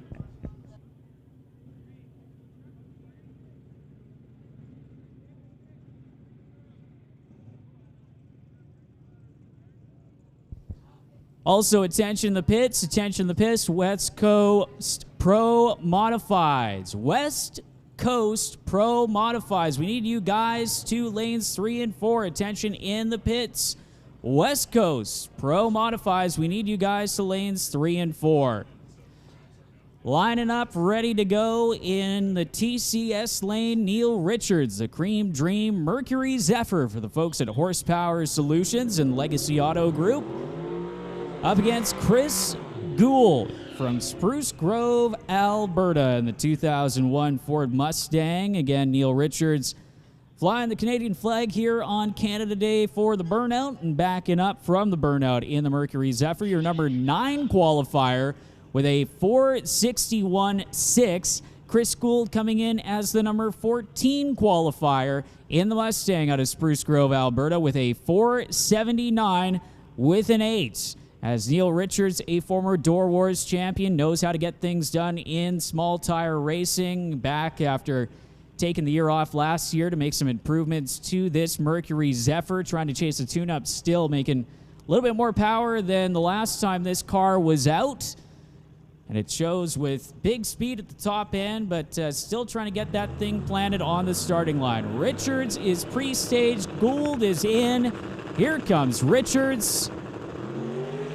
Reaction time advantage to the Zephyr. Gould goes up in smoke, and Neil Richards pops the laundry at the end. 461 with an 8, 164.77 miles an hour. No problems for the Cream Dream to move on into round number 2. Chris Gould, again, up in tire smoke. For the record, Gould running a 6:43 with a 2, 119.80 miles an hour. So, looks like we have one last car to run here in Outlaw 275 for round number 1 of eliminations. Of course, an odd numbered field with 21 cars. So the number 1 qualifier getting the bye run into the next round, and that is going to be J.R. Lazick from Rutland in his 1963 Chevy Nova. Then we'll have Limited Streets coming up after this for their first round of eliminations.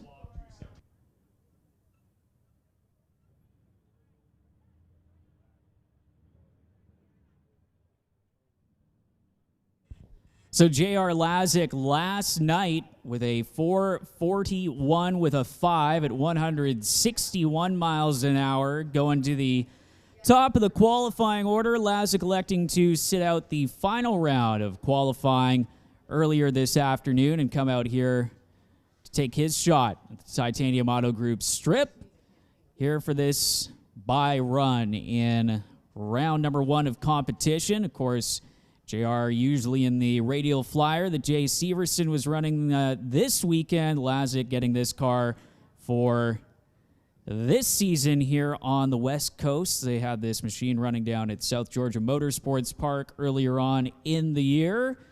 As again, looks like the starting crew going to work, just mopping up some fluid down there in the TCS side of the racetrack. Of course, West Coast Outlaw Series with Limited Street part of the program as well. MDA Fabrication bringing us all the action.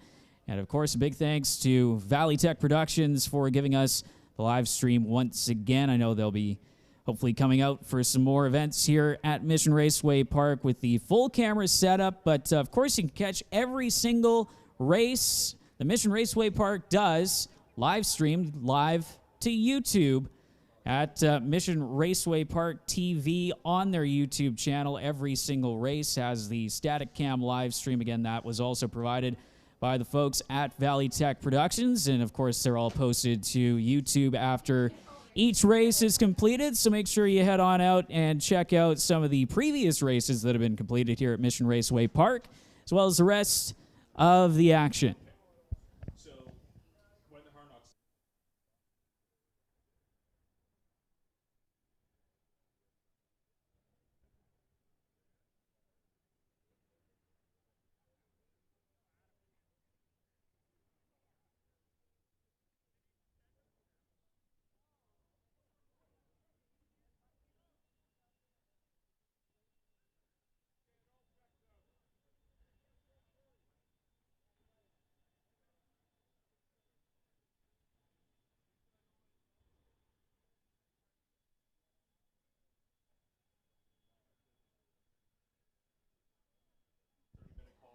And of course, we plugged it a few minutes ago, but now probably closer to 20 minutes from now, the Hard Knocks Stunt Show stunt team over on the spectator side down in the shutdown area will be performing a big-scale stunt show. You can see some of the ramps set up just past the Lordco Auto Parts scoreboard down there. So they will be putting on quite the show. If you wanted to head on over there, that is scheduled to start at 5:30. Of course, with all the racing that we have here on the drag strip, we will still be running our elimination rounds for all the classes here this evening. So while the stunt show goes off, us here up in the tower will go quiet and make sure that if you don't venture to the top end, you can still catch the stunt show on the Valley Tech Productions big screen as J.R. Lazick fires up the 63 Nova and gets ready to make the final hit here in round number 1 of eliminations for Outlaw 275.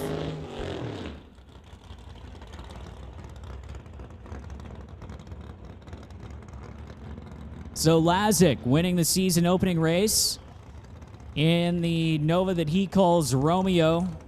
Special thanks going out to Rob Charlton Racing, as well as Rad Torque Systems, BCJ Properties, Lazic's Automotive, Bel Air Power and Production, 5 Generations, the Tatarov Boys, as well as Ken's Crane Service, Western Gas Co., all helping out.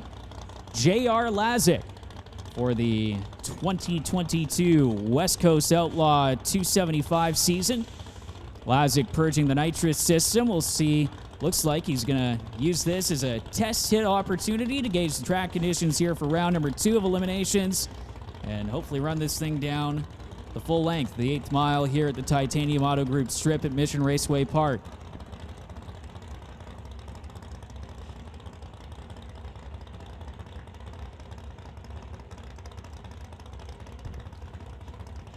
Crew member steps away from Lazic's car as he will do a final purge of the nitrous system before turning on the top bulb, flickering on the bottom bulb, and right up into tire smoke for J.R. Lazic. So Lazic will coast to the top end now and register a time of 9:61 with a 147 miles an hour. So that will do it for round number 1 of Outlaw 275 eliminations, and J.R. Lazic with that competition single will roll his way into round number 2 of competition. All right, up next, Limited Street. First pair getting ready to head into the water box.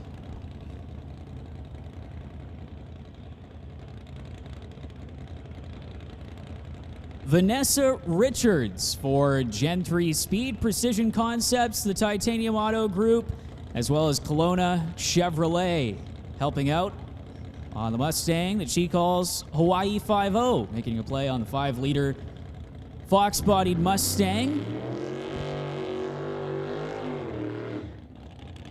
Richards is going to go up against Chris McGraw. McGraw usually running his red 1990 Mustang called Flipper, but unfortunately, Flipper having some problems, and McGraw, who is trying to get some points for the West Coast Outlaw Series, much like Justin Gallant in Outlaw 275, has pulled out his street car to run in round number 1 of eliminations, a 12:16 for Chris McGraw, putting him in the number 8 spot with his street car. Vanessa Richards, the number 1 qualifier, with a 5:41 with a 3 at 129 miles an hour. Richards already with 1 win under her belt in the Hawaii 5.0 Mustang, that coming yesterday for the season opening race for the limited street class.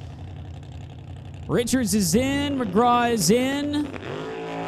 Richards, no problems, as McGraw will just break the beams to get the round 1 points, and Richards gets to the top end of the racetrack, 5:45 with a 9, 128 miles an hour. Solid run in the heat of the day, as you get a look up on the big screen as well as at home at the ladder for the West Coast Outlaws Limited Street. So Vanessa Richards will move on in to round number 2 of competition. And we will get ready for the second pair here in eliminations. Already in the water box, Justin Gibson in the TCS lane. Gibson from Surrey in his 1988 Ford Mustang.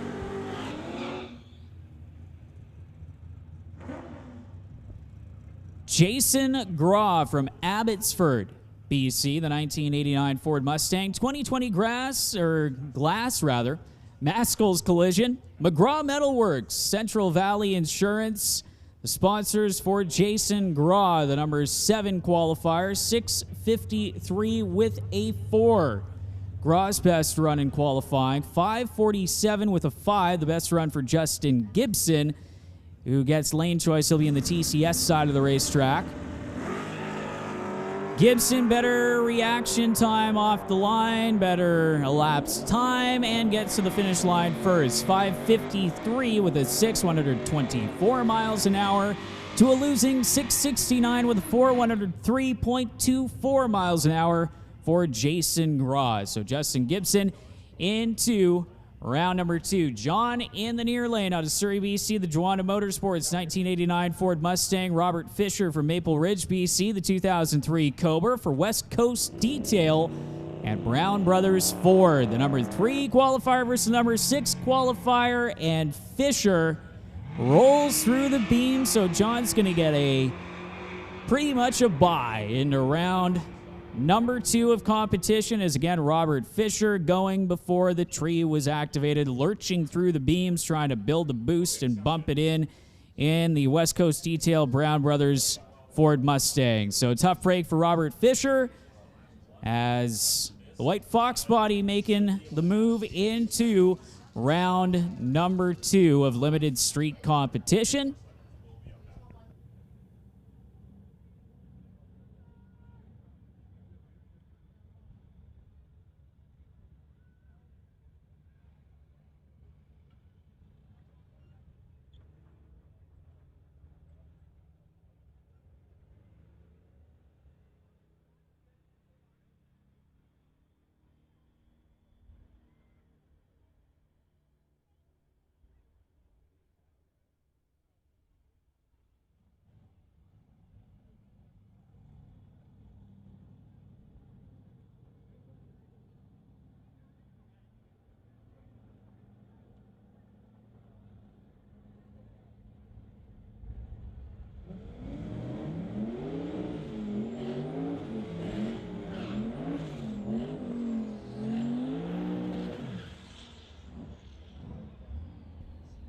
All right, so next pair is up. Rob Monroe, your number 4 qualifier, is 1969 Acadian for SC Performance and Gibson Racing Transmissions.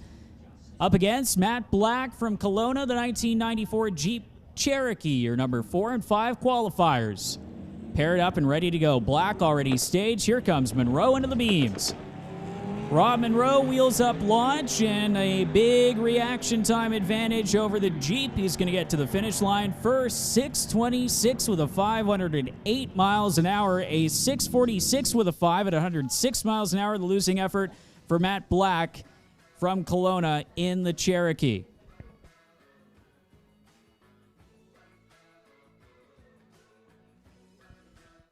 So that is going to do it for limited street elimination round number 1. A 15-minute standby for the stunt show at the top end of the spectator side. So if you want to see that close up, you can make your way over to the spectator side, work your way down to the road course grandstands, down to the shutdown area. That will be happening again in about 15 minutes. You can also watch it right up on the big screen here at the start line at Mission Raceway Park. But Nolan, we got more eliminations coming up. Canada West Doorslammers lined up and ready to go.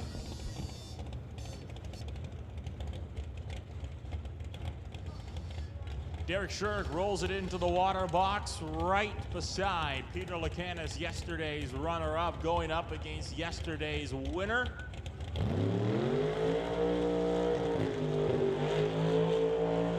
And what an upset win it was for Derek Shirk, and Peter Lacanis is going to be trying to push his way into the next round of eliminations. And what a story that he's going to have to punch out the driver that beat him out just yesterday first if he wants to move on to round number 3, the quarterfinals.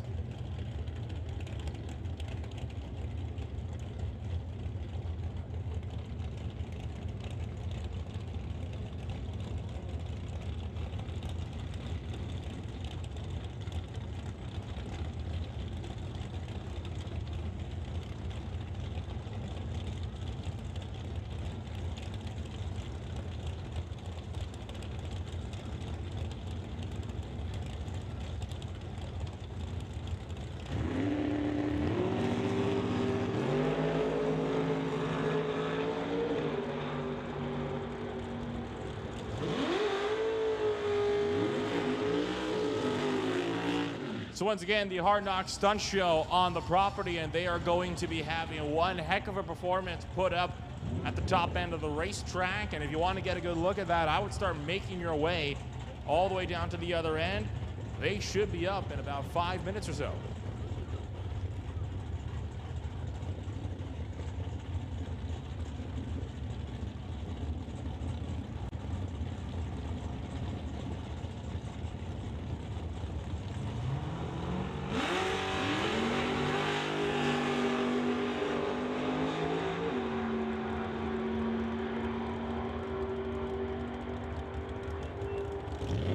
Well, it turns out slight delay on the stunt show. There's going to be the Pro Modifieds. West Coast Pro Modifieds going to be coming on up first, and then we'll be swinging our way on down to the other end.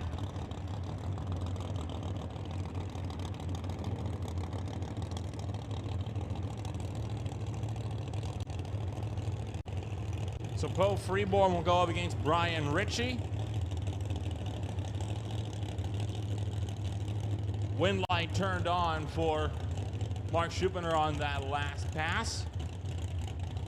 So after this round of Canada West Doorslammers for the second round of eliminations, we're going to roll into West Coast Pro Modifieds, and then would highly recommend taking a swing on up to the top end to take a look at the Hard Knocks Stunt Show. They'll be going up right after the conclusion of the Pro Mods' first round of eliminations.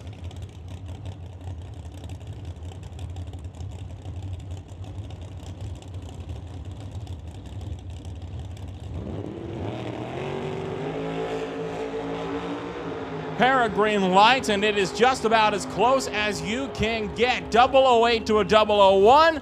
Poe Freeborn takes the win, 0.003 of a second at the quarter mile.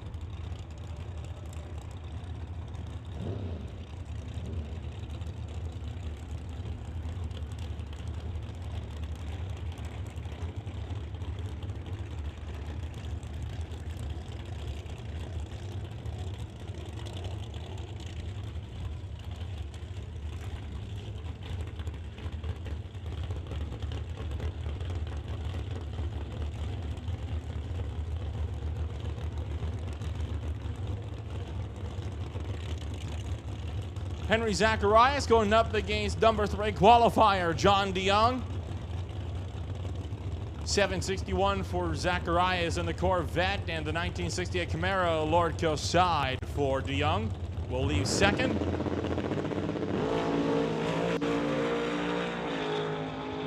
Two green bulbs, and the reaction times this time closer than they were in the last race. Breakdown for John DeYoung at the top end. Henry Zacharias moves on as the 1968 Artex Racing and TDS Camaro is eliminated.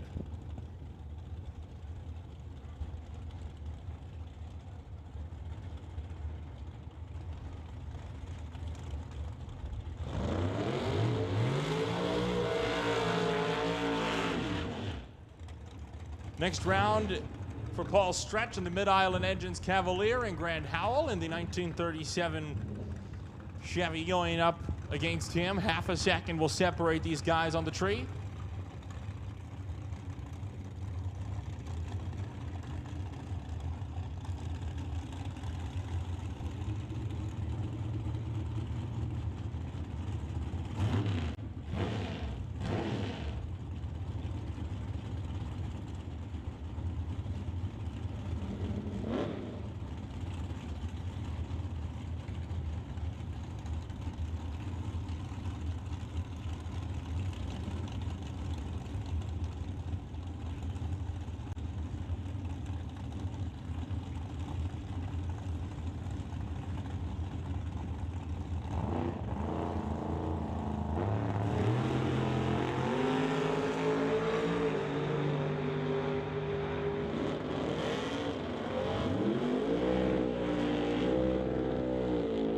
small stretch, picks up the win light as Grant Howell breaks out at the top end. That'll bring up Jason Field in the Lil Overkill Green Light Auto Financing and Ritchie Racing Engines Nova, going up against Kathy Freeborn's Comox Valley Bobcat 1970 Camaro 28. 3/10 will separate this pair. Freeborn first, Field second.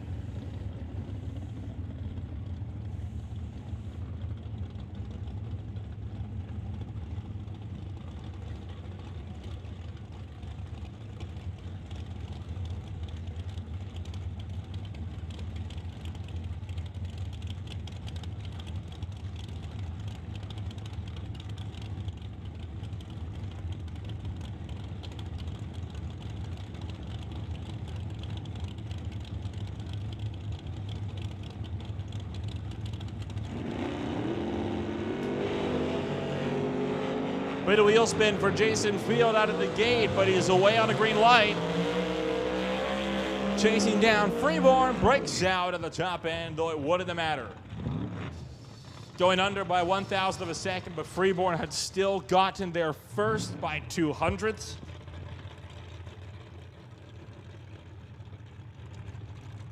That will bring up your number 2 qualifier, Rod Leclerc, the highest driver that had qualified that is still in competition in the Paradise Homes Camaro. Dialed in at a 6:75. The time that put him in the number 2 spot was a 6.74 for 204 miles an hour. Kerry Young out of Port Alberta, the Young's Mechanical Chevy S10. Beside Rod, dialed in at 8:43.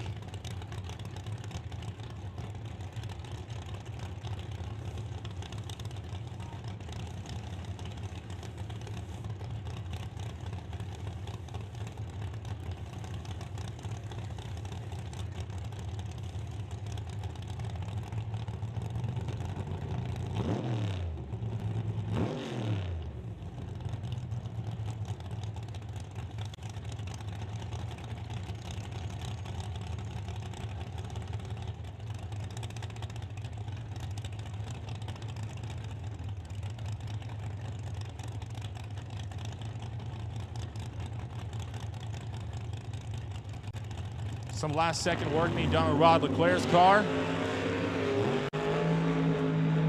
2 green lights. Leclerc chasing down Young to the quarter mile. Doesn't make the pass. Kerry Young will be moving on to the quarterfinals. That'll wrap up Canada West Doorslammers. We get set to roll into West Coast Pro Modifieds.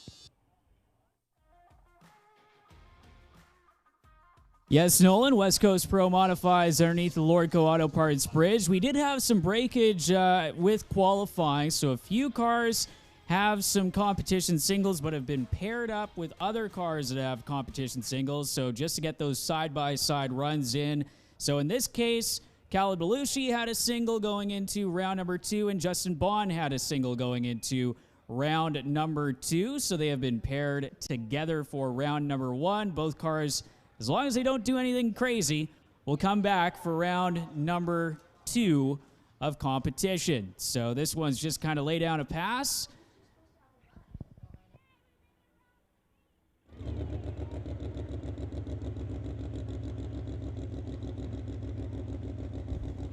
So again, Justin Bond would have got the competition single in his Bahrain 1 Camaro, and Khalid Balooshi would have been the bye run into round number 2. So again, just some bragging rights up for grabs. Both of these cars will move on into round number 2 of competition.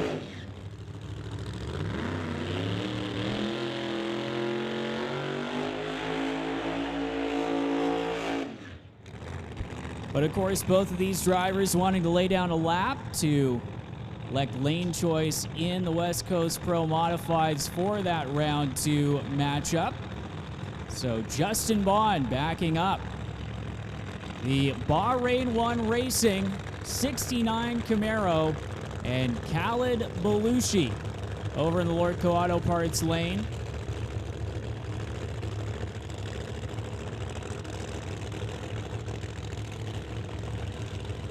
So Justin Bond, Khalid Balooshi. Again, Balooshi would have had a bye run, and Bond would have had a competition single, but to put on a show, deciding to line up for a side-by-side pass with both of these guys.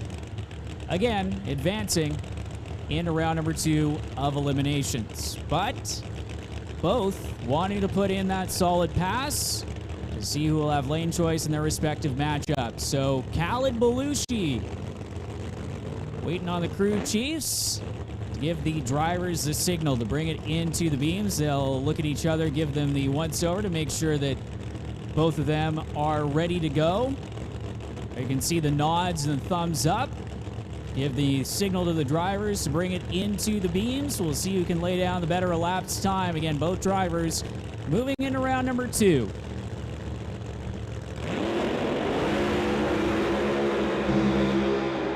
Strong numbers from Balooshi, 376, 198 miles an hour.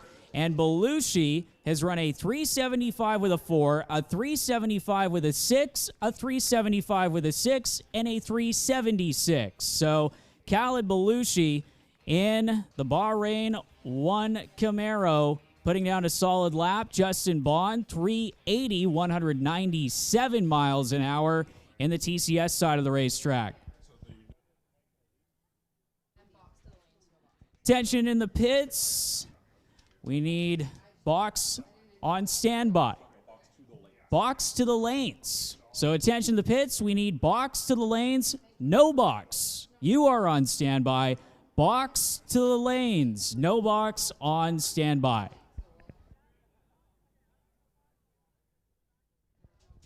So similar case to what just happened with Justin Bond and Khalid Balooshi. Dean Bettinson would have got a competition single into the next round, and Steve Horn would have got a competition single into the next round. So they are lined up side by side for their respective competition singles.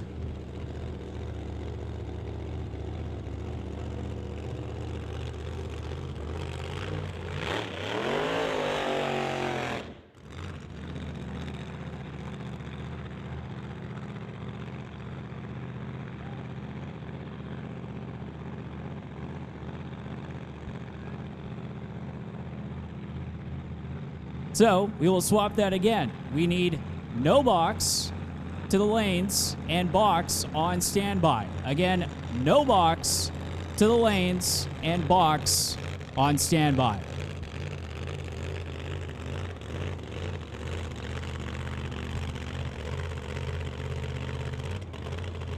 So Steve Horn in the 41 Willys, fired and ready to go. Dean Bettinson sitting in the water box, so maybe Bettinson will get a single after all. And Steve Horn, the 41 Willys, again, was supposed to be facing Nick Duda, but Duda having some engine problems after second round of qualifying. So Steve Horn will get a single into round number 2 of competition in the JS Power Sports 41 Willys. A 425 with an 8, putting him in the number 9 qualifying position.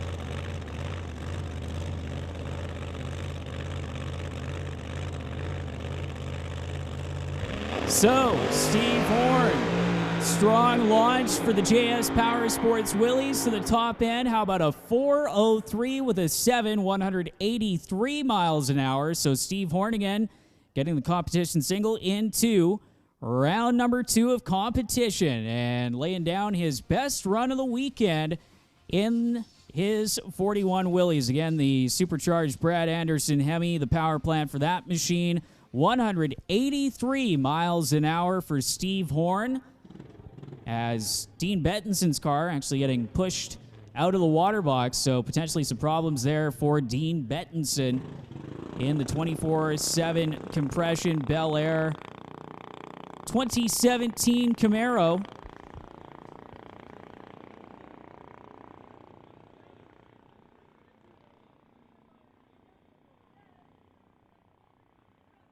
So Bettinson will actually swap lanes and go into the TCS lanes. So Bettinson, who would have had lane choice in his matchup, that's why he elected to do his competition single in the TCS lane, which is why, he's supposed to run against Steve Horn. Instead, swapping lanes and taking a run down the TCS side of the racetrack. And Bettinson was supposed to face up against Keith Korecki in his 67 Shelby Mustang, but Korecki having problems.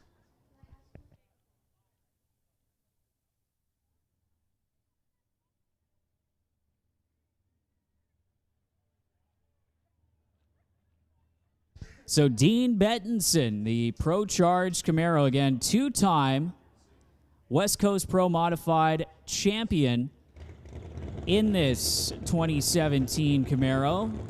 Ran Top Sportsman for a few years in his Bunker Junker 57 Chevy before moving up into the West Coast Pro Modified ranks.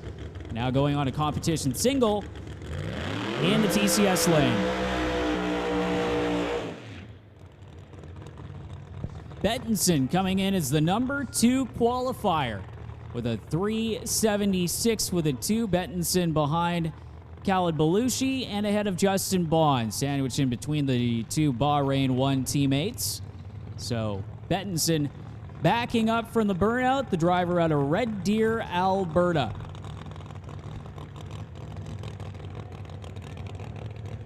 Two Pro Charge combos with the West Coast Pro Modified, that being those cars of Bettinson and Justin Bond.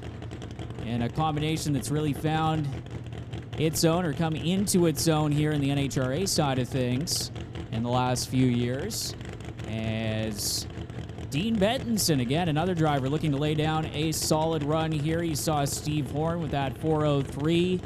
Both Bahrain 1 cars. Khalid Balooshi, a 372nd run, 375. Justin Bond with a 382nd run.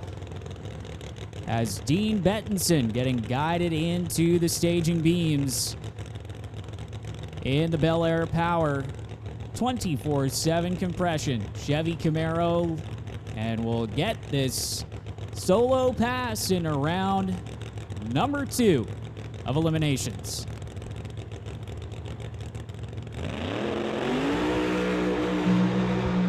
Bettinson again, no slouch. A little bit of movement on the top end, but a 380 with a 2 at 192.92 miles an hour for Dean Bettinson. So Bettinson not laying down there with that bye, or rather the competition single. And the runner out of Red Deer, Alberta, moving on into round number 2 as we will get ready for the battle of the C7 Corvettes. Coming up next, Dave Kowalski and the TCS side of the racetrack.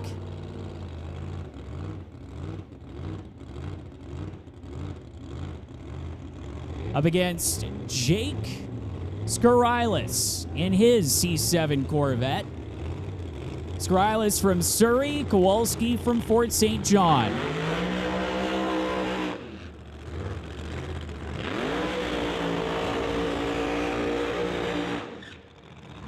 Kowalski, his final qualifying run, having some problems there, so you can see some t-shirts being thrown up into the crowd for you guys on the return road. As Dave Kowalski in the Vets, still yet to back up from his burnout. So the problems that befell him in round number 3 of qualifying, will they persist into round number 1 of eliminations? Kowalski, the number 8 qualifier with a 422 with a 9. Jacob Skorilis in the vet, the number 5 qualifier with a 414 with a 0 at 182 miles an hour. And Kowalski, tough break for the C7 Corvette. Looks like they're trying to motion to him to idle that thing down the racetrack as he cannot get it into reverse.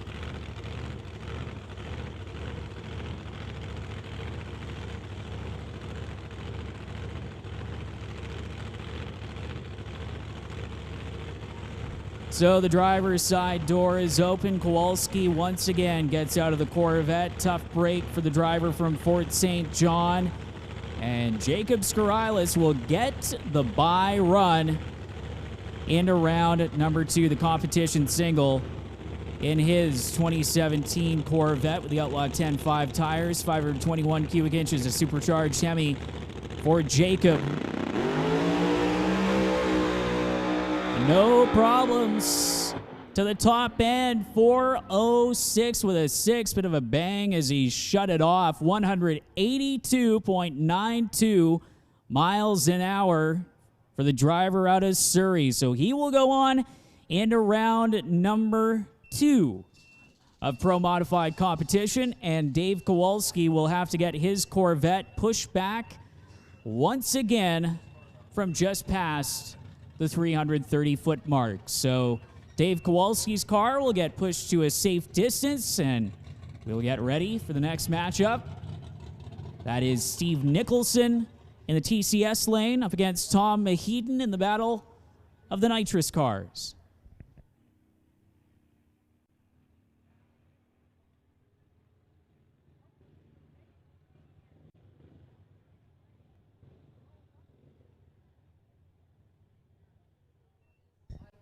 So again, a big thanks to all the West Coast Pro Modified sponsors here for the 2022 season: RCD Engineering, Artex Racing, and Total Dairy Solutions, 24/7 Compression, Dayco Ventures, K2 Consulting, Erlacher Motorsports, Supertree Brand Builders, and Van Ross Services, all helping out the 2022 West Coast Pro Modified season here on the West Coast. Of course, starting their season at the tail end of May down at Pacific Raceways, where Eric Peterson brought home the first win of the 2022 season for the West Coast Pro Modifieds. We'll see who can get it done here for the 10th anniversary of Door Wars, a stacked field here this weekend of Pro Modified competitors, as Dave Kowalski's car has made its way back to the starting line. Just have to get it safely back behind the water box and towed down the return road, and we'll get ready to go with the next pair.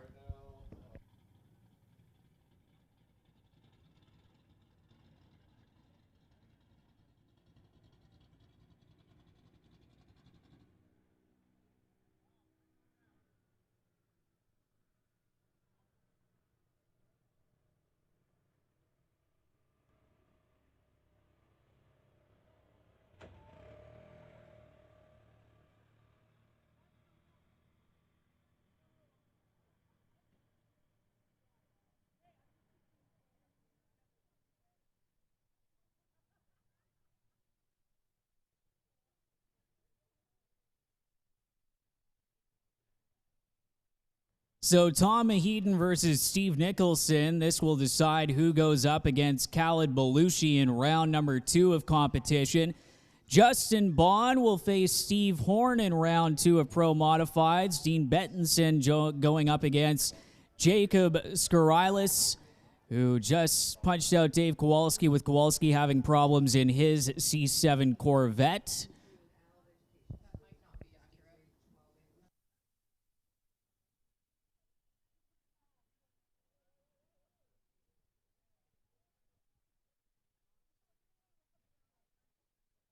So, and we'll have to double check with West Coast Pro Modifieds on those pairings, but we will see who will face who in just a few minutes. Of course, one more pair here in round number 1 of competition against Steve Nicholson in the 63 split window vet, the TCS side of the racetrack, and Tom Heaton, the 1994 Chevy Beretta in the Lordco Auto Parts lane.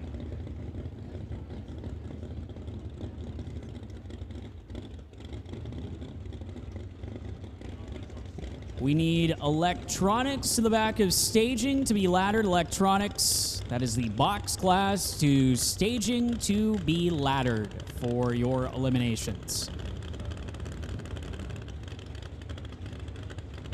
So Steve Nicholson and Tom Heaton starting up the burnouts.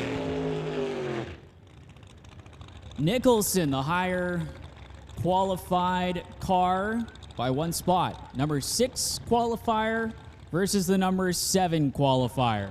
417 with an 8 for Nicholson, and a 419 with a 9 for Tom Heaton. A very close pair of elapsed times for qualifying to help set the ladder here for West Coast Pro Modified eliminations for the Titanium Autogroup DOORWARZ 10. As Nicholson getting backed up, former Streetcar Supernationals winner, and Tom Mahedon.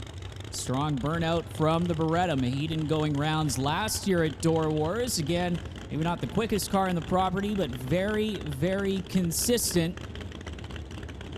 The owner of Elite Belts.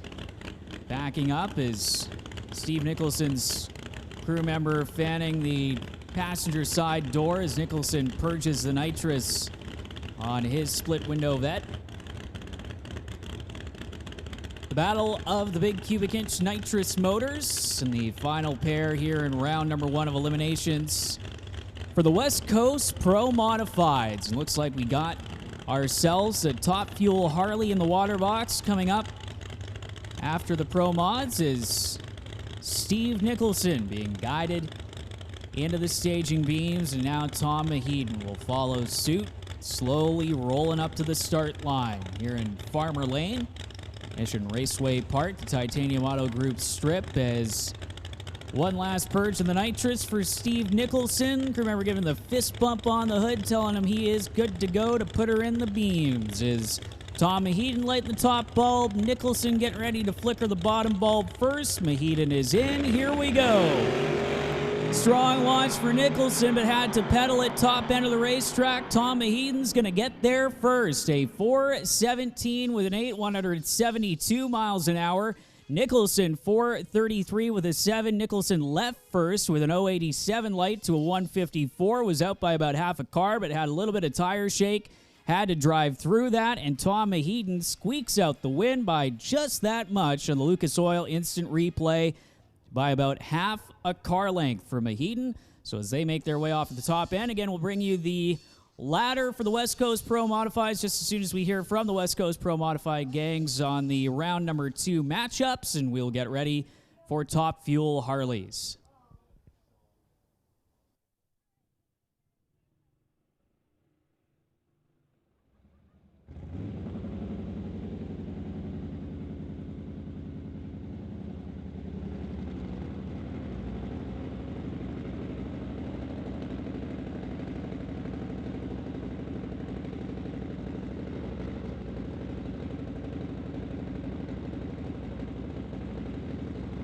All right, you can hear him firing it up. Nate Gagnon from Qualicum Beach in his Nitro Harley for Big Kids Racing.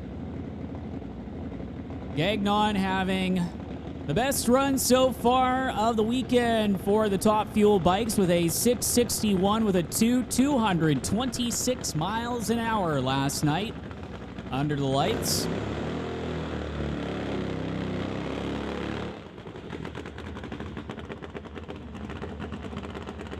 So Nate Gagnon, crew member, removing the parachute strap again so that the parachute can be popped at the top end. See the smaller chute on the motorcycles, so it's sometimes necessary to whoa up these bikes from 220 plus mile an hour passes. And watch the front wheel. If everything goes well, he's not going to set it down till at least the 8th mile mark. Well, tough break there for Nate Gagnon. A little bit of a soft launch. He'll get back on it, though. Top end of the racetrack, a 944 with a 6. 166 miles an hour for Nate Gagnon, who had to get off of it for a second before getting back on it. So Gagnon in the Top Fuel Harley. Again, his quickest run of the weekend, a 661 with a 2. But a little bit of problems off the line for Gagnon. He'll get it down to the top end. Still, again, a little bit of smoke coming out the right side of his machine. So the top end crew just giving the once over there at the quarter mile and 1,000-foot mark. And just as soon as they hop back over the wall, we'll get ready for the next bike to make its way up to the line.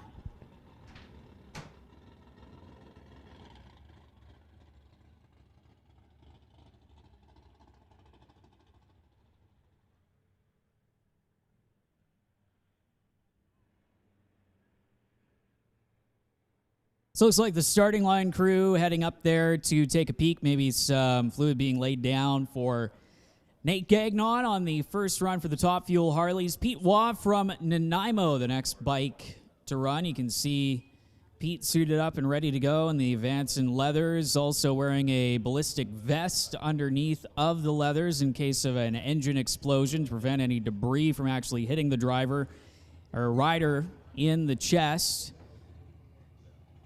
And the bikes actually started up with the rider off of the motorcycle in case the engine hydraulics when they first go to turn it over.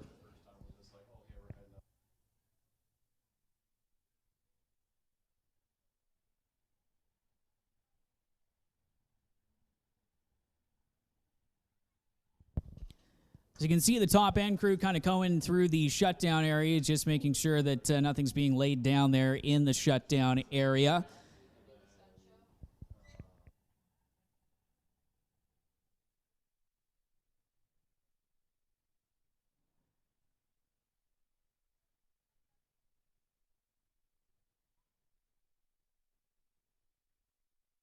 So Pete Waugh, very experienced rider here in the Top Fuel Harley category. And of course, here on the West Coast, Top Fuel Harley is always a very popular class. The NHRA having a smaller Top Fuel Harley touring series, and looks like the red light's still flashing, and a report that there is some fluid down there at the top end of the racetrack. So a little bit of cleanup work still to do down there at the top end before we send the next Top Fuel Harley. So we have a little bit of downtime. Don't go anywhere too quickly, but right behind the grandstands, check out the mini donut stand as well as frappuccinos, everything else down there is mini donuts. So looks like we will have a little bit of a break in the action while we clean up the top end of the racetrack. And just as soon as that is clear, we will get back underway with the remaining Top Fuel Harleys here on the Saturday of Door Wars.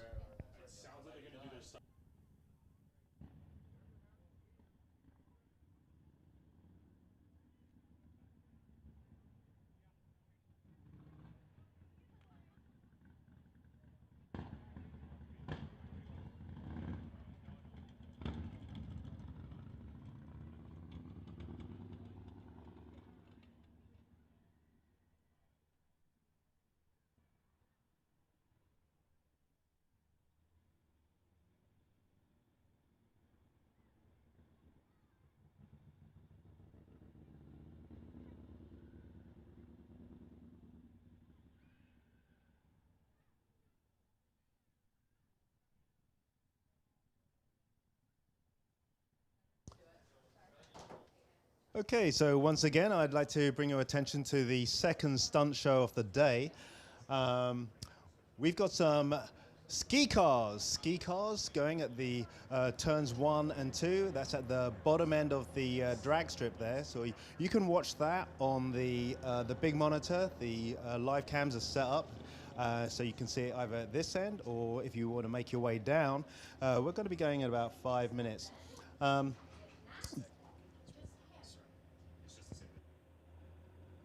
All right, just attention down there in the pits. We need the gator from the top end up here to the starting line as the stunt show is about to start again. We need the gator from the top end up here to the starting line as the stunt show is about to start here while we have a little bit of cleanup work for the oil down at the top end of the racetrack.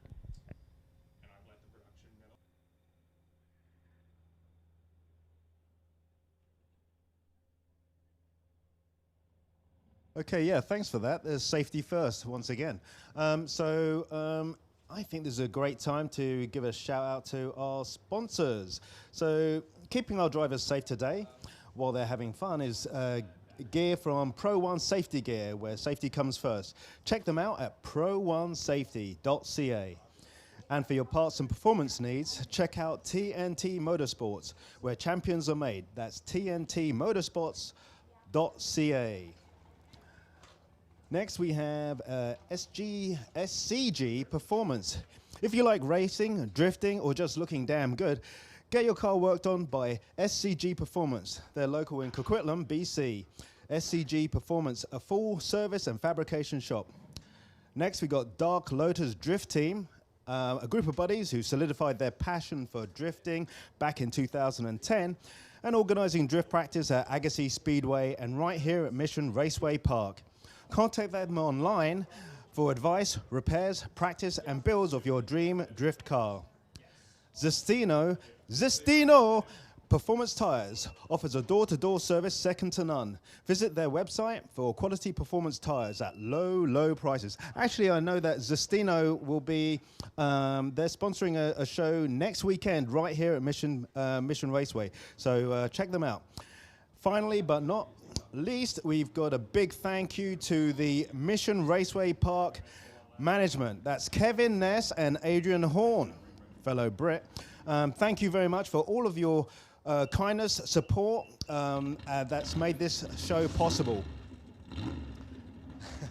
So turn your attention to the bottom of the racetrack there, turns 1 and 2. We're just setting up for the ski cars, and then I'll give you a little intro to Leif Havdale. He's our driver that's been working on his jump car. Yep, he's actually going to be doing the final stunt of the day at 8:15 at the bottom. He's going to be launching a car. I repeat, he's going to be launching a car. When Gaston, our event organizer, gave me the breakdown, the drifting and the ski cars, I can get my head around that. But when he explained to me that Leif Havdale, who's a veteran stunt guy here, with over 23 years in the stunt industry, he's doubled people like Garrett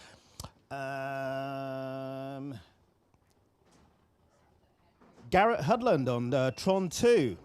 And he's also Robert Patterson on Twilight movies. Everyone's seen those. Stunt driver for Total Recall, Monster Truck movies, part of the G.I. Joe Snake Eye stunt driving team, and a Ghostbuster Afterlife. He's done it all.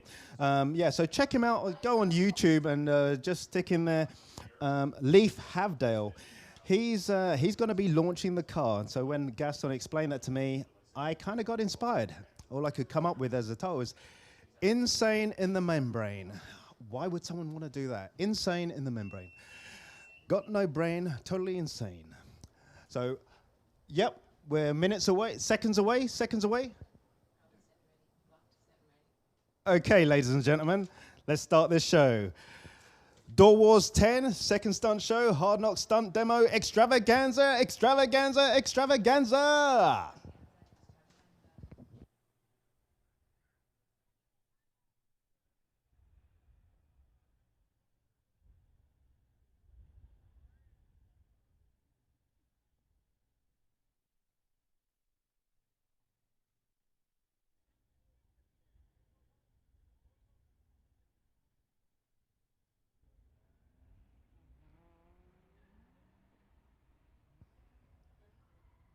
Your eyes are not deceiving you. Those cars are driving on 2 wheels. Good old Crown Victoria. That's Gaston Morrison in the lead car. Leif Havdale, the second car, Crown Victoria.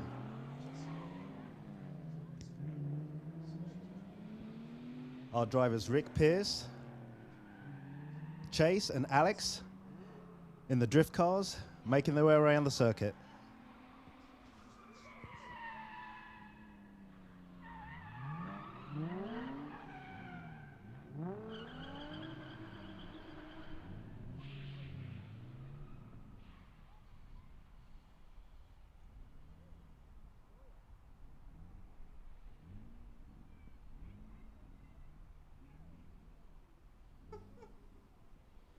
That's certainly my first time seeing a ski car getting around the obstacles.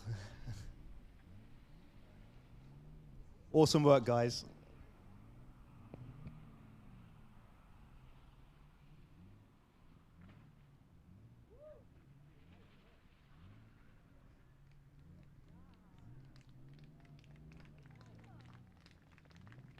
Okay, that's the end of our second stunt show.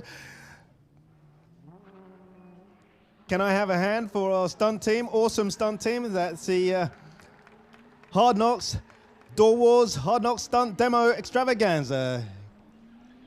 Let's hear it. Come on in, guys. Let's do some drifting. Woo!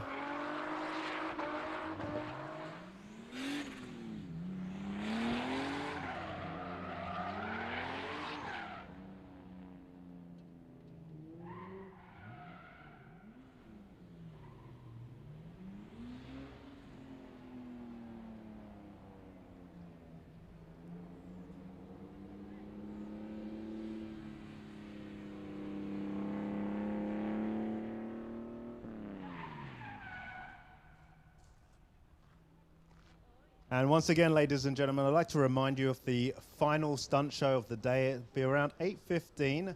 Leaf Havdale will be launching a car over 100 feet through the air and landing. Whether it's in one piece or two, we're taking bets, but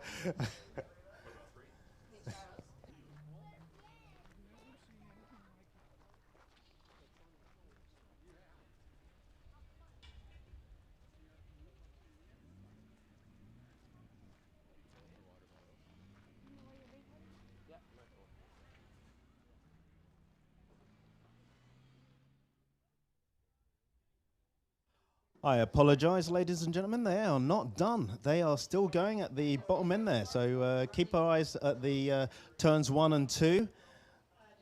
They are going to be doing some more drifting and some more ski car action. That's the cars going onto their sides, driving 2 wheels around the track.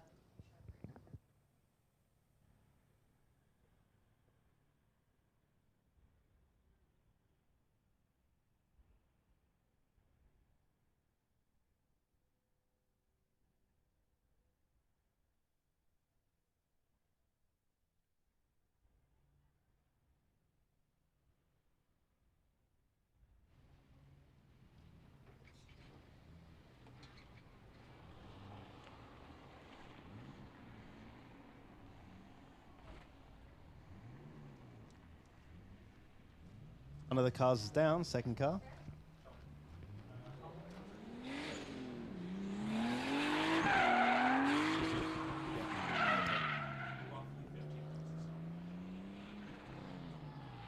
But the show must go on.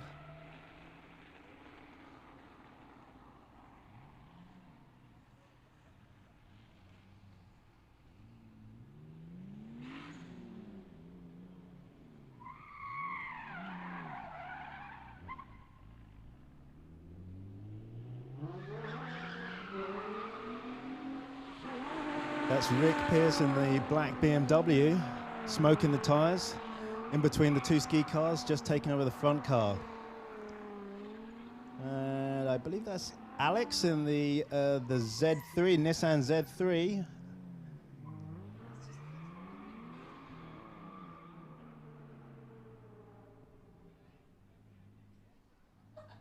I'm not gonna lie, this this is super hard, this skill here. There's about 80 PSI, if you're wondering, in these tires.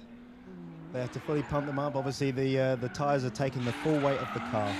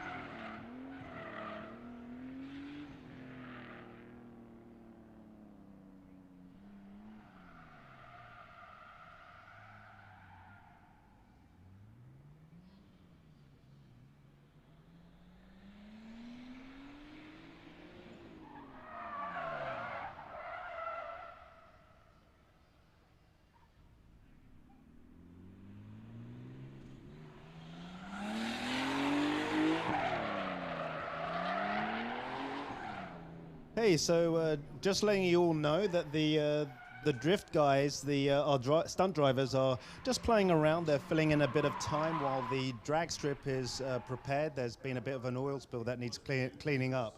So they're going to carry on playing to keep you entertained.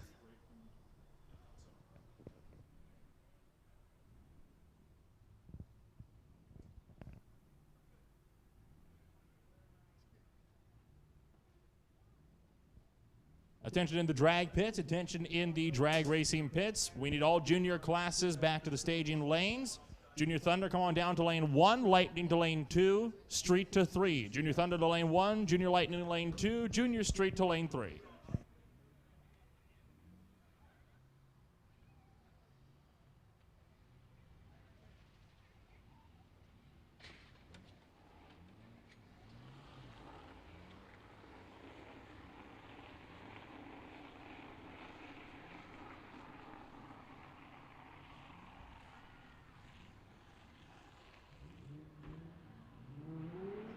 Whoa, and that gives you an idea of like how hard that is.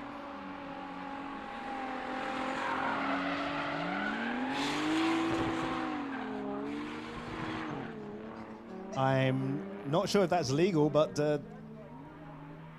it looks like he's literally underneath that rear tire. It looks like he's carrying him, yeah.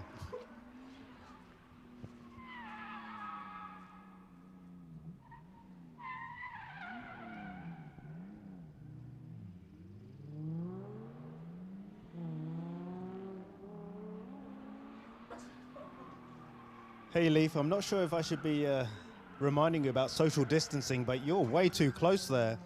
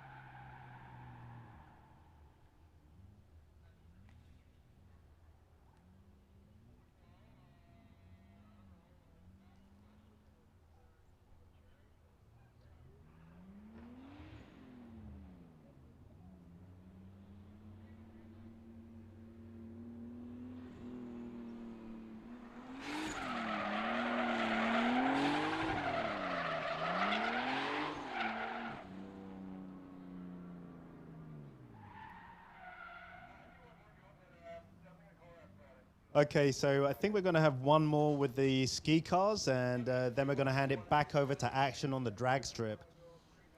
I hope you guys have enjoyed the drift team here. I think they've really held up their end of the bargain, and they've done some fantastic work. And the ride-alongs, I got to tell you, at $10, I would say that's coming in pretty cheap. That doesn't even cover the gas. So yeah, in the US, they'd be charging you around $150 for that. So if you missed out on the ride-along, I think we'll be doing the same thing again at the end of the month, or at the next stunt show. So yeah, fantastic value for money.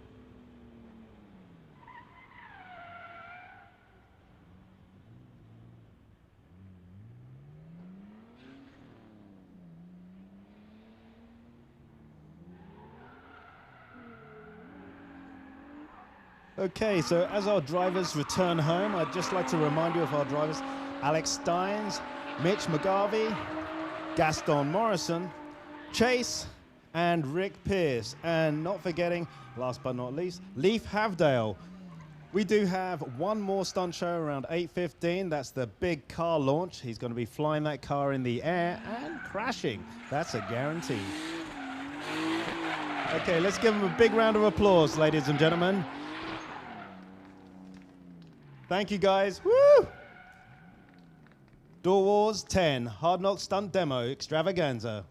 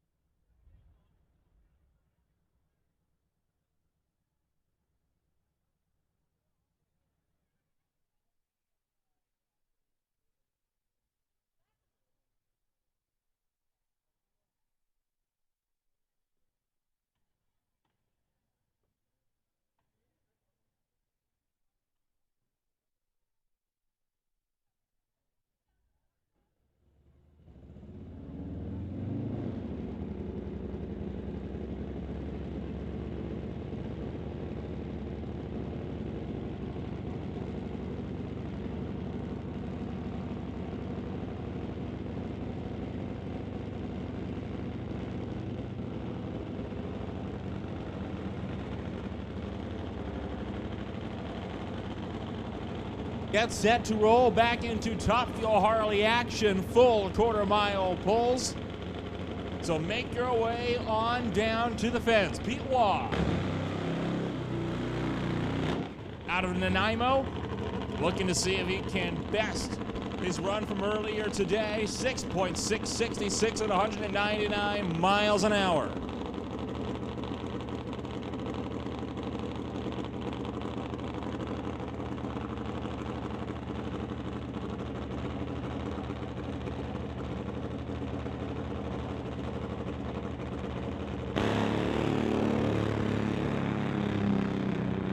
Walls off and away. That's going to be a good pass.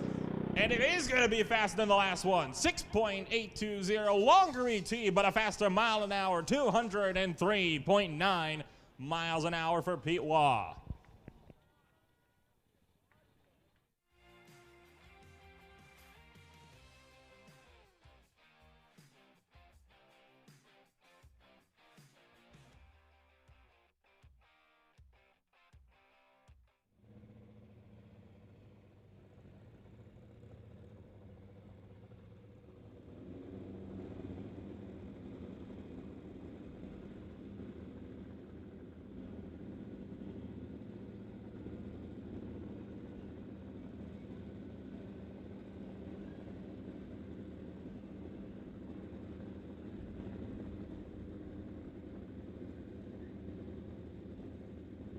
And I would stay near the fence if you still want to see some rapid motorcycle action. A couple of Pro Mile bikes coming on up next. Matt Smith, TCS side, will be going up against Lee Gallant, Lordco side.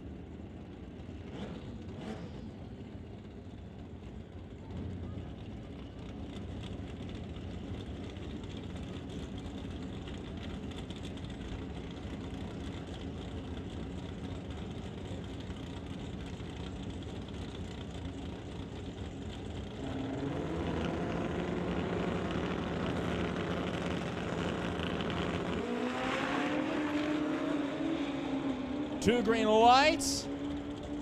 Gallant getting close to the left side of the group, but he powers through it. 6.422, 207 miles an hour. Lordco side, TCS side, it's a 6.857 at 192.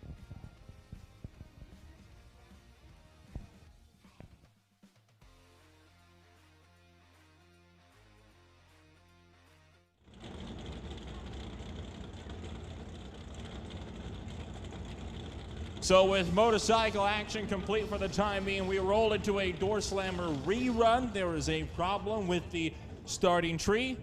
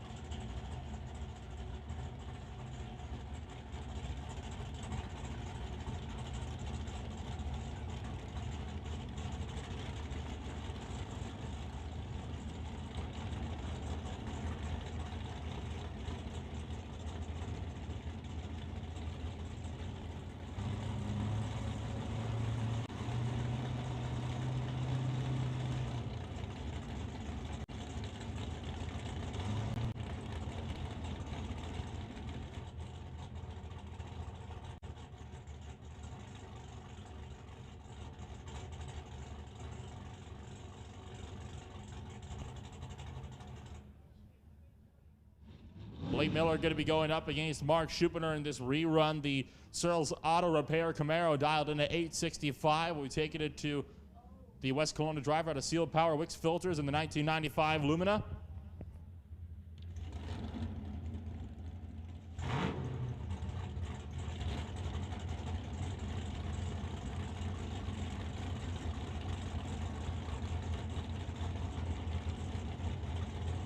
Both drivers pre-staged.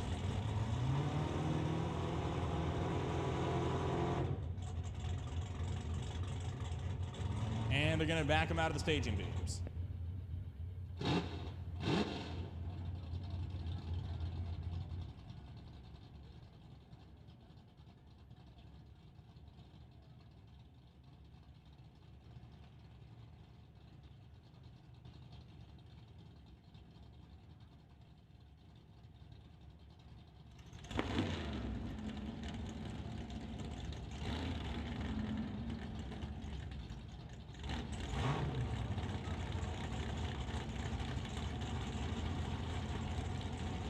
third time's the charm as these two door slammers going to try to stage themselves.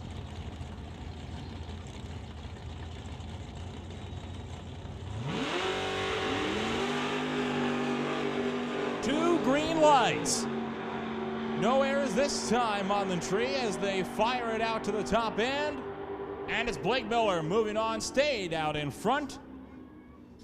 Ran the 868 with a 3 on the one at 155 miles an hour, the 865 dial.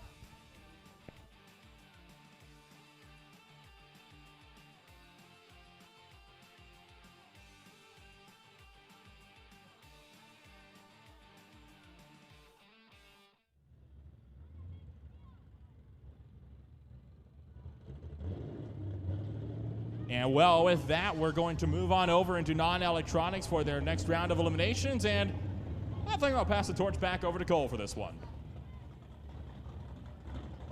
Well, thank you, Nolan. And we are rolling in to the next round of Bubba's Speed Shop non-electronics here for Door Wars 10.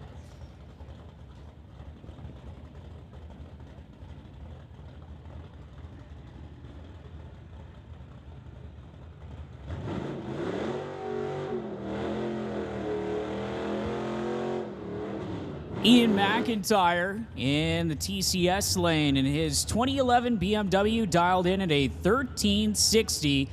Paul Fode from Surrey and the Lordco Auto Parts side of the racetrack, his 1967 Camaro dialed in at a 1077. So the Camaro having to wait on the Beamer for about 2 seconds. So we'll see how patient Fode is in that Camaro as McIntyre leaves.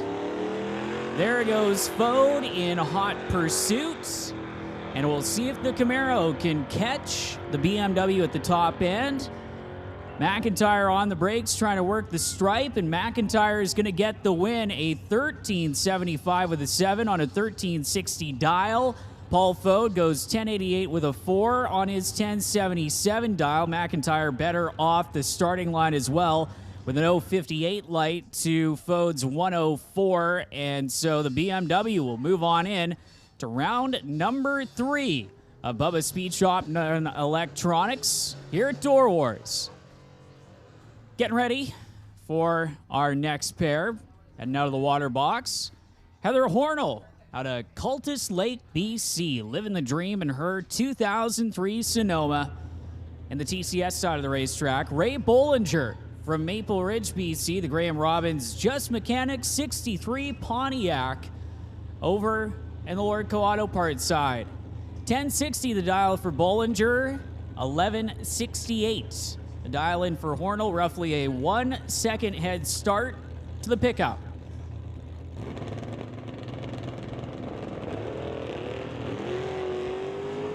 Hornell leaves. Here comes the big old Pontiac in hot pursuit. Top end of the racetrack. It is going to be the Pontiac on a double breakout. A 1059 with a 9 for Bollinger. Bollinger only breaking out by 1,000th of a second. An 1167 with a 4 for Hornell on her 1168 dial in. And the GMC, meaning Ray Bollinger, will move on into round number 3 of competition. Del Northgraves out of Pitt Meadows, the Ritchie Racing Engines powered 1977 Nova with a small block Chevy up against Bobby Ehlers from Maple Ridge in his 1989 Fox-bodied Mustang with a LS power plant underneath the hood. Ehlers dialed 1055, Northgraves dialed at 1068. The Nova getting a very slight head start as Ehlers running her down to the top end on the brakes and will get the win. A 1060 with a 7 on a 1055 dial. 1077 with a 4 for Northgraves on his 1068 dial. Nearly identical on the tree. 024 light for Ehlers, 022 for Northgraves. Up next, Craig Johnson From Langley, BC, the Johnson's Custom Exhaust Malibu Wagon dialed in at a 1079. Chris Stone, 2 heavy hitters here at Mission Raceway Park. Stone in the Stone Cold Racing Dodge dialed in at a 1011. Johnson will have the head start.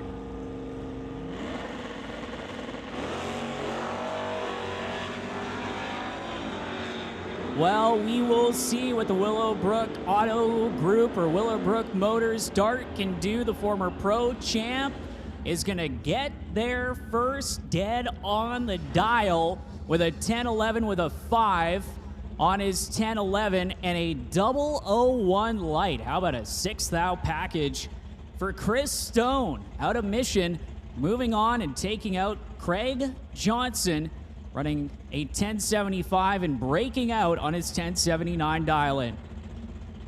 Robin Redding from Merritt, the Junkyard Dog, 1927 And the TCS lane dialed in at a 1224. Veronica Hodgson from Mission in the Dodge Dart dialed in with a 1257. So the slight head start going to Veronica, and it is up to Robin to try and track her down in the TCS lane. At the stripe, win goes to Veronica Hodgson in the Dart, running a 1073 with an 8 on a 12, or rather a 1273 with an 8 on a 1257 dial, a 1228 with a 5 on the 1224 dial for Robin Redding. Russell Jeffrey in the TCS lane out of Coquitlam in the 66 Nova, deep staging, with a 919 dial in at 1133 for Walter Johnson from Abbotsford. Big head start coming Walter Johnson's way. Russell Jeffrey, a bit of a soft launch from the Nova. We'll see if he can track down the Malibu at the top end of the racetrack. And the win light goes to Walter Johnson, 1140 with a 5 on his 1133 dial. A off-pace 933 with a 4 on the 919 dial for Russell Jeffrey out of Coquitlam means that the Nova is gone from round number 2, and Walter Johnson from Abbotsford will advance in round number 3. Glenn Martin, the Heads Unlimited 72 Vega, Tower Side 992 dial. Bo Dickey from Mission in the S10 with a 1328 dial. So Glenn Martin is going to be waiting a while, and when he does go, Martin is going to go red. Bo Dickey moving on into round number 3. Bo, who earlier this year was running in Junior Street before moving up into Sportsman and actually got the win in the Sportsman division in his first ever Sportsman race in that S10. Will move on in to round number 3.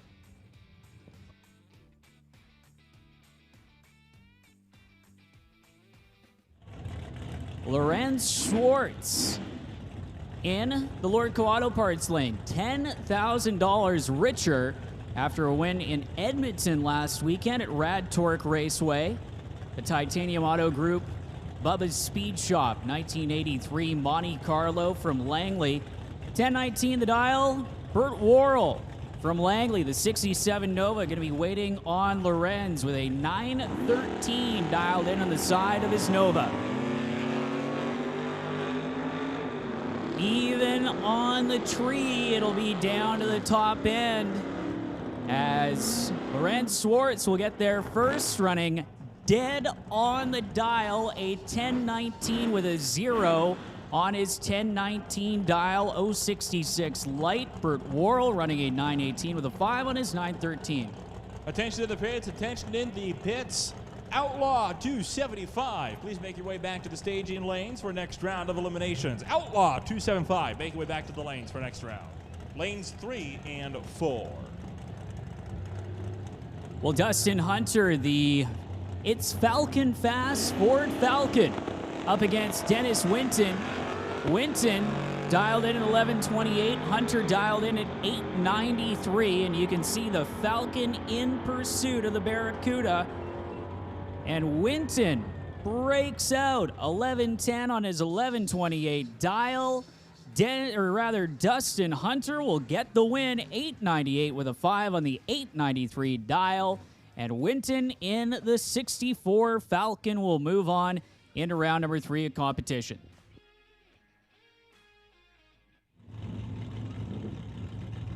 Steve Medency out of Abbotsford in his 1988 S10 for Bubba's Speed Shop in the Titanium Autogroup. The TCS lane dialed in at a 1060. Glenn Fillingham in the AMX. A 1218 the dial in for Glenn, so Glenn leaving first in the S10.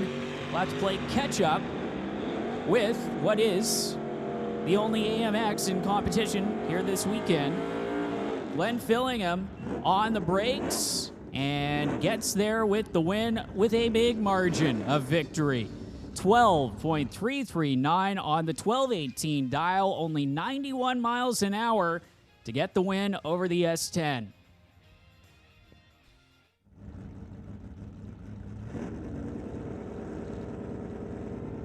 Limited Street, we need you guys in lanes 1 and 2. Standby call for 604 Street Legit. Again, Limited Street, lanes 1 and 2. Standby call for 604 Street Legit. Arthur Limpright goes 009 red in his 1982 Monte Carlo, handing over the win to Dave Jung out of Surrey in the Malibu, and Jung breaking out at the stripe, going 12.03 with a 3, but it doesn't matter as Arthur Limpright had already red lighted away his win in the 1982 Monte Carlo. So Dave Jung moving on into the next round, not in his usual Camaro.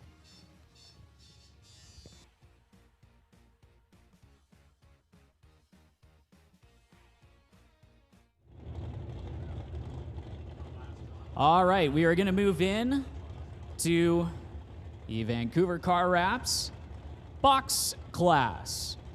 And up first, Nolan, we'll let you tell you who's in the water box right now as round number 2 of eliminations coming up here for electronics for the original Vancouver Car Wraps.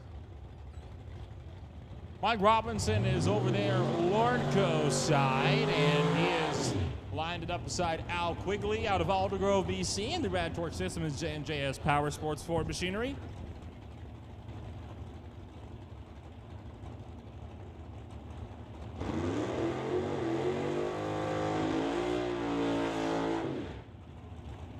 The Roadster getting himself all fired up in the JBS equipment and JS Power Sports Roadster.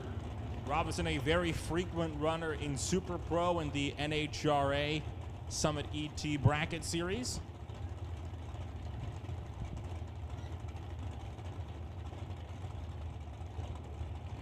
Cars start to bump into the staging beams.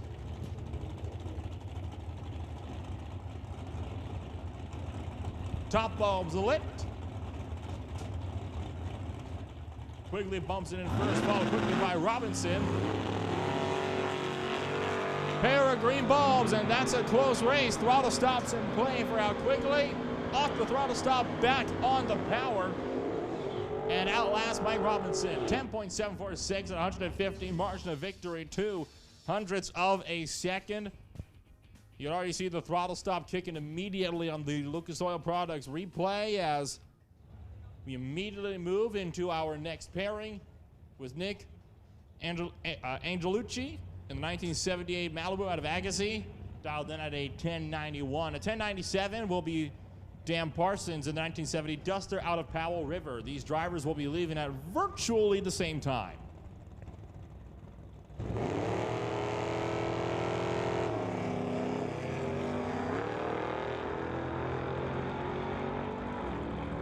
Once again, 2 green lights.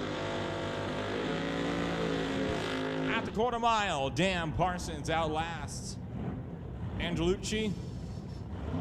Full shot win, 0.15 on the tree to an 0.26. 200th of a second for the margin of victory. Martin Rochelle frequently runs in Super Street in the NHRA Division 6 Nationals, as well as in the Super Combo Series and the Summit ET Series, going up against Clint Dolavecchia. 1967 Camaro out of Terrace.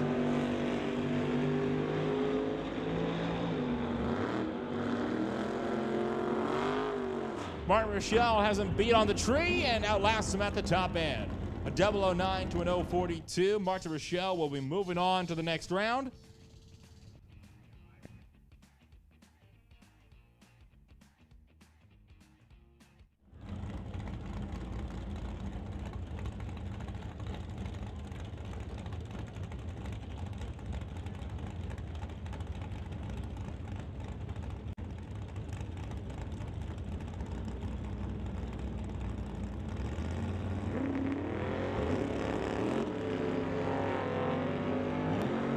Warren Jacobson, red on the tree. Wes Hendricks in the 1968 Falcon will move on.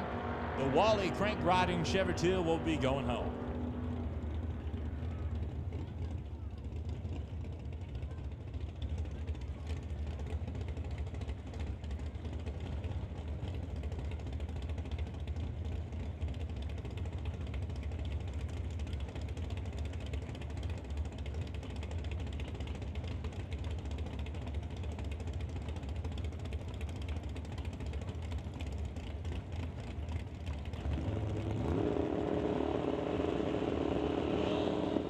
Richard Love takes off first in the SS Motorsports S10, but goes red by just 0.02 of a second. Steve McKenzie in the Cavalier will get a free ticket into round number 3 of eliminations in electronics for Door Wars 10.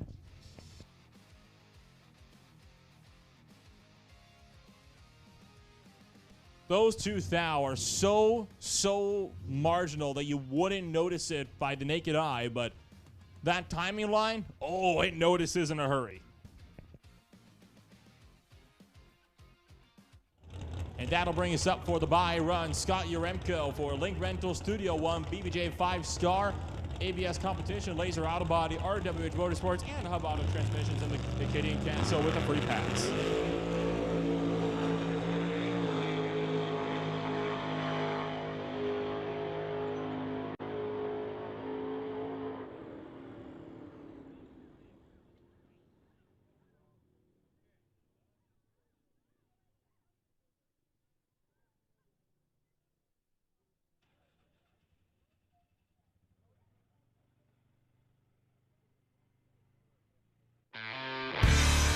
Quality is never an accident.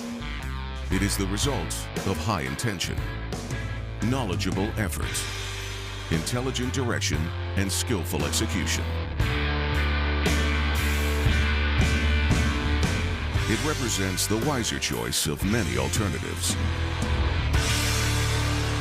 JBS Equipment. The field's the limit.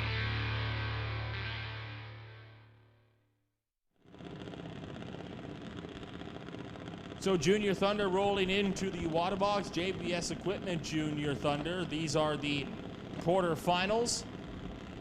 We are going to be kicking it on off with Hunter Gallant going up against Emily White. You'll also have Thompson against Thompson, Armstrong against Bond, and Balooshi will be taking it to Katnick for round number 2.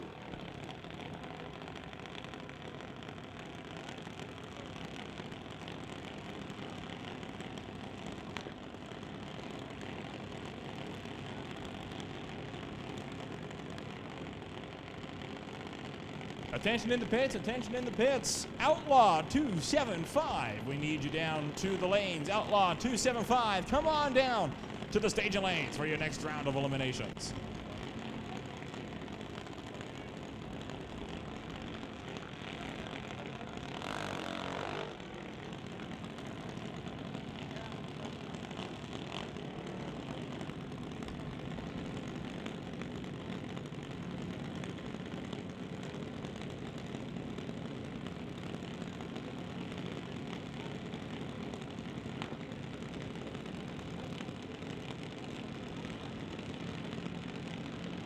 Both drivers lined up and stayed.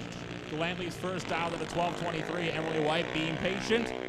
Leaves second, chasing down Gallant. Lordco side in the Pioneer Lordco TNT and Walgo Junior Dragster. Gallant breaks out, goes 12.20 with a 4 on the 1223 dial. Emily White will move on to the semifinals.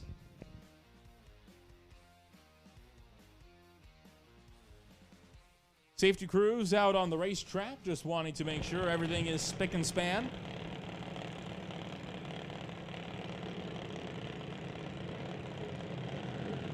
While meanwhile in the staging lanes, it'll be Hunter Thompson in the JBS equipment machine going up against McKenna Thompson.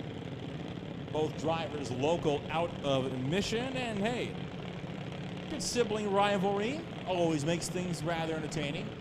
1355 TCS side, 1054 Lordco side.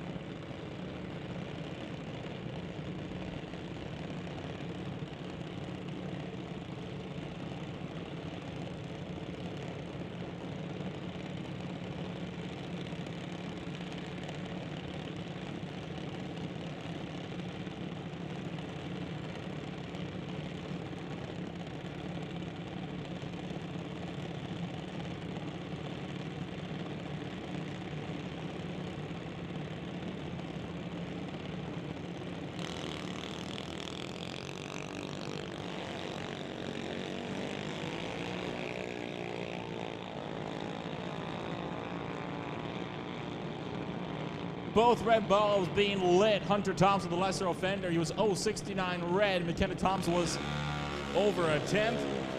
And Hunter Thompson will be going on up to the semifinals. He will be racing against Emily White.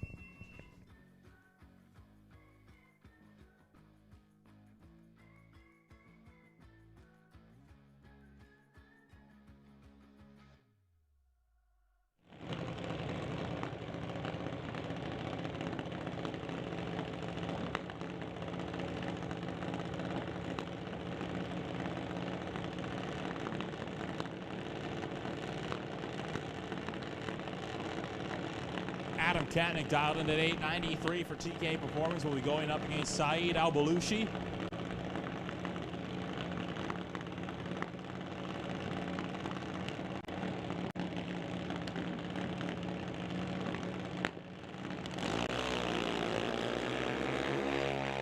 Two green bulbs.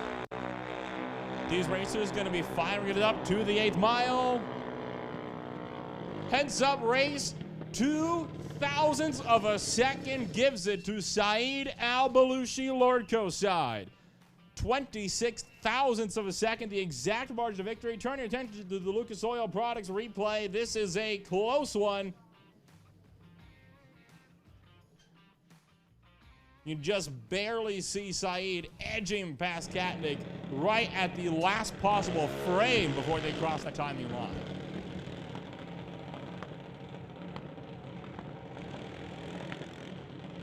Wesley Armstrong up next for our final pass in Junior Thunder. 14 seconds flat, going up against Nick Bond for JBS Equipment.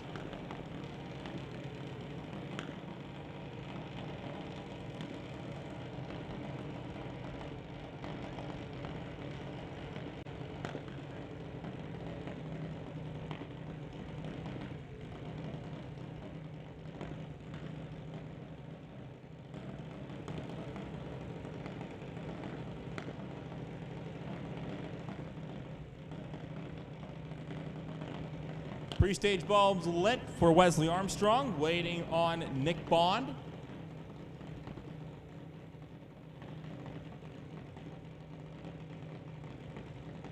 We'll see if that BD-powered machine can stay out in front. Nick Bond will have to be patient. We'll be waiting over 5 seconds before he's allowed to leave.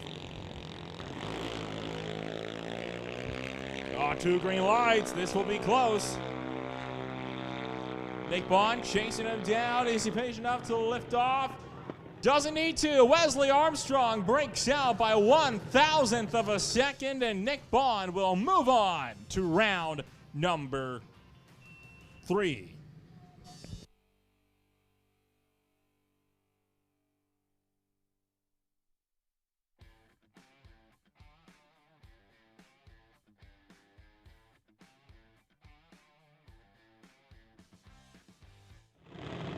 So that's wrapped up for Junior Thunder. We roll into JBS Equipment Junior Lightning, as they are now in their semi-finals. Emma Debris Coos going up against Lexi Winterbottom, and meanwhile, it will be none other than Rashida Balooshi going up against Abigail White.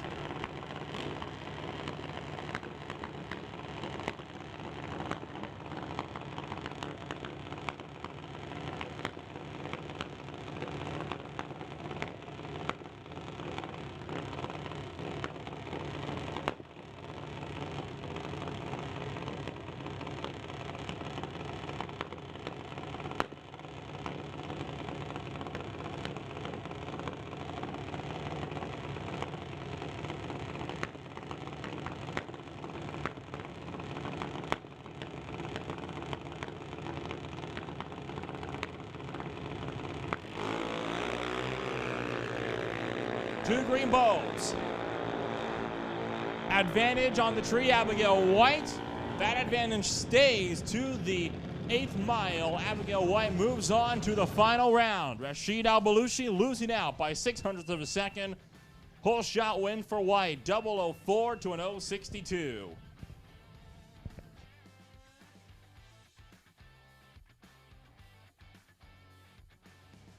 Final pairing then in Junior Lightning, Emma Debris Coos and out of Shawnee Lake at the straight line race cars and B&D lift trucks. Machine going to go up against Lexi Winterbottom for Bowtie Ventures and Hobo Racing out of Langley. 790 to an 822.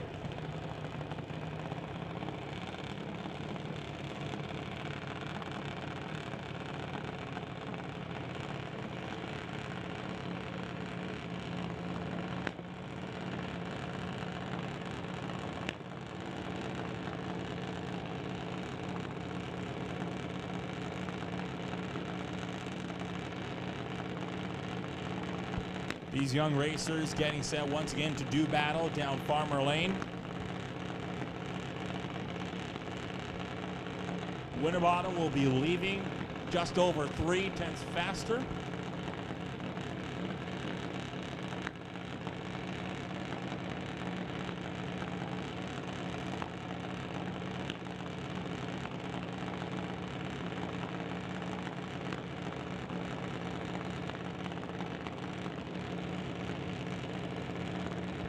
Winterbottom pre-staged, so is Debris Coos. Winterbottom fully staged, and so is Coos. Emma Debris Coos goes red, so does Lexi Winterbottom. Double red light.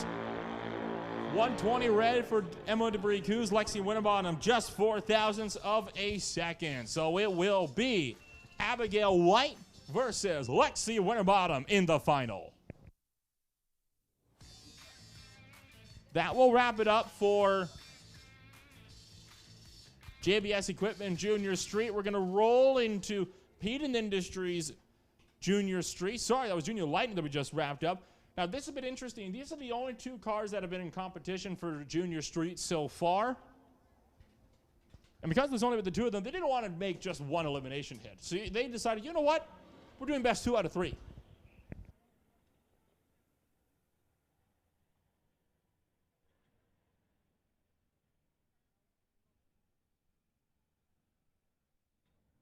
So that means Richard Peterson, Nolan, already has 1 win to his credit. He just has to get the win on this run to win the best 2 out of 3 Junior Street battle over Cody Plews, who was just licensing in Junior Street this weekend. Yesterday, just got his license in his 95 Camaro. And Richard Peterson, son of Keith Peterson, who runs the West Coast Pro Modifieds in the Chevy Silverado in the TCS lane. Watch, he's going to get that second win. It's all of a sudden going to be best 3 of 5. And red light for Richard Peterson. Is that 2 now for Blues, I believe?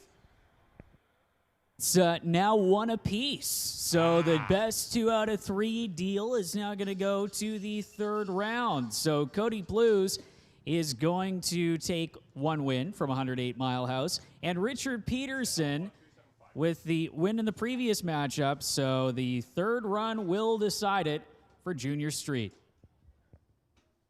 So while we have some downtime, Attention in the pits, attention in the pits. 604 Street Legit, come on down to stage lanes 2 and 3. 604 Street Legit, come on down to lanes 2 and 3. And we have just some track prep coming up here before the Outlaw 275 guys come on up for their second round of eliminations. So again, a little bit of track prep before we head off into Outlaw 275 eliminations.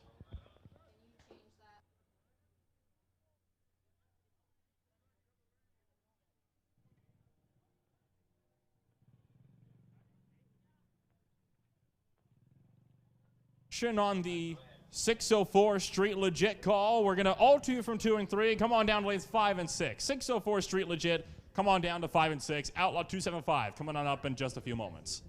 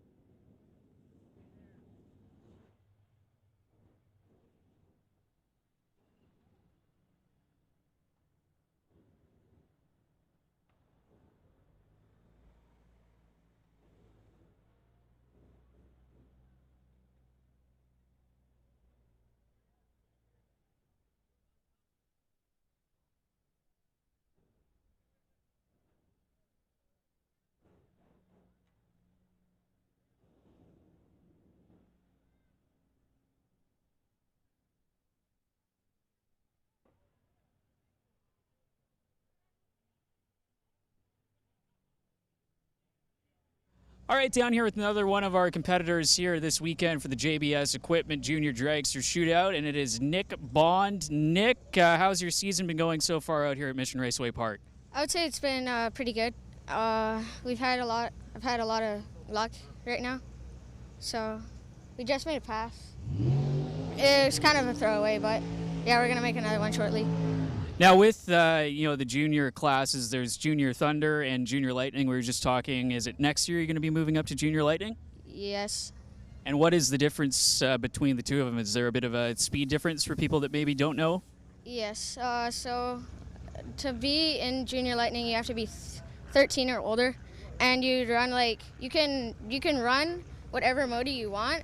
But in Junior Thunder, you can only run an 890 motor. That means 8 seconds down the track.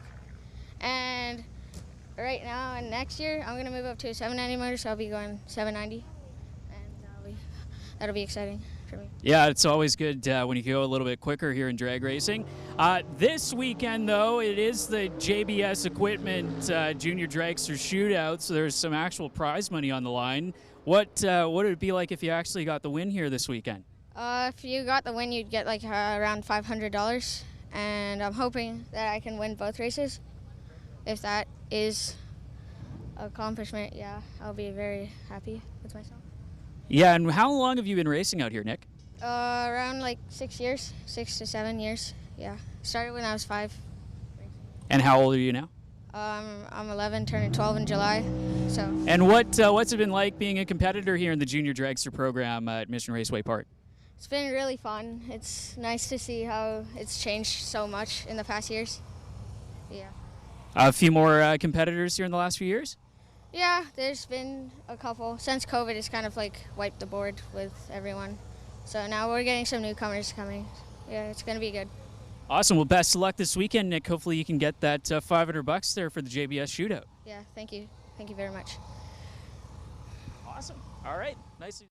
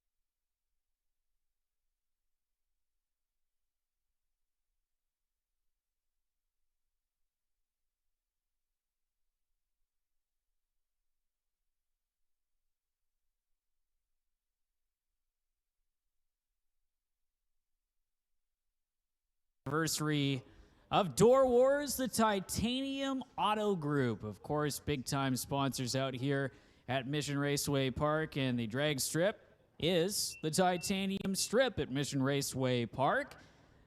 And Titanium Autogroup coming in big to support Door Wars. Derek Shirk having a good night on the racetrack as well last night, bringing home the win in Doorslammers, but in a rematch of the final last night. Shirk getting taken out in competition today, but always great to see the Shirk gang in competition in the Titanium Autogroup compound in the pit area, always full of cool race cars, and you can also get yourself some great deals at the Titanium Autogroup. And again, you can just head to their website at the titaniumautogroup.ca for some more information.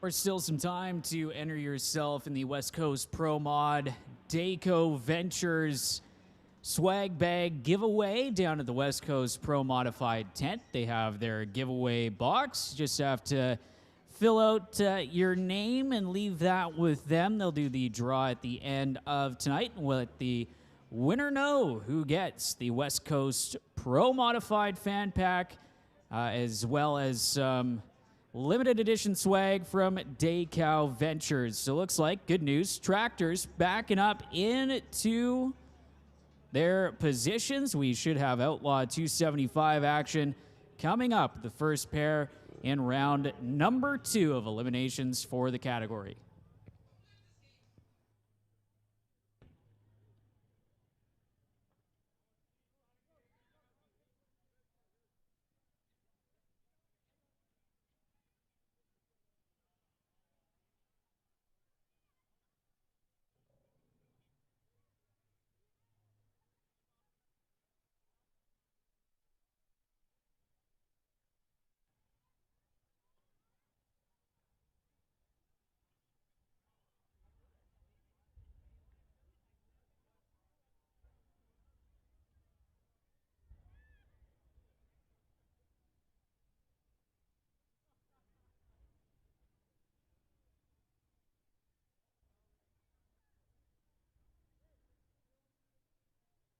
Attention the pits, Canada West Doorslammers. This is your standby call. Canada West Doorslammers this weekend presented by Paradise Homes. This is your standby call to the staging lanes.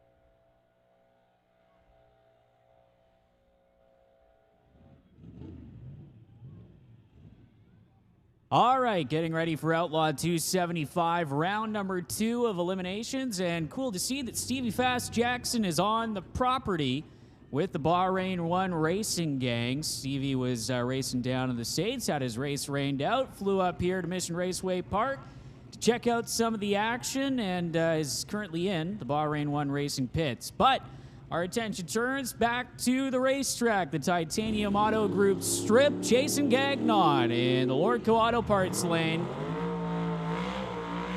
up against Neil Richards in the battle of the turbocharged machines. Jason Gagnon backing up from the burnout out of Kelowna.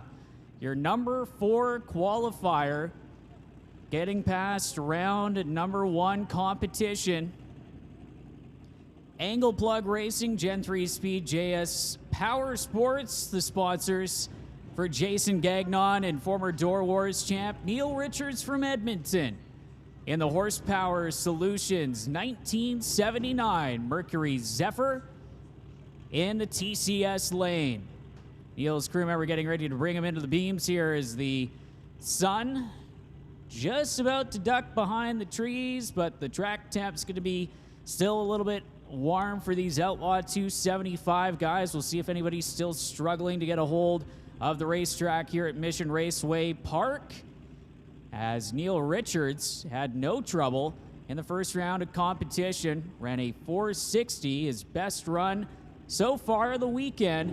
And Jason Gagnon, both drivers pre-stage building up the boost. Here we go, first pair in round 2. Reaction time advantage, Richards at the finish line. It's going to be Jason Gagnon driving around the Zephyr. 451 with a 7. No problems hooking up for either of them. 171.82 miles an hour. So top speed for Outlaw 275 this weekend for Jason Gagnon. And the Angle Plug Nova, Neil Richards, 4.62, 966 miles an hour. Richards first off the line, but Gagnon able to get around him and pull out the victory by 0.05 of a second at the stripe.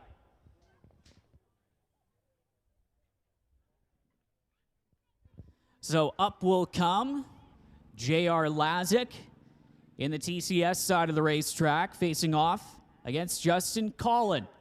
Collin out of Calgary, Alberta. The on-point performance 83 Mustang. You saw the battle of the turbos. This is the battle of the nitrous cars. Justin Collin, his car, actually, he has help on the tune-up from the man he is facing in round number 2 of competition, J.R. Lazick. And JR's Gen 3 speed. Justin Collin having a solid debut weekend for this new combination underneath the hood of his 83 Mustang as 2018 DOORWARZ champ in Outlaw 275, J.R. Lazick will go up against him. Lazick with a bye run into round number 2 of competition, as he was the number 1 qualifier in an odd amount of cars in the Outlaw 275 field this weekend.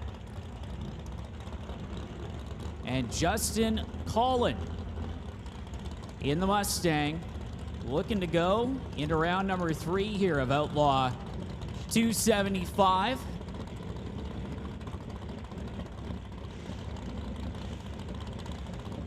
Lazic out of Rutland in the Nova that they call Romeo, as both drivers purging the nitrous systems in their respective vehicles and getting ready. Bring it up to the line to see who moves on into round number 3 of competition.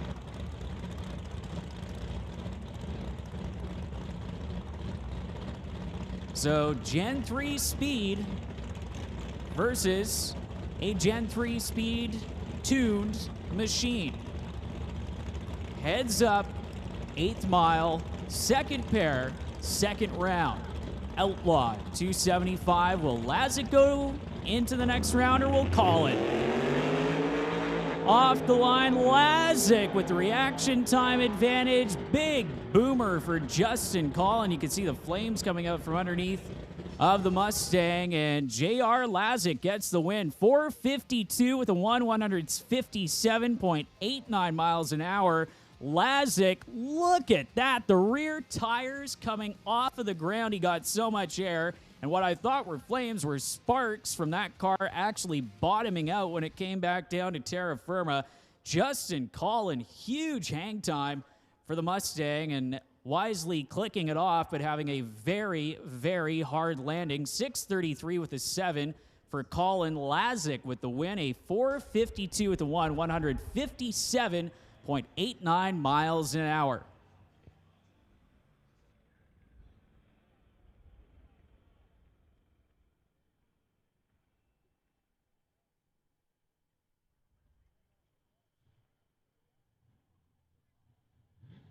So Justin Collin's car has come to a stop in the shutdown area. Mission Raceway Park safety team out there. Justin is out of the car looking underneath of his Ford Mustang, and the starting line crew is looking at, well, the landing spot where Justin Collin came back to earth after maybe even registering on the radar at Abbotsford International Airport.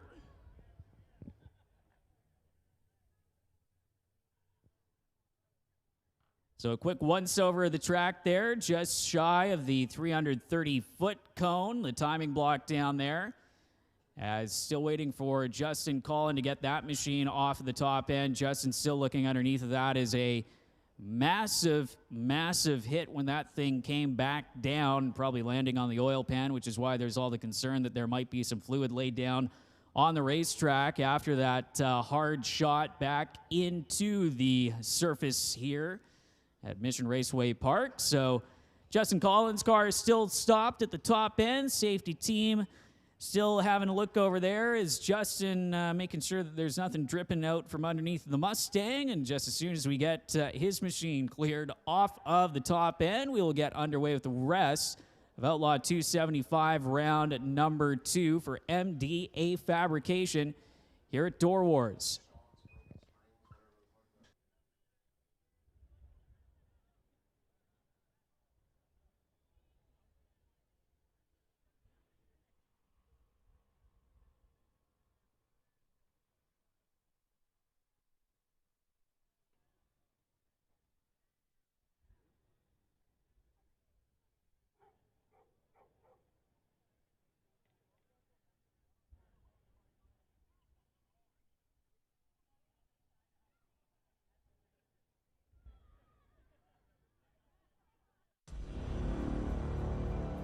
The West Coast Pro Modifieds would like to thank Artex Racing, supported by Total Dairy Solutions, ChopMyRate.ca, Daco Ventures, Mario High Performance Diesel, 24/7 Compression with Bel Air Power, Waukesha Pierce Industries, RCT Engineering, Gen 3 Speed Trackside Tuning, Canadian Performance Injection, K2 Consulting, Pro 1 Safety with TNT Motorsports, Van Ross Services, Super T Brand Builders, and Signature Sandman in South Edmonton. Join us next weekend, July 8th to 10th on HNLive.ca. today for full free coverage of the Rocky Mountain Nationals at Rad Torque Raceway. Advertising opportunities still available. Go to westcoastpromodifieds.com for more details. West Coast Pro Modifieds. Just send it.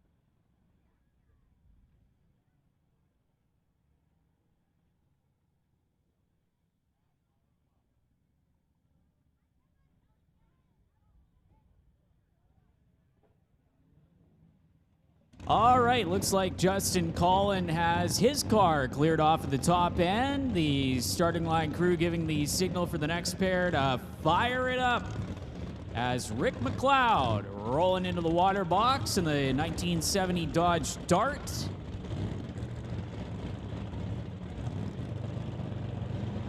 And Kurt Thompson, the orange 68 Camaro in the Lordco Auto Parts lane from Sturgeon, Alberta. Attention to the pits, attention in the pits, Canada West Doorslammers. Canada West Doorslammers, we need you to staging lanes 5 and 6. Canada West Doorslammers to staging lanes 5 and 6. Kurt Thompson, your number 3 qualifier in his 68 Camaro, backing up from the burnout. Rick McLeod already backed up and ready to go in the Dart. Spurs his nitrous system, 589 cubic inches of nitrous-assisted power plant underneath the hood of the Dodge Dart. Pro Modified, West Coast Pro Modified, this is your standby call. West Coast Pro Modified, this is your standby call. Kurt Thompson being brought into the staging beams, the turbocharged Camaro, 427 cubic inches underneath the hood of Thompson's car. Deep staged. Thompson with a reaction time advantage and gets to the finish line first with a 463 with a 4 at 161 miles an hour. 469 with a 150 miles an hour for McLeod. Thompson leaves first and gets to the finish line first over McLeod. And you saw the margin of victory in the Lucas Oil instant replay up on the Lordco big screen. 028 light to a 180 light. McLeod giving up a bunch at the starting line, and Thompson again carrying that advantage to the finish line.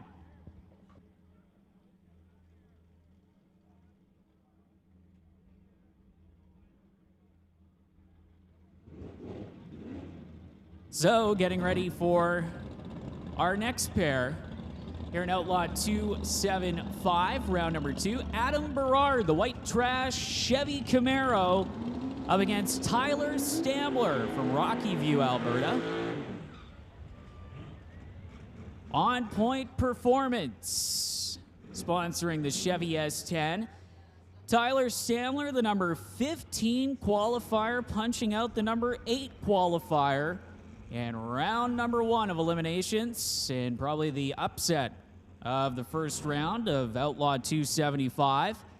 And Adam Berard from Red Deer, Alberta, in the Battle of Alberta, getting backed up in the Lordco Auto Parts lane.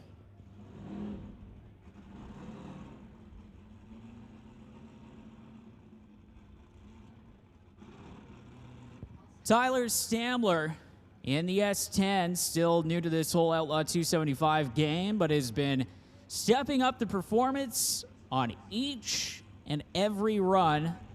And Adam Berard, who's been having a very solid weekend, laying down consistent lap after lap in that 1984 Camaro. Again, 2 turbocharged machines being brought into the beams by the crew members, who you can see using their foot to flicker that top bulb just to gauge where the beams actually are to help out the drivers. So both cars, rather the one car and one truck, pre-staged, waiting on him to bump in. Stamler in, Berard in. Stamler with the reaction time advantage at the top end. Oh, Berard got close to the line, but guess what? Tyler Stamler on a hole shot wins it. Tyler Stamler, 079 light. They were glued together at the finish line. Adam Berard, his reaction time started with a 1, and Tyler Stamler, his best run of the weekend, 471 with an 8, 149 miles an hour, moves on into round number 3. Adam Berard is done for the weekend.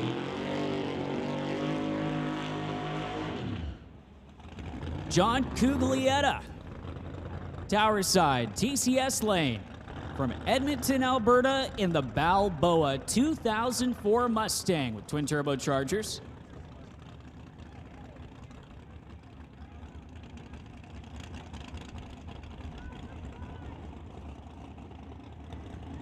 Dan Rodrigue in the Lordco Auto Parts lane out of Yarrow, BC, the Boo 1981 Malibu.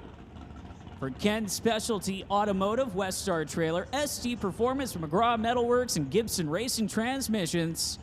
Your number 6 qualifier up against your number 7 qualifier. Cuglietta had to pedal his way to a round win in round number 1. Dan Rodrigue having a solid run in the first round of eliminations, and will be in the Lordco Auto Parts lane. Again, the turbocharger versus nitrous. The power adder of choice for Dan Rodrigue. It's John Cuglietta. Will try and go one round further, but of course, he has Dan Rodrigue to contest with in the Malibu. Both drivers pre-stage. Rodrigue is in, building up the boost. Cuglietta waiting on him to bump in, and they time him out. Dan Rodrigue will go into round number 3 with a 480. Again, when the first driver goes and lights that bottom bulb, the second guy has roughly around 7 seconds to get into the beams. The starter obviously keeping track of that in his head. Once the allotted time goes up or is evaporated, then that red light comes on. So Cuglietta timed out in the TCS lane, and Dan Rodrigue, a 480 with a 1, 151 miles an hour, will move into round number 3.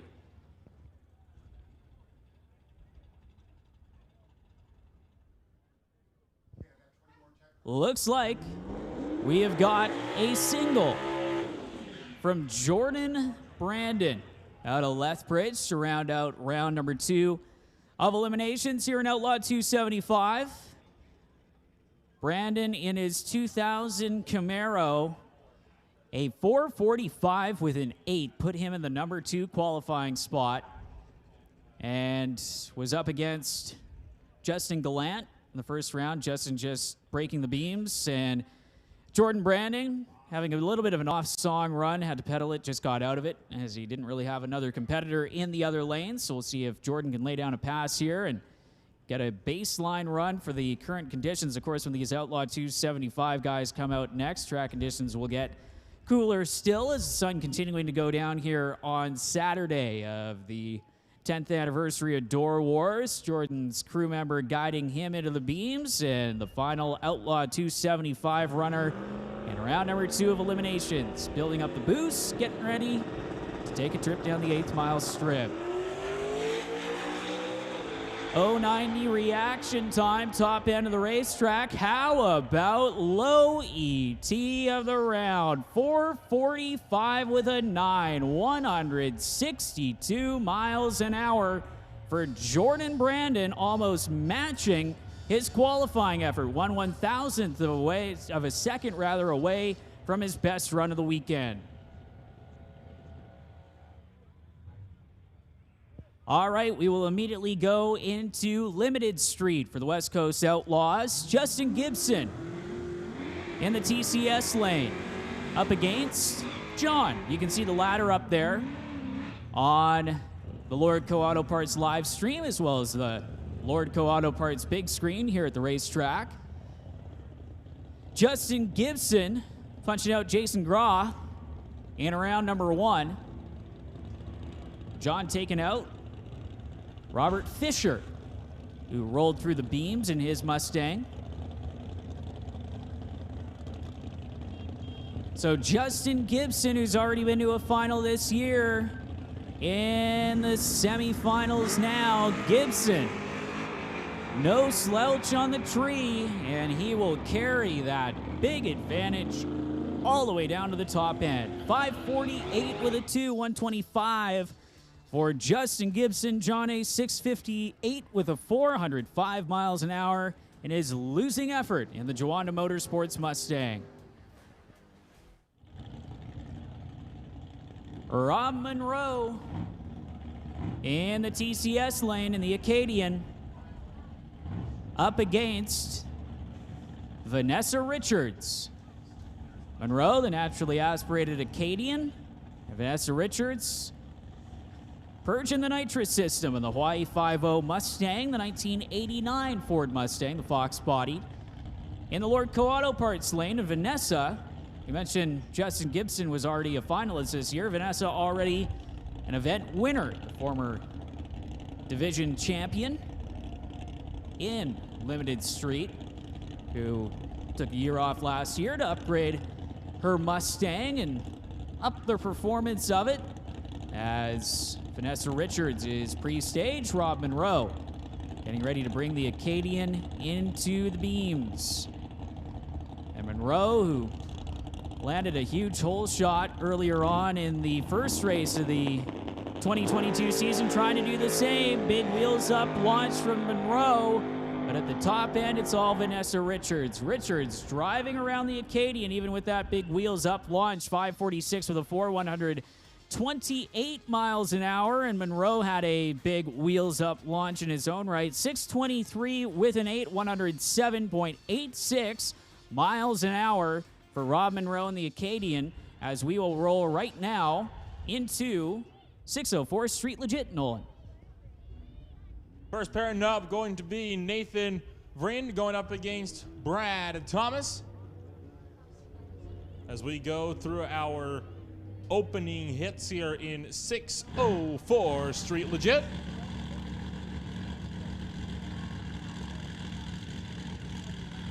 And it's going to be a comp single, as Thomas not able to make it, so the driver out of Squamish in the Mustang, having things not quite go his way in the pits. So the MV Nissan is going to get a free pass to the next round.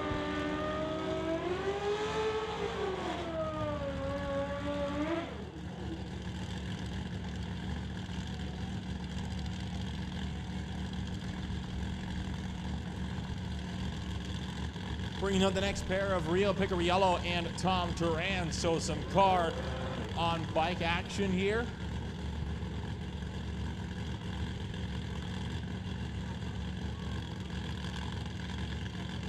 These racers going to be running heads up all the way out to the quarter mile. The Chevy Bel Air going up against the Kraken. Not even close. Tom Turan off and away, can take it easy at the top end, and he'll move on to round number 2.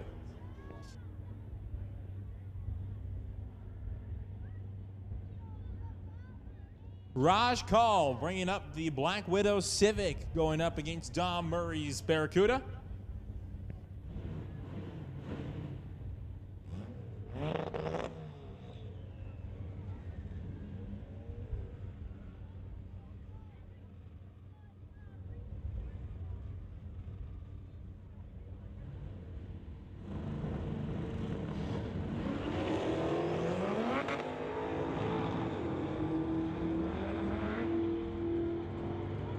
Dom Murray.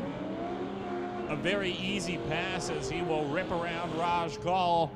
That race was over before Kaul even got to half track.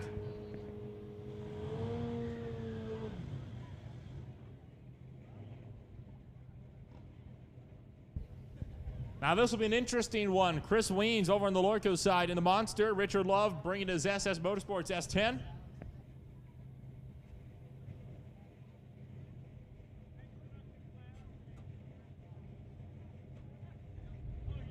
Both these vehicles mighty quick. Obviously the motorcycle quick in its own right, but Richard Love runs typically in the Super Pro category in the NHRA Summit ET Series.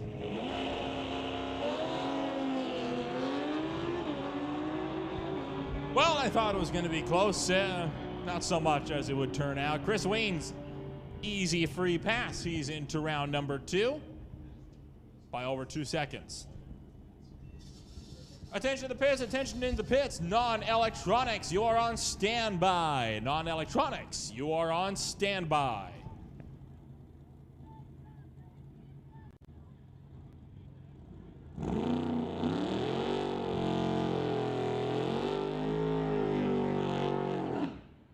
Grant Gordon was due to be racing Rob Monroe in the 31 Model A, but the 4-cycle Customs Dodge not able to make the call.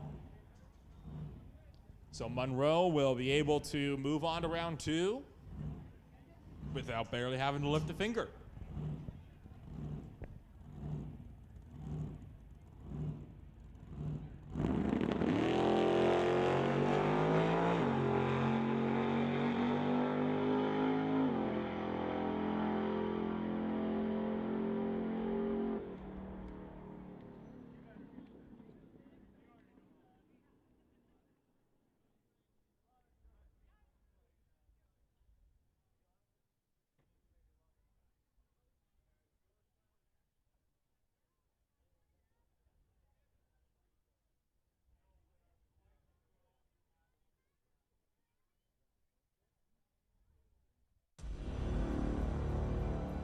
The West Coast Pro Modifieds would like to thank Artex Racing, supported by Total Dairy Solutions, ChopMyRate.ca, Daco Ventures, Mario High Performance Diesel, 24/7 Compression with Bel Air Power, Waukesha Pierce Industries, RCT Engineering, Gen 3 Speed Trackside Tuning, Canadian Performance Injection, K2 Consulting, Pro One Safety with TNT Motorsports, Van Ross Services, Super T Brand Builders, and Signature Sandman in South Edmonton. Join us next weekend, July 8th to 10th on HNLive.ca for full free coverage of the Rocky Mountain Nationals at Rad Torque Raceway. Advertising opportunities still available. Go to westcoastpromodifieds.com for more details. West Coast Pro Modifieds. Just send it.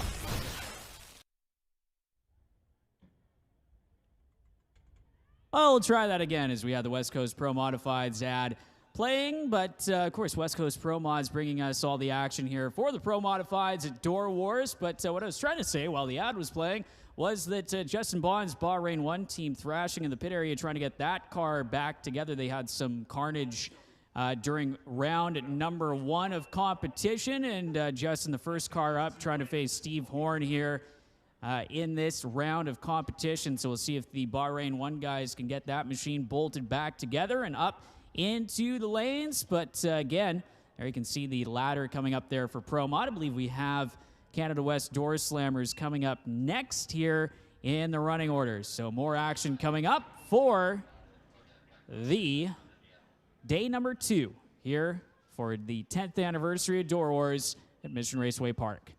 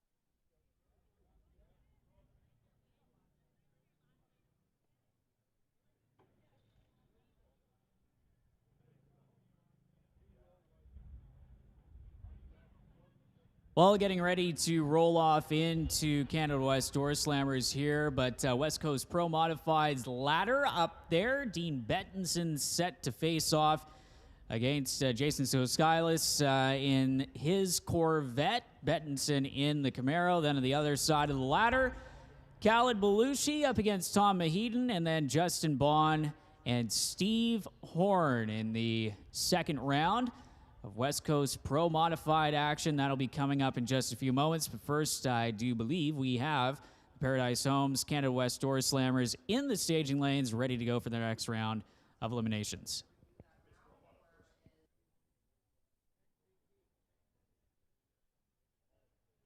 So we do have, I believe,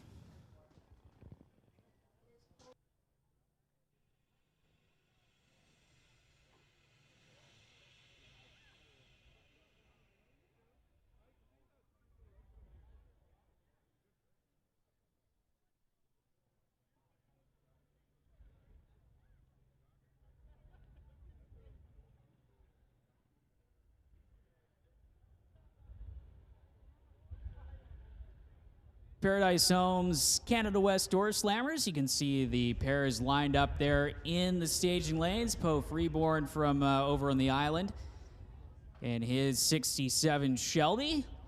As some very quick door cars here at Canada West Doorslammers. A fixture here at Mission Raceway Park for over 20 years at this point. Of course, bringing us a lot of fast door car action throughout the years. Canada West Doorslammers, a dial-in class. You have to run quicker than an 870 with a 9. So they have to run that in qualifying. Of course, all the cars that have made it into eliminations have run quicker than an 870 with a 9 and run on a pro tree as opposed to a sportsman tree. As you see the Canada West Doorslammers ladder up on the big screen here for this next round of competition, and you hear the first pair firing up and getting ready to roll off into the water box.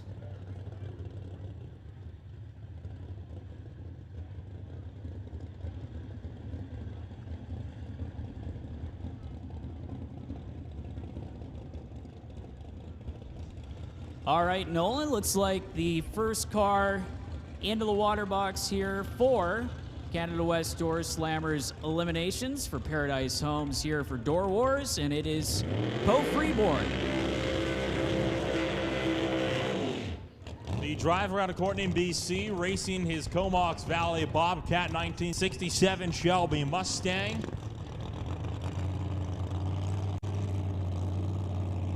In the Winter Harbor Marina and RV Canada West Doorslammers category, this race sponsored by Paradise Homes Limited.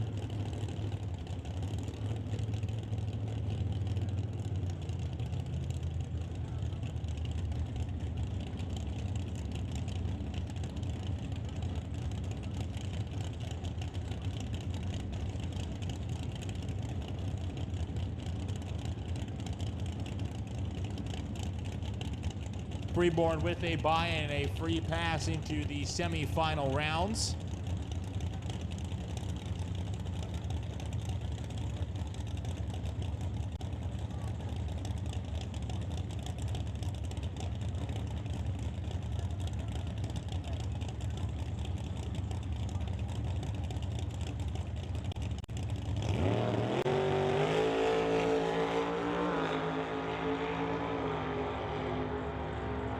Solid run from your number 8 qualifier, 7.47 with a 2 on the 748 dial. Doesn't matter though, you had the bye, you can break out all you like.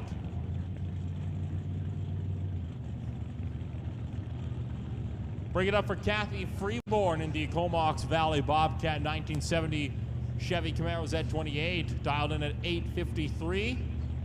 We'll be leaving after Blake Miller in the Searles Auto Repair 1967 Chevy Camaro, dialed in at 865.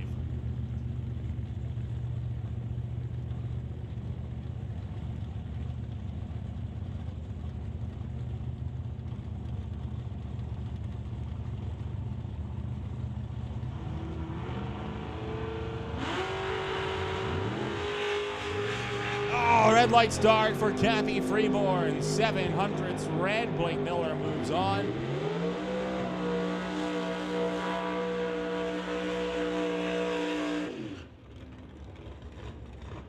17th out package for Blake Miller was 017 on the tree.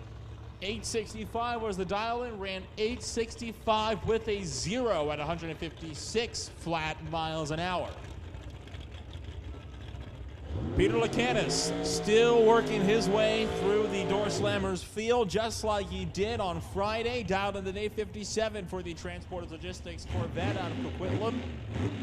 We'll take it to Kerry Young out of Port Alberni in the Young's Mechanical 2003 Chevy S10. Attention to the pits, attention in the pits. Non-electronics, we need you to the rear of staging to be laddered. No box, we need you to the rear of staging to be laddered for next round of eliminations. Electronics, you're on standby.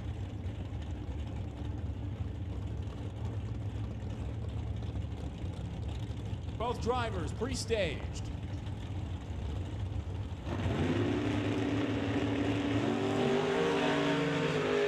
Two green lights, but none of them are terribly stellar. Young breaks out, trying to catch up to Peter Lacanis after Lacanis beat her on the tree by over a 1/10 and a half. Didn't matter. Peter Lacanis still got there first, despite Peter Young breaking out by 0.04 of a second.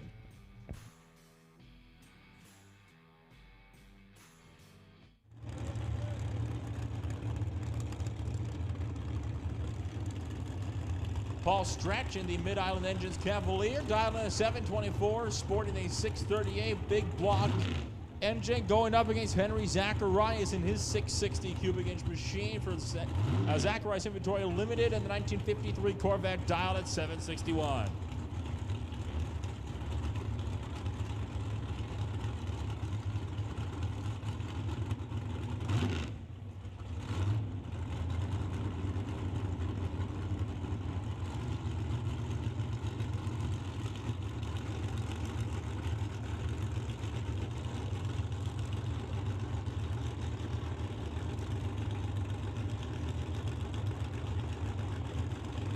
Stretch pre-stages first, followed closely by Zacharias.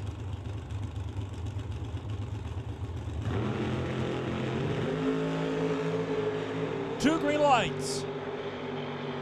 Stretch, the number 10 qualifier, chasing down the number 6. Paul Stretch makes the pass, 0.09 of a second at the quarter mile. Great run there from Paul Stretch. He'll move on to the semifinals as we wrap up Canada West Doorslammers and move over into West Coast Pro Mods, Cole.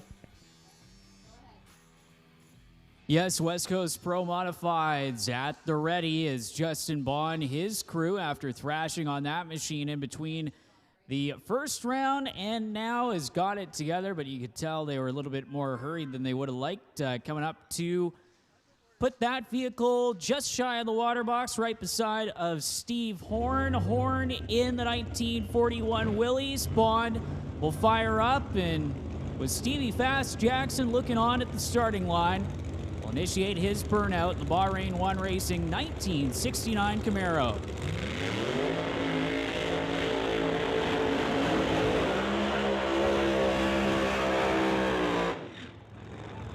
Round number 2 of West Coast Pro Modified action.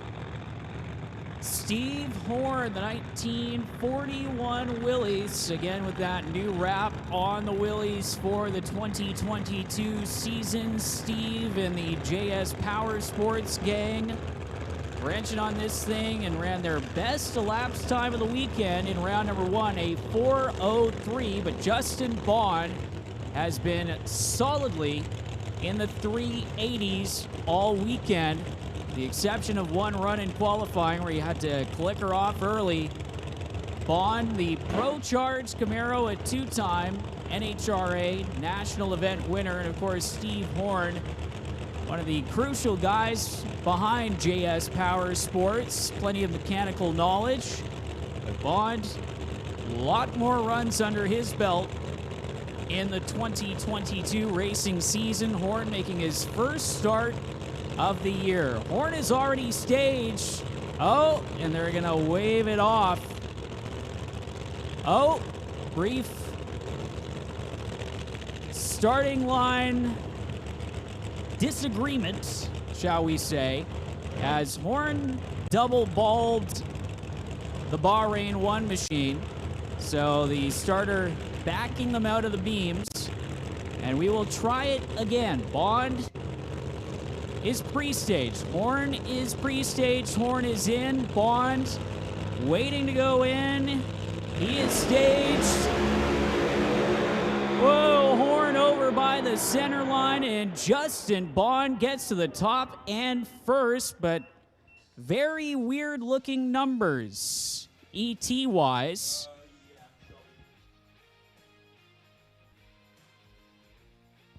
So Bond clearly getting to the finish line first, but very weird time showing up there, showing that the 8th mile time is a 1:86.1, so maybe something in the sensor malfunctioning. But Bond again getting there first. Steve Horn, you can see him drift over to the center line and then have to shut off the wheelies. So tough break there for Steve Horn out of Burnaby, who again had his best run of the weekend. Last run out and had a strong run going, unfortunately having to shut it off as he got out of the groove.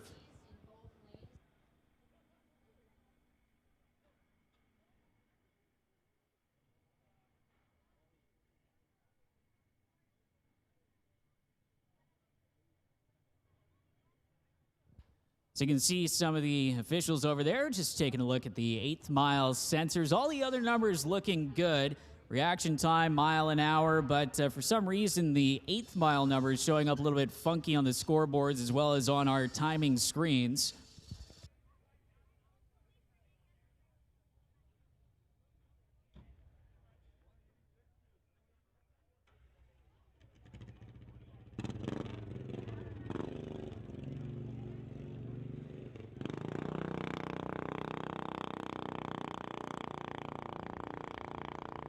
So Khalid Balooshi, the next car up, Khalid will be on a single run by the looks of things in the other Bahrain 1 racing machine.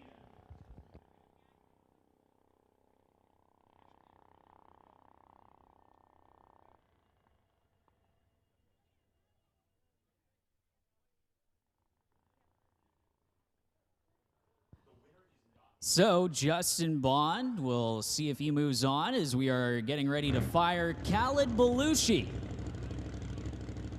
In the other half of the Bahrain 1 racing team, Balooshi, former NHRA Pro Modified World Champion.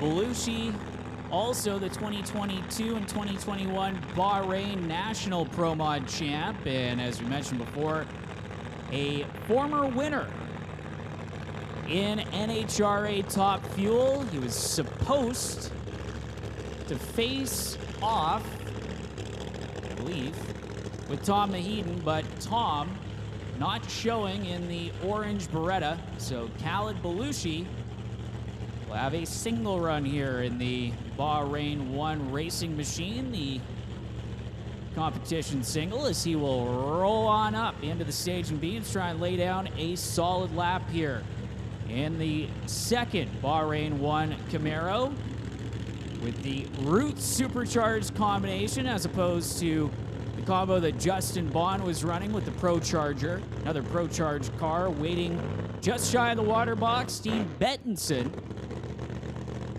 as Balooshi in communication with his crew chief, and you can see some of these Pro Mod teams have radio communication with the drivers. As Balooshi lighting that top bulb, brings it into the bottom bulb, and we are go. Balooshi had to shut it off. So if you can imagine, if Tom Mahedon had to face off with him and he pulled off one of those 4:19 runs, he could have maybe punched out Balooshi, but Balooshi getting lucky there, clicking it off early with a 7:95, coasting to 53 miles an hour into the next round of competition for the West Coast Pro Modifieds.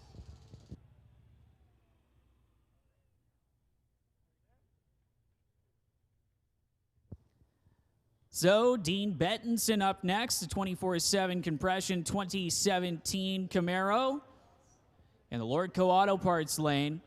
He was supposed to go up against Jacob Skosilas in his Corvette, but Skosilas having a big boomer as he shut off his Corvette after his best run of the weekend.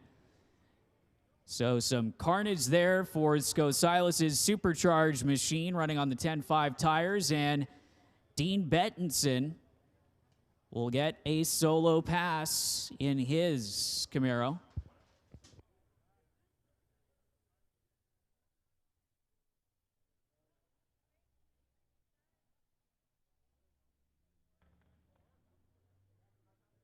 So Dean Bettinson, who's been running with the PDRA for the first half of the 2022 season, also ran down at Bradenton Raceway in Florida, moving into the water box, and Bettinson's been solidly in the 370 zone.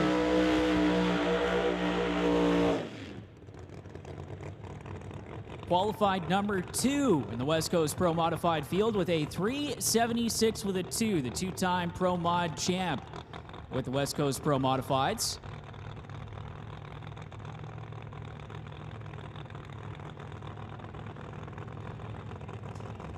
No box, we need you guys to the rear of staging to be laddered. No box, we need you to the rear of staging to be laddered.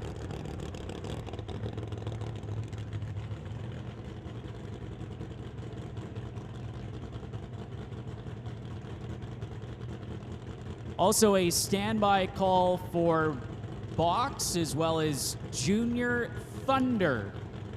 Standby call for box and Junior Thunder.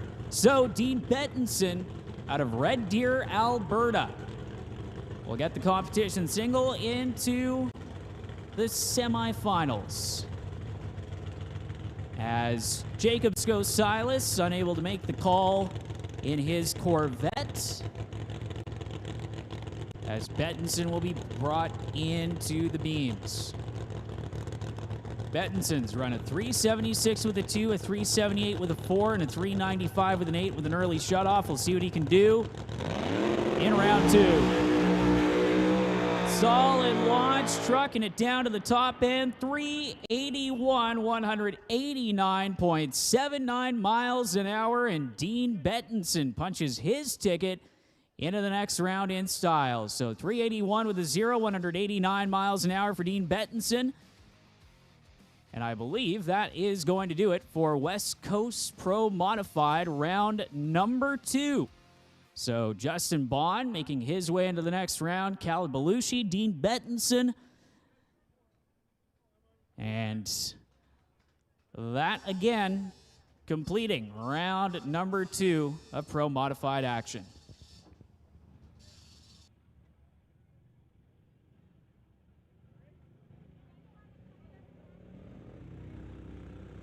All right, looks like it's going to be Bubba's Speed Shop, non-electronics, the no-box class coming up next, as they will get ready to roll on into the water box, getting all paired up back in staging and getting ready to head underneath of the Lordco Auto Parts Bridge.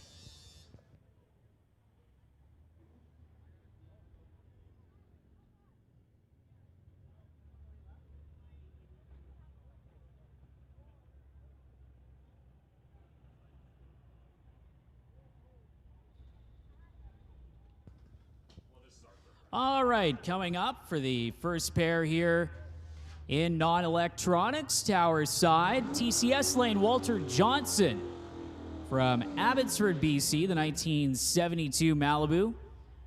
Ian McIntyre in the 2011 BMW.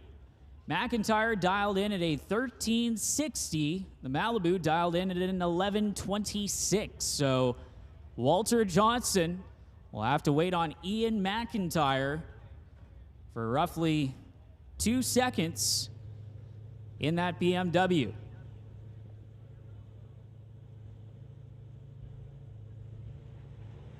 McIntyre away. Now it's up to the Malibu to play catch up, but McIntyre turns on the red light, 004 red. So Walter Johnson out of Abbotsford in the Malibu will move on to the next round of competition. And to add insult to injury, McIntyre also breaking out at the stripe, 1358 with a 2 on his 1360 dial, 1137 with a 2, 113 miles an hour for Walter Johnson in the Malibu. Is up next will come Bo Dickey out of Mission in his Chevy S10 up against Glenn Fillingham in the 1980s, or rather 1968 AMX out of Coquitlam.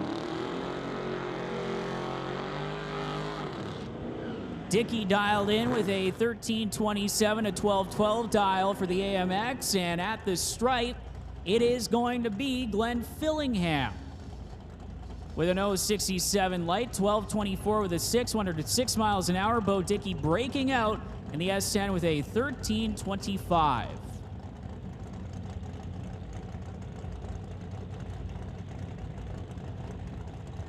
We also have Mission Fire Hall out with their boot drive for muscular dystrophy. That is on the west side of the timing tower. They have their fire truck set up. So again, the Mission Fire Department's muscular dystrophy boot drive set up at the west side of the timing tower.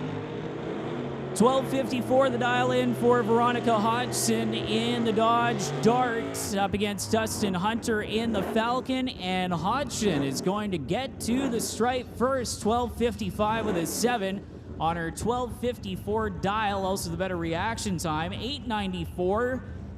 The dial in for Dustin Hunter, he only went an 897 with an 8 on his 894 dial. Is Dave Jung and Ray Bollinger up next. Jung dialed in with a 1201 at 1058 for Bollinger.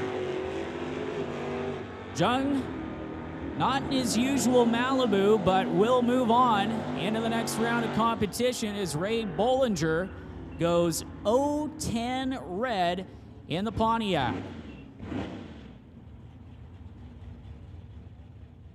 So Ray Bollinger going 010 red. Dave Jung backing off of it, 1219 with a 9 on his 1201 dial in to save that machine for the next round. As Bobby Ayler's tower side of the racetrack, his 1989 Ford Mustang dialed in at a 1054 up against Lorenz Schwartz, the Titanium Autogroup Bubba's Speed Shop 1983 Chevy Monte Carlo, dialed in at a 1017 over in the Lordco Auto Parts lane.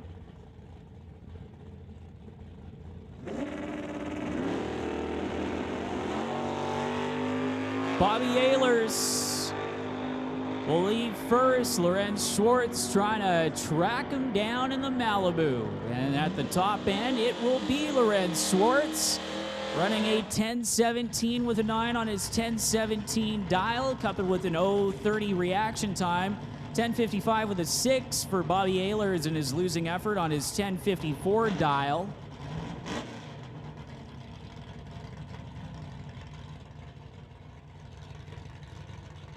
Junior Thunder, we need you to lane 1, and Box, you guys are still remaining on standby, so Junior Thunder, we need you to lane number 1. Chris Stone will get the free pass into the next round in the Stone Cold Racing 1968 Dodge Dart for Willowbrook Motors. Winter Harbor Marine and RV, the Titanium Autogroup, and BG Fuel Products. Stone creeping it into the beams, just flickering on that bottom bulb. Stone dialed in at a 10:08. He'll see how close he can run to that. The multi-time Pro Class champion here at Mission Raceway Park will, of course, go 10:08 on his 10:08. A 10:08 with a 4, an 020 reaction time. Not too shabby for Chris Stone, as I believe that will do it for non-electronics for Bubba's Speed Shop. And once again, you can head to Bubba's Speed Shop FuelTech.ca for more information on what they have to offer. Of course, sponsoring the non-electronics, the no-box class here at DOORWARZ.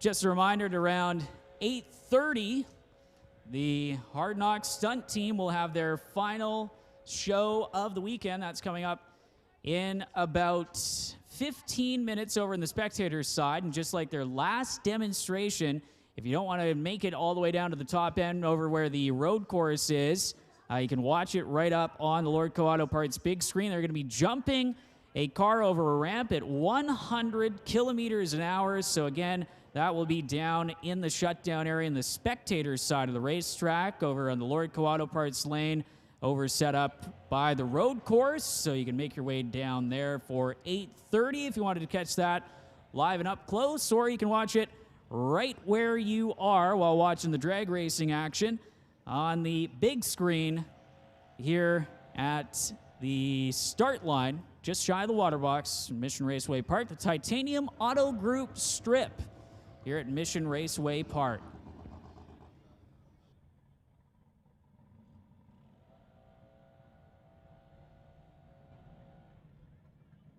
We have some downtime. We will mention once more the Mission Fire Hall Muscular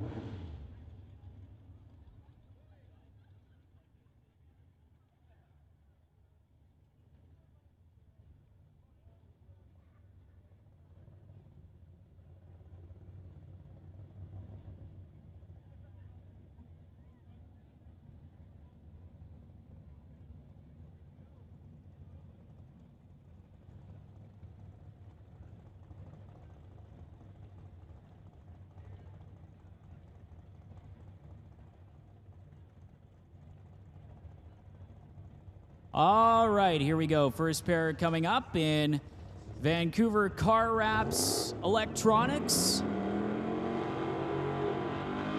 Two Mission Raceway Park regulars. Dan Parsons in the Quality Racing 1970 Duster over in the Lordco Auto Parts lane. Dan actually raced this car at the original Mission Raceways back in the 1970s, coming up on 50 years of racing this thing. And Martin Rachel out of Surrey in the 1970 Malibu. Rachel dialed in at a 1016. Parsons, a 1091, close to that Super Street Index that Parsons usually runs in the Super Combo class here at Mission Raceway Park.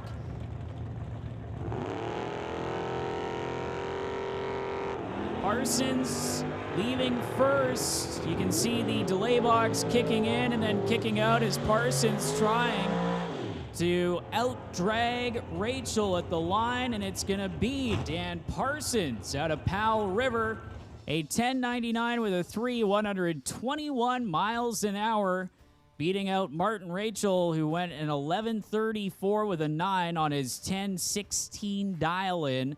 So you can see Rachel and Parsons kind of waltzing all over the lane there, Nolan. Well, that'll bring out the next pairing of Al Quigley and Steve McKenzie. Not uncommon for some of these cars to get a little bit all over the shot, especially with the sun now getting right into these drivers' eyes. Al Quigley leaves first, throws off some play, no need for it. Steve McKenzie will go right on the tree by 7/100ths of a second. Quigley will get a free ticket into the next round of eliminations.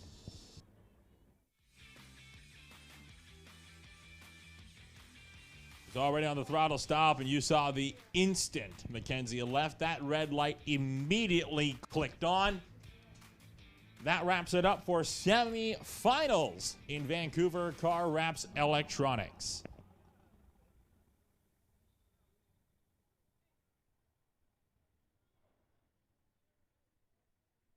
Oh, my mistake. We have two more Super Pro cars before we wrap up. So we're not in the semifinals. I'm getting a bit ahead of myself, but hey, it's been a long weekend so far.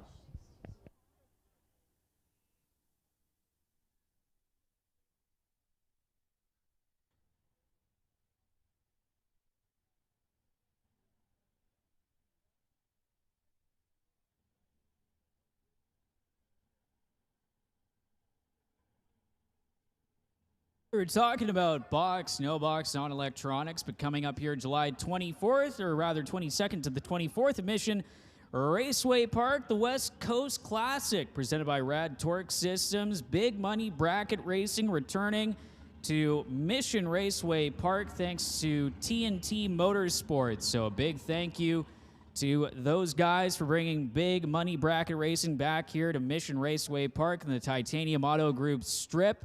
Again, that'll be Friday, Saturday, Sunday, the warm-up race, the main event number 1, and the main event number 2. So a very stacked field of bracket cars will be in action here in just a few weeks at Mission Raceway Park.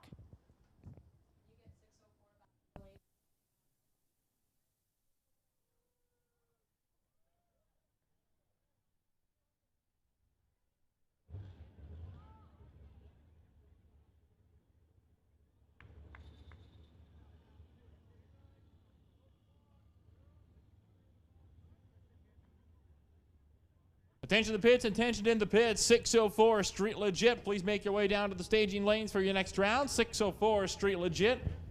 Please make your way down. As well as that, the Hard Knock Stunt Team have one more performance in store for you tonight, launching a car over 100 feet over at the road course. They are going to be holding that performance in just under 10 minutes. And that will be up at the top end of the racetrack on the Speed Fanatics road course. So if you want to take a look at that, well, there's a lovely fence where you can stand and watch that car go flying.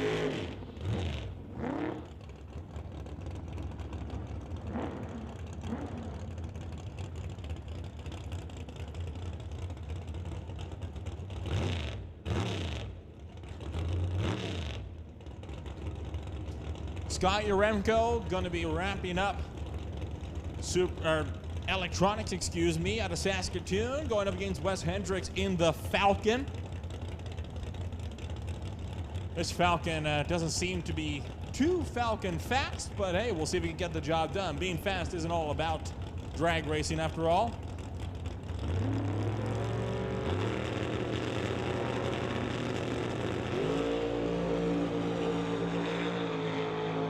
At the end, sometimes being quick on the tree is what could net you a win, and quick on the tree, Hendricks was 6 thousandths of a second, and he will take the win and move on to the semifinals.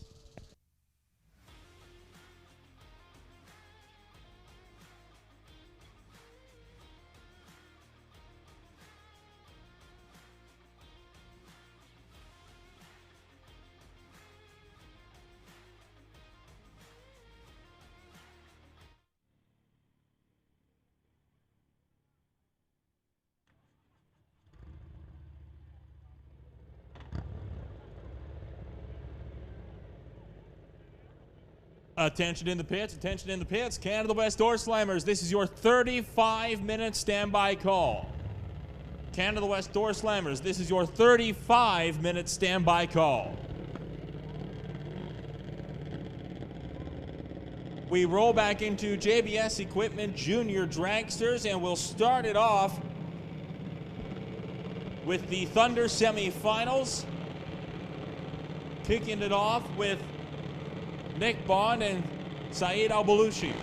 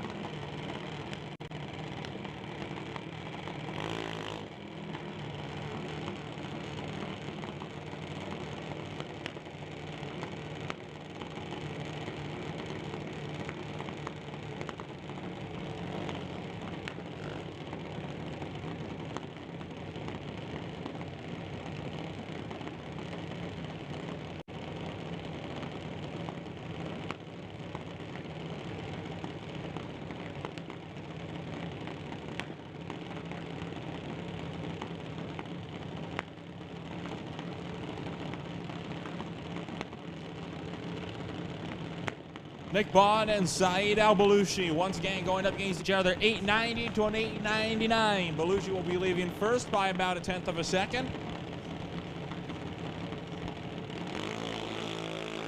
Oh, Nick Bond goes red by 7/100ths of a second. Balooshi is in the Thunder final.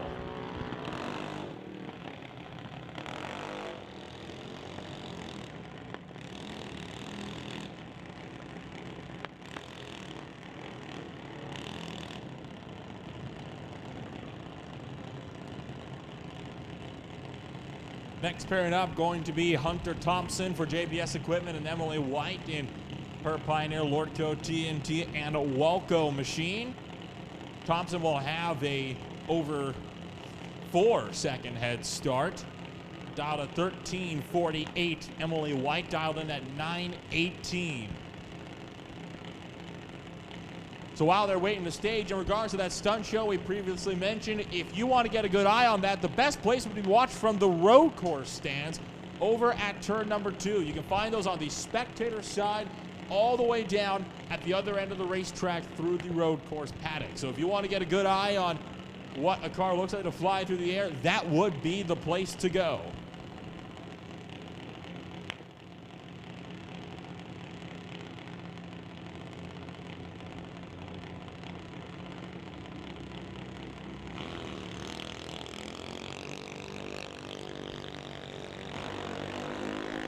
Two green bulbs in Junior Thunder.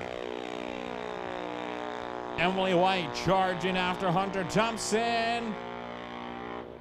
Can't get around him. Hunter Thompson moves on to the final and will face off against Saeed Al-Balooshi. So attention to the pits. Canada West Doorslammers, we put you on a 35-minute standby call. We're going to be changing that to a 15-minute standby call. So Canada West Doorslammers, this is your 15-minute standby call. As that pass, we'll wrap up JBS Junior Dragsters. For now, we will roll now into 604 Street Legit for their next round of eliminations. Or I should say a rerun of their first round of eliminations. As it turns out, dial-ins, somewhat important in bracket racing.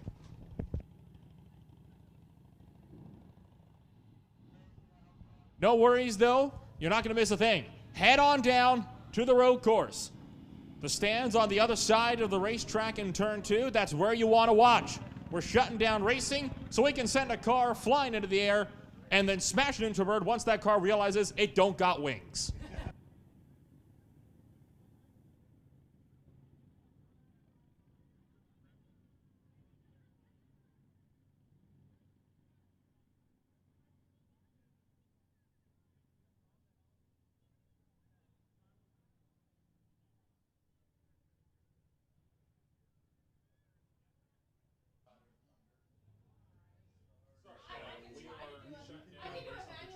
So if you would like to keep your eyes either on the big screen or if you're making your way down to the bleachers at turn 2, we're going to be setting off in approximately 10 minutes. This is a big stunt. There's no ways around it. We've got Leif Havdale here. He's going to be hitting that ramp at 100K or plus, and he's going to be flying through the air. There are no crash mats, there are no boxes. He's going to be landing, hopefully on all 4 tires, but there's going to be a live wreck. So this is kind of a once-in-a-lifetime thing for you to see a real stunt happening here. So make your way down and get ready for that rumble.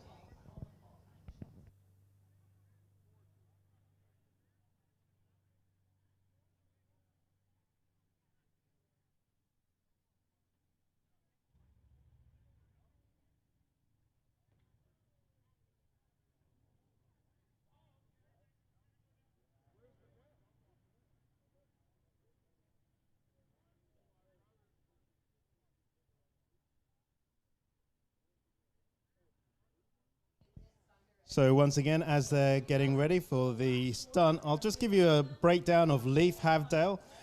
Professional stunt performer for over 23 years. He's doubled Garrett Hudland on Tron 2. Robert Patterson on the Twilight movies. Stunt diver for Total Recall and the Monster Truck movies. He's part of the G.I. Joe Snake Eyes stunt driving team. And in Ghostbusters Afterlife, he doubled Finn Wolfhard, stunt driving the Ecto-1 car. He's a 7-time nominee and 3-time winner of the UBCP ACTRA Best Stunt Award. 2011 nominee for the Tourist Stunt Award for his motorcycle work on Resident Evil.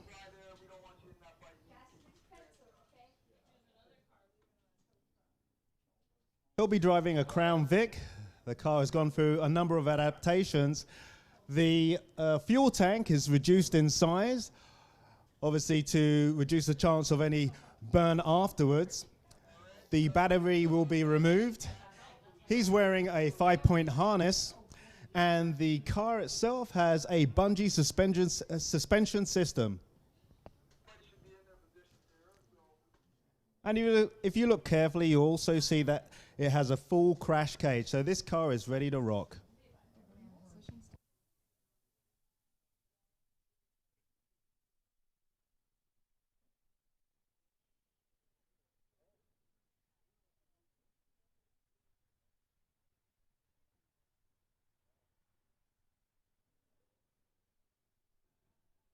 We are seconds away, so I'll give one more shout out to our sponsors, keeping us safe today with Pro One Safety Gear, where safety comes first.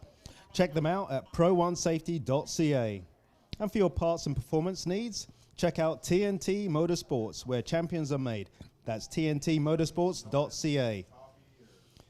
If you like racing, drifting, or just looking damn good, get your car worked on at SCG Performance, local in Coquitlam, BC. SCG Performance, a full-service and fabrication shop.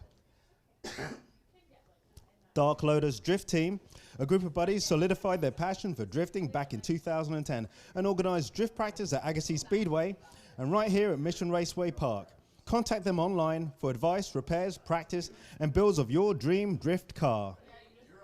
Zestino Performance Tires offers door-to-door service, second to none. Visit their website for quality performance tires at low, low prices.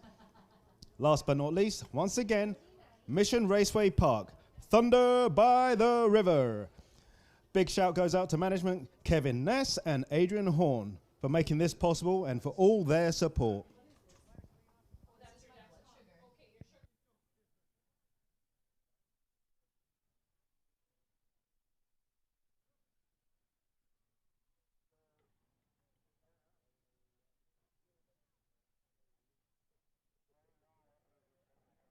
Ladies and gentlemen, we are standing by. Seconds away, seconds away.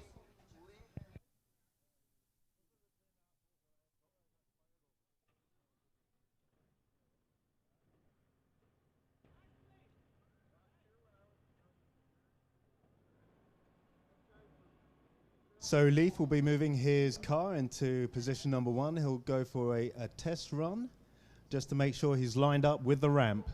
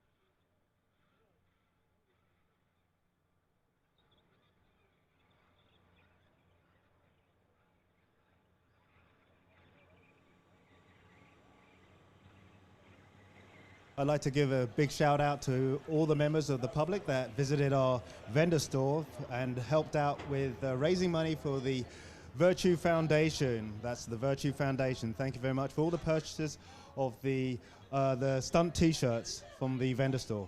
Thank you.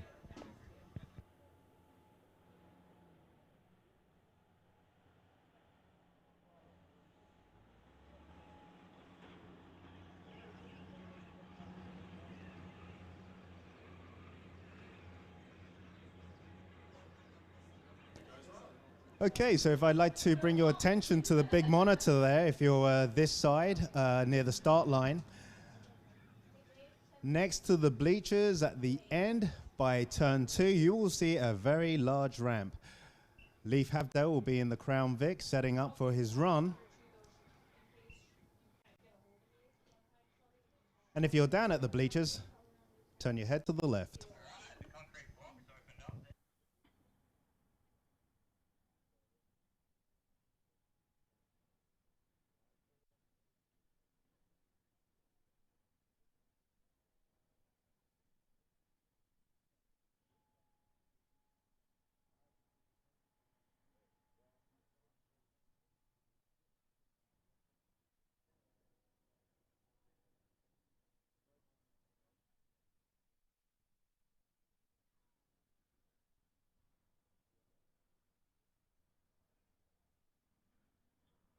So thanks for your patience. This is a one-shot deal. It's really important that we get everything just right.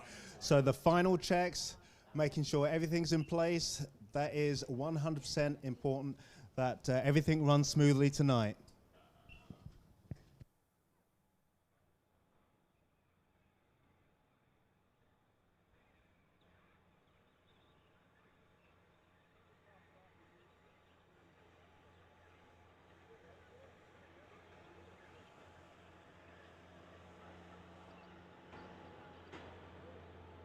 And that's a nice close-up of the ramp from the side.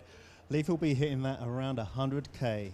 So we're expecting him to get between 15 and 20 feet airborne, but he'll travel over 100 feet before landing. possibly nose in, hopefully 4 wheels down, but this will be a live wreck of a car.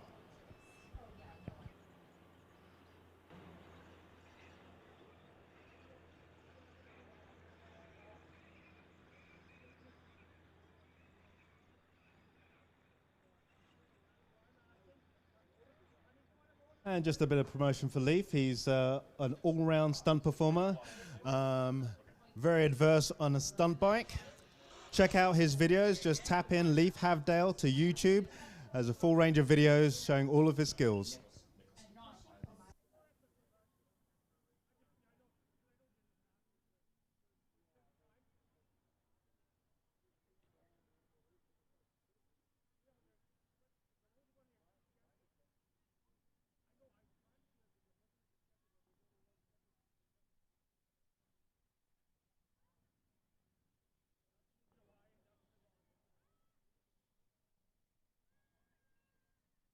A really nice aerial shot that we have here. Sound good? Yeah.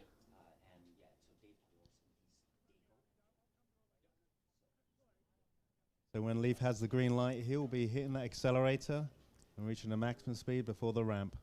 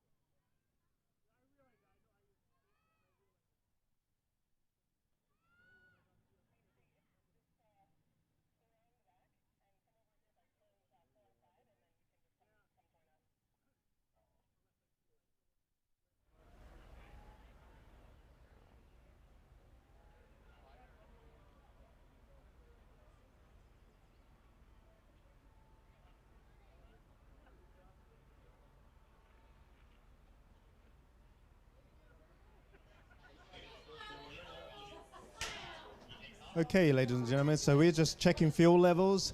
Leaf is strapped in. He's going for his first test run. So this won't be the jump, it'll just be testing his approach to the ramp.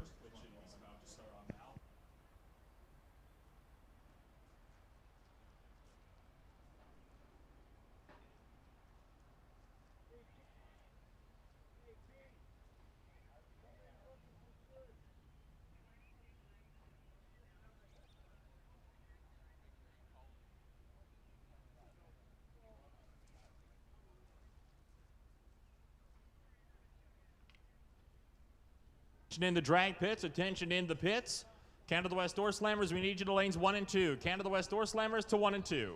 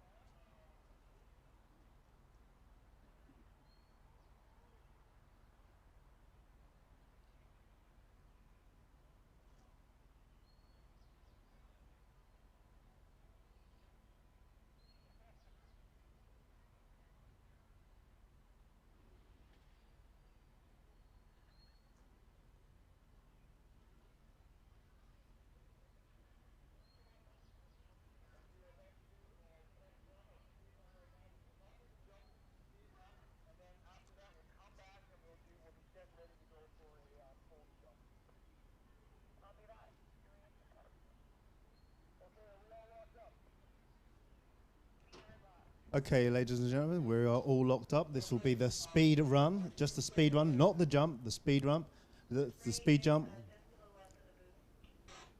Leaf will be approaching the ramp at speed, turn round, reset to number 1, and then go for the jump.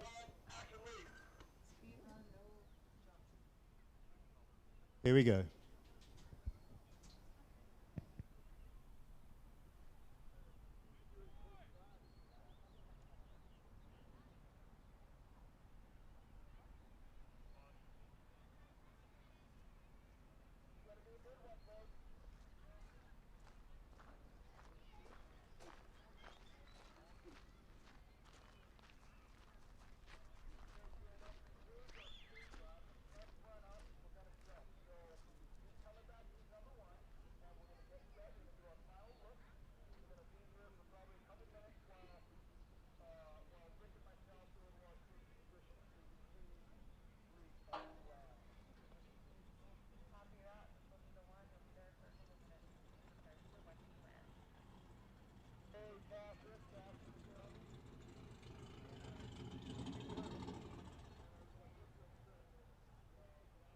Okay, ladies and gentlemen, that completes our speed run.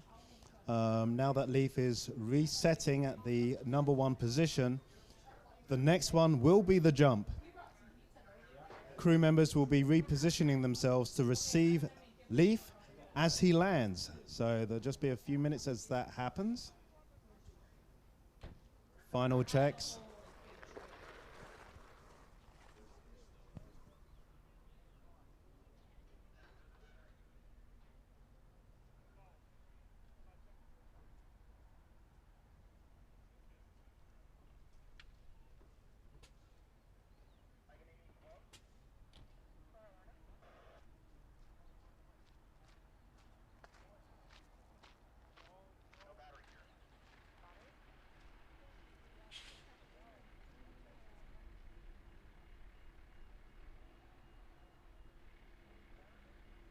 And while that's happening, I'll just give another shout out to our DOORWARZ 10 Hard Knock Stunt Demo Extravaganza drivers. That's Alex Steins, Mitch McGarvey, Gaston Morrison, Chase, and the legendary Rick Pierce. And of course, Leaf Havdale in the Crown Vic about to launch.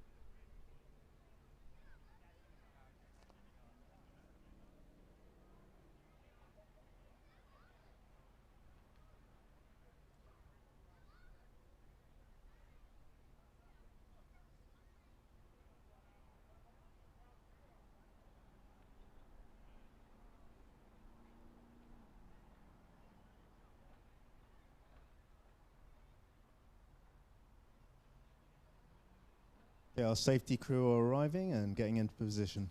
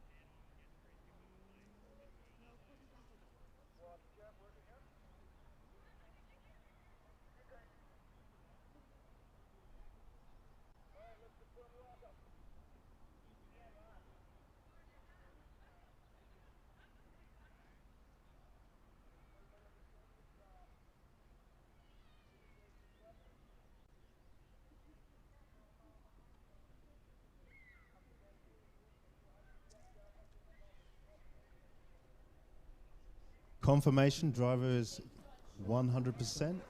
We are locked in. Everyone set.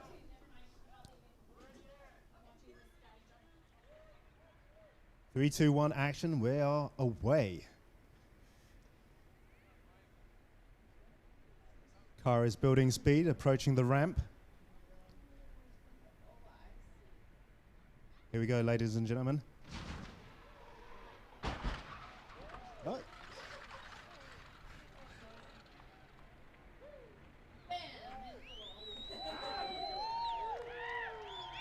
The Leaf has landed.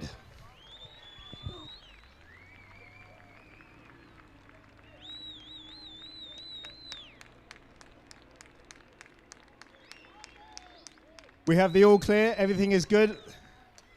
Fantastic. Thank you very much, ladies and gentlemen. That completes our stunt show for this weekend. Let's hear it for Leaf Havdale.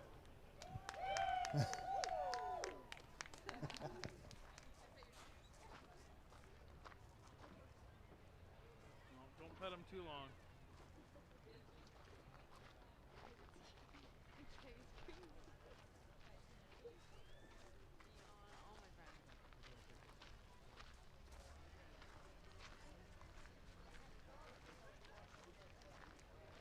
Literally.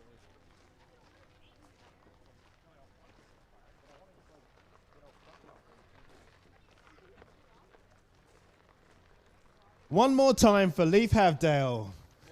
Woo!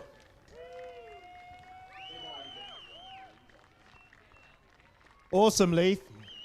Fantastic work.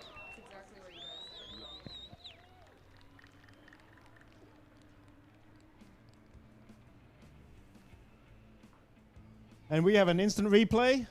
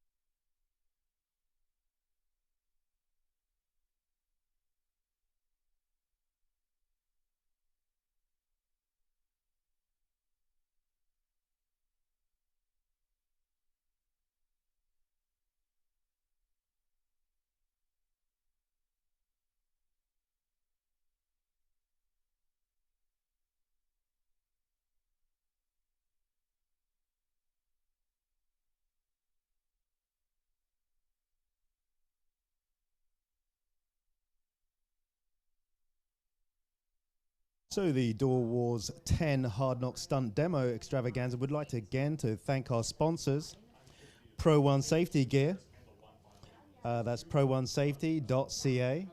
TNT Motorsports. That's tntmotorsports.ca. SCG Performance. SCG Performance, you'll find them in Coquitlam. Dark Lotus Drift Team. That's Dark Lotus Drift Team. And Zestino Tires. That's Zestino's Performance Tires. And last but not least, Mission Raceway Park. That's Mission Raceway Park. Thunder by the River. Thank you very much, everyone. Have a wonderful weekend.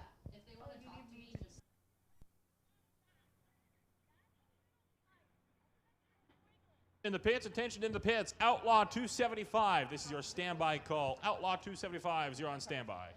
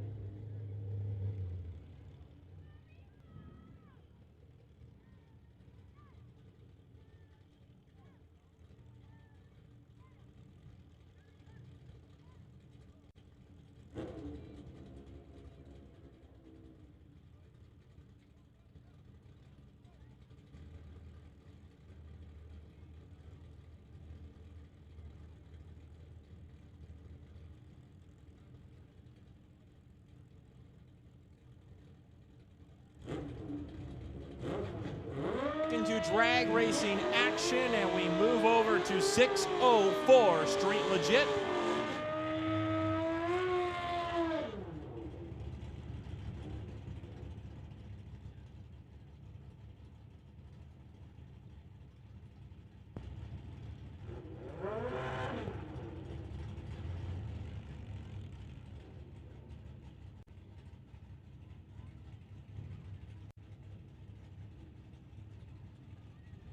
Tom Turan in the cracked and Lordco side as we get set to redo our eliminations. Going to be going up against Real Picariello. 2 green lights, dial-ins in play. Out at the quarter mile, breakout for Picariello, gives it to Turan. Breaking out by just 0.04 of a second at the top end. Tom Turan makes an early exit.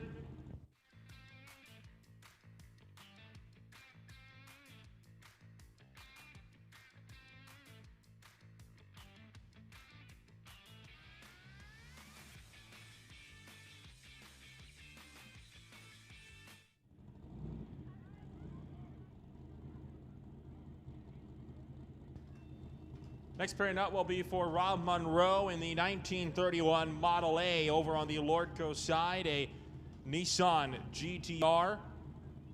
Going to be over here, TCS side.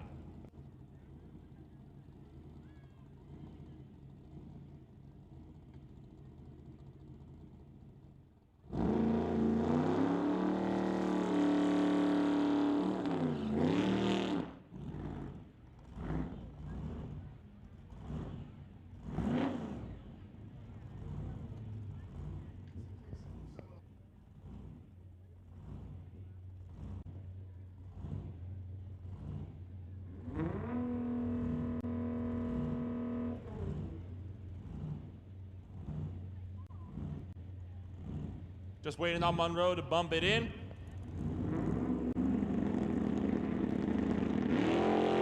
And the Envy Nissan is off and away. Rob Monroe in hot pursuit. Almost neck and neck at the 8th mile at the quarter. That race won on the starting line by Rob Monroe. 4:24 for Vriend to a 1:11 for the Model A. Also, you just saw a Nissan GTR go down the racetrack, but if you're the owner of a Nissan GTR, check your pockets because we have your keys up here in the tower. Again, if you're the owner of a Nissan GTR, we have your keys up in the tower.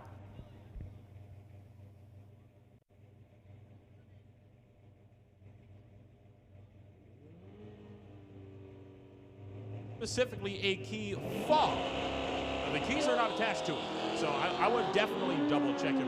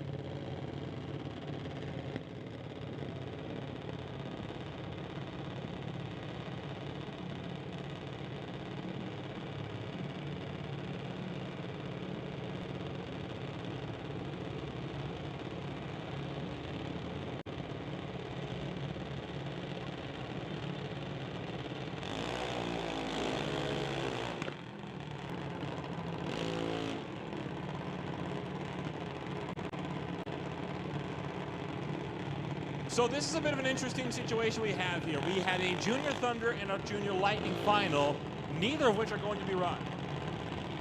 The juniors have decided to combine both classes into a junior grudge match. So all 4 finalists will be going head-to-head in 2 rounds of elimination to decide who will be winning this little junior grudge match.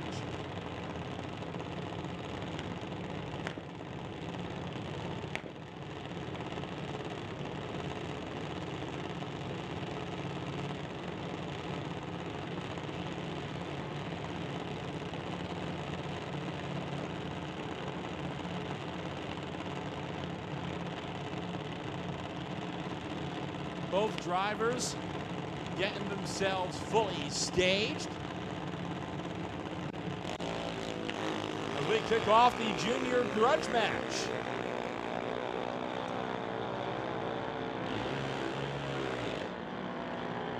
Saeed Al-Balooshi, 18th foul red on the tree. Winterbottom with a free pass into the final. That was your Thunder participant. Now we'll see who in Lightning will go up against Winterbottom.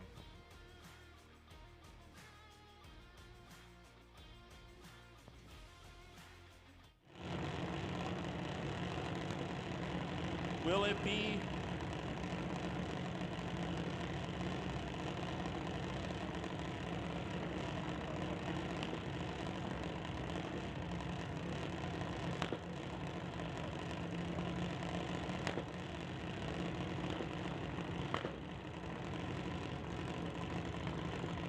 it'll be Abigail White versus Hunter Thompson to see who will face off against the Lightning driver of Winterbottom in the junior grudge final. Thunder TCS side. Lordco side is the Lightning car.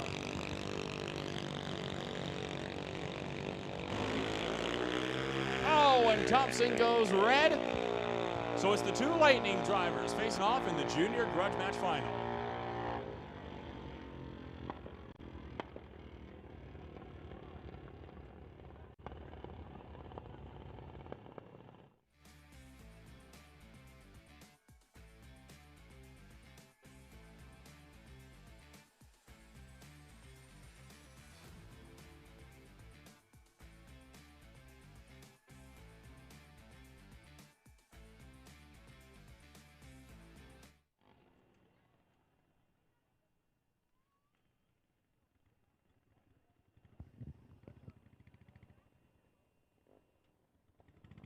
Canada West Doorslammer action coming up for their next round of eliminations, followed by the West Coast Pro Modifieds. Those two categories currently in the staging lane. So we'll have another round of eliminations for those two categories coming up in just a few moments as we continue on with Door Wars 10.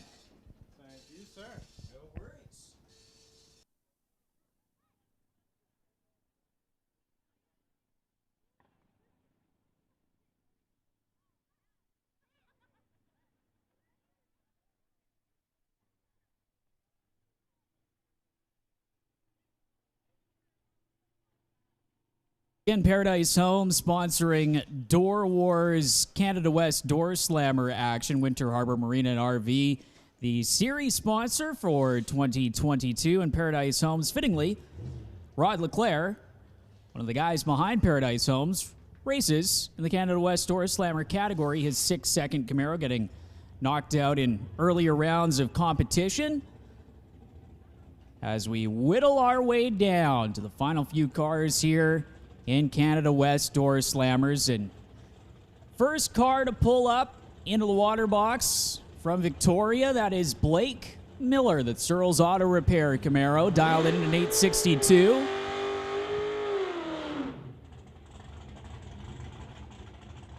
Up against Peter Lacadis.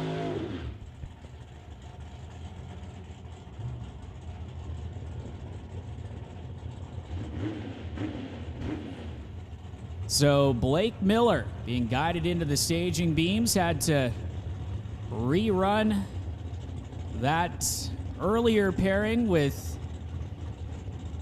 himself, and the Searles Auto Repair Camaro came out on top. And of course, Peter Lacadis over there on the Lordco Auto Parts side of the racetrack.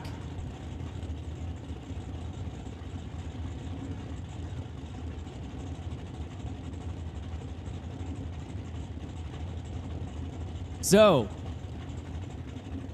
we will see who will go on into the next round of Canada West Doorslammer. Blake Miller will leave first slightly. You can barely even see the difference on the Christmas tree with that Pro tree. And we'll see which driver gets to the top end first. It is going to be Peter Lacanis, an 859 with a 0 on his 856 dial-in. An 866 with a 3 on his 862 dial-in for Blake Miller and his losing effort. In the Camaro, Lacanis on the tree better with an 025.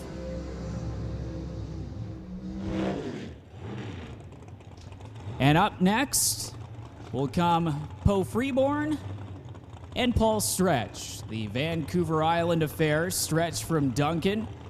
Freeborn from the Cowichan Valley in that 1967 Shelby Mustang, sponsored by Comox Valley Bobcat. And Paul Stretch, sponsored by Mid-Island Engine and Machine, also building the power plant underneath the hood scoop of his Chevy Cavalier.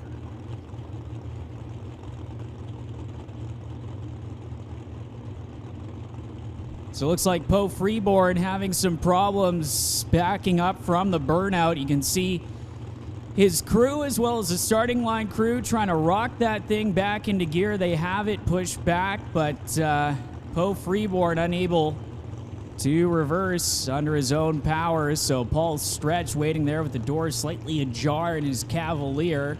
A 724 dial-in for Paul Stretch. Poe Freeborn was dialed in at a 746.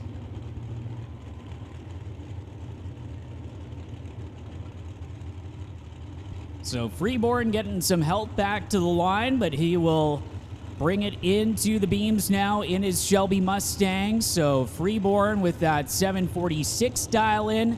Again, the 724 for Paul Stretch. So Freeborn will leave the line first. And Freeborn, as you can't double bulb in Canada West Doorslammers, being backed out of the staging beams. Stretch is in to the pre-stage bulb. That is lit. Waiting on Poe Freeborn to bring the Mustang in. And Freeborn leaves way too early. Paul Stretch will get the win, runs a 726 with a 189.91 miles an hour on his 724 dial-in. Poe Freeborn leaving before the tree is activated in the 67 Mustang, so not registering a time in the Lordco Auto Parts side of the racetrack.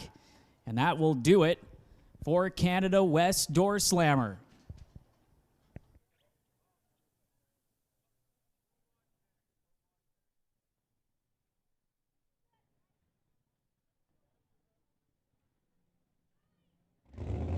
Attention the pits, attention the pits, no box. You guys are on standby, no box. You guys are on standby.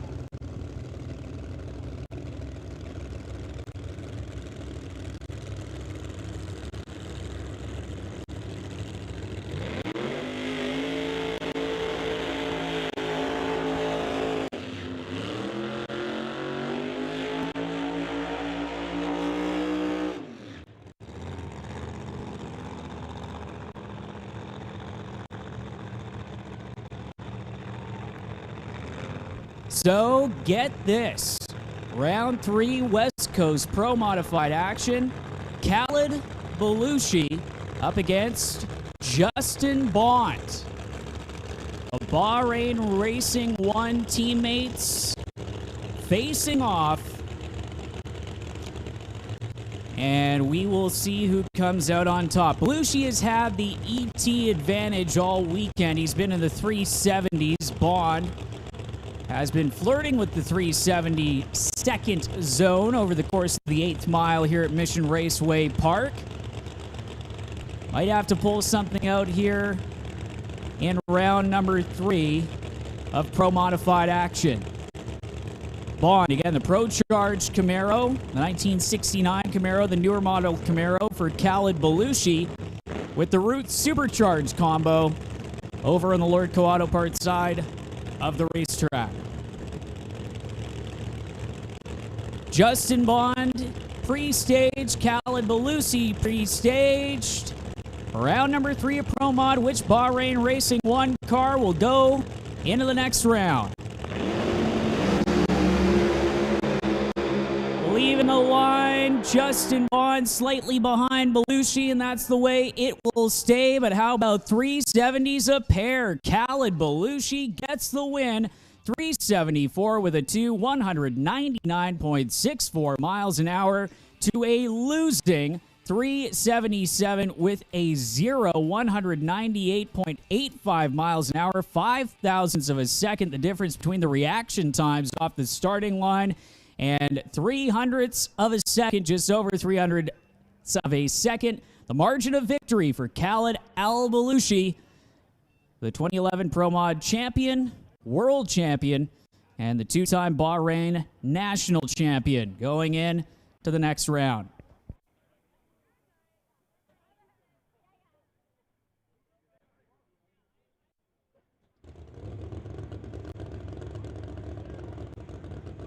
So, Dean Bettinson going into the next round, into the finals. In car 622, the 2017 Chevy Camaro. The Pro Charge machine out of Red Deer, Alberta. 24/7 compression, Bel Air Power, the sponsors for Bettinson, who has unleashed a slew of 370-second runs, just like Balooshi. Had a very short burnout. Bettinson is staged. Looks like he's just going to break the beams and save the car for that matchup with Khalid Balooshi. So Bettinson breaking the beams, pushing the car back. He will go into the next round in your Door Wars Pro Modified.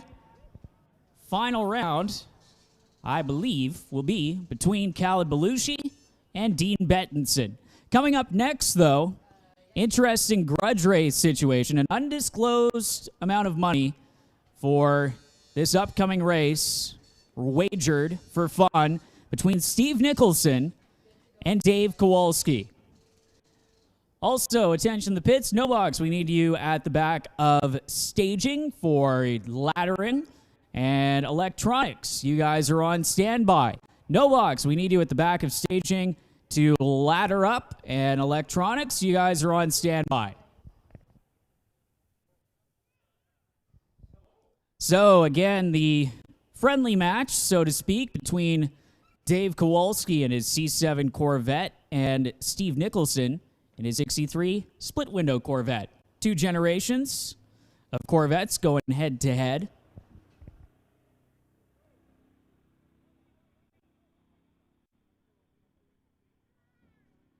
Two different power outers. You got the supercharged combination of Dave Kowalski up against the big cubic inch nitrous motor of Steve Nicholson.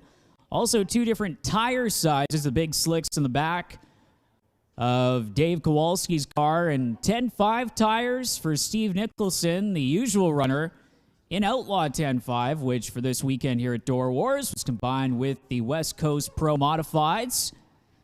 And a big thank you to the West Coast Pro Modifieds for coming out, putting on a show here for everybody for the 10th anniversary of Door Wars. So RCD Engineering, Artex Racing, and Total Dairy Solutions, 24/7 compression, Dayco Ventures, K2 Consulting, Erlacher Motorsports, Super Tree Brand Builder, and Van Ross Services, all supporting the 2022 season here for the West Coast Pro Modifieds as we await Steve Nicholson and Dave Kowalski to come on up to the line. Again, these 2 drivers just coming up for a fun side-by-side run, but some money on the line. We didn't disclose how much is on the line. It could be a toonie.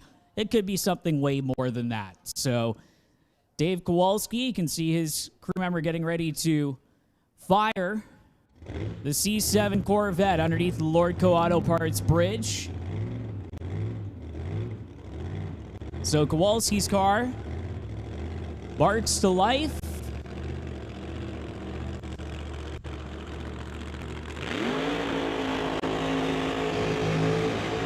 So Steve Nicholson's car having some problems firing by the looks of things. So Dave Kowalski putting in a big burnout from the Corvette, and unlike in eliminations, Kowalski able to engage reverse and back up under his own power to the starting line.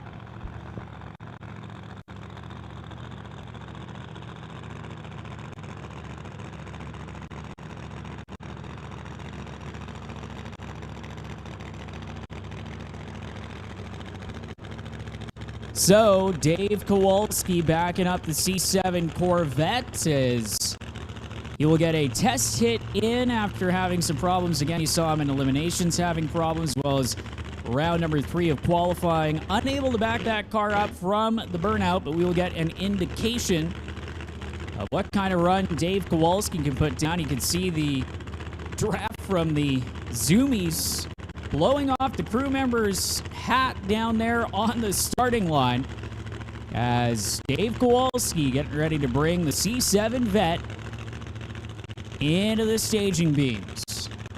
So again, Dean Bettinson will face Khalid Balooshi in the finals for Door Wars, but Dave Kowalski doing a test hit in the cool conditions of the nighttime here in early July, Mission Raceway Park.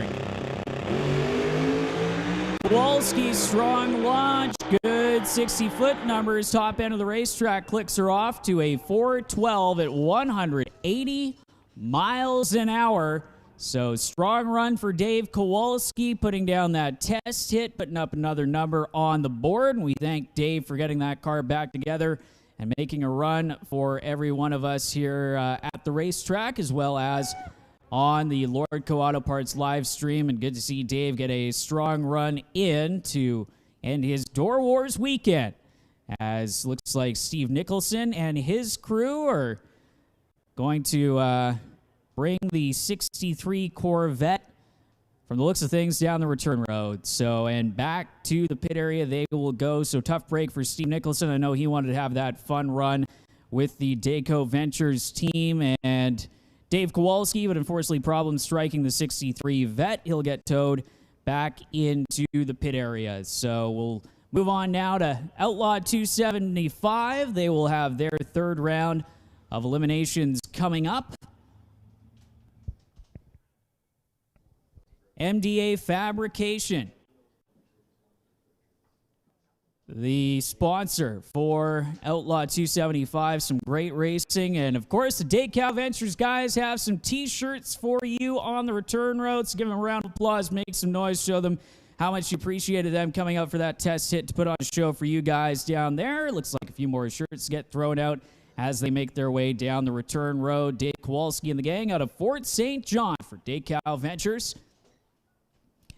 As we'll have a brief moment of silence before the Outlaw 275 cars crank it on up and get ready for their next round of eliminations here to decide the winner for Door Wars. Of course, last year, unfortunately, the final being delayed due to an incident and a few time constraints. So the called that one a draw. Steve Skokin and Justin Gallant, neither one of those two drivers still in competition. Justin Gallant, Steve Skokin not here this weekend, and Justin Gallant not having his car quite together either.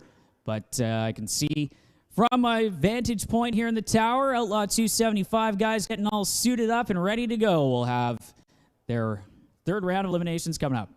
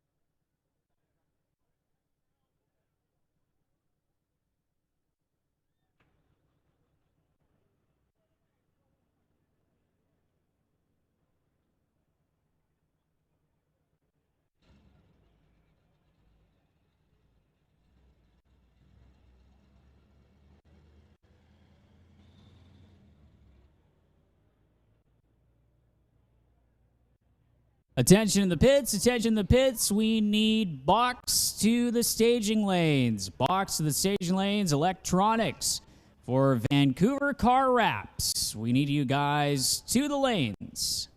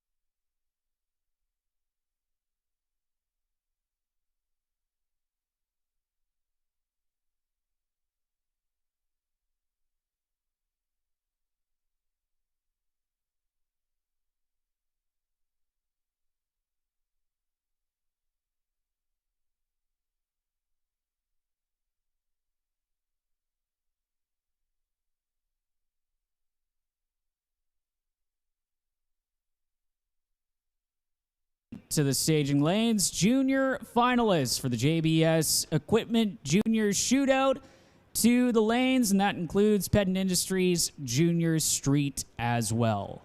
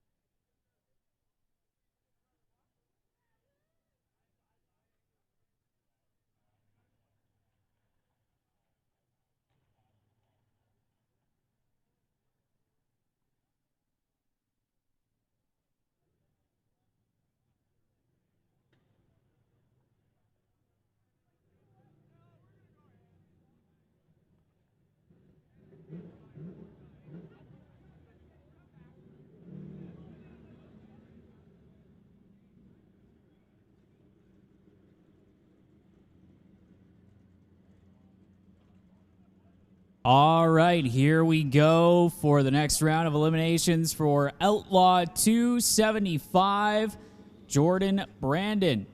The tower side is 2000 Camaro.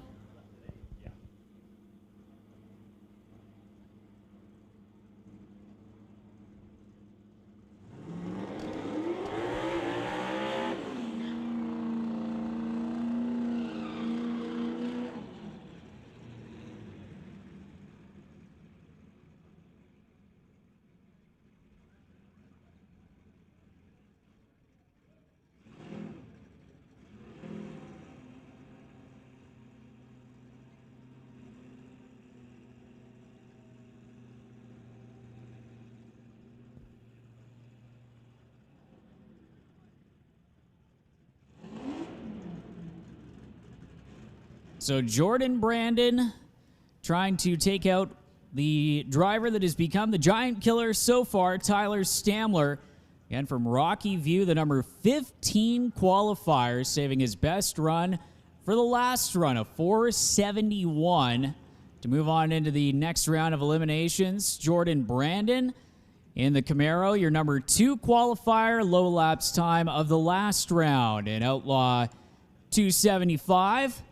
Getting brought into the beams, the 2 turbocharged cars now. The sun is down, the lights are on. Track conditions should be prime, the best that they have been all day for these race cars in Outlaw 275. Both drivers pre-stage, waiting on him to flicker on that bottom bulb. Stamler's in, Brandon's in. Oh, Stamler is sideways and saves it almost. Yes, he does. Drove out of it at the last possible second as Jordan Brandon will get the win, but Stamler tattooed Brandon on the tree, and it looked like it was going to be an interesting race, but then Stamler, Nolan, was in the opposite lane trying to keep that S10 together. That is the sheer definition of finding a way to wreck without wrecking. Holy cow. Instant replay coming on up for you. Look at that. That is just absolutely unbelievable. Obviously, Tyler Stamler has been disqualified, even had the heads-up awareness to steer back into the wrong lane just so he wouldn't take out our 8th mile boxes. But, hey, I am very glad that he managed to keep that thing out of the wall. Yeah, some heads-up driving there from Tyler Stamler and Jordan Brandon off song 541 with a 642 miles an hour. So you have to wonder if Stamler didn't have that big moment, might have even moved on into the next round and continued his little streak that he has been ongoing in the on-point performance S10. But Jordan Brandon moving on to the next round, the 4th round of Outlaw 275, and we'll see if Jordan can continue the role that he has been on as the red light's currently flashing as there is a quick track check. Doesn't look like anything is awry. The lights will go out. We'll get ready for our next pair to come underneath the Lordco Auto Parts Bridge from the head of staging.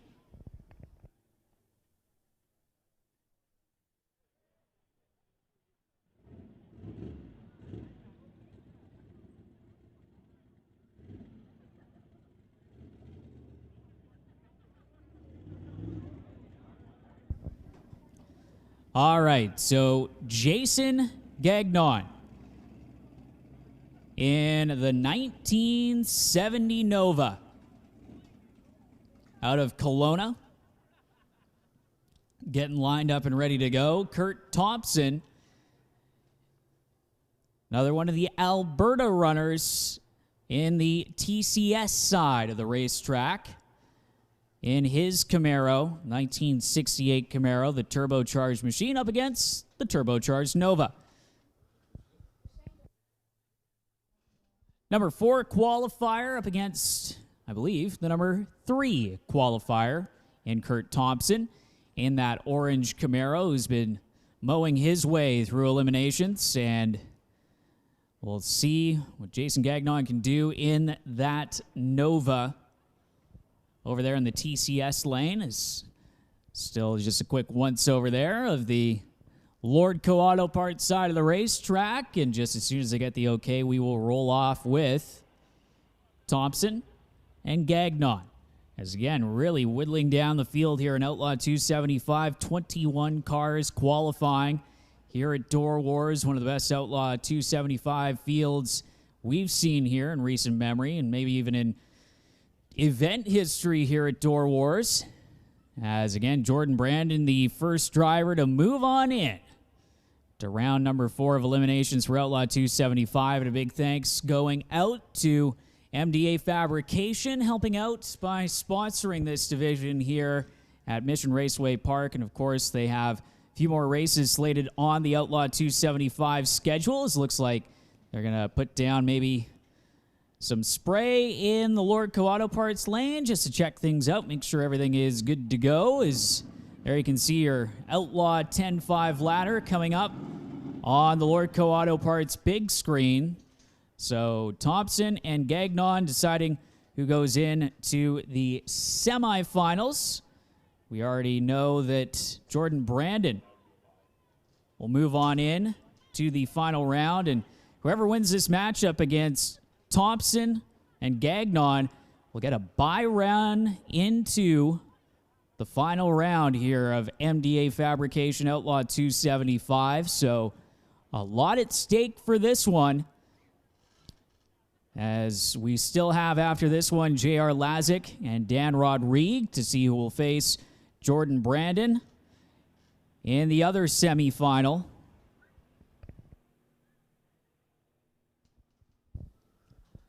So just a tiny bit of track prep to do there after Tyler Stamler's big moment in the on-point performance S10 as he got way sideways over into the opposing lane. Jason Gagnon taking out Neil Richards in the previous round. Gagnon in the Nova, of course, Neil Richards in the Mercury Zephyr. Or Thompson taking out Rick McLeod's Dodge Dart in round number 2 competition. Looking at the other side of the ladder, Jordan Brandon taking out Justin Gallant. Then having a single in round number 2. And up against Tyler Stamler in the final, or rather in round number 3, to see who gets into the semifinals, and that was Jordan Brandon.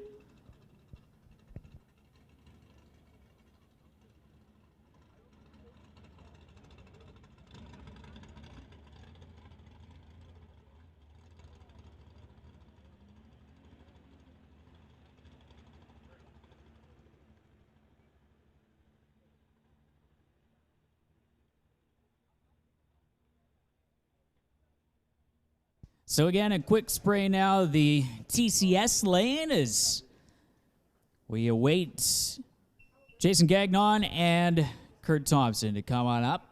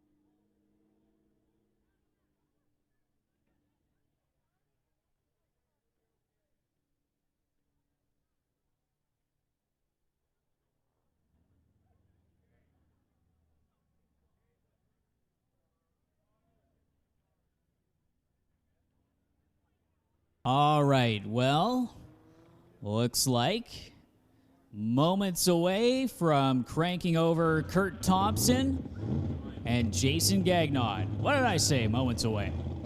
A moment away. Kurt Thompson rolling towards the water box.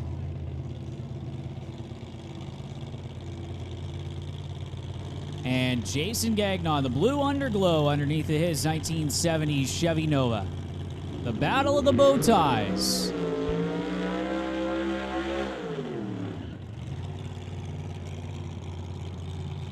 Also, BC versus Alberta. Gagnon from Kelowna, Kurt Thompson out of Alberta. As both drivers being guided back to the starting line.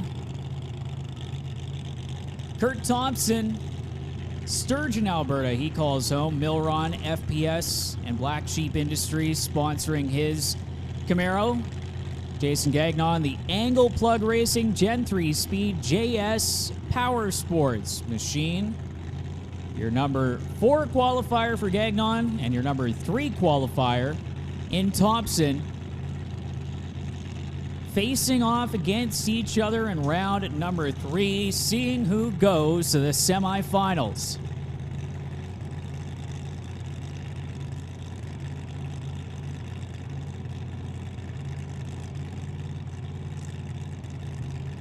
So Gagnon lighting that pre-stage ball, the battle of the turbo cars. Thompson is pre-stage, waiting for them to go fully in. And they are waiting. And they are still waiting. Little bit of a staging duel between Thompson and Gagnon. Finally, Gagnon goes in, Thompson goes in, and Gagnon goes red. Kurt Thompson goes into the next round, and Jason Gagnon wastes a 449 with an 8 going 157 red on the tree. Here's the replay. Thompson bumps in, and Gagnon leaving about a car length ahead of Thompson. Unfortunately, that was a red light. 452 with a 7 for Thompson, almost matching his qualifying run from last night with that 452 with a 7. And he will move on into the semifinals. Jason Gagnon out with that red light. But Gagnon also big speed as well. 172 miles an hour to the 8th mile for the Nova. As we get ready for the final pair in elimination round number 3. J.R. Lazick from Rutland is over in the Lordco Auto Parts lane.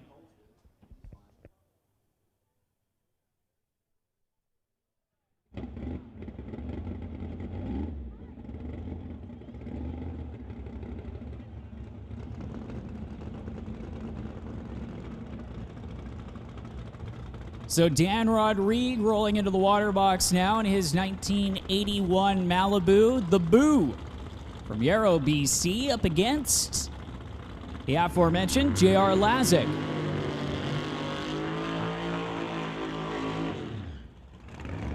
Dan Rodrigue made it to the final round of the, I believe, 2018 edition of Door Wars. That was unfortunately canceled due to rain, so we had to split that with Neil Richards and Dan Rodrigue. Mission Raceway Park regular would love to get his first Door Wars win, but the man he has to take out in this round, your number 1 qualifier with a 441, J.R. Lazick. Probably one of the more experienced West Coast small tire racers here in British Columbia. Fully focusing on the small tire stuff after running a pro mod last year, Dean Bettinson's Bunker Junker 57 Chevy.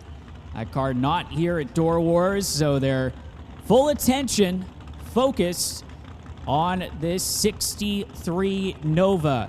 Both cars purging the nitrous is Jordy Lazick. J.R. Lazick is double-balled Rodrigue, and Rodrigue up into tire shake, pedals it, trying to keep up with Lazick, And J.R. Lazick will get to the finish line first. A 481 with a 4, not quite the run we were expecting, and a 493 with a 2 for Rodrigue.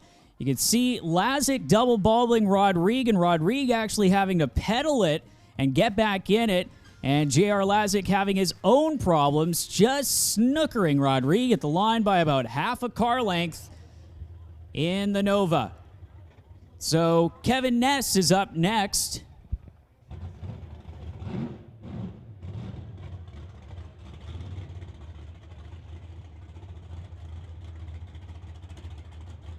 So Kevin Ness from Abbotsford will be doing a test hit here at the tail end of Outlaw 275, and the scoreboard's being unplugged at the top end because Kevin Ness cannot see his time because he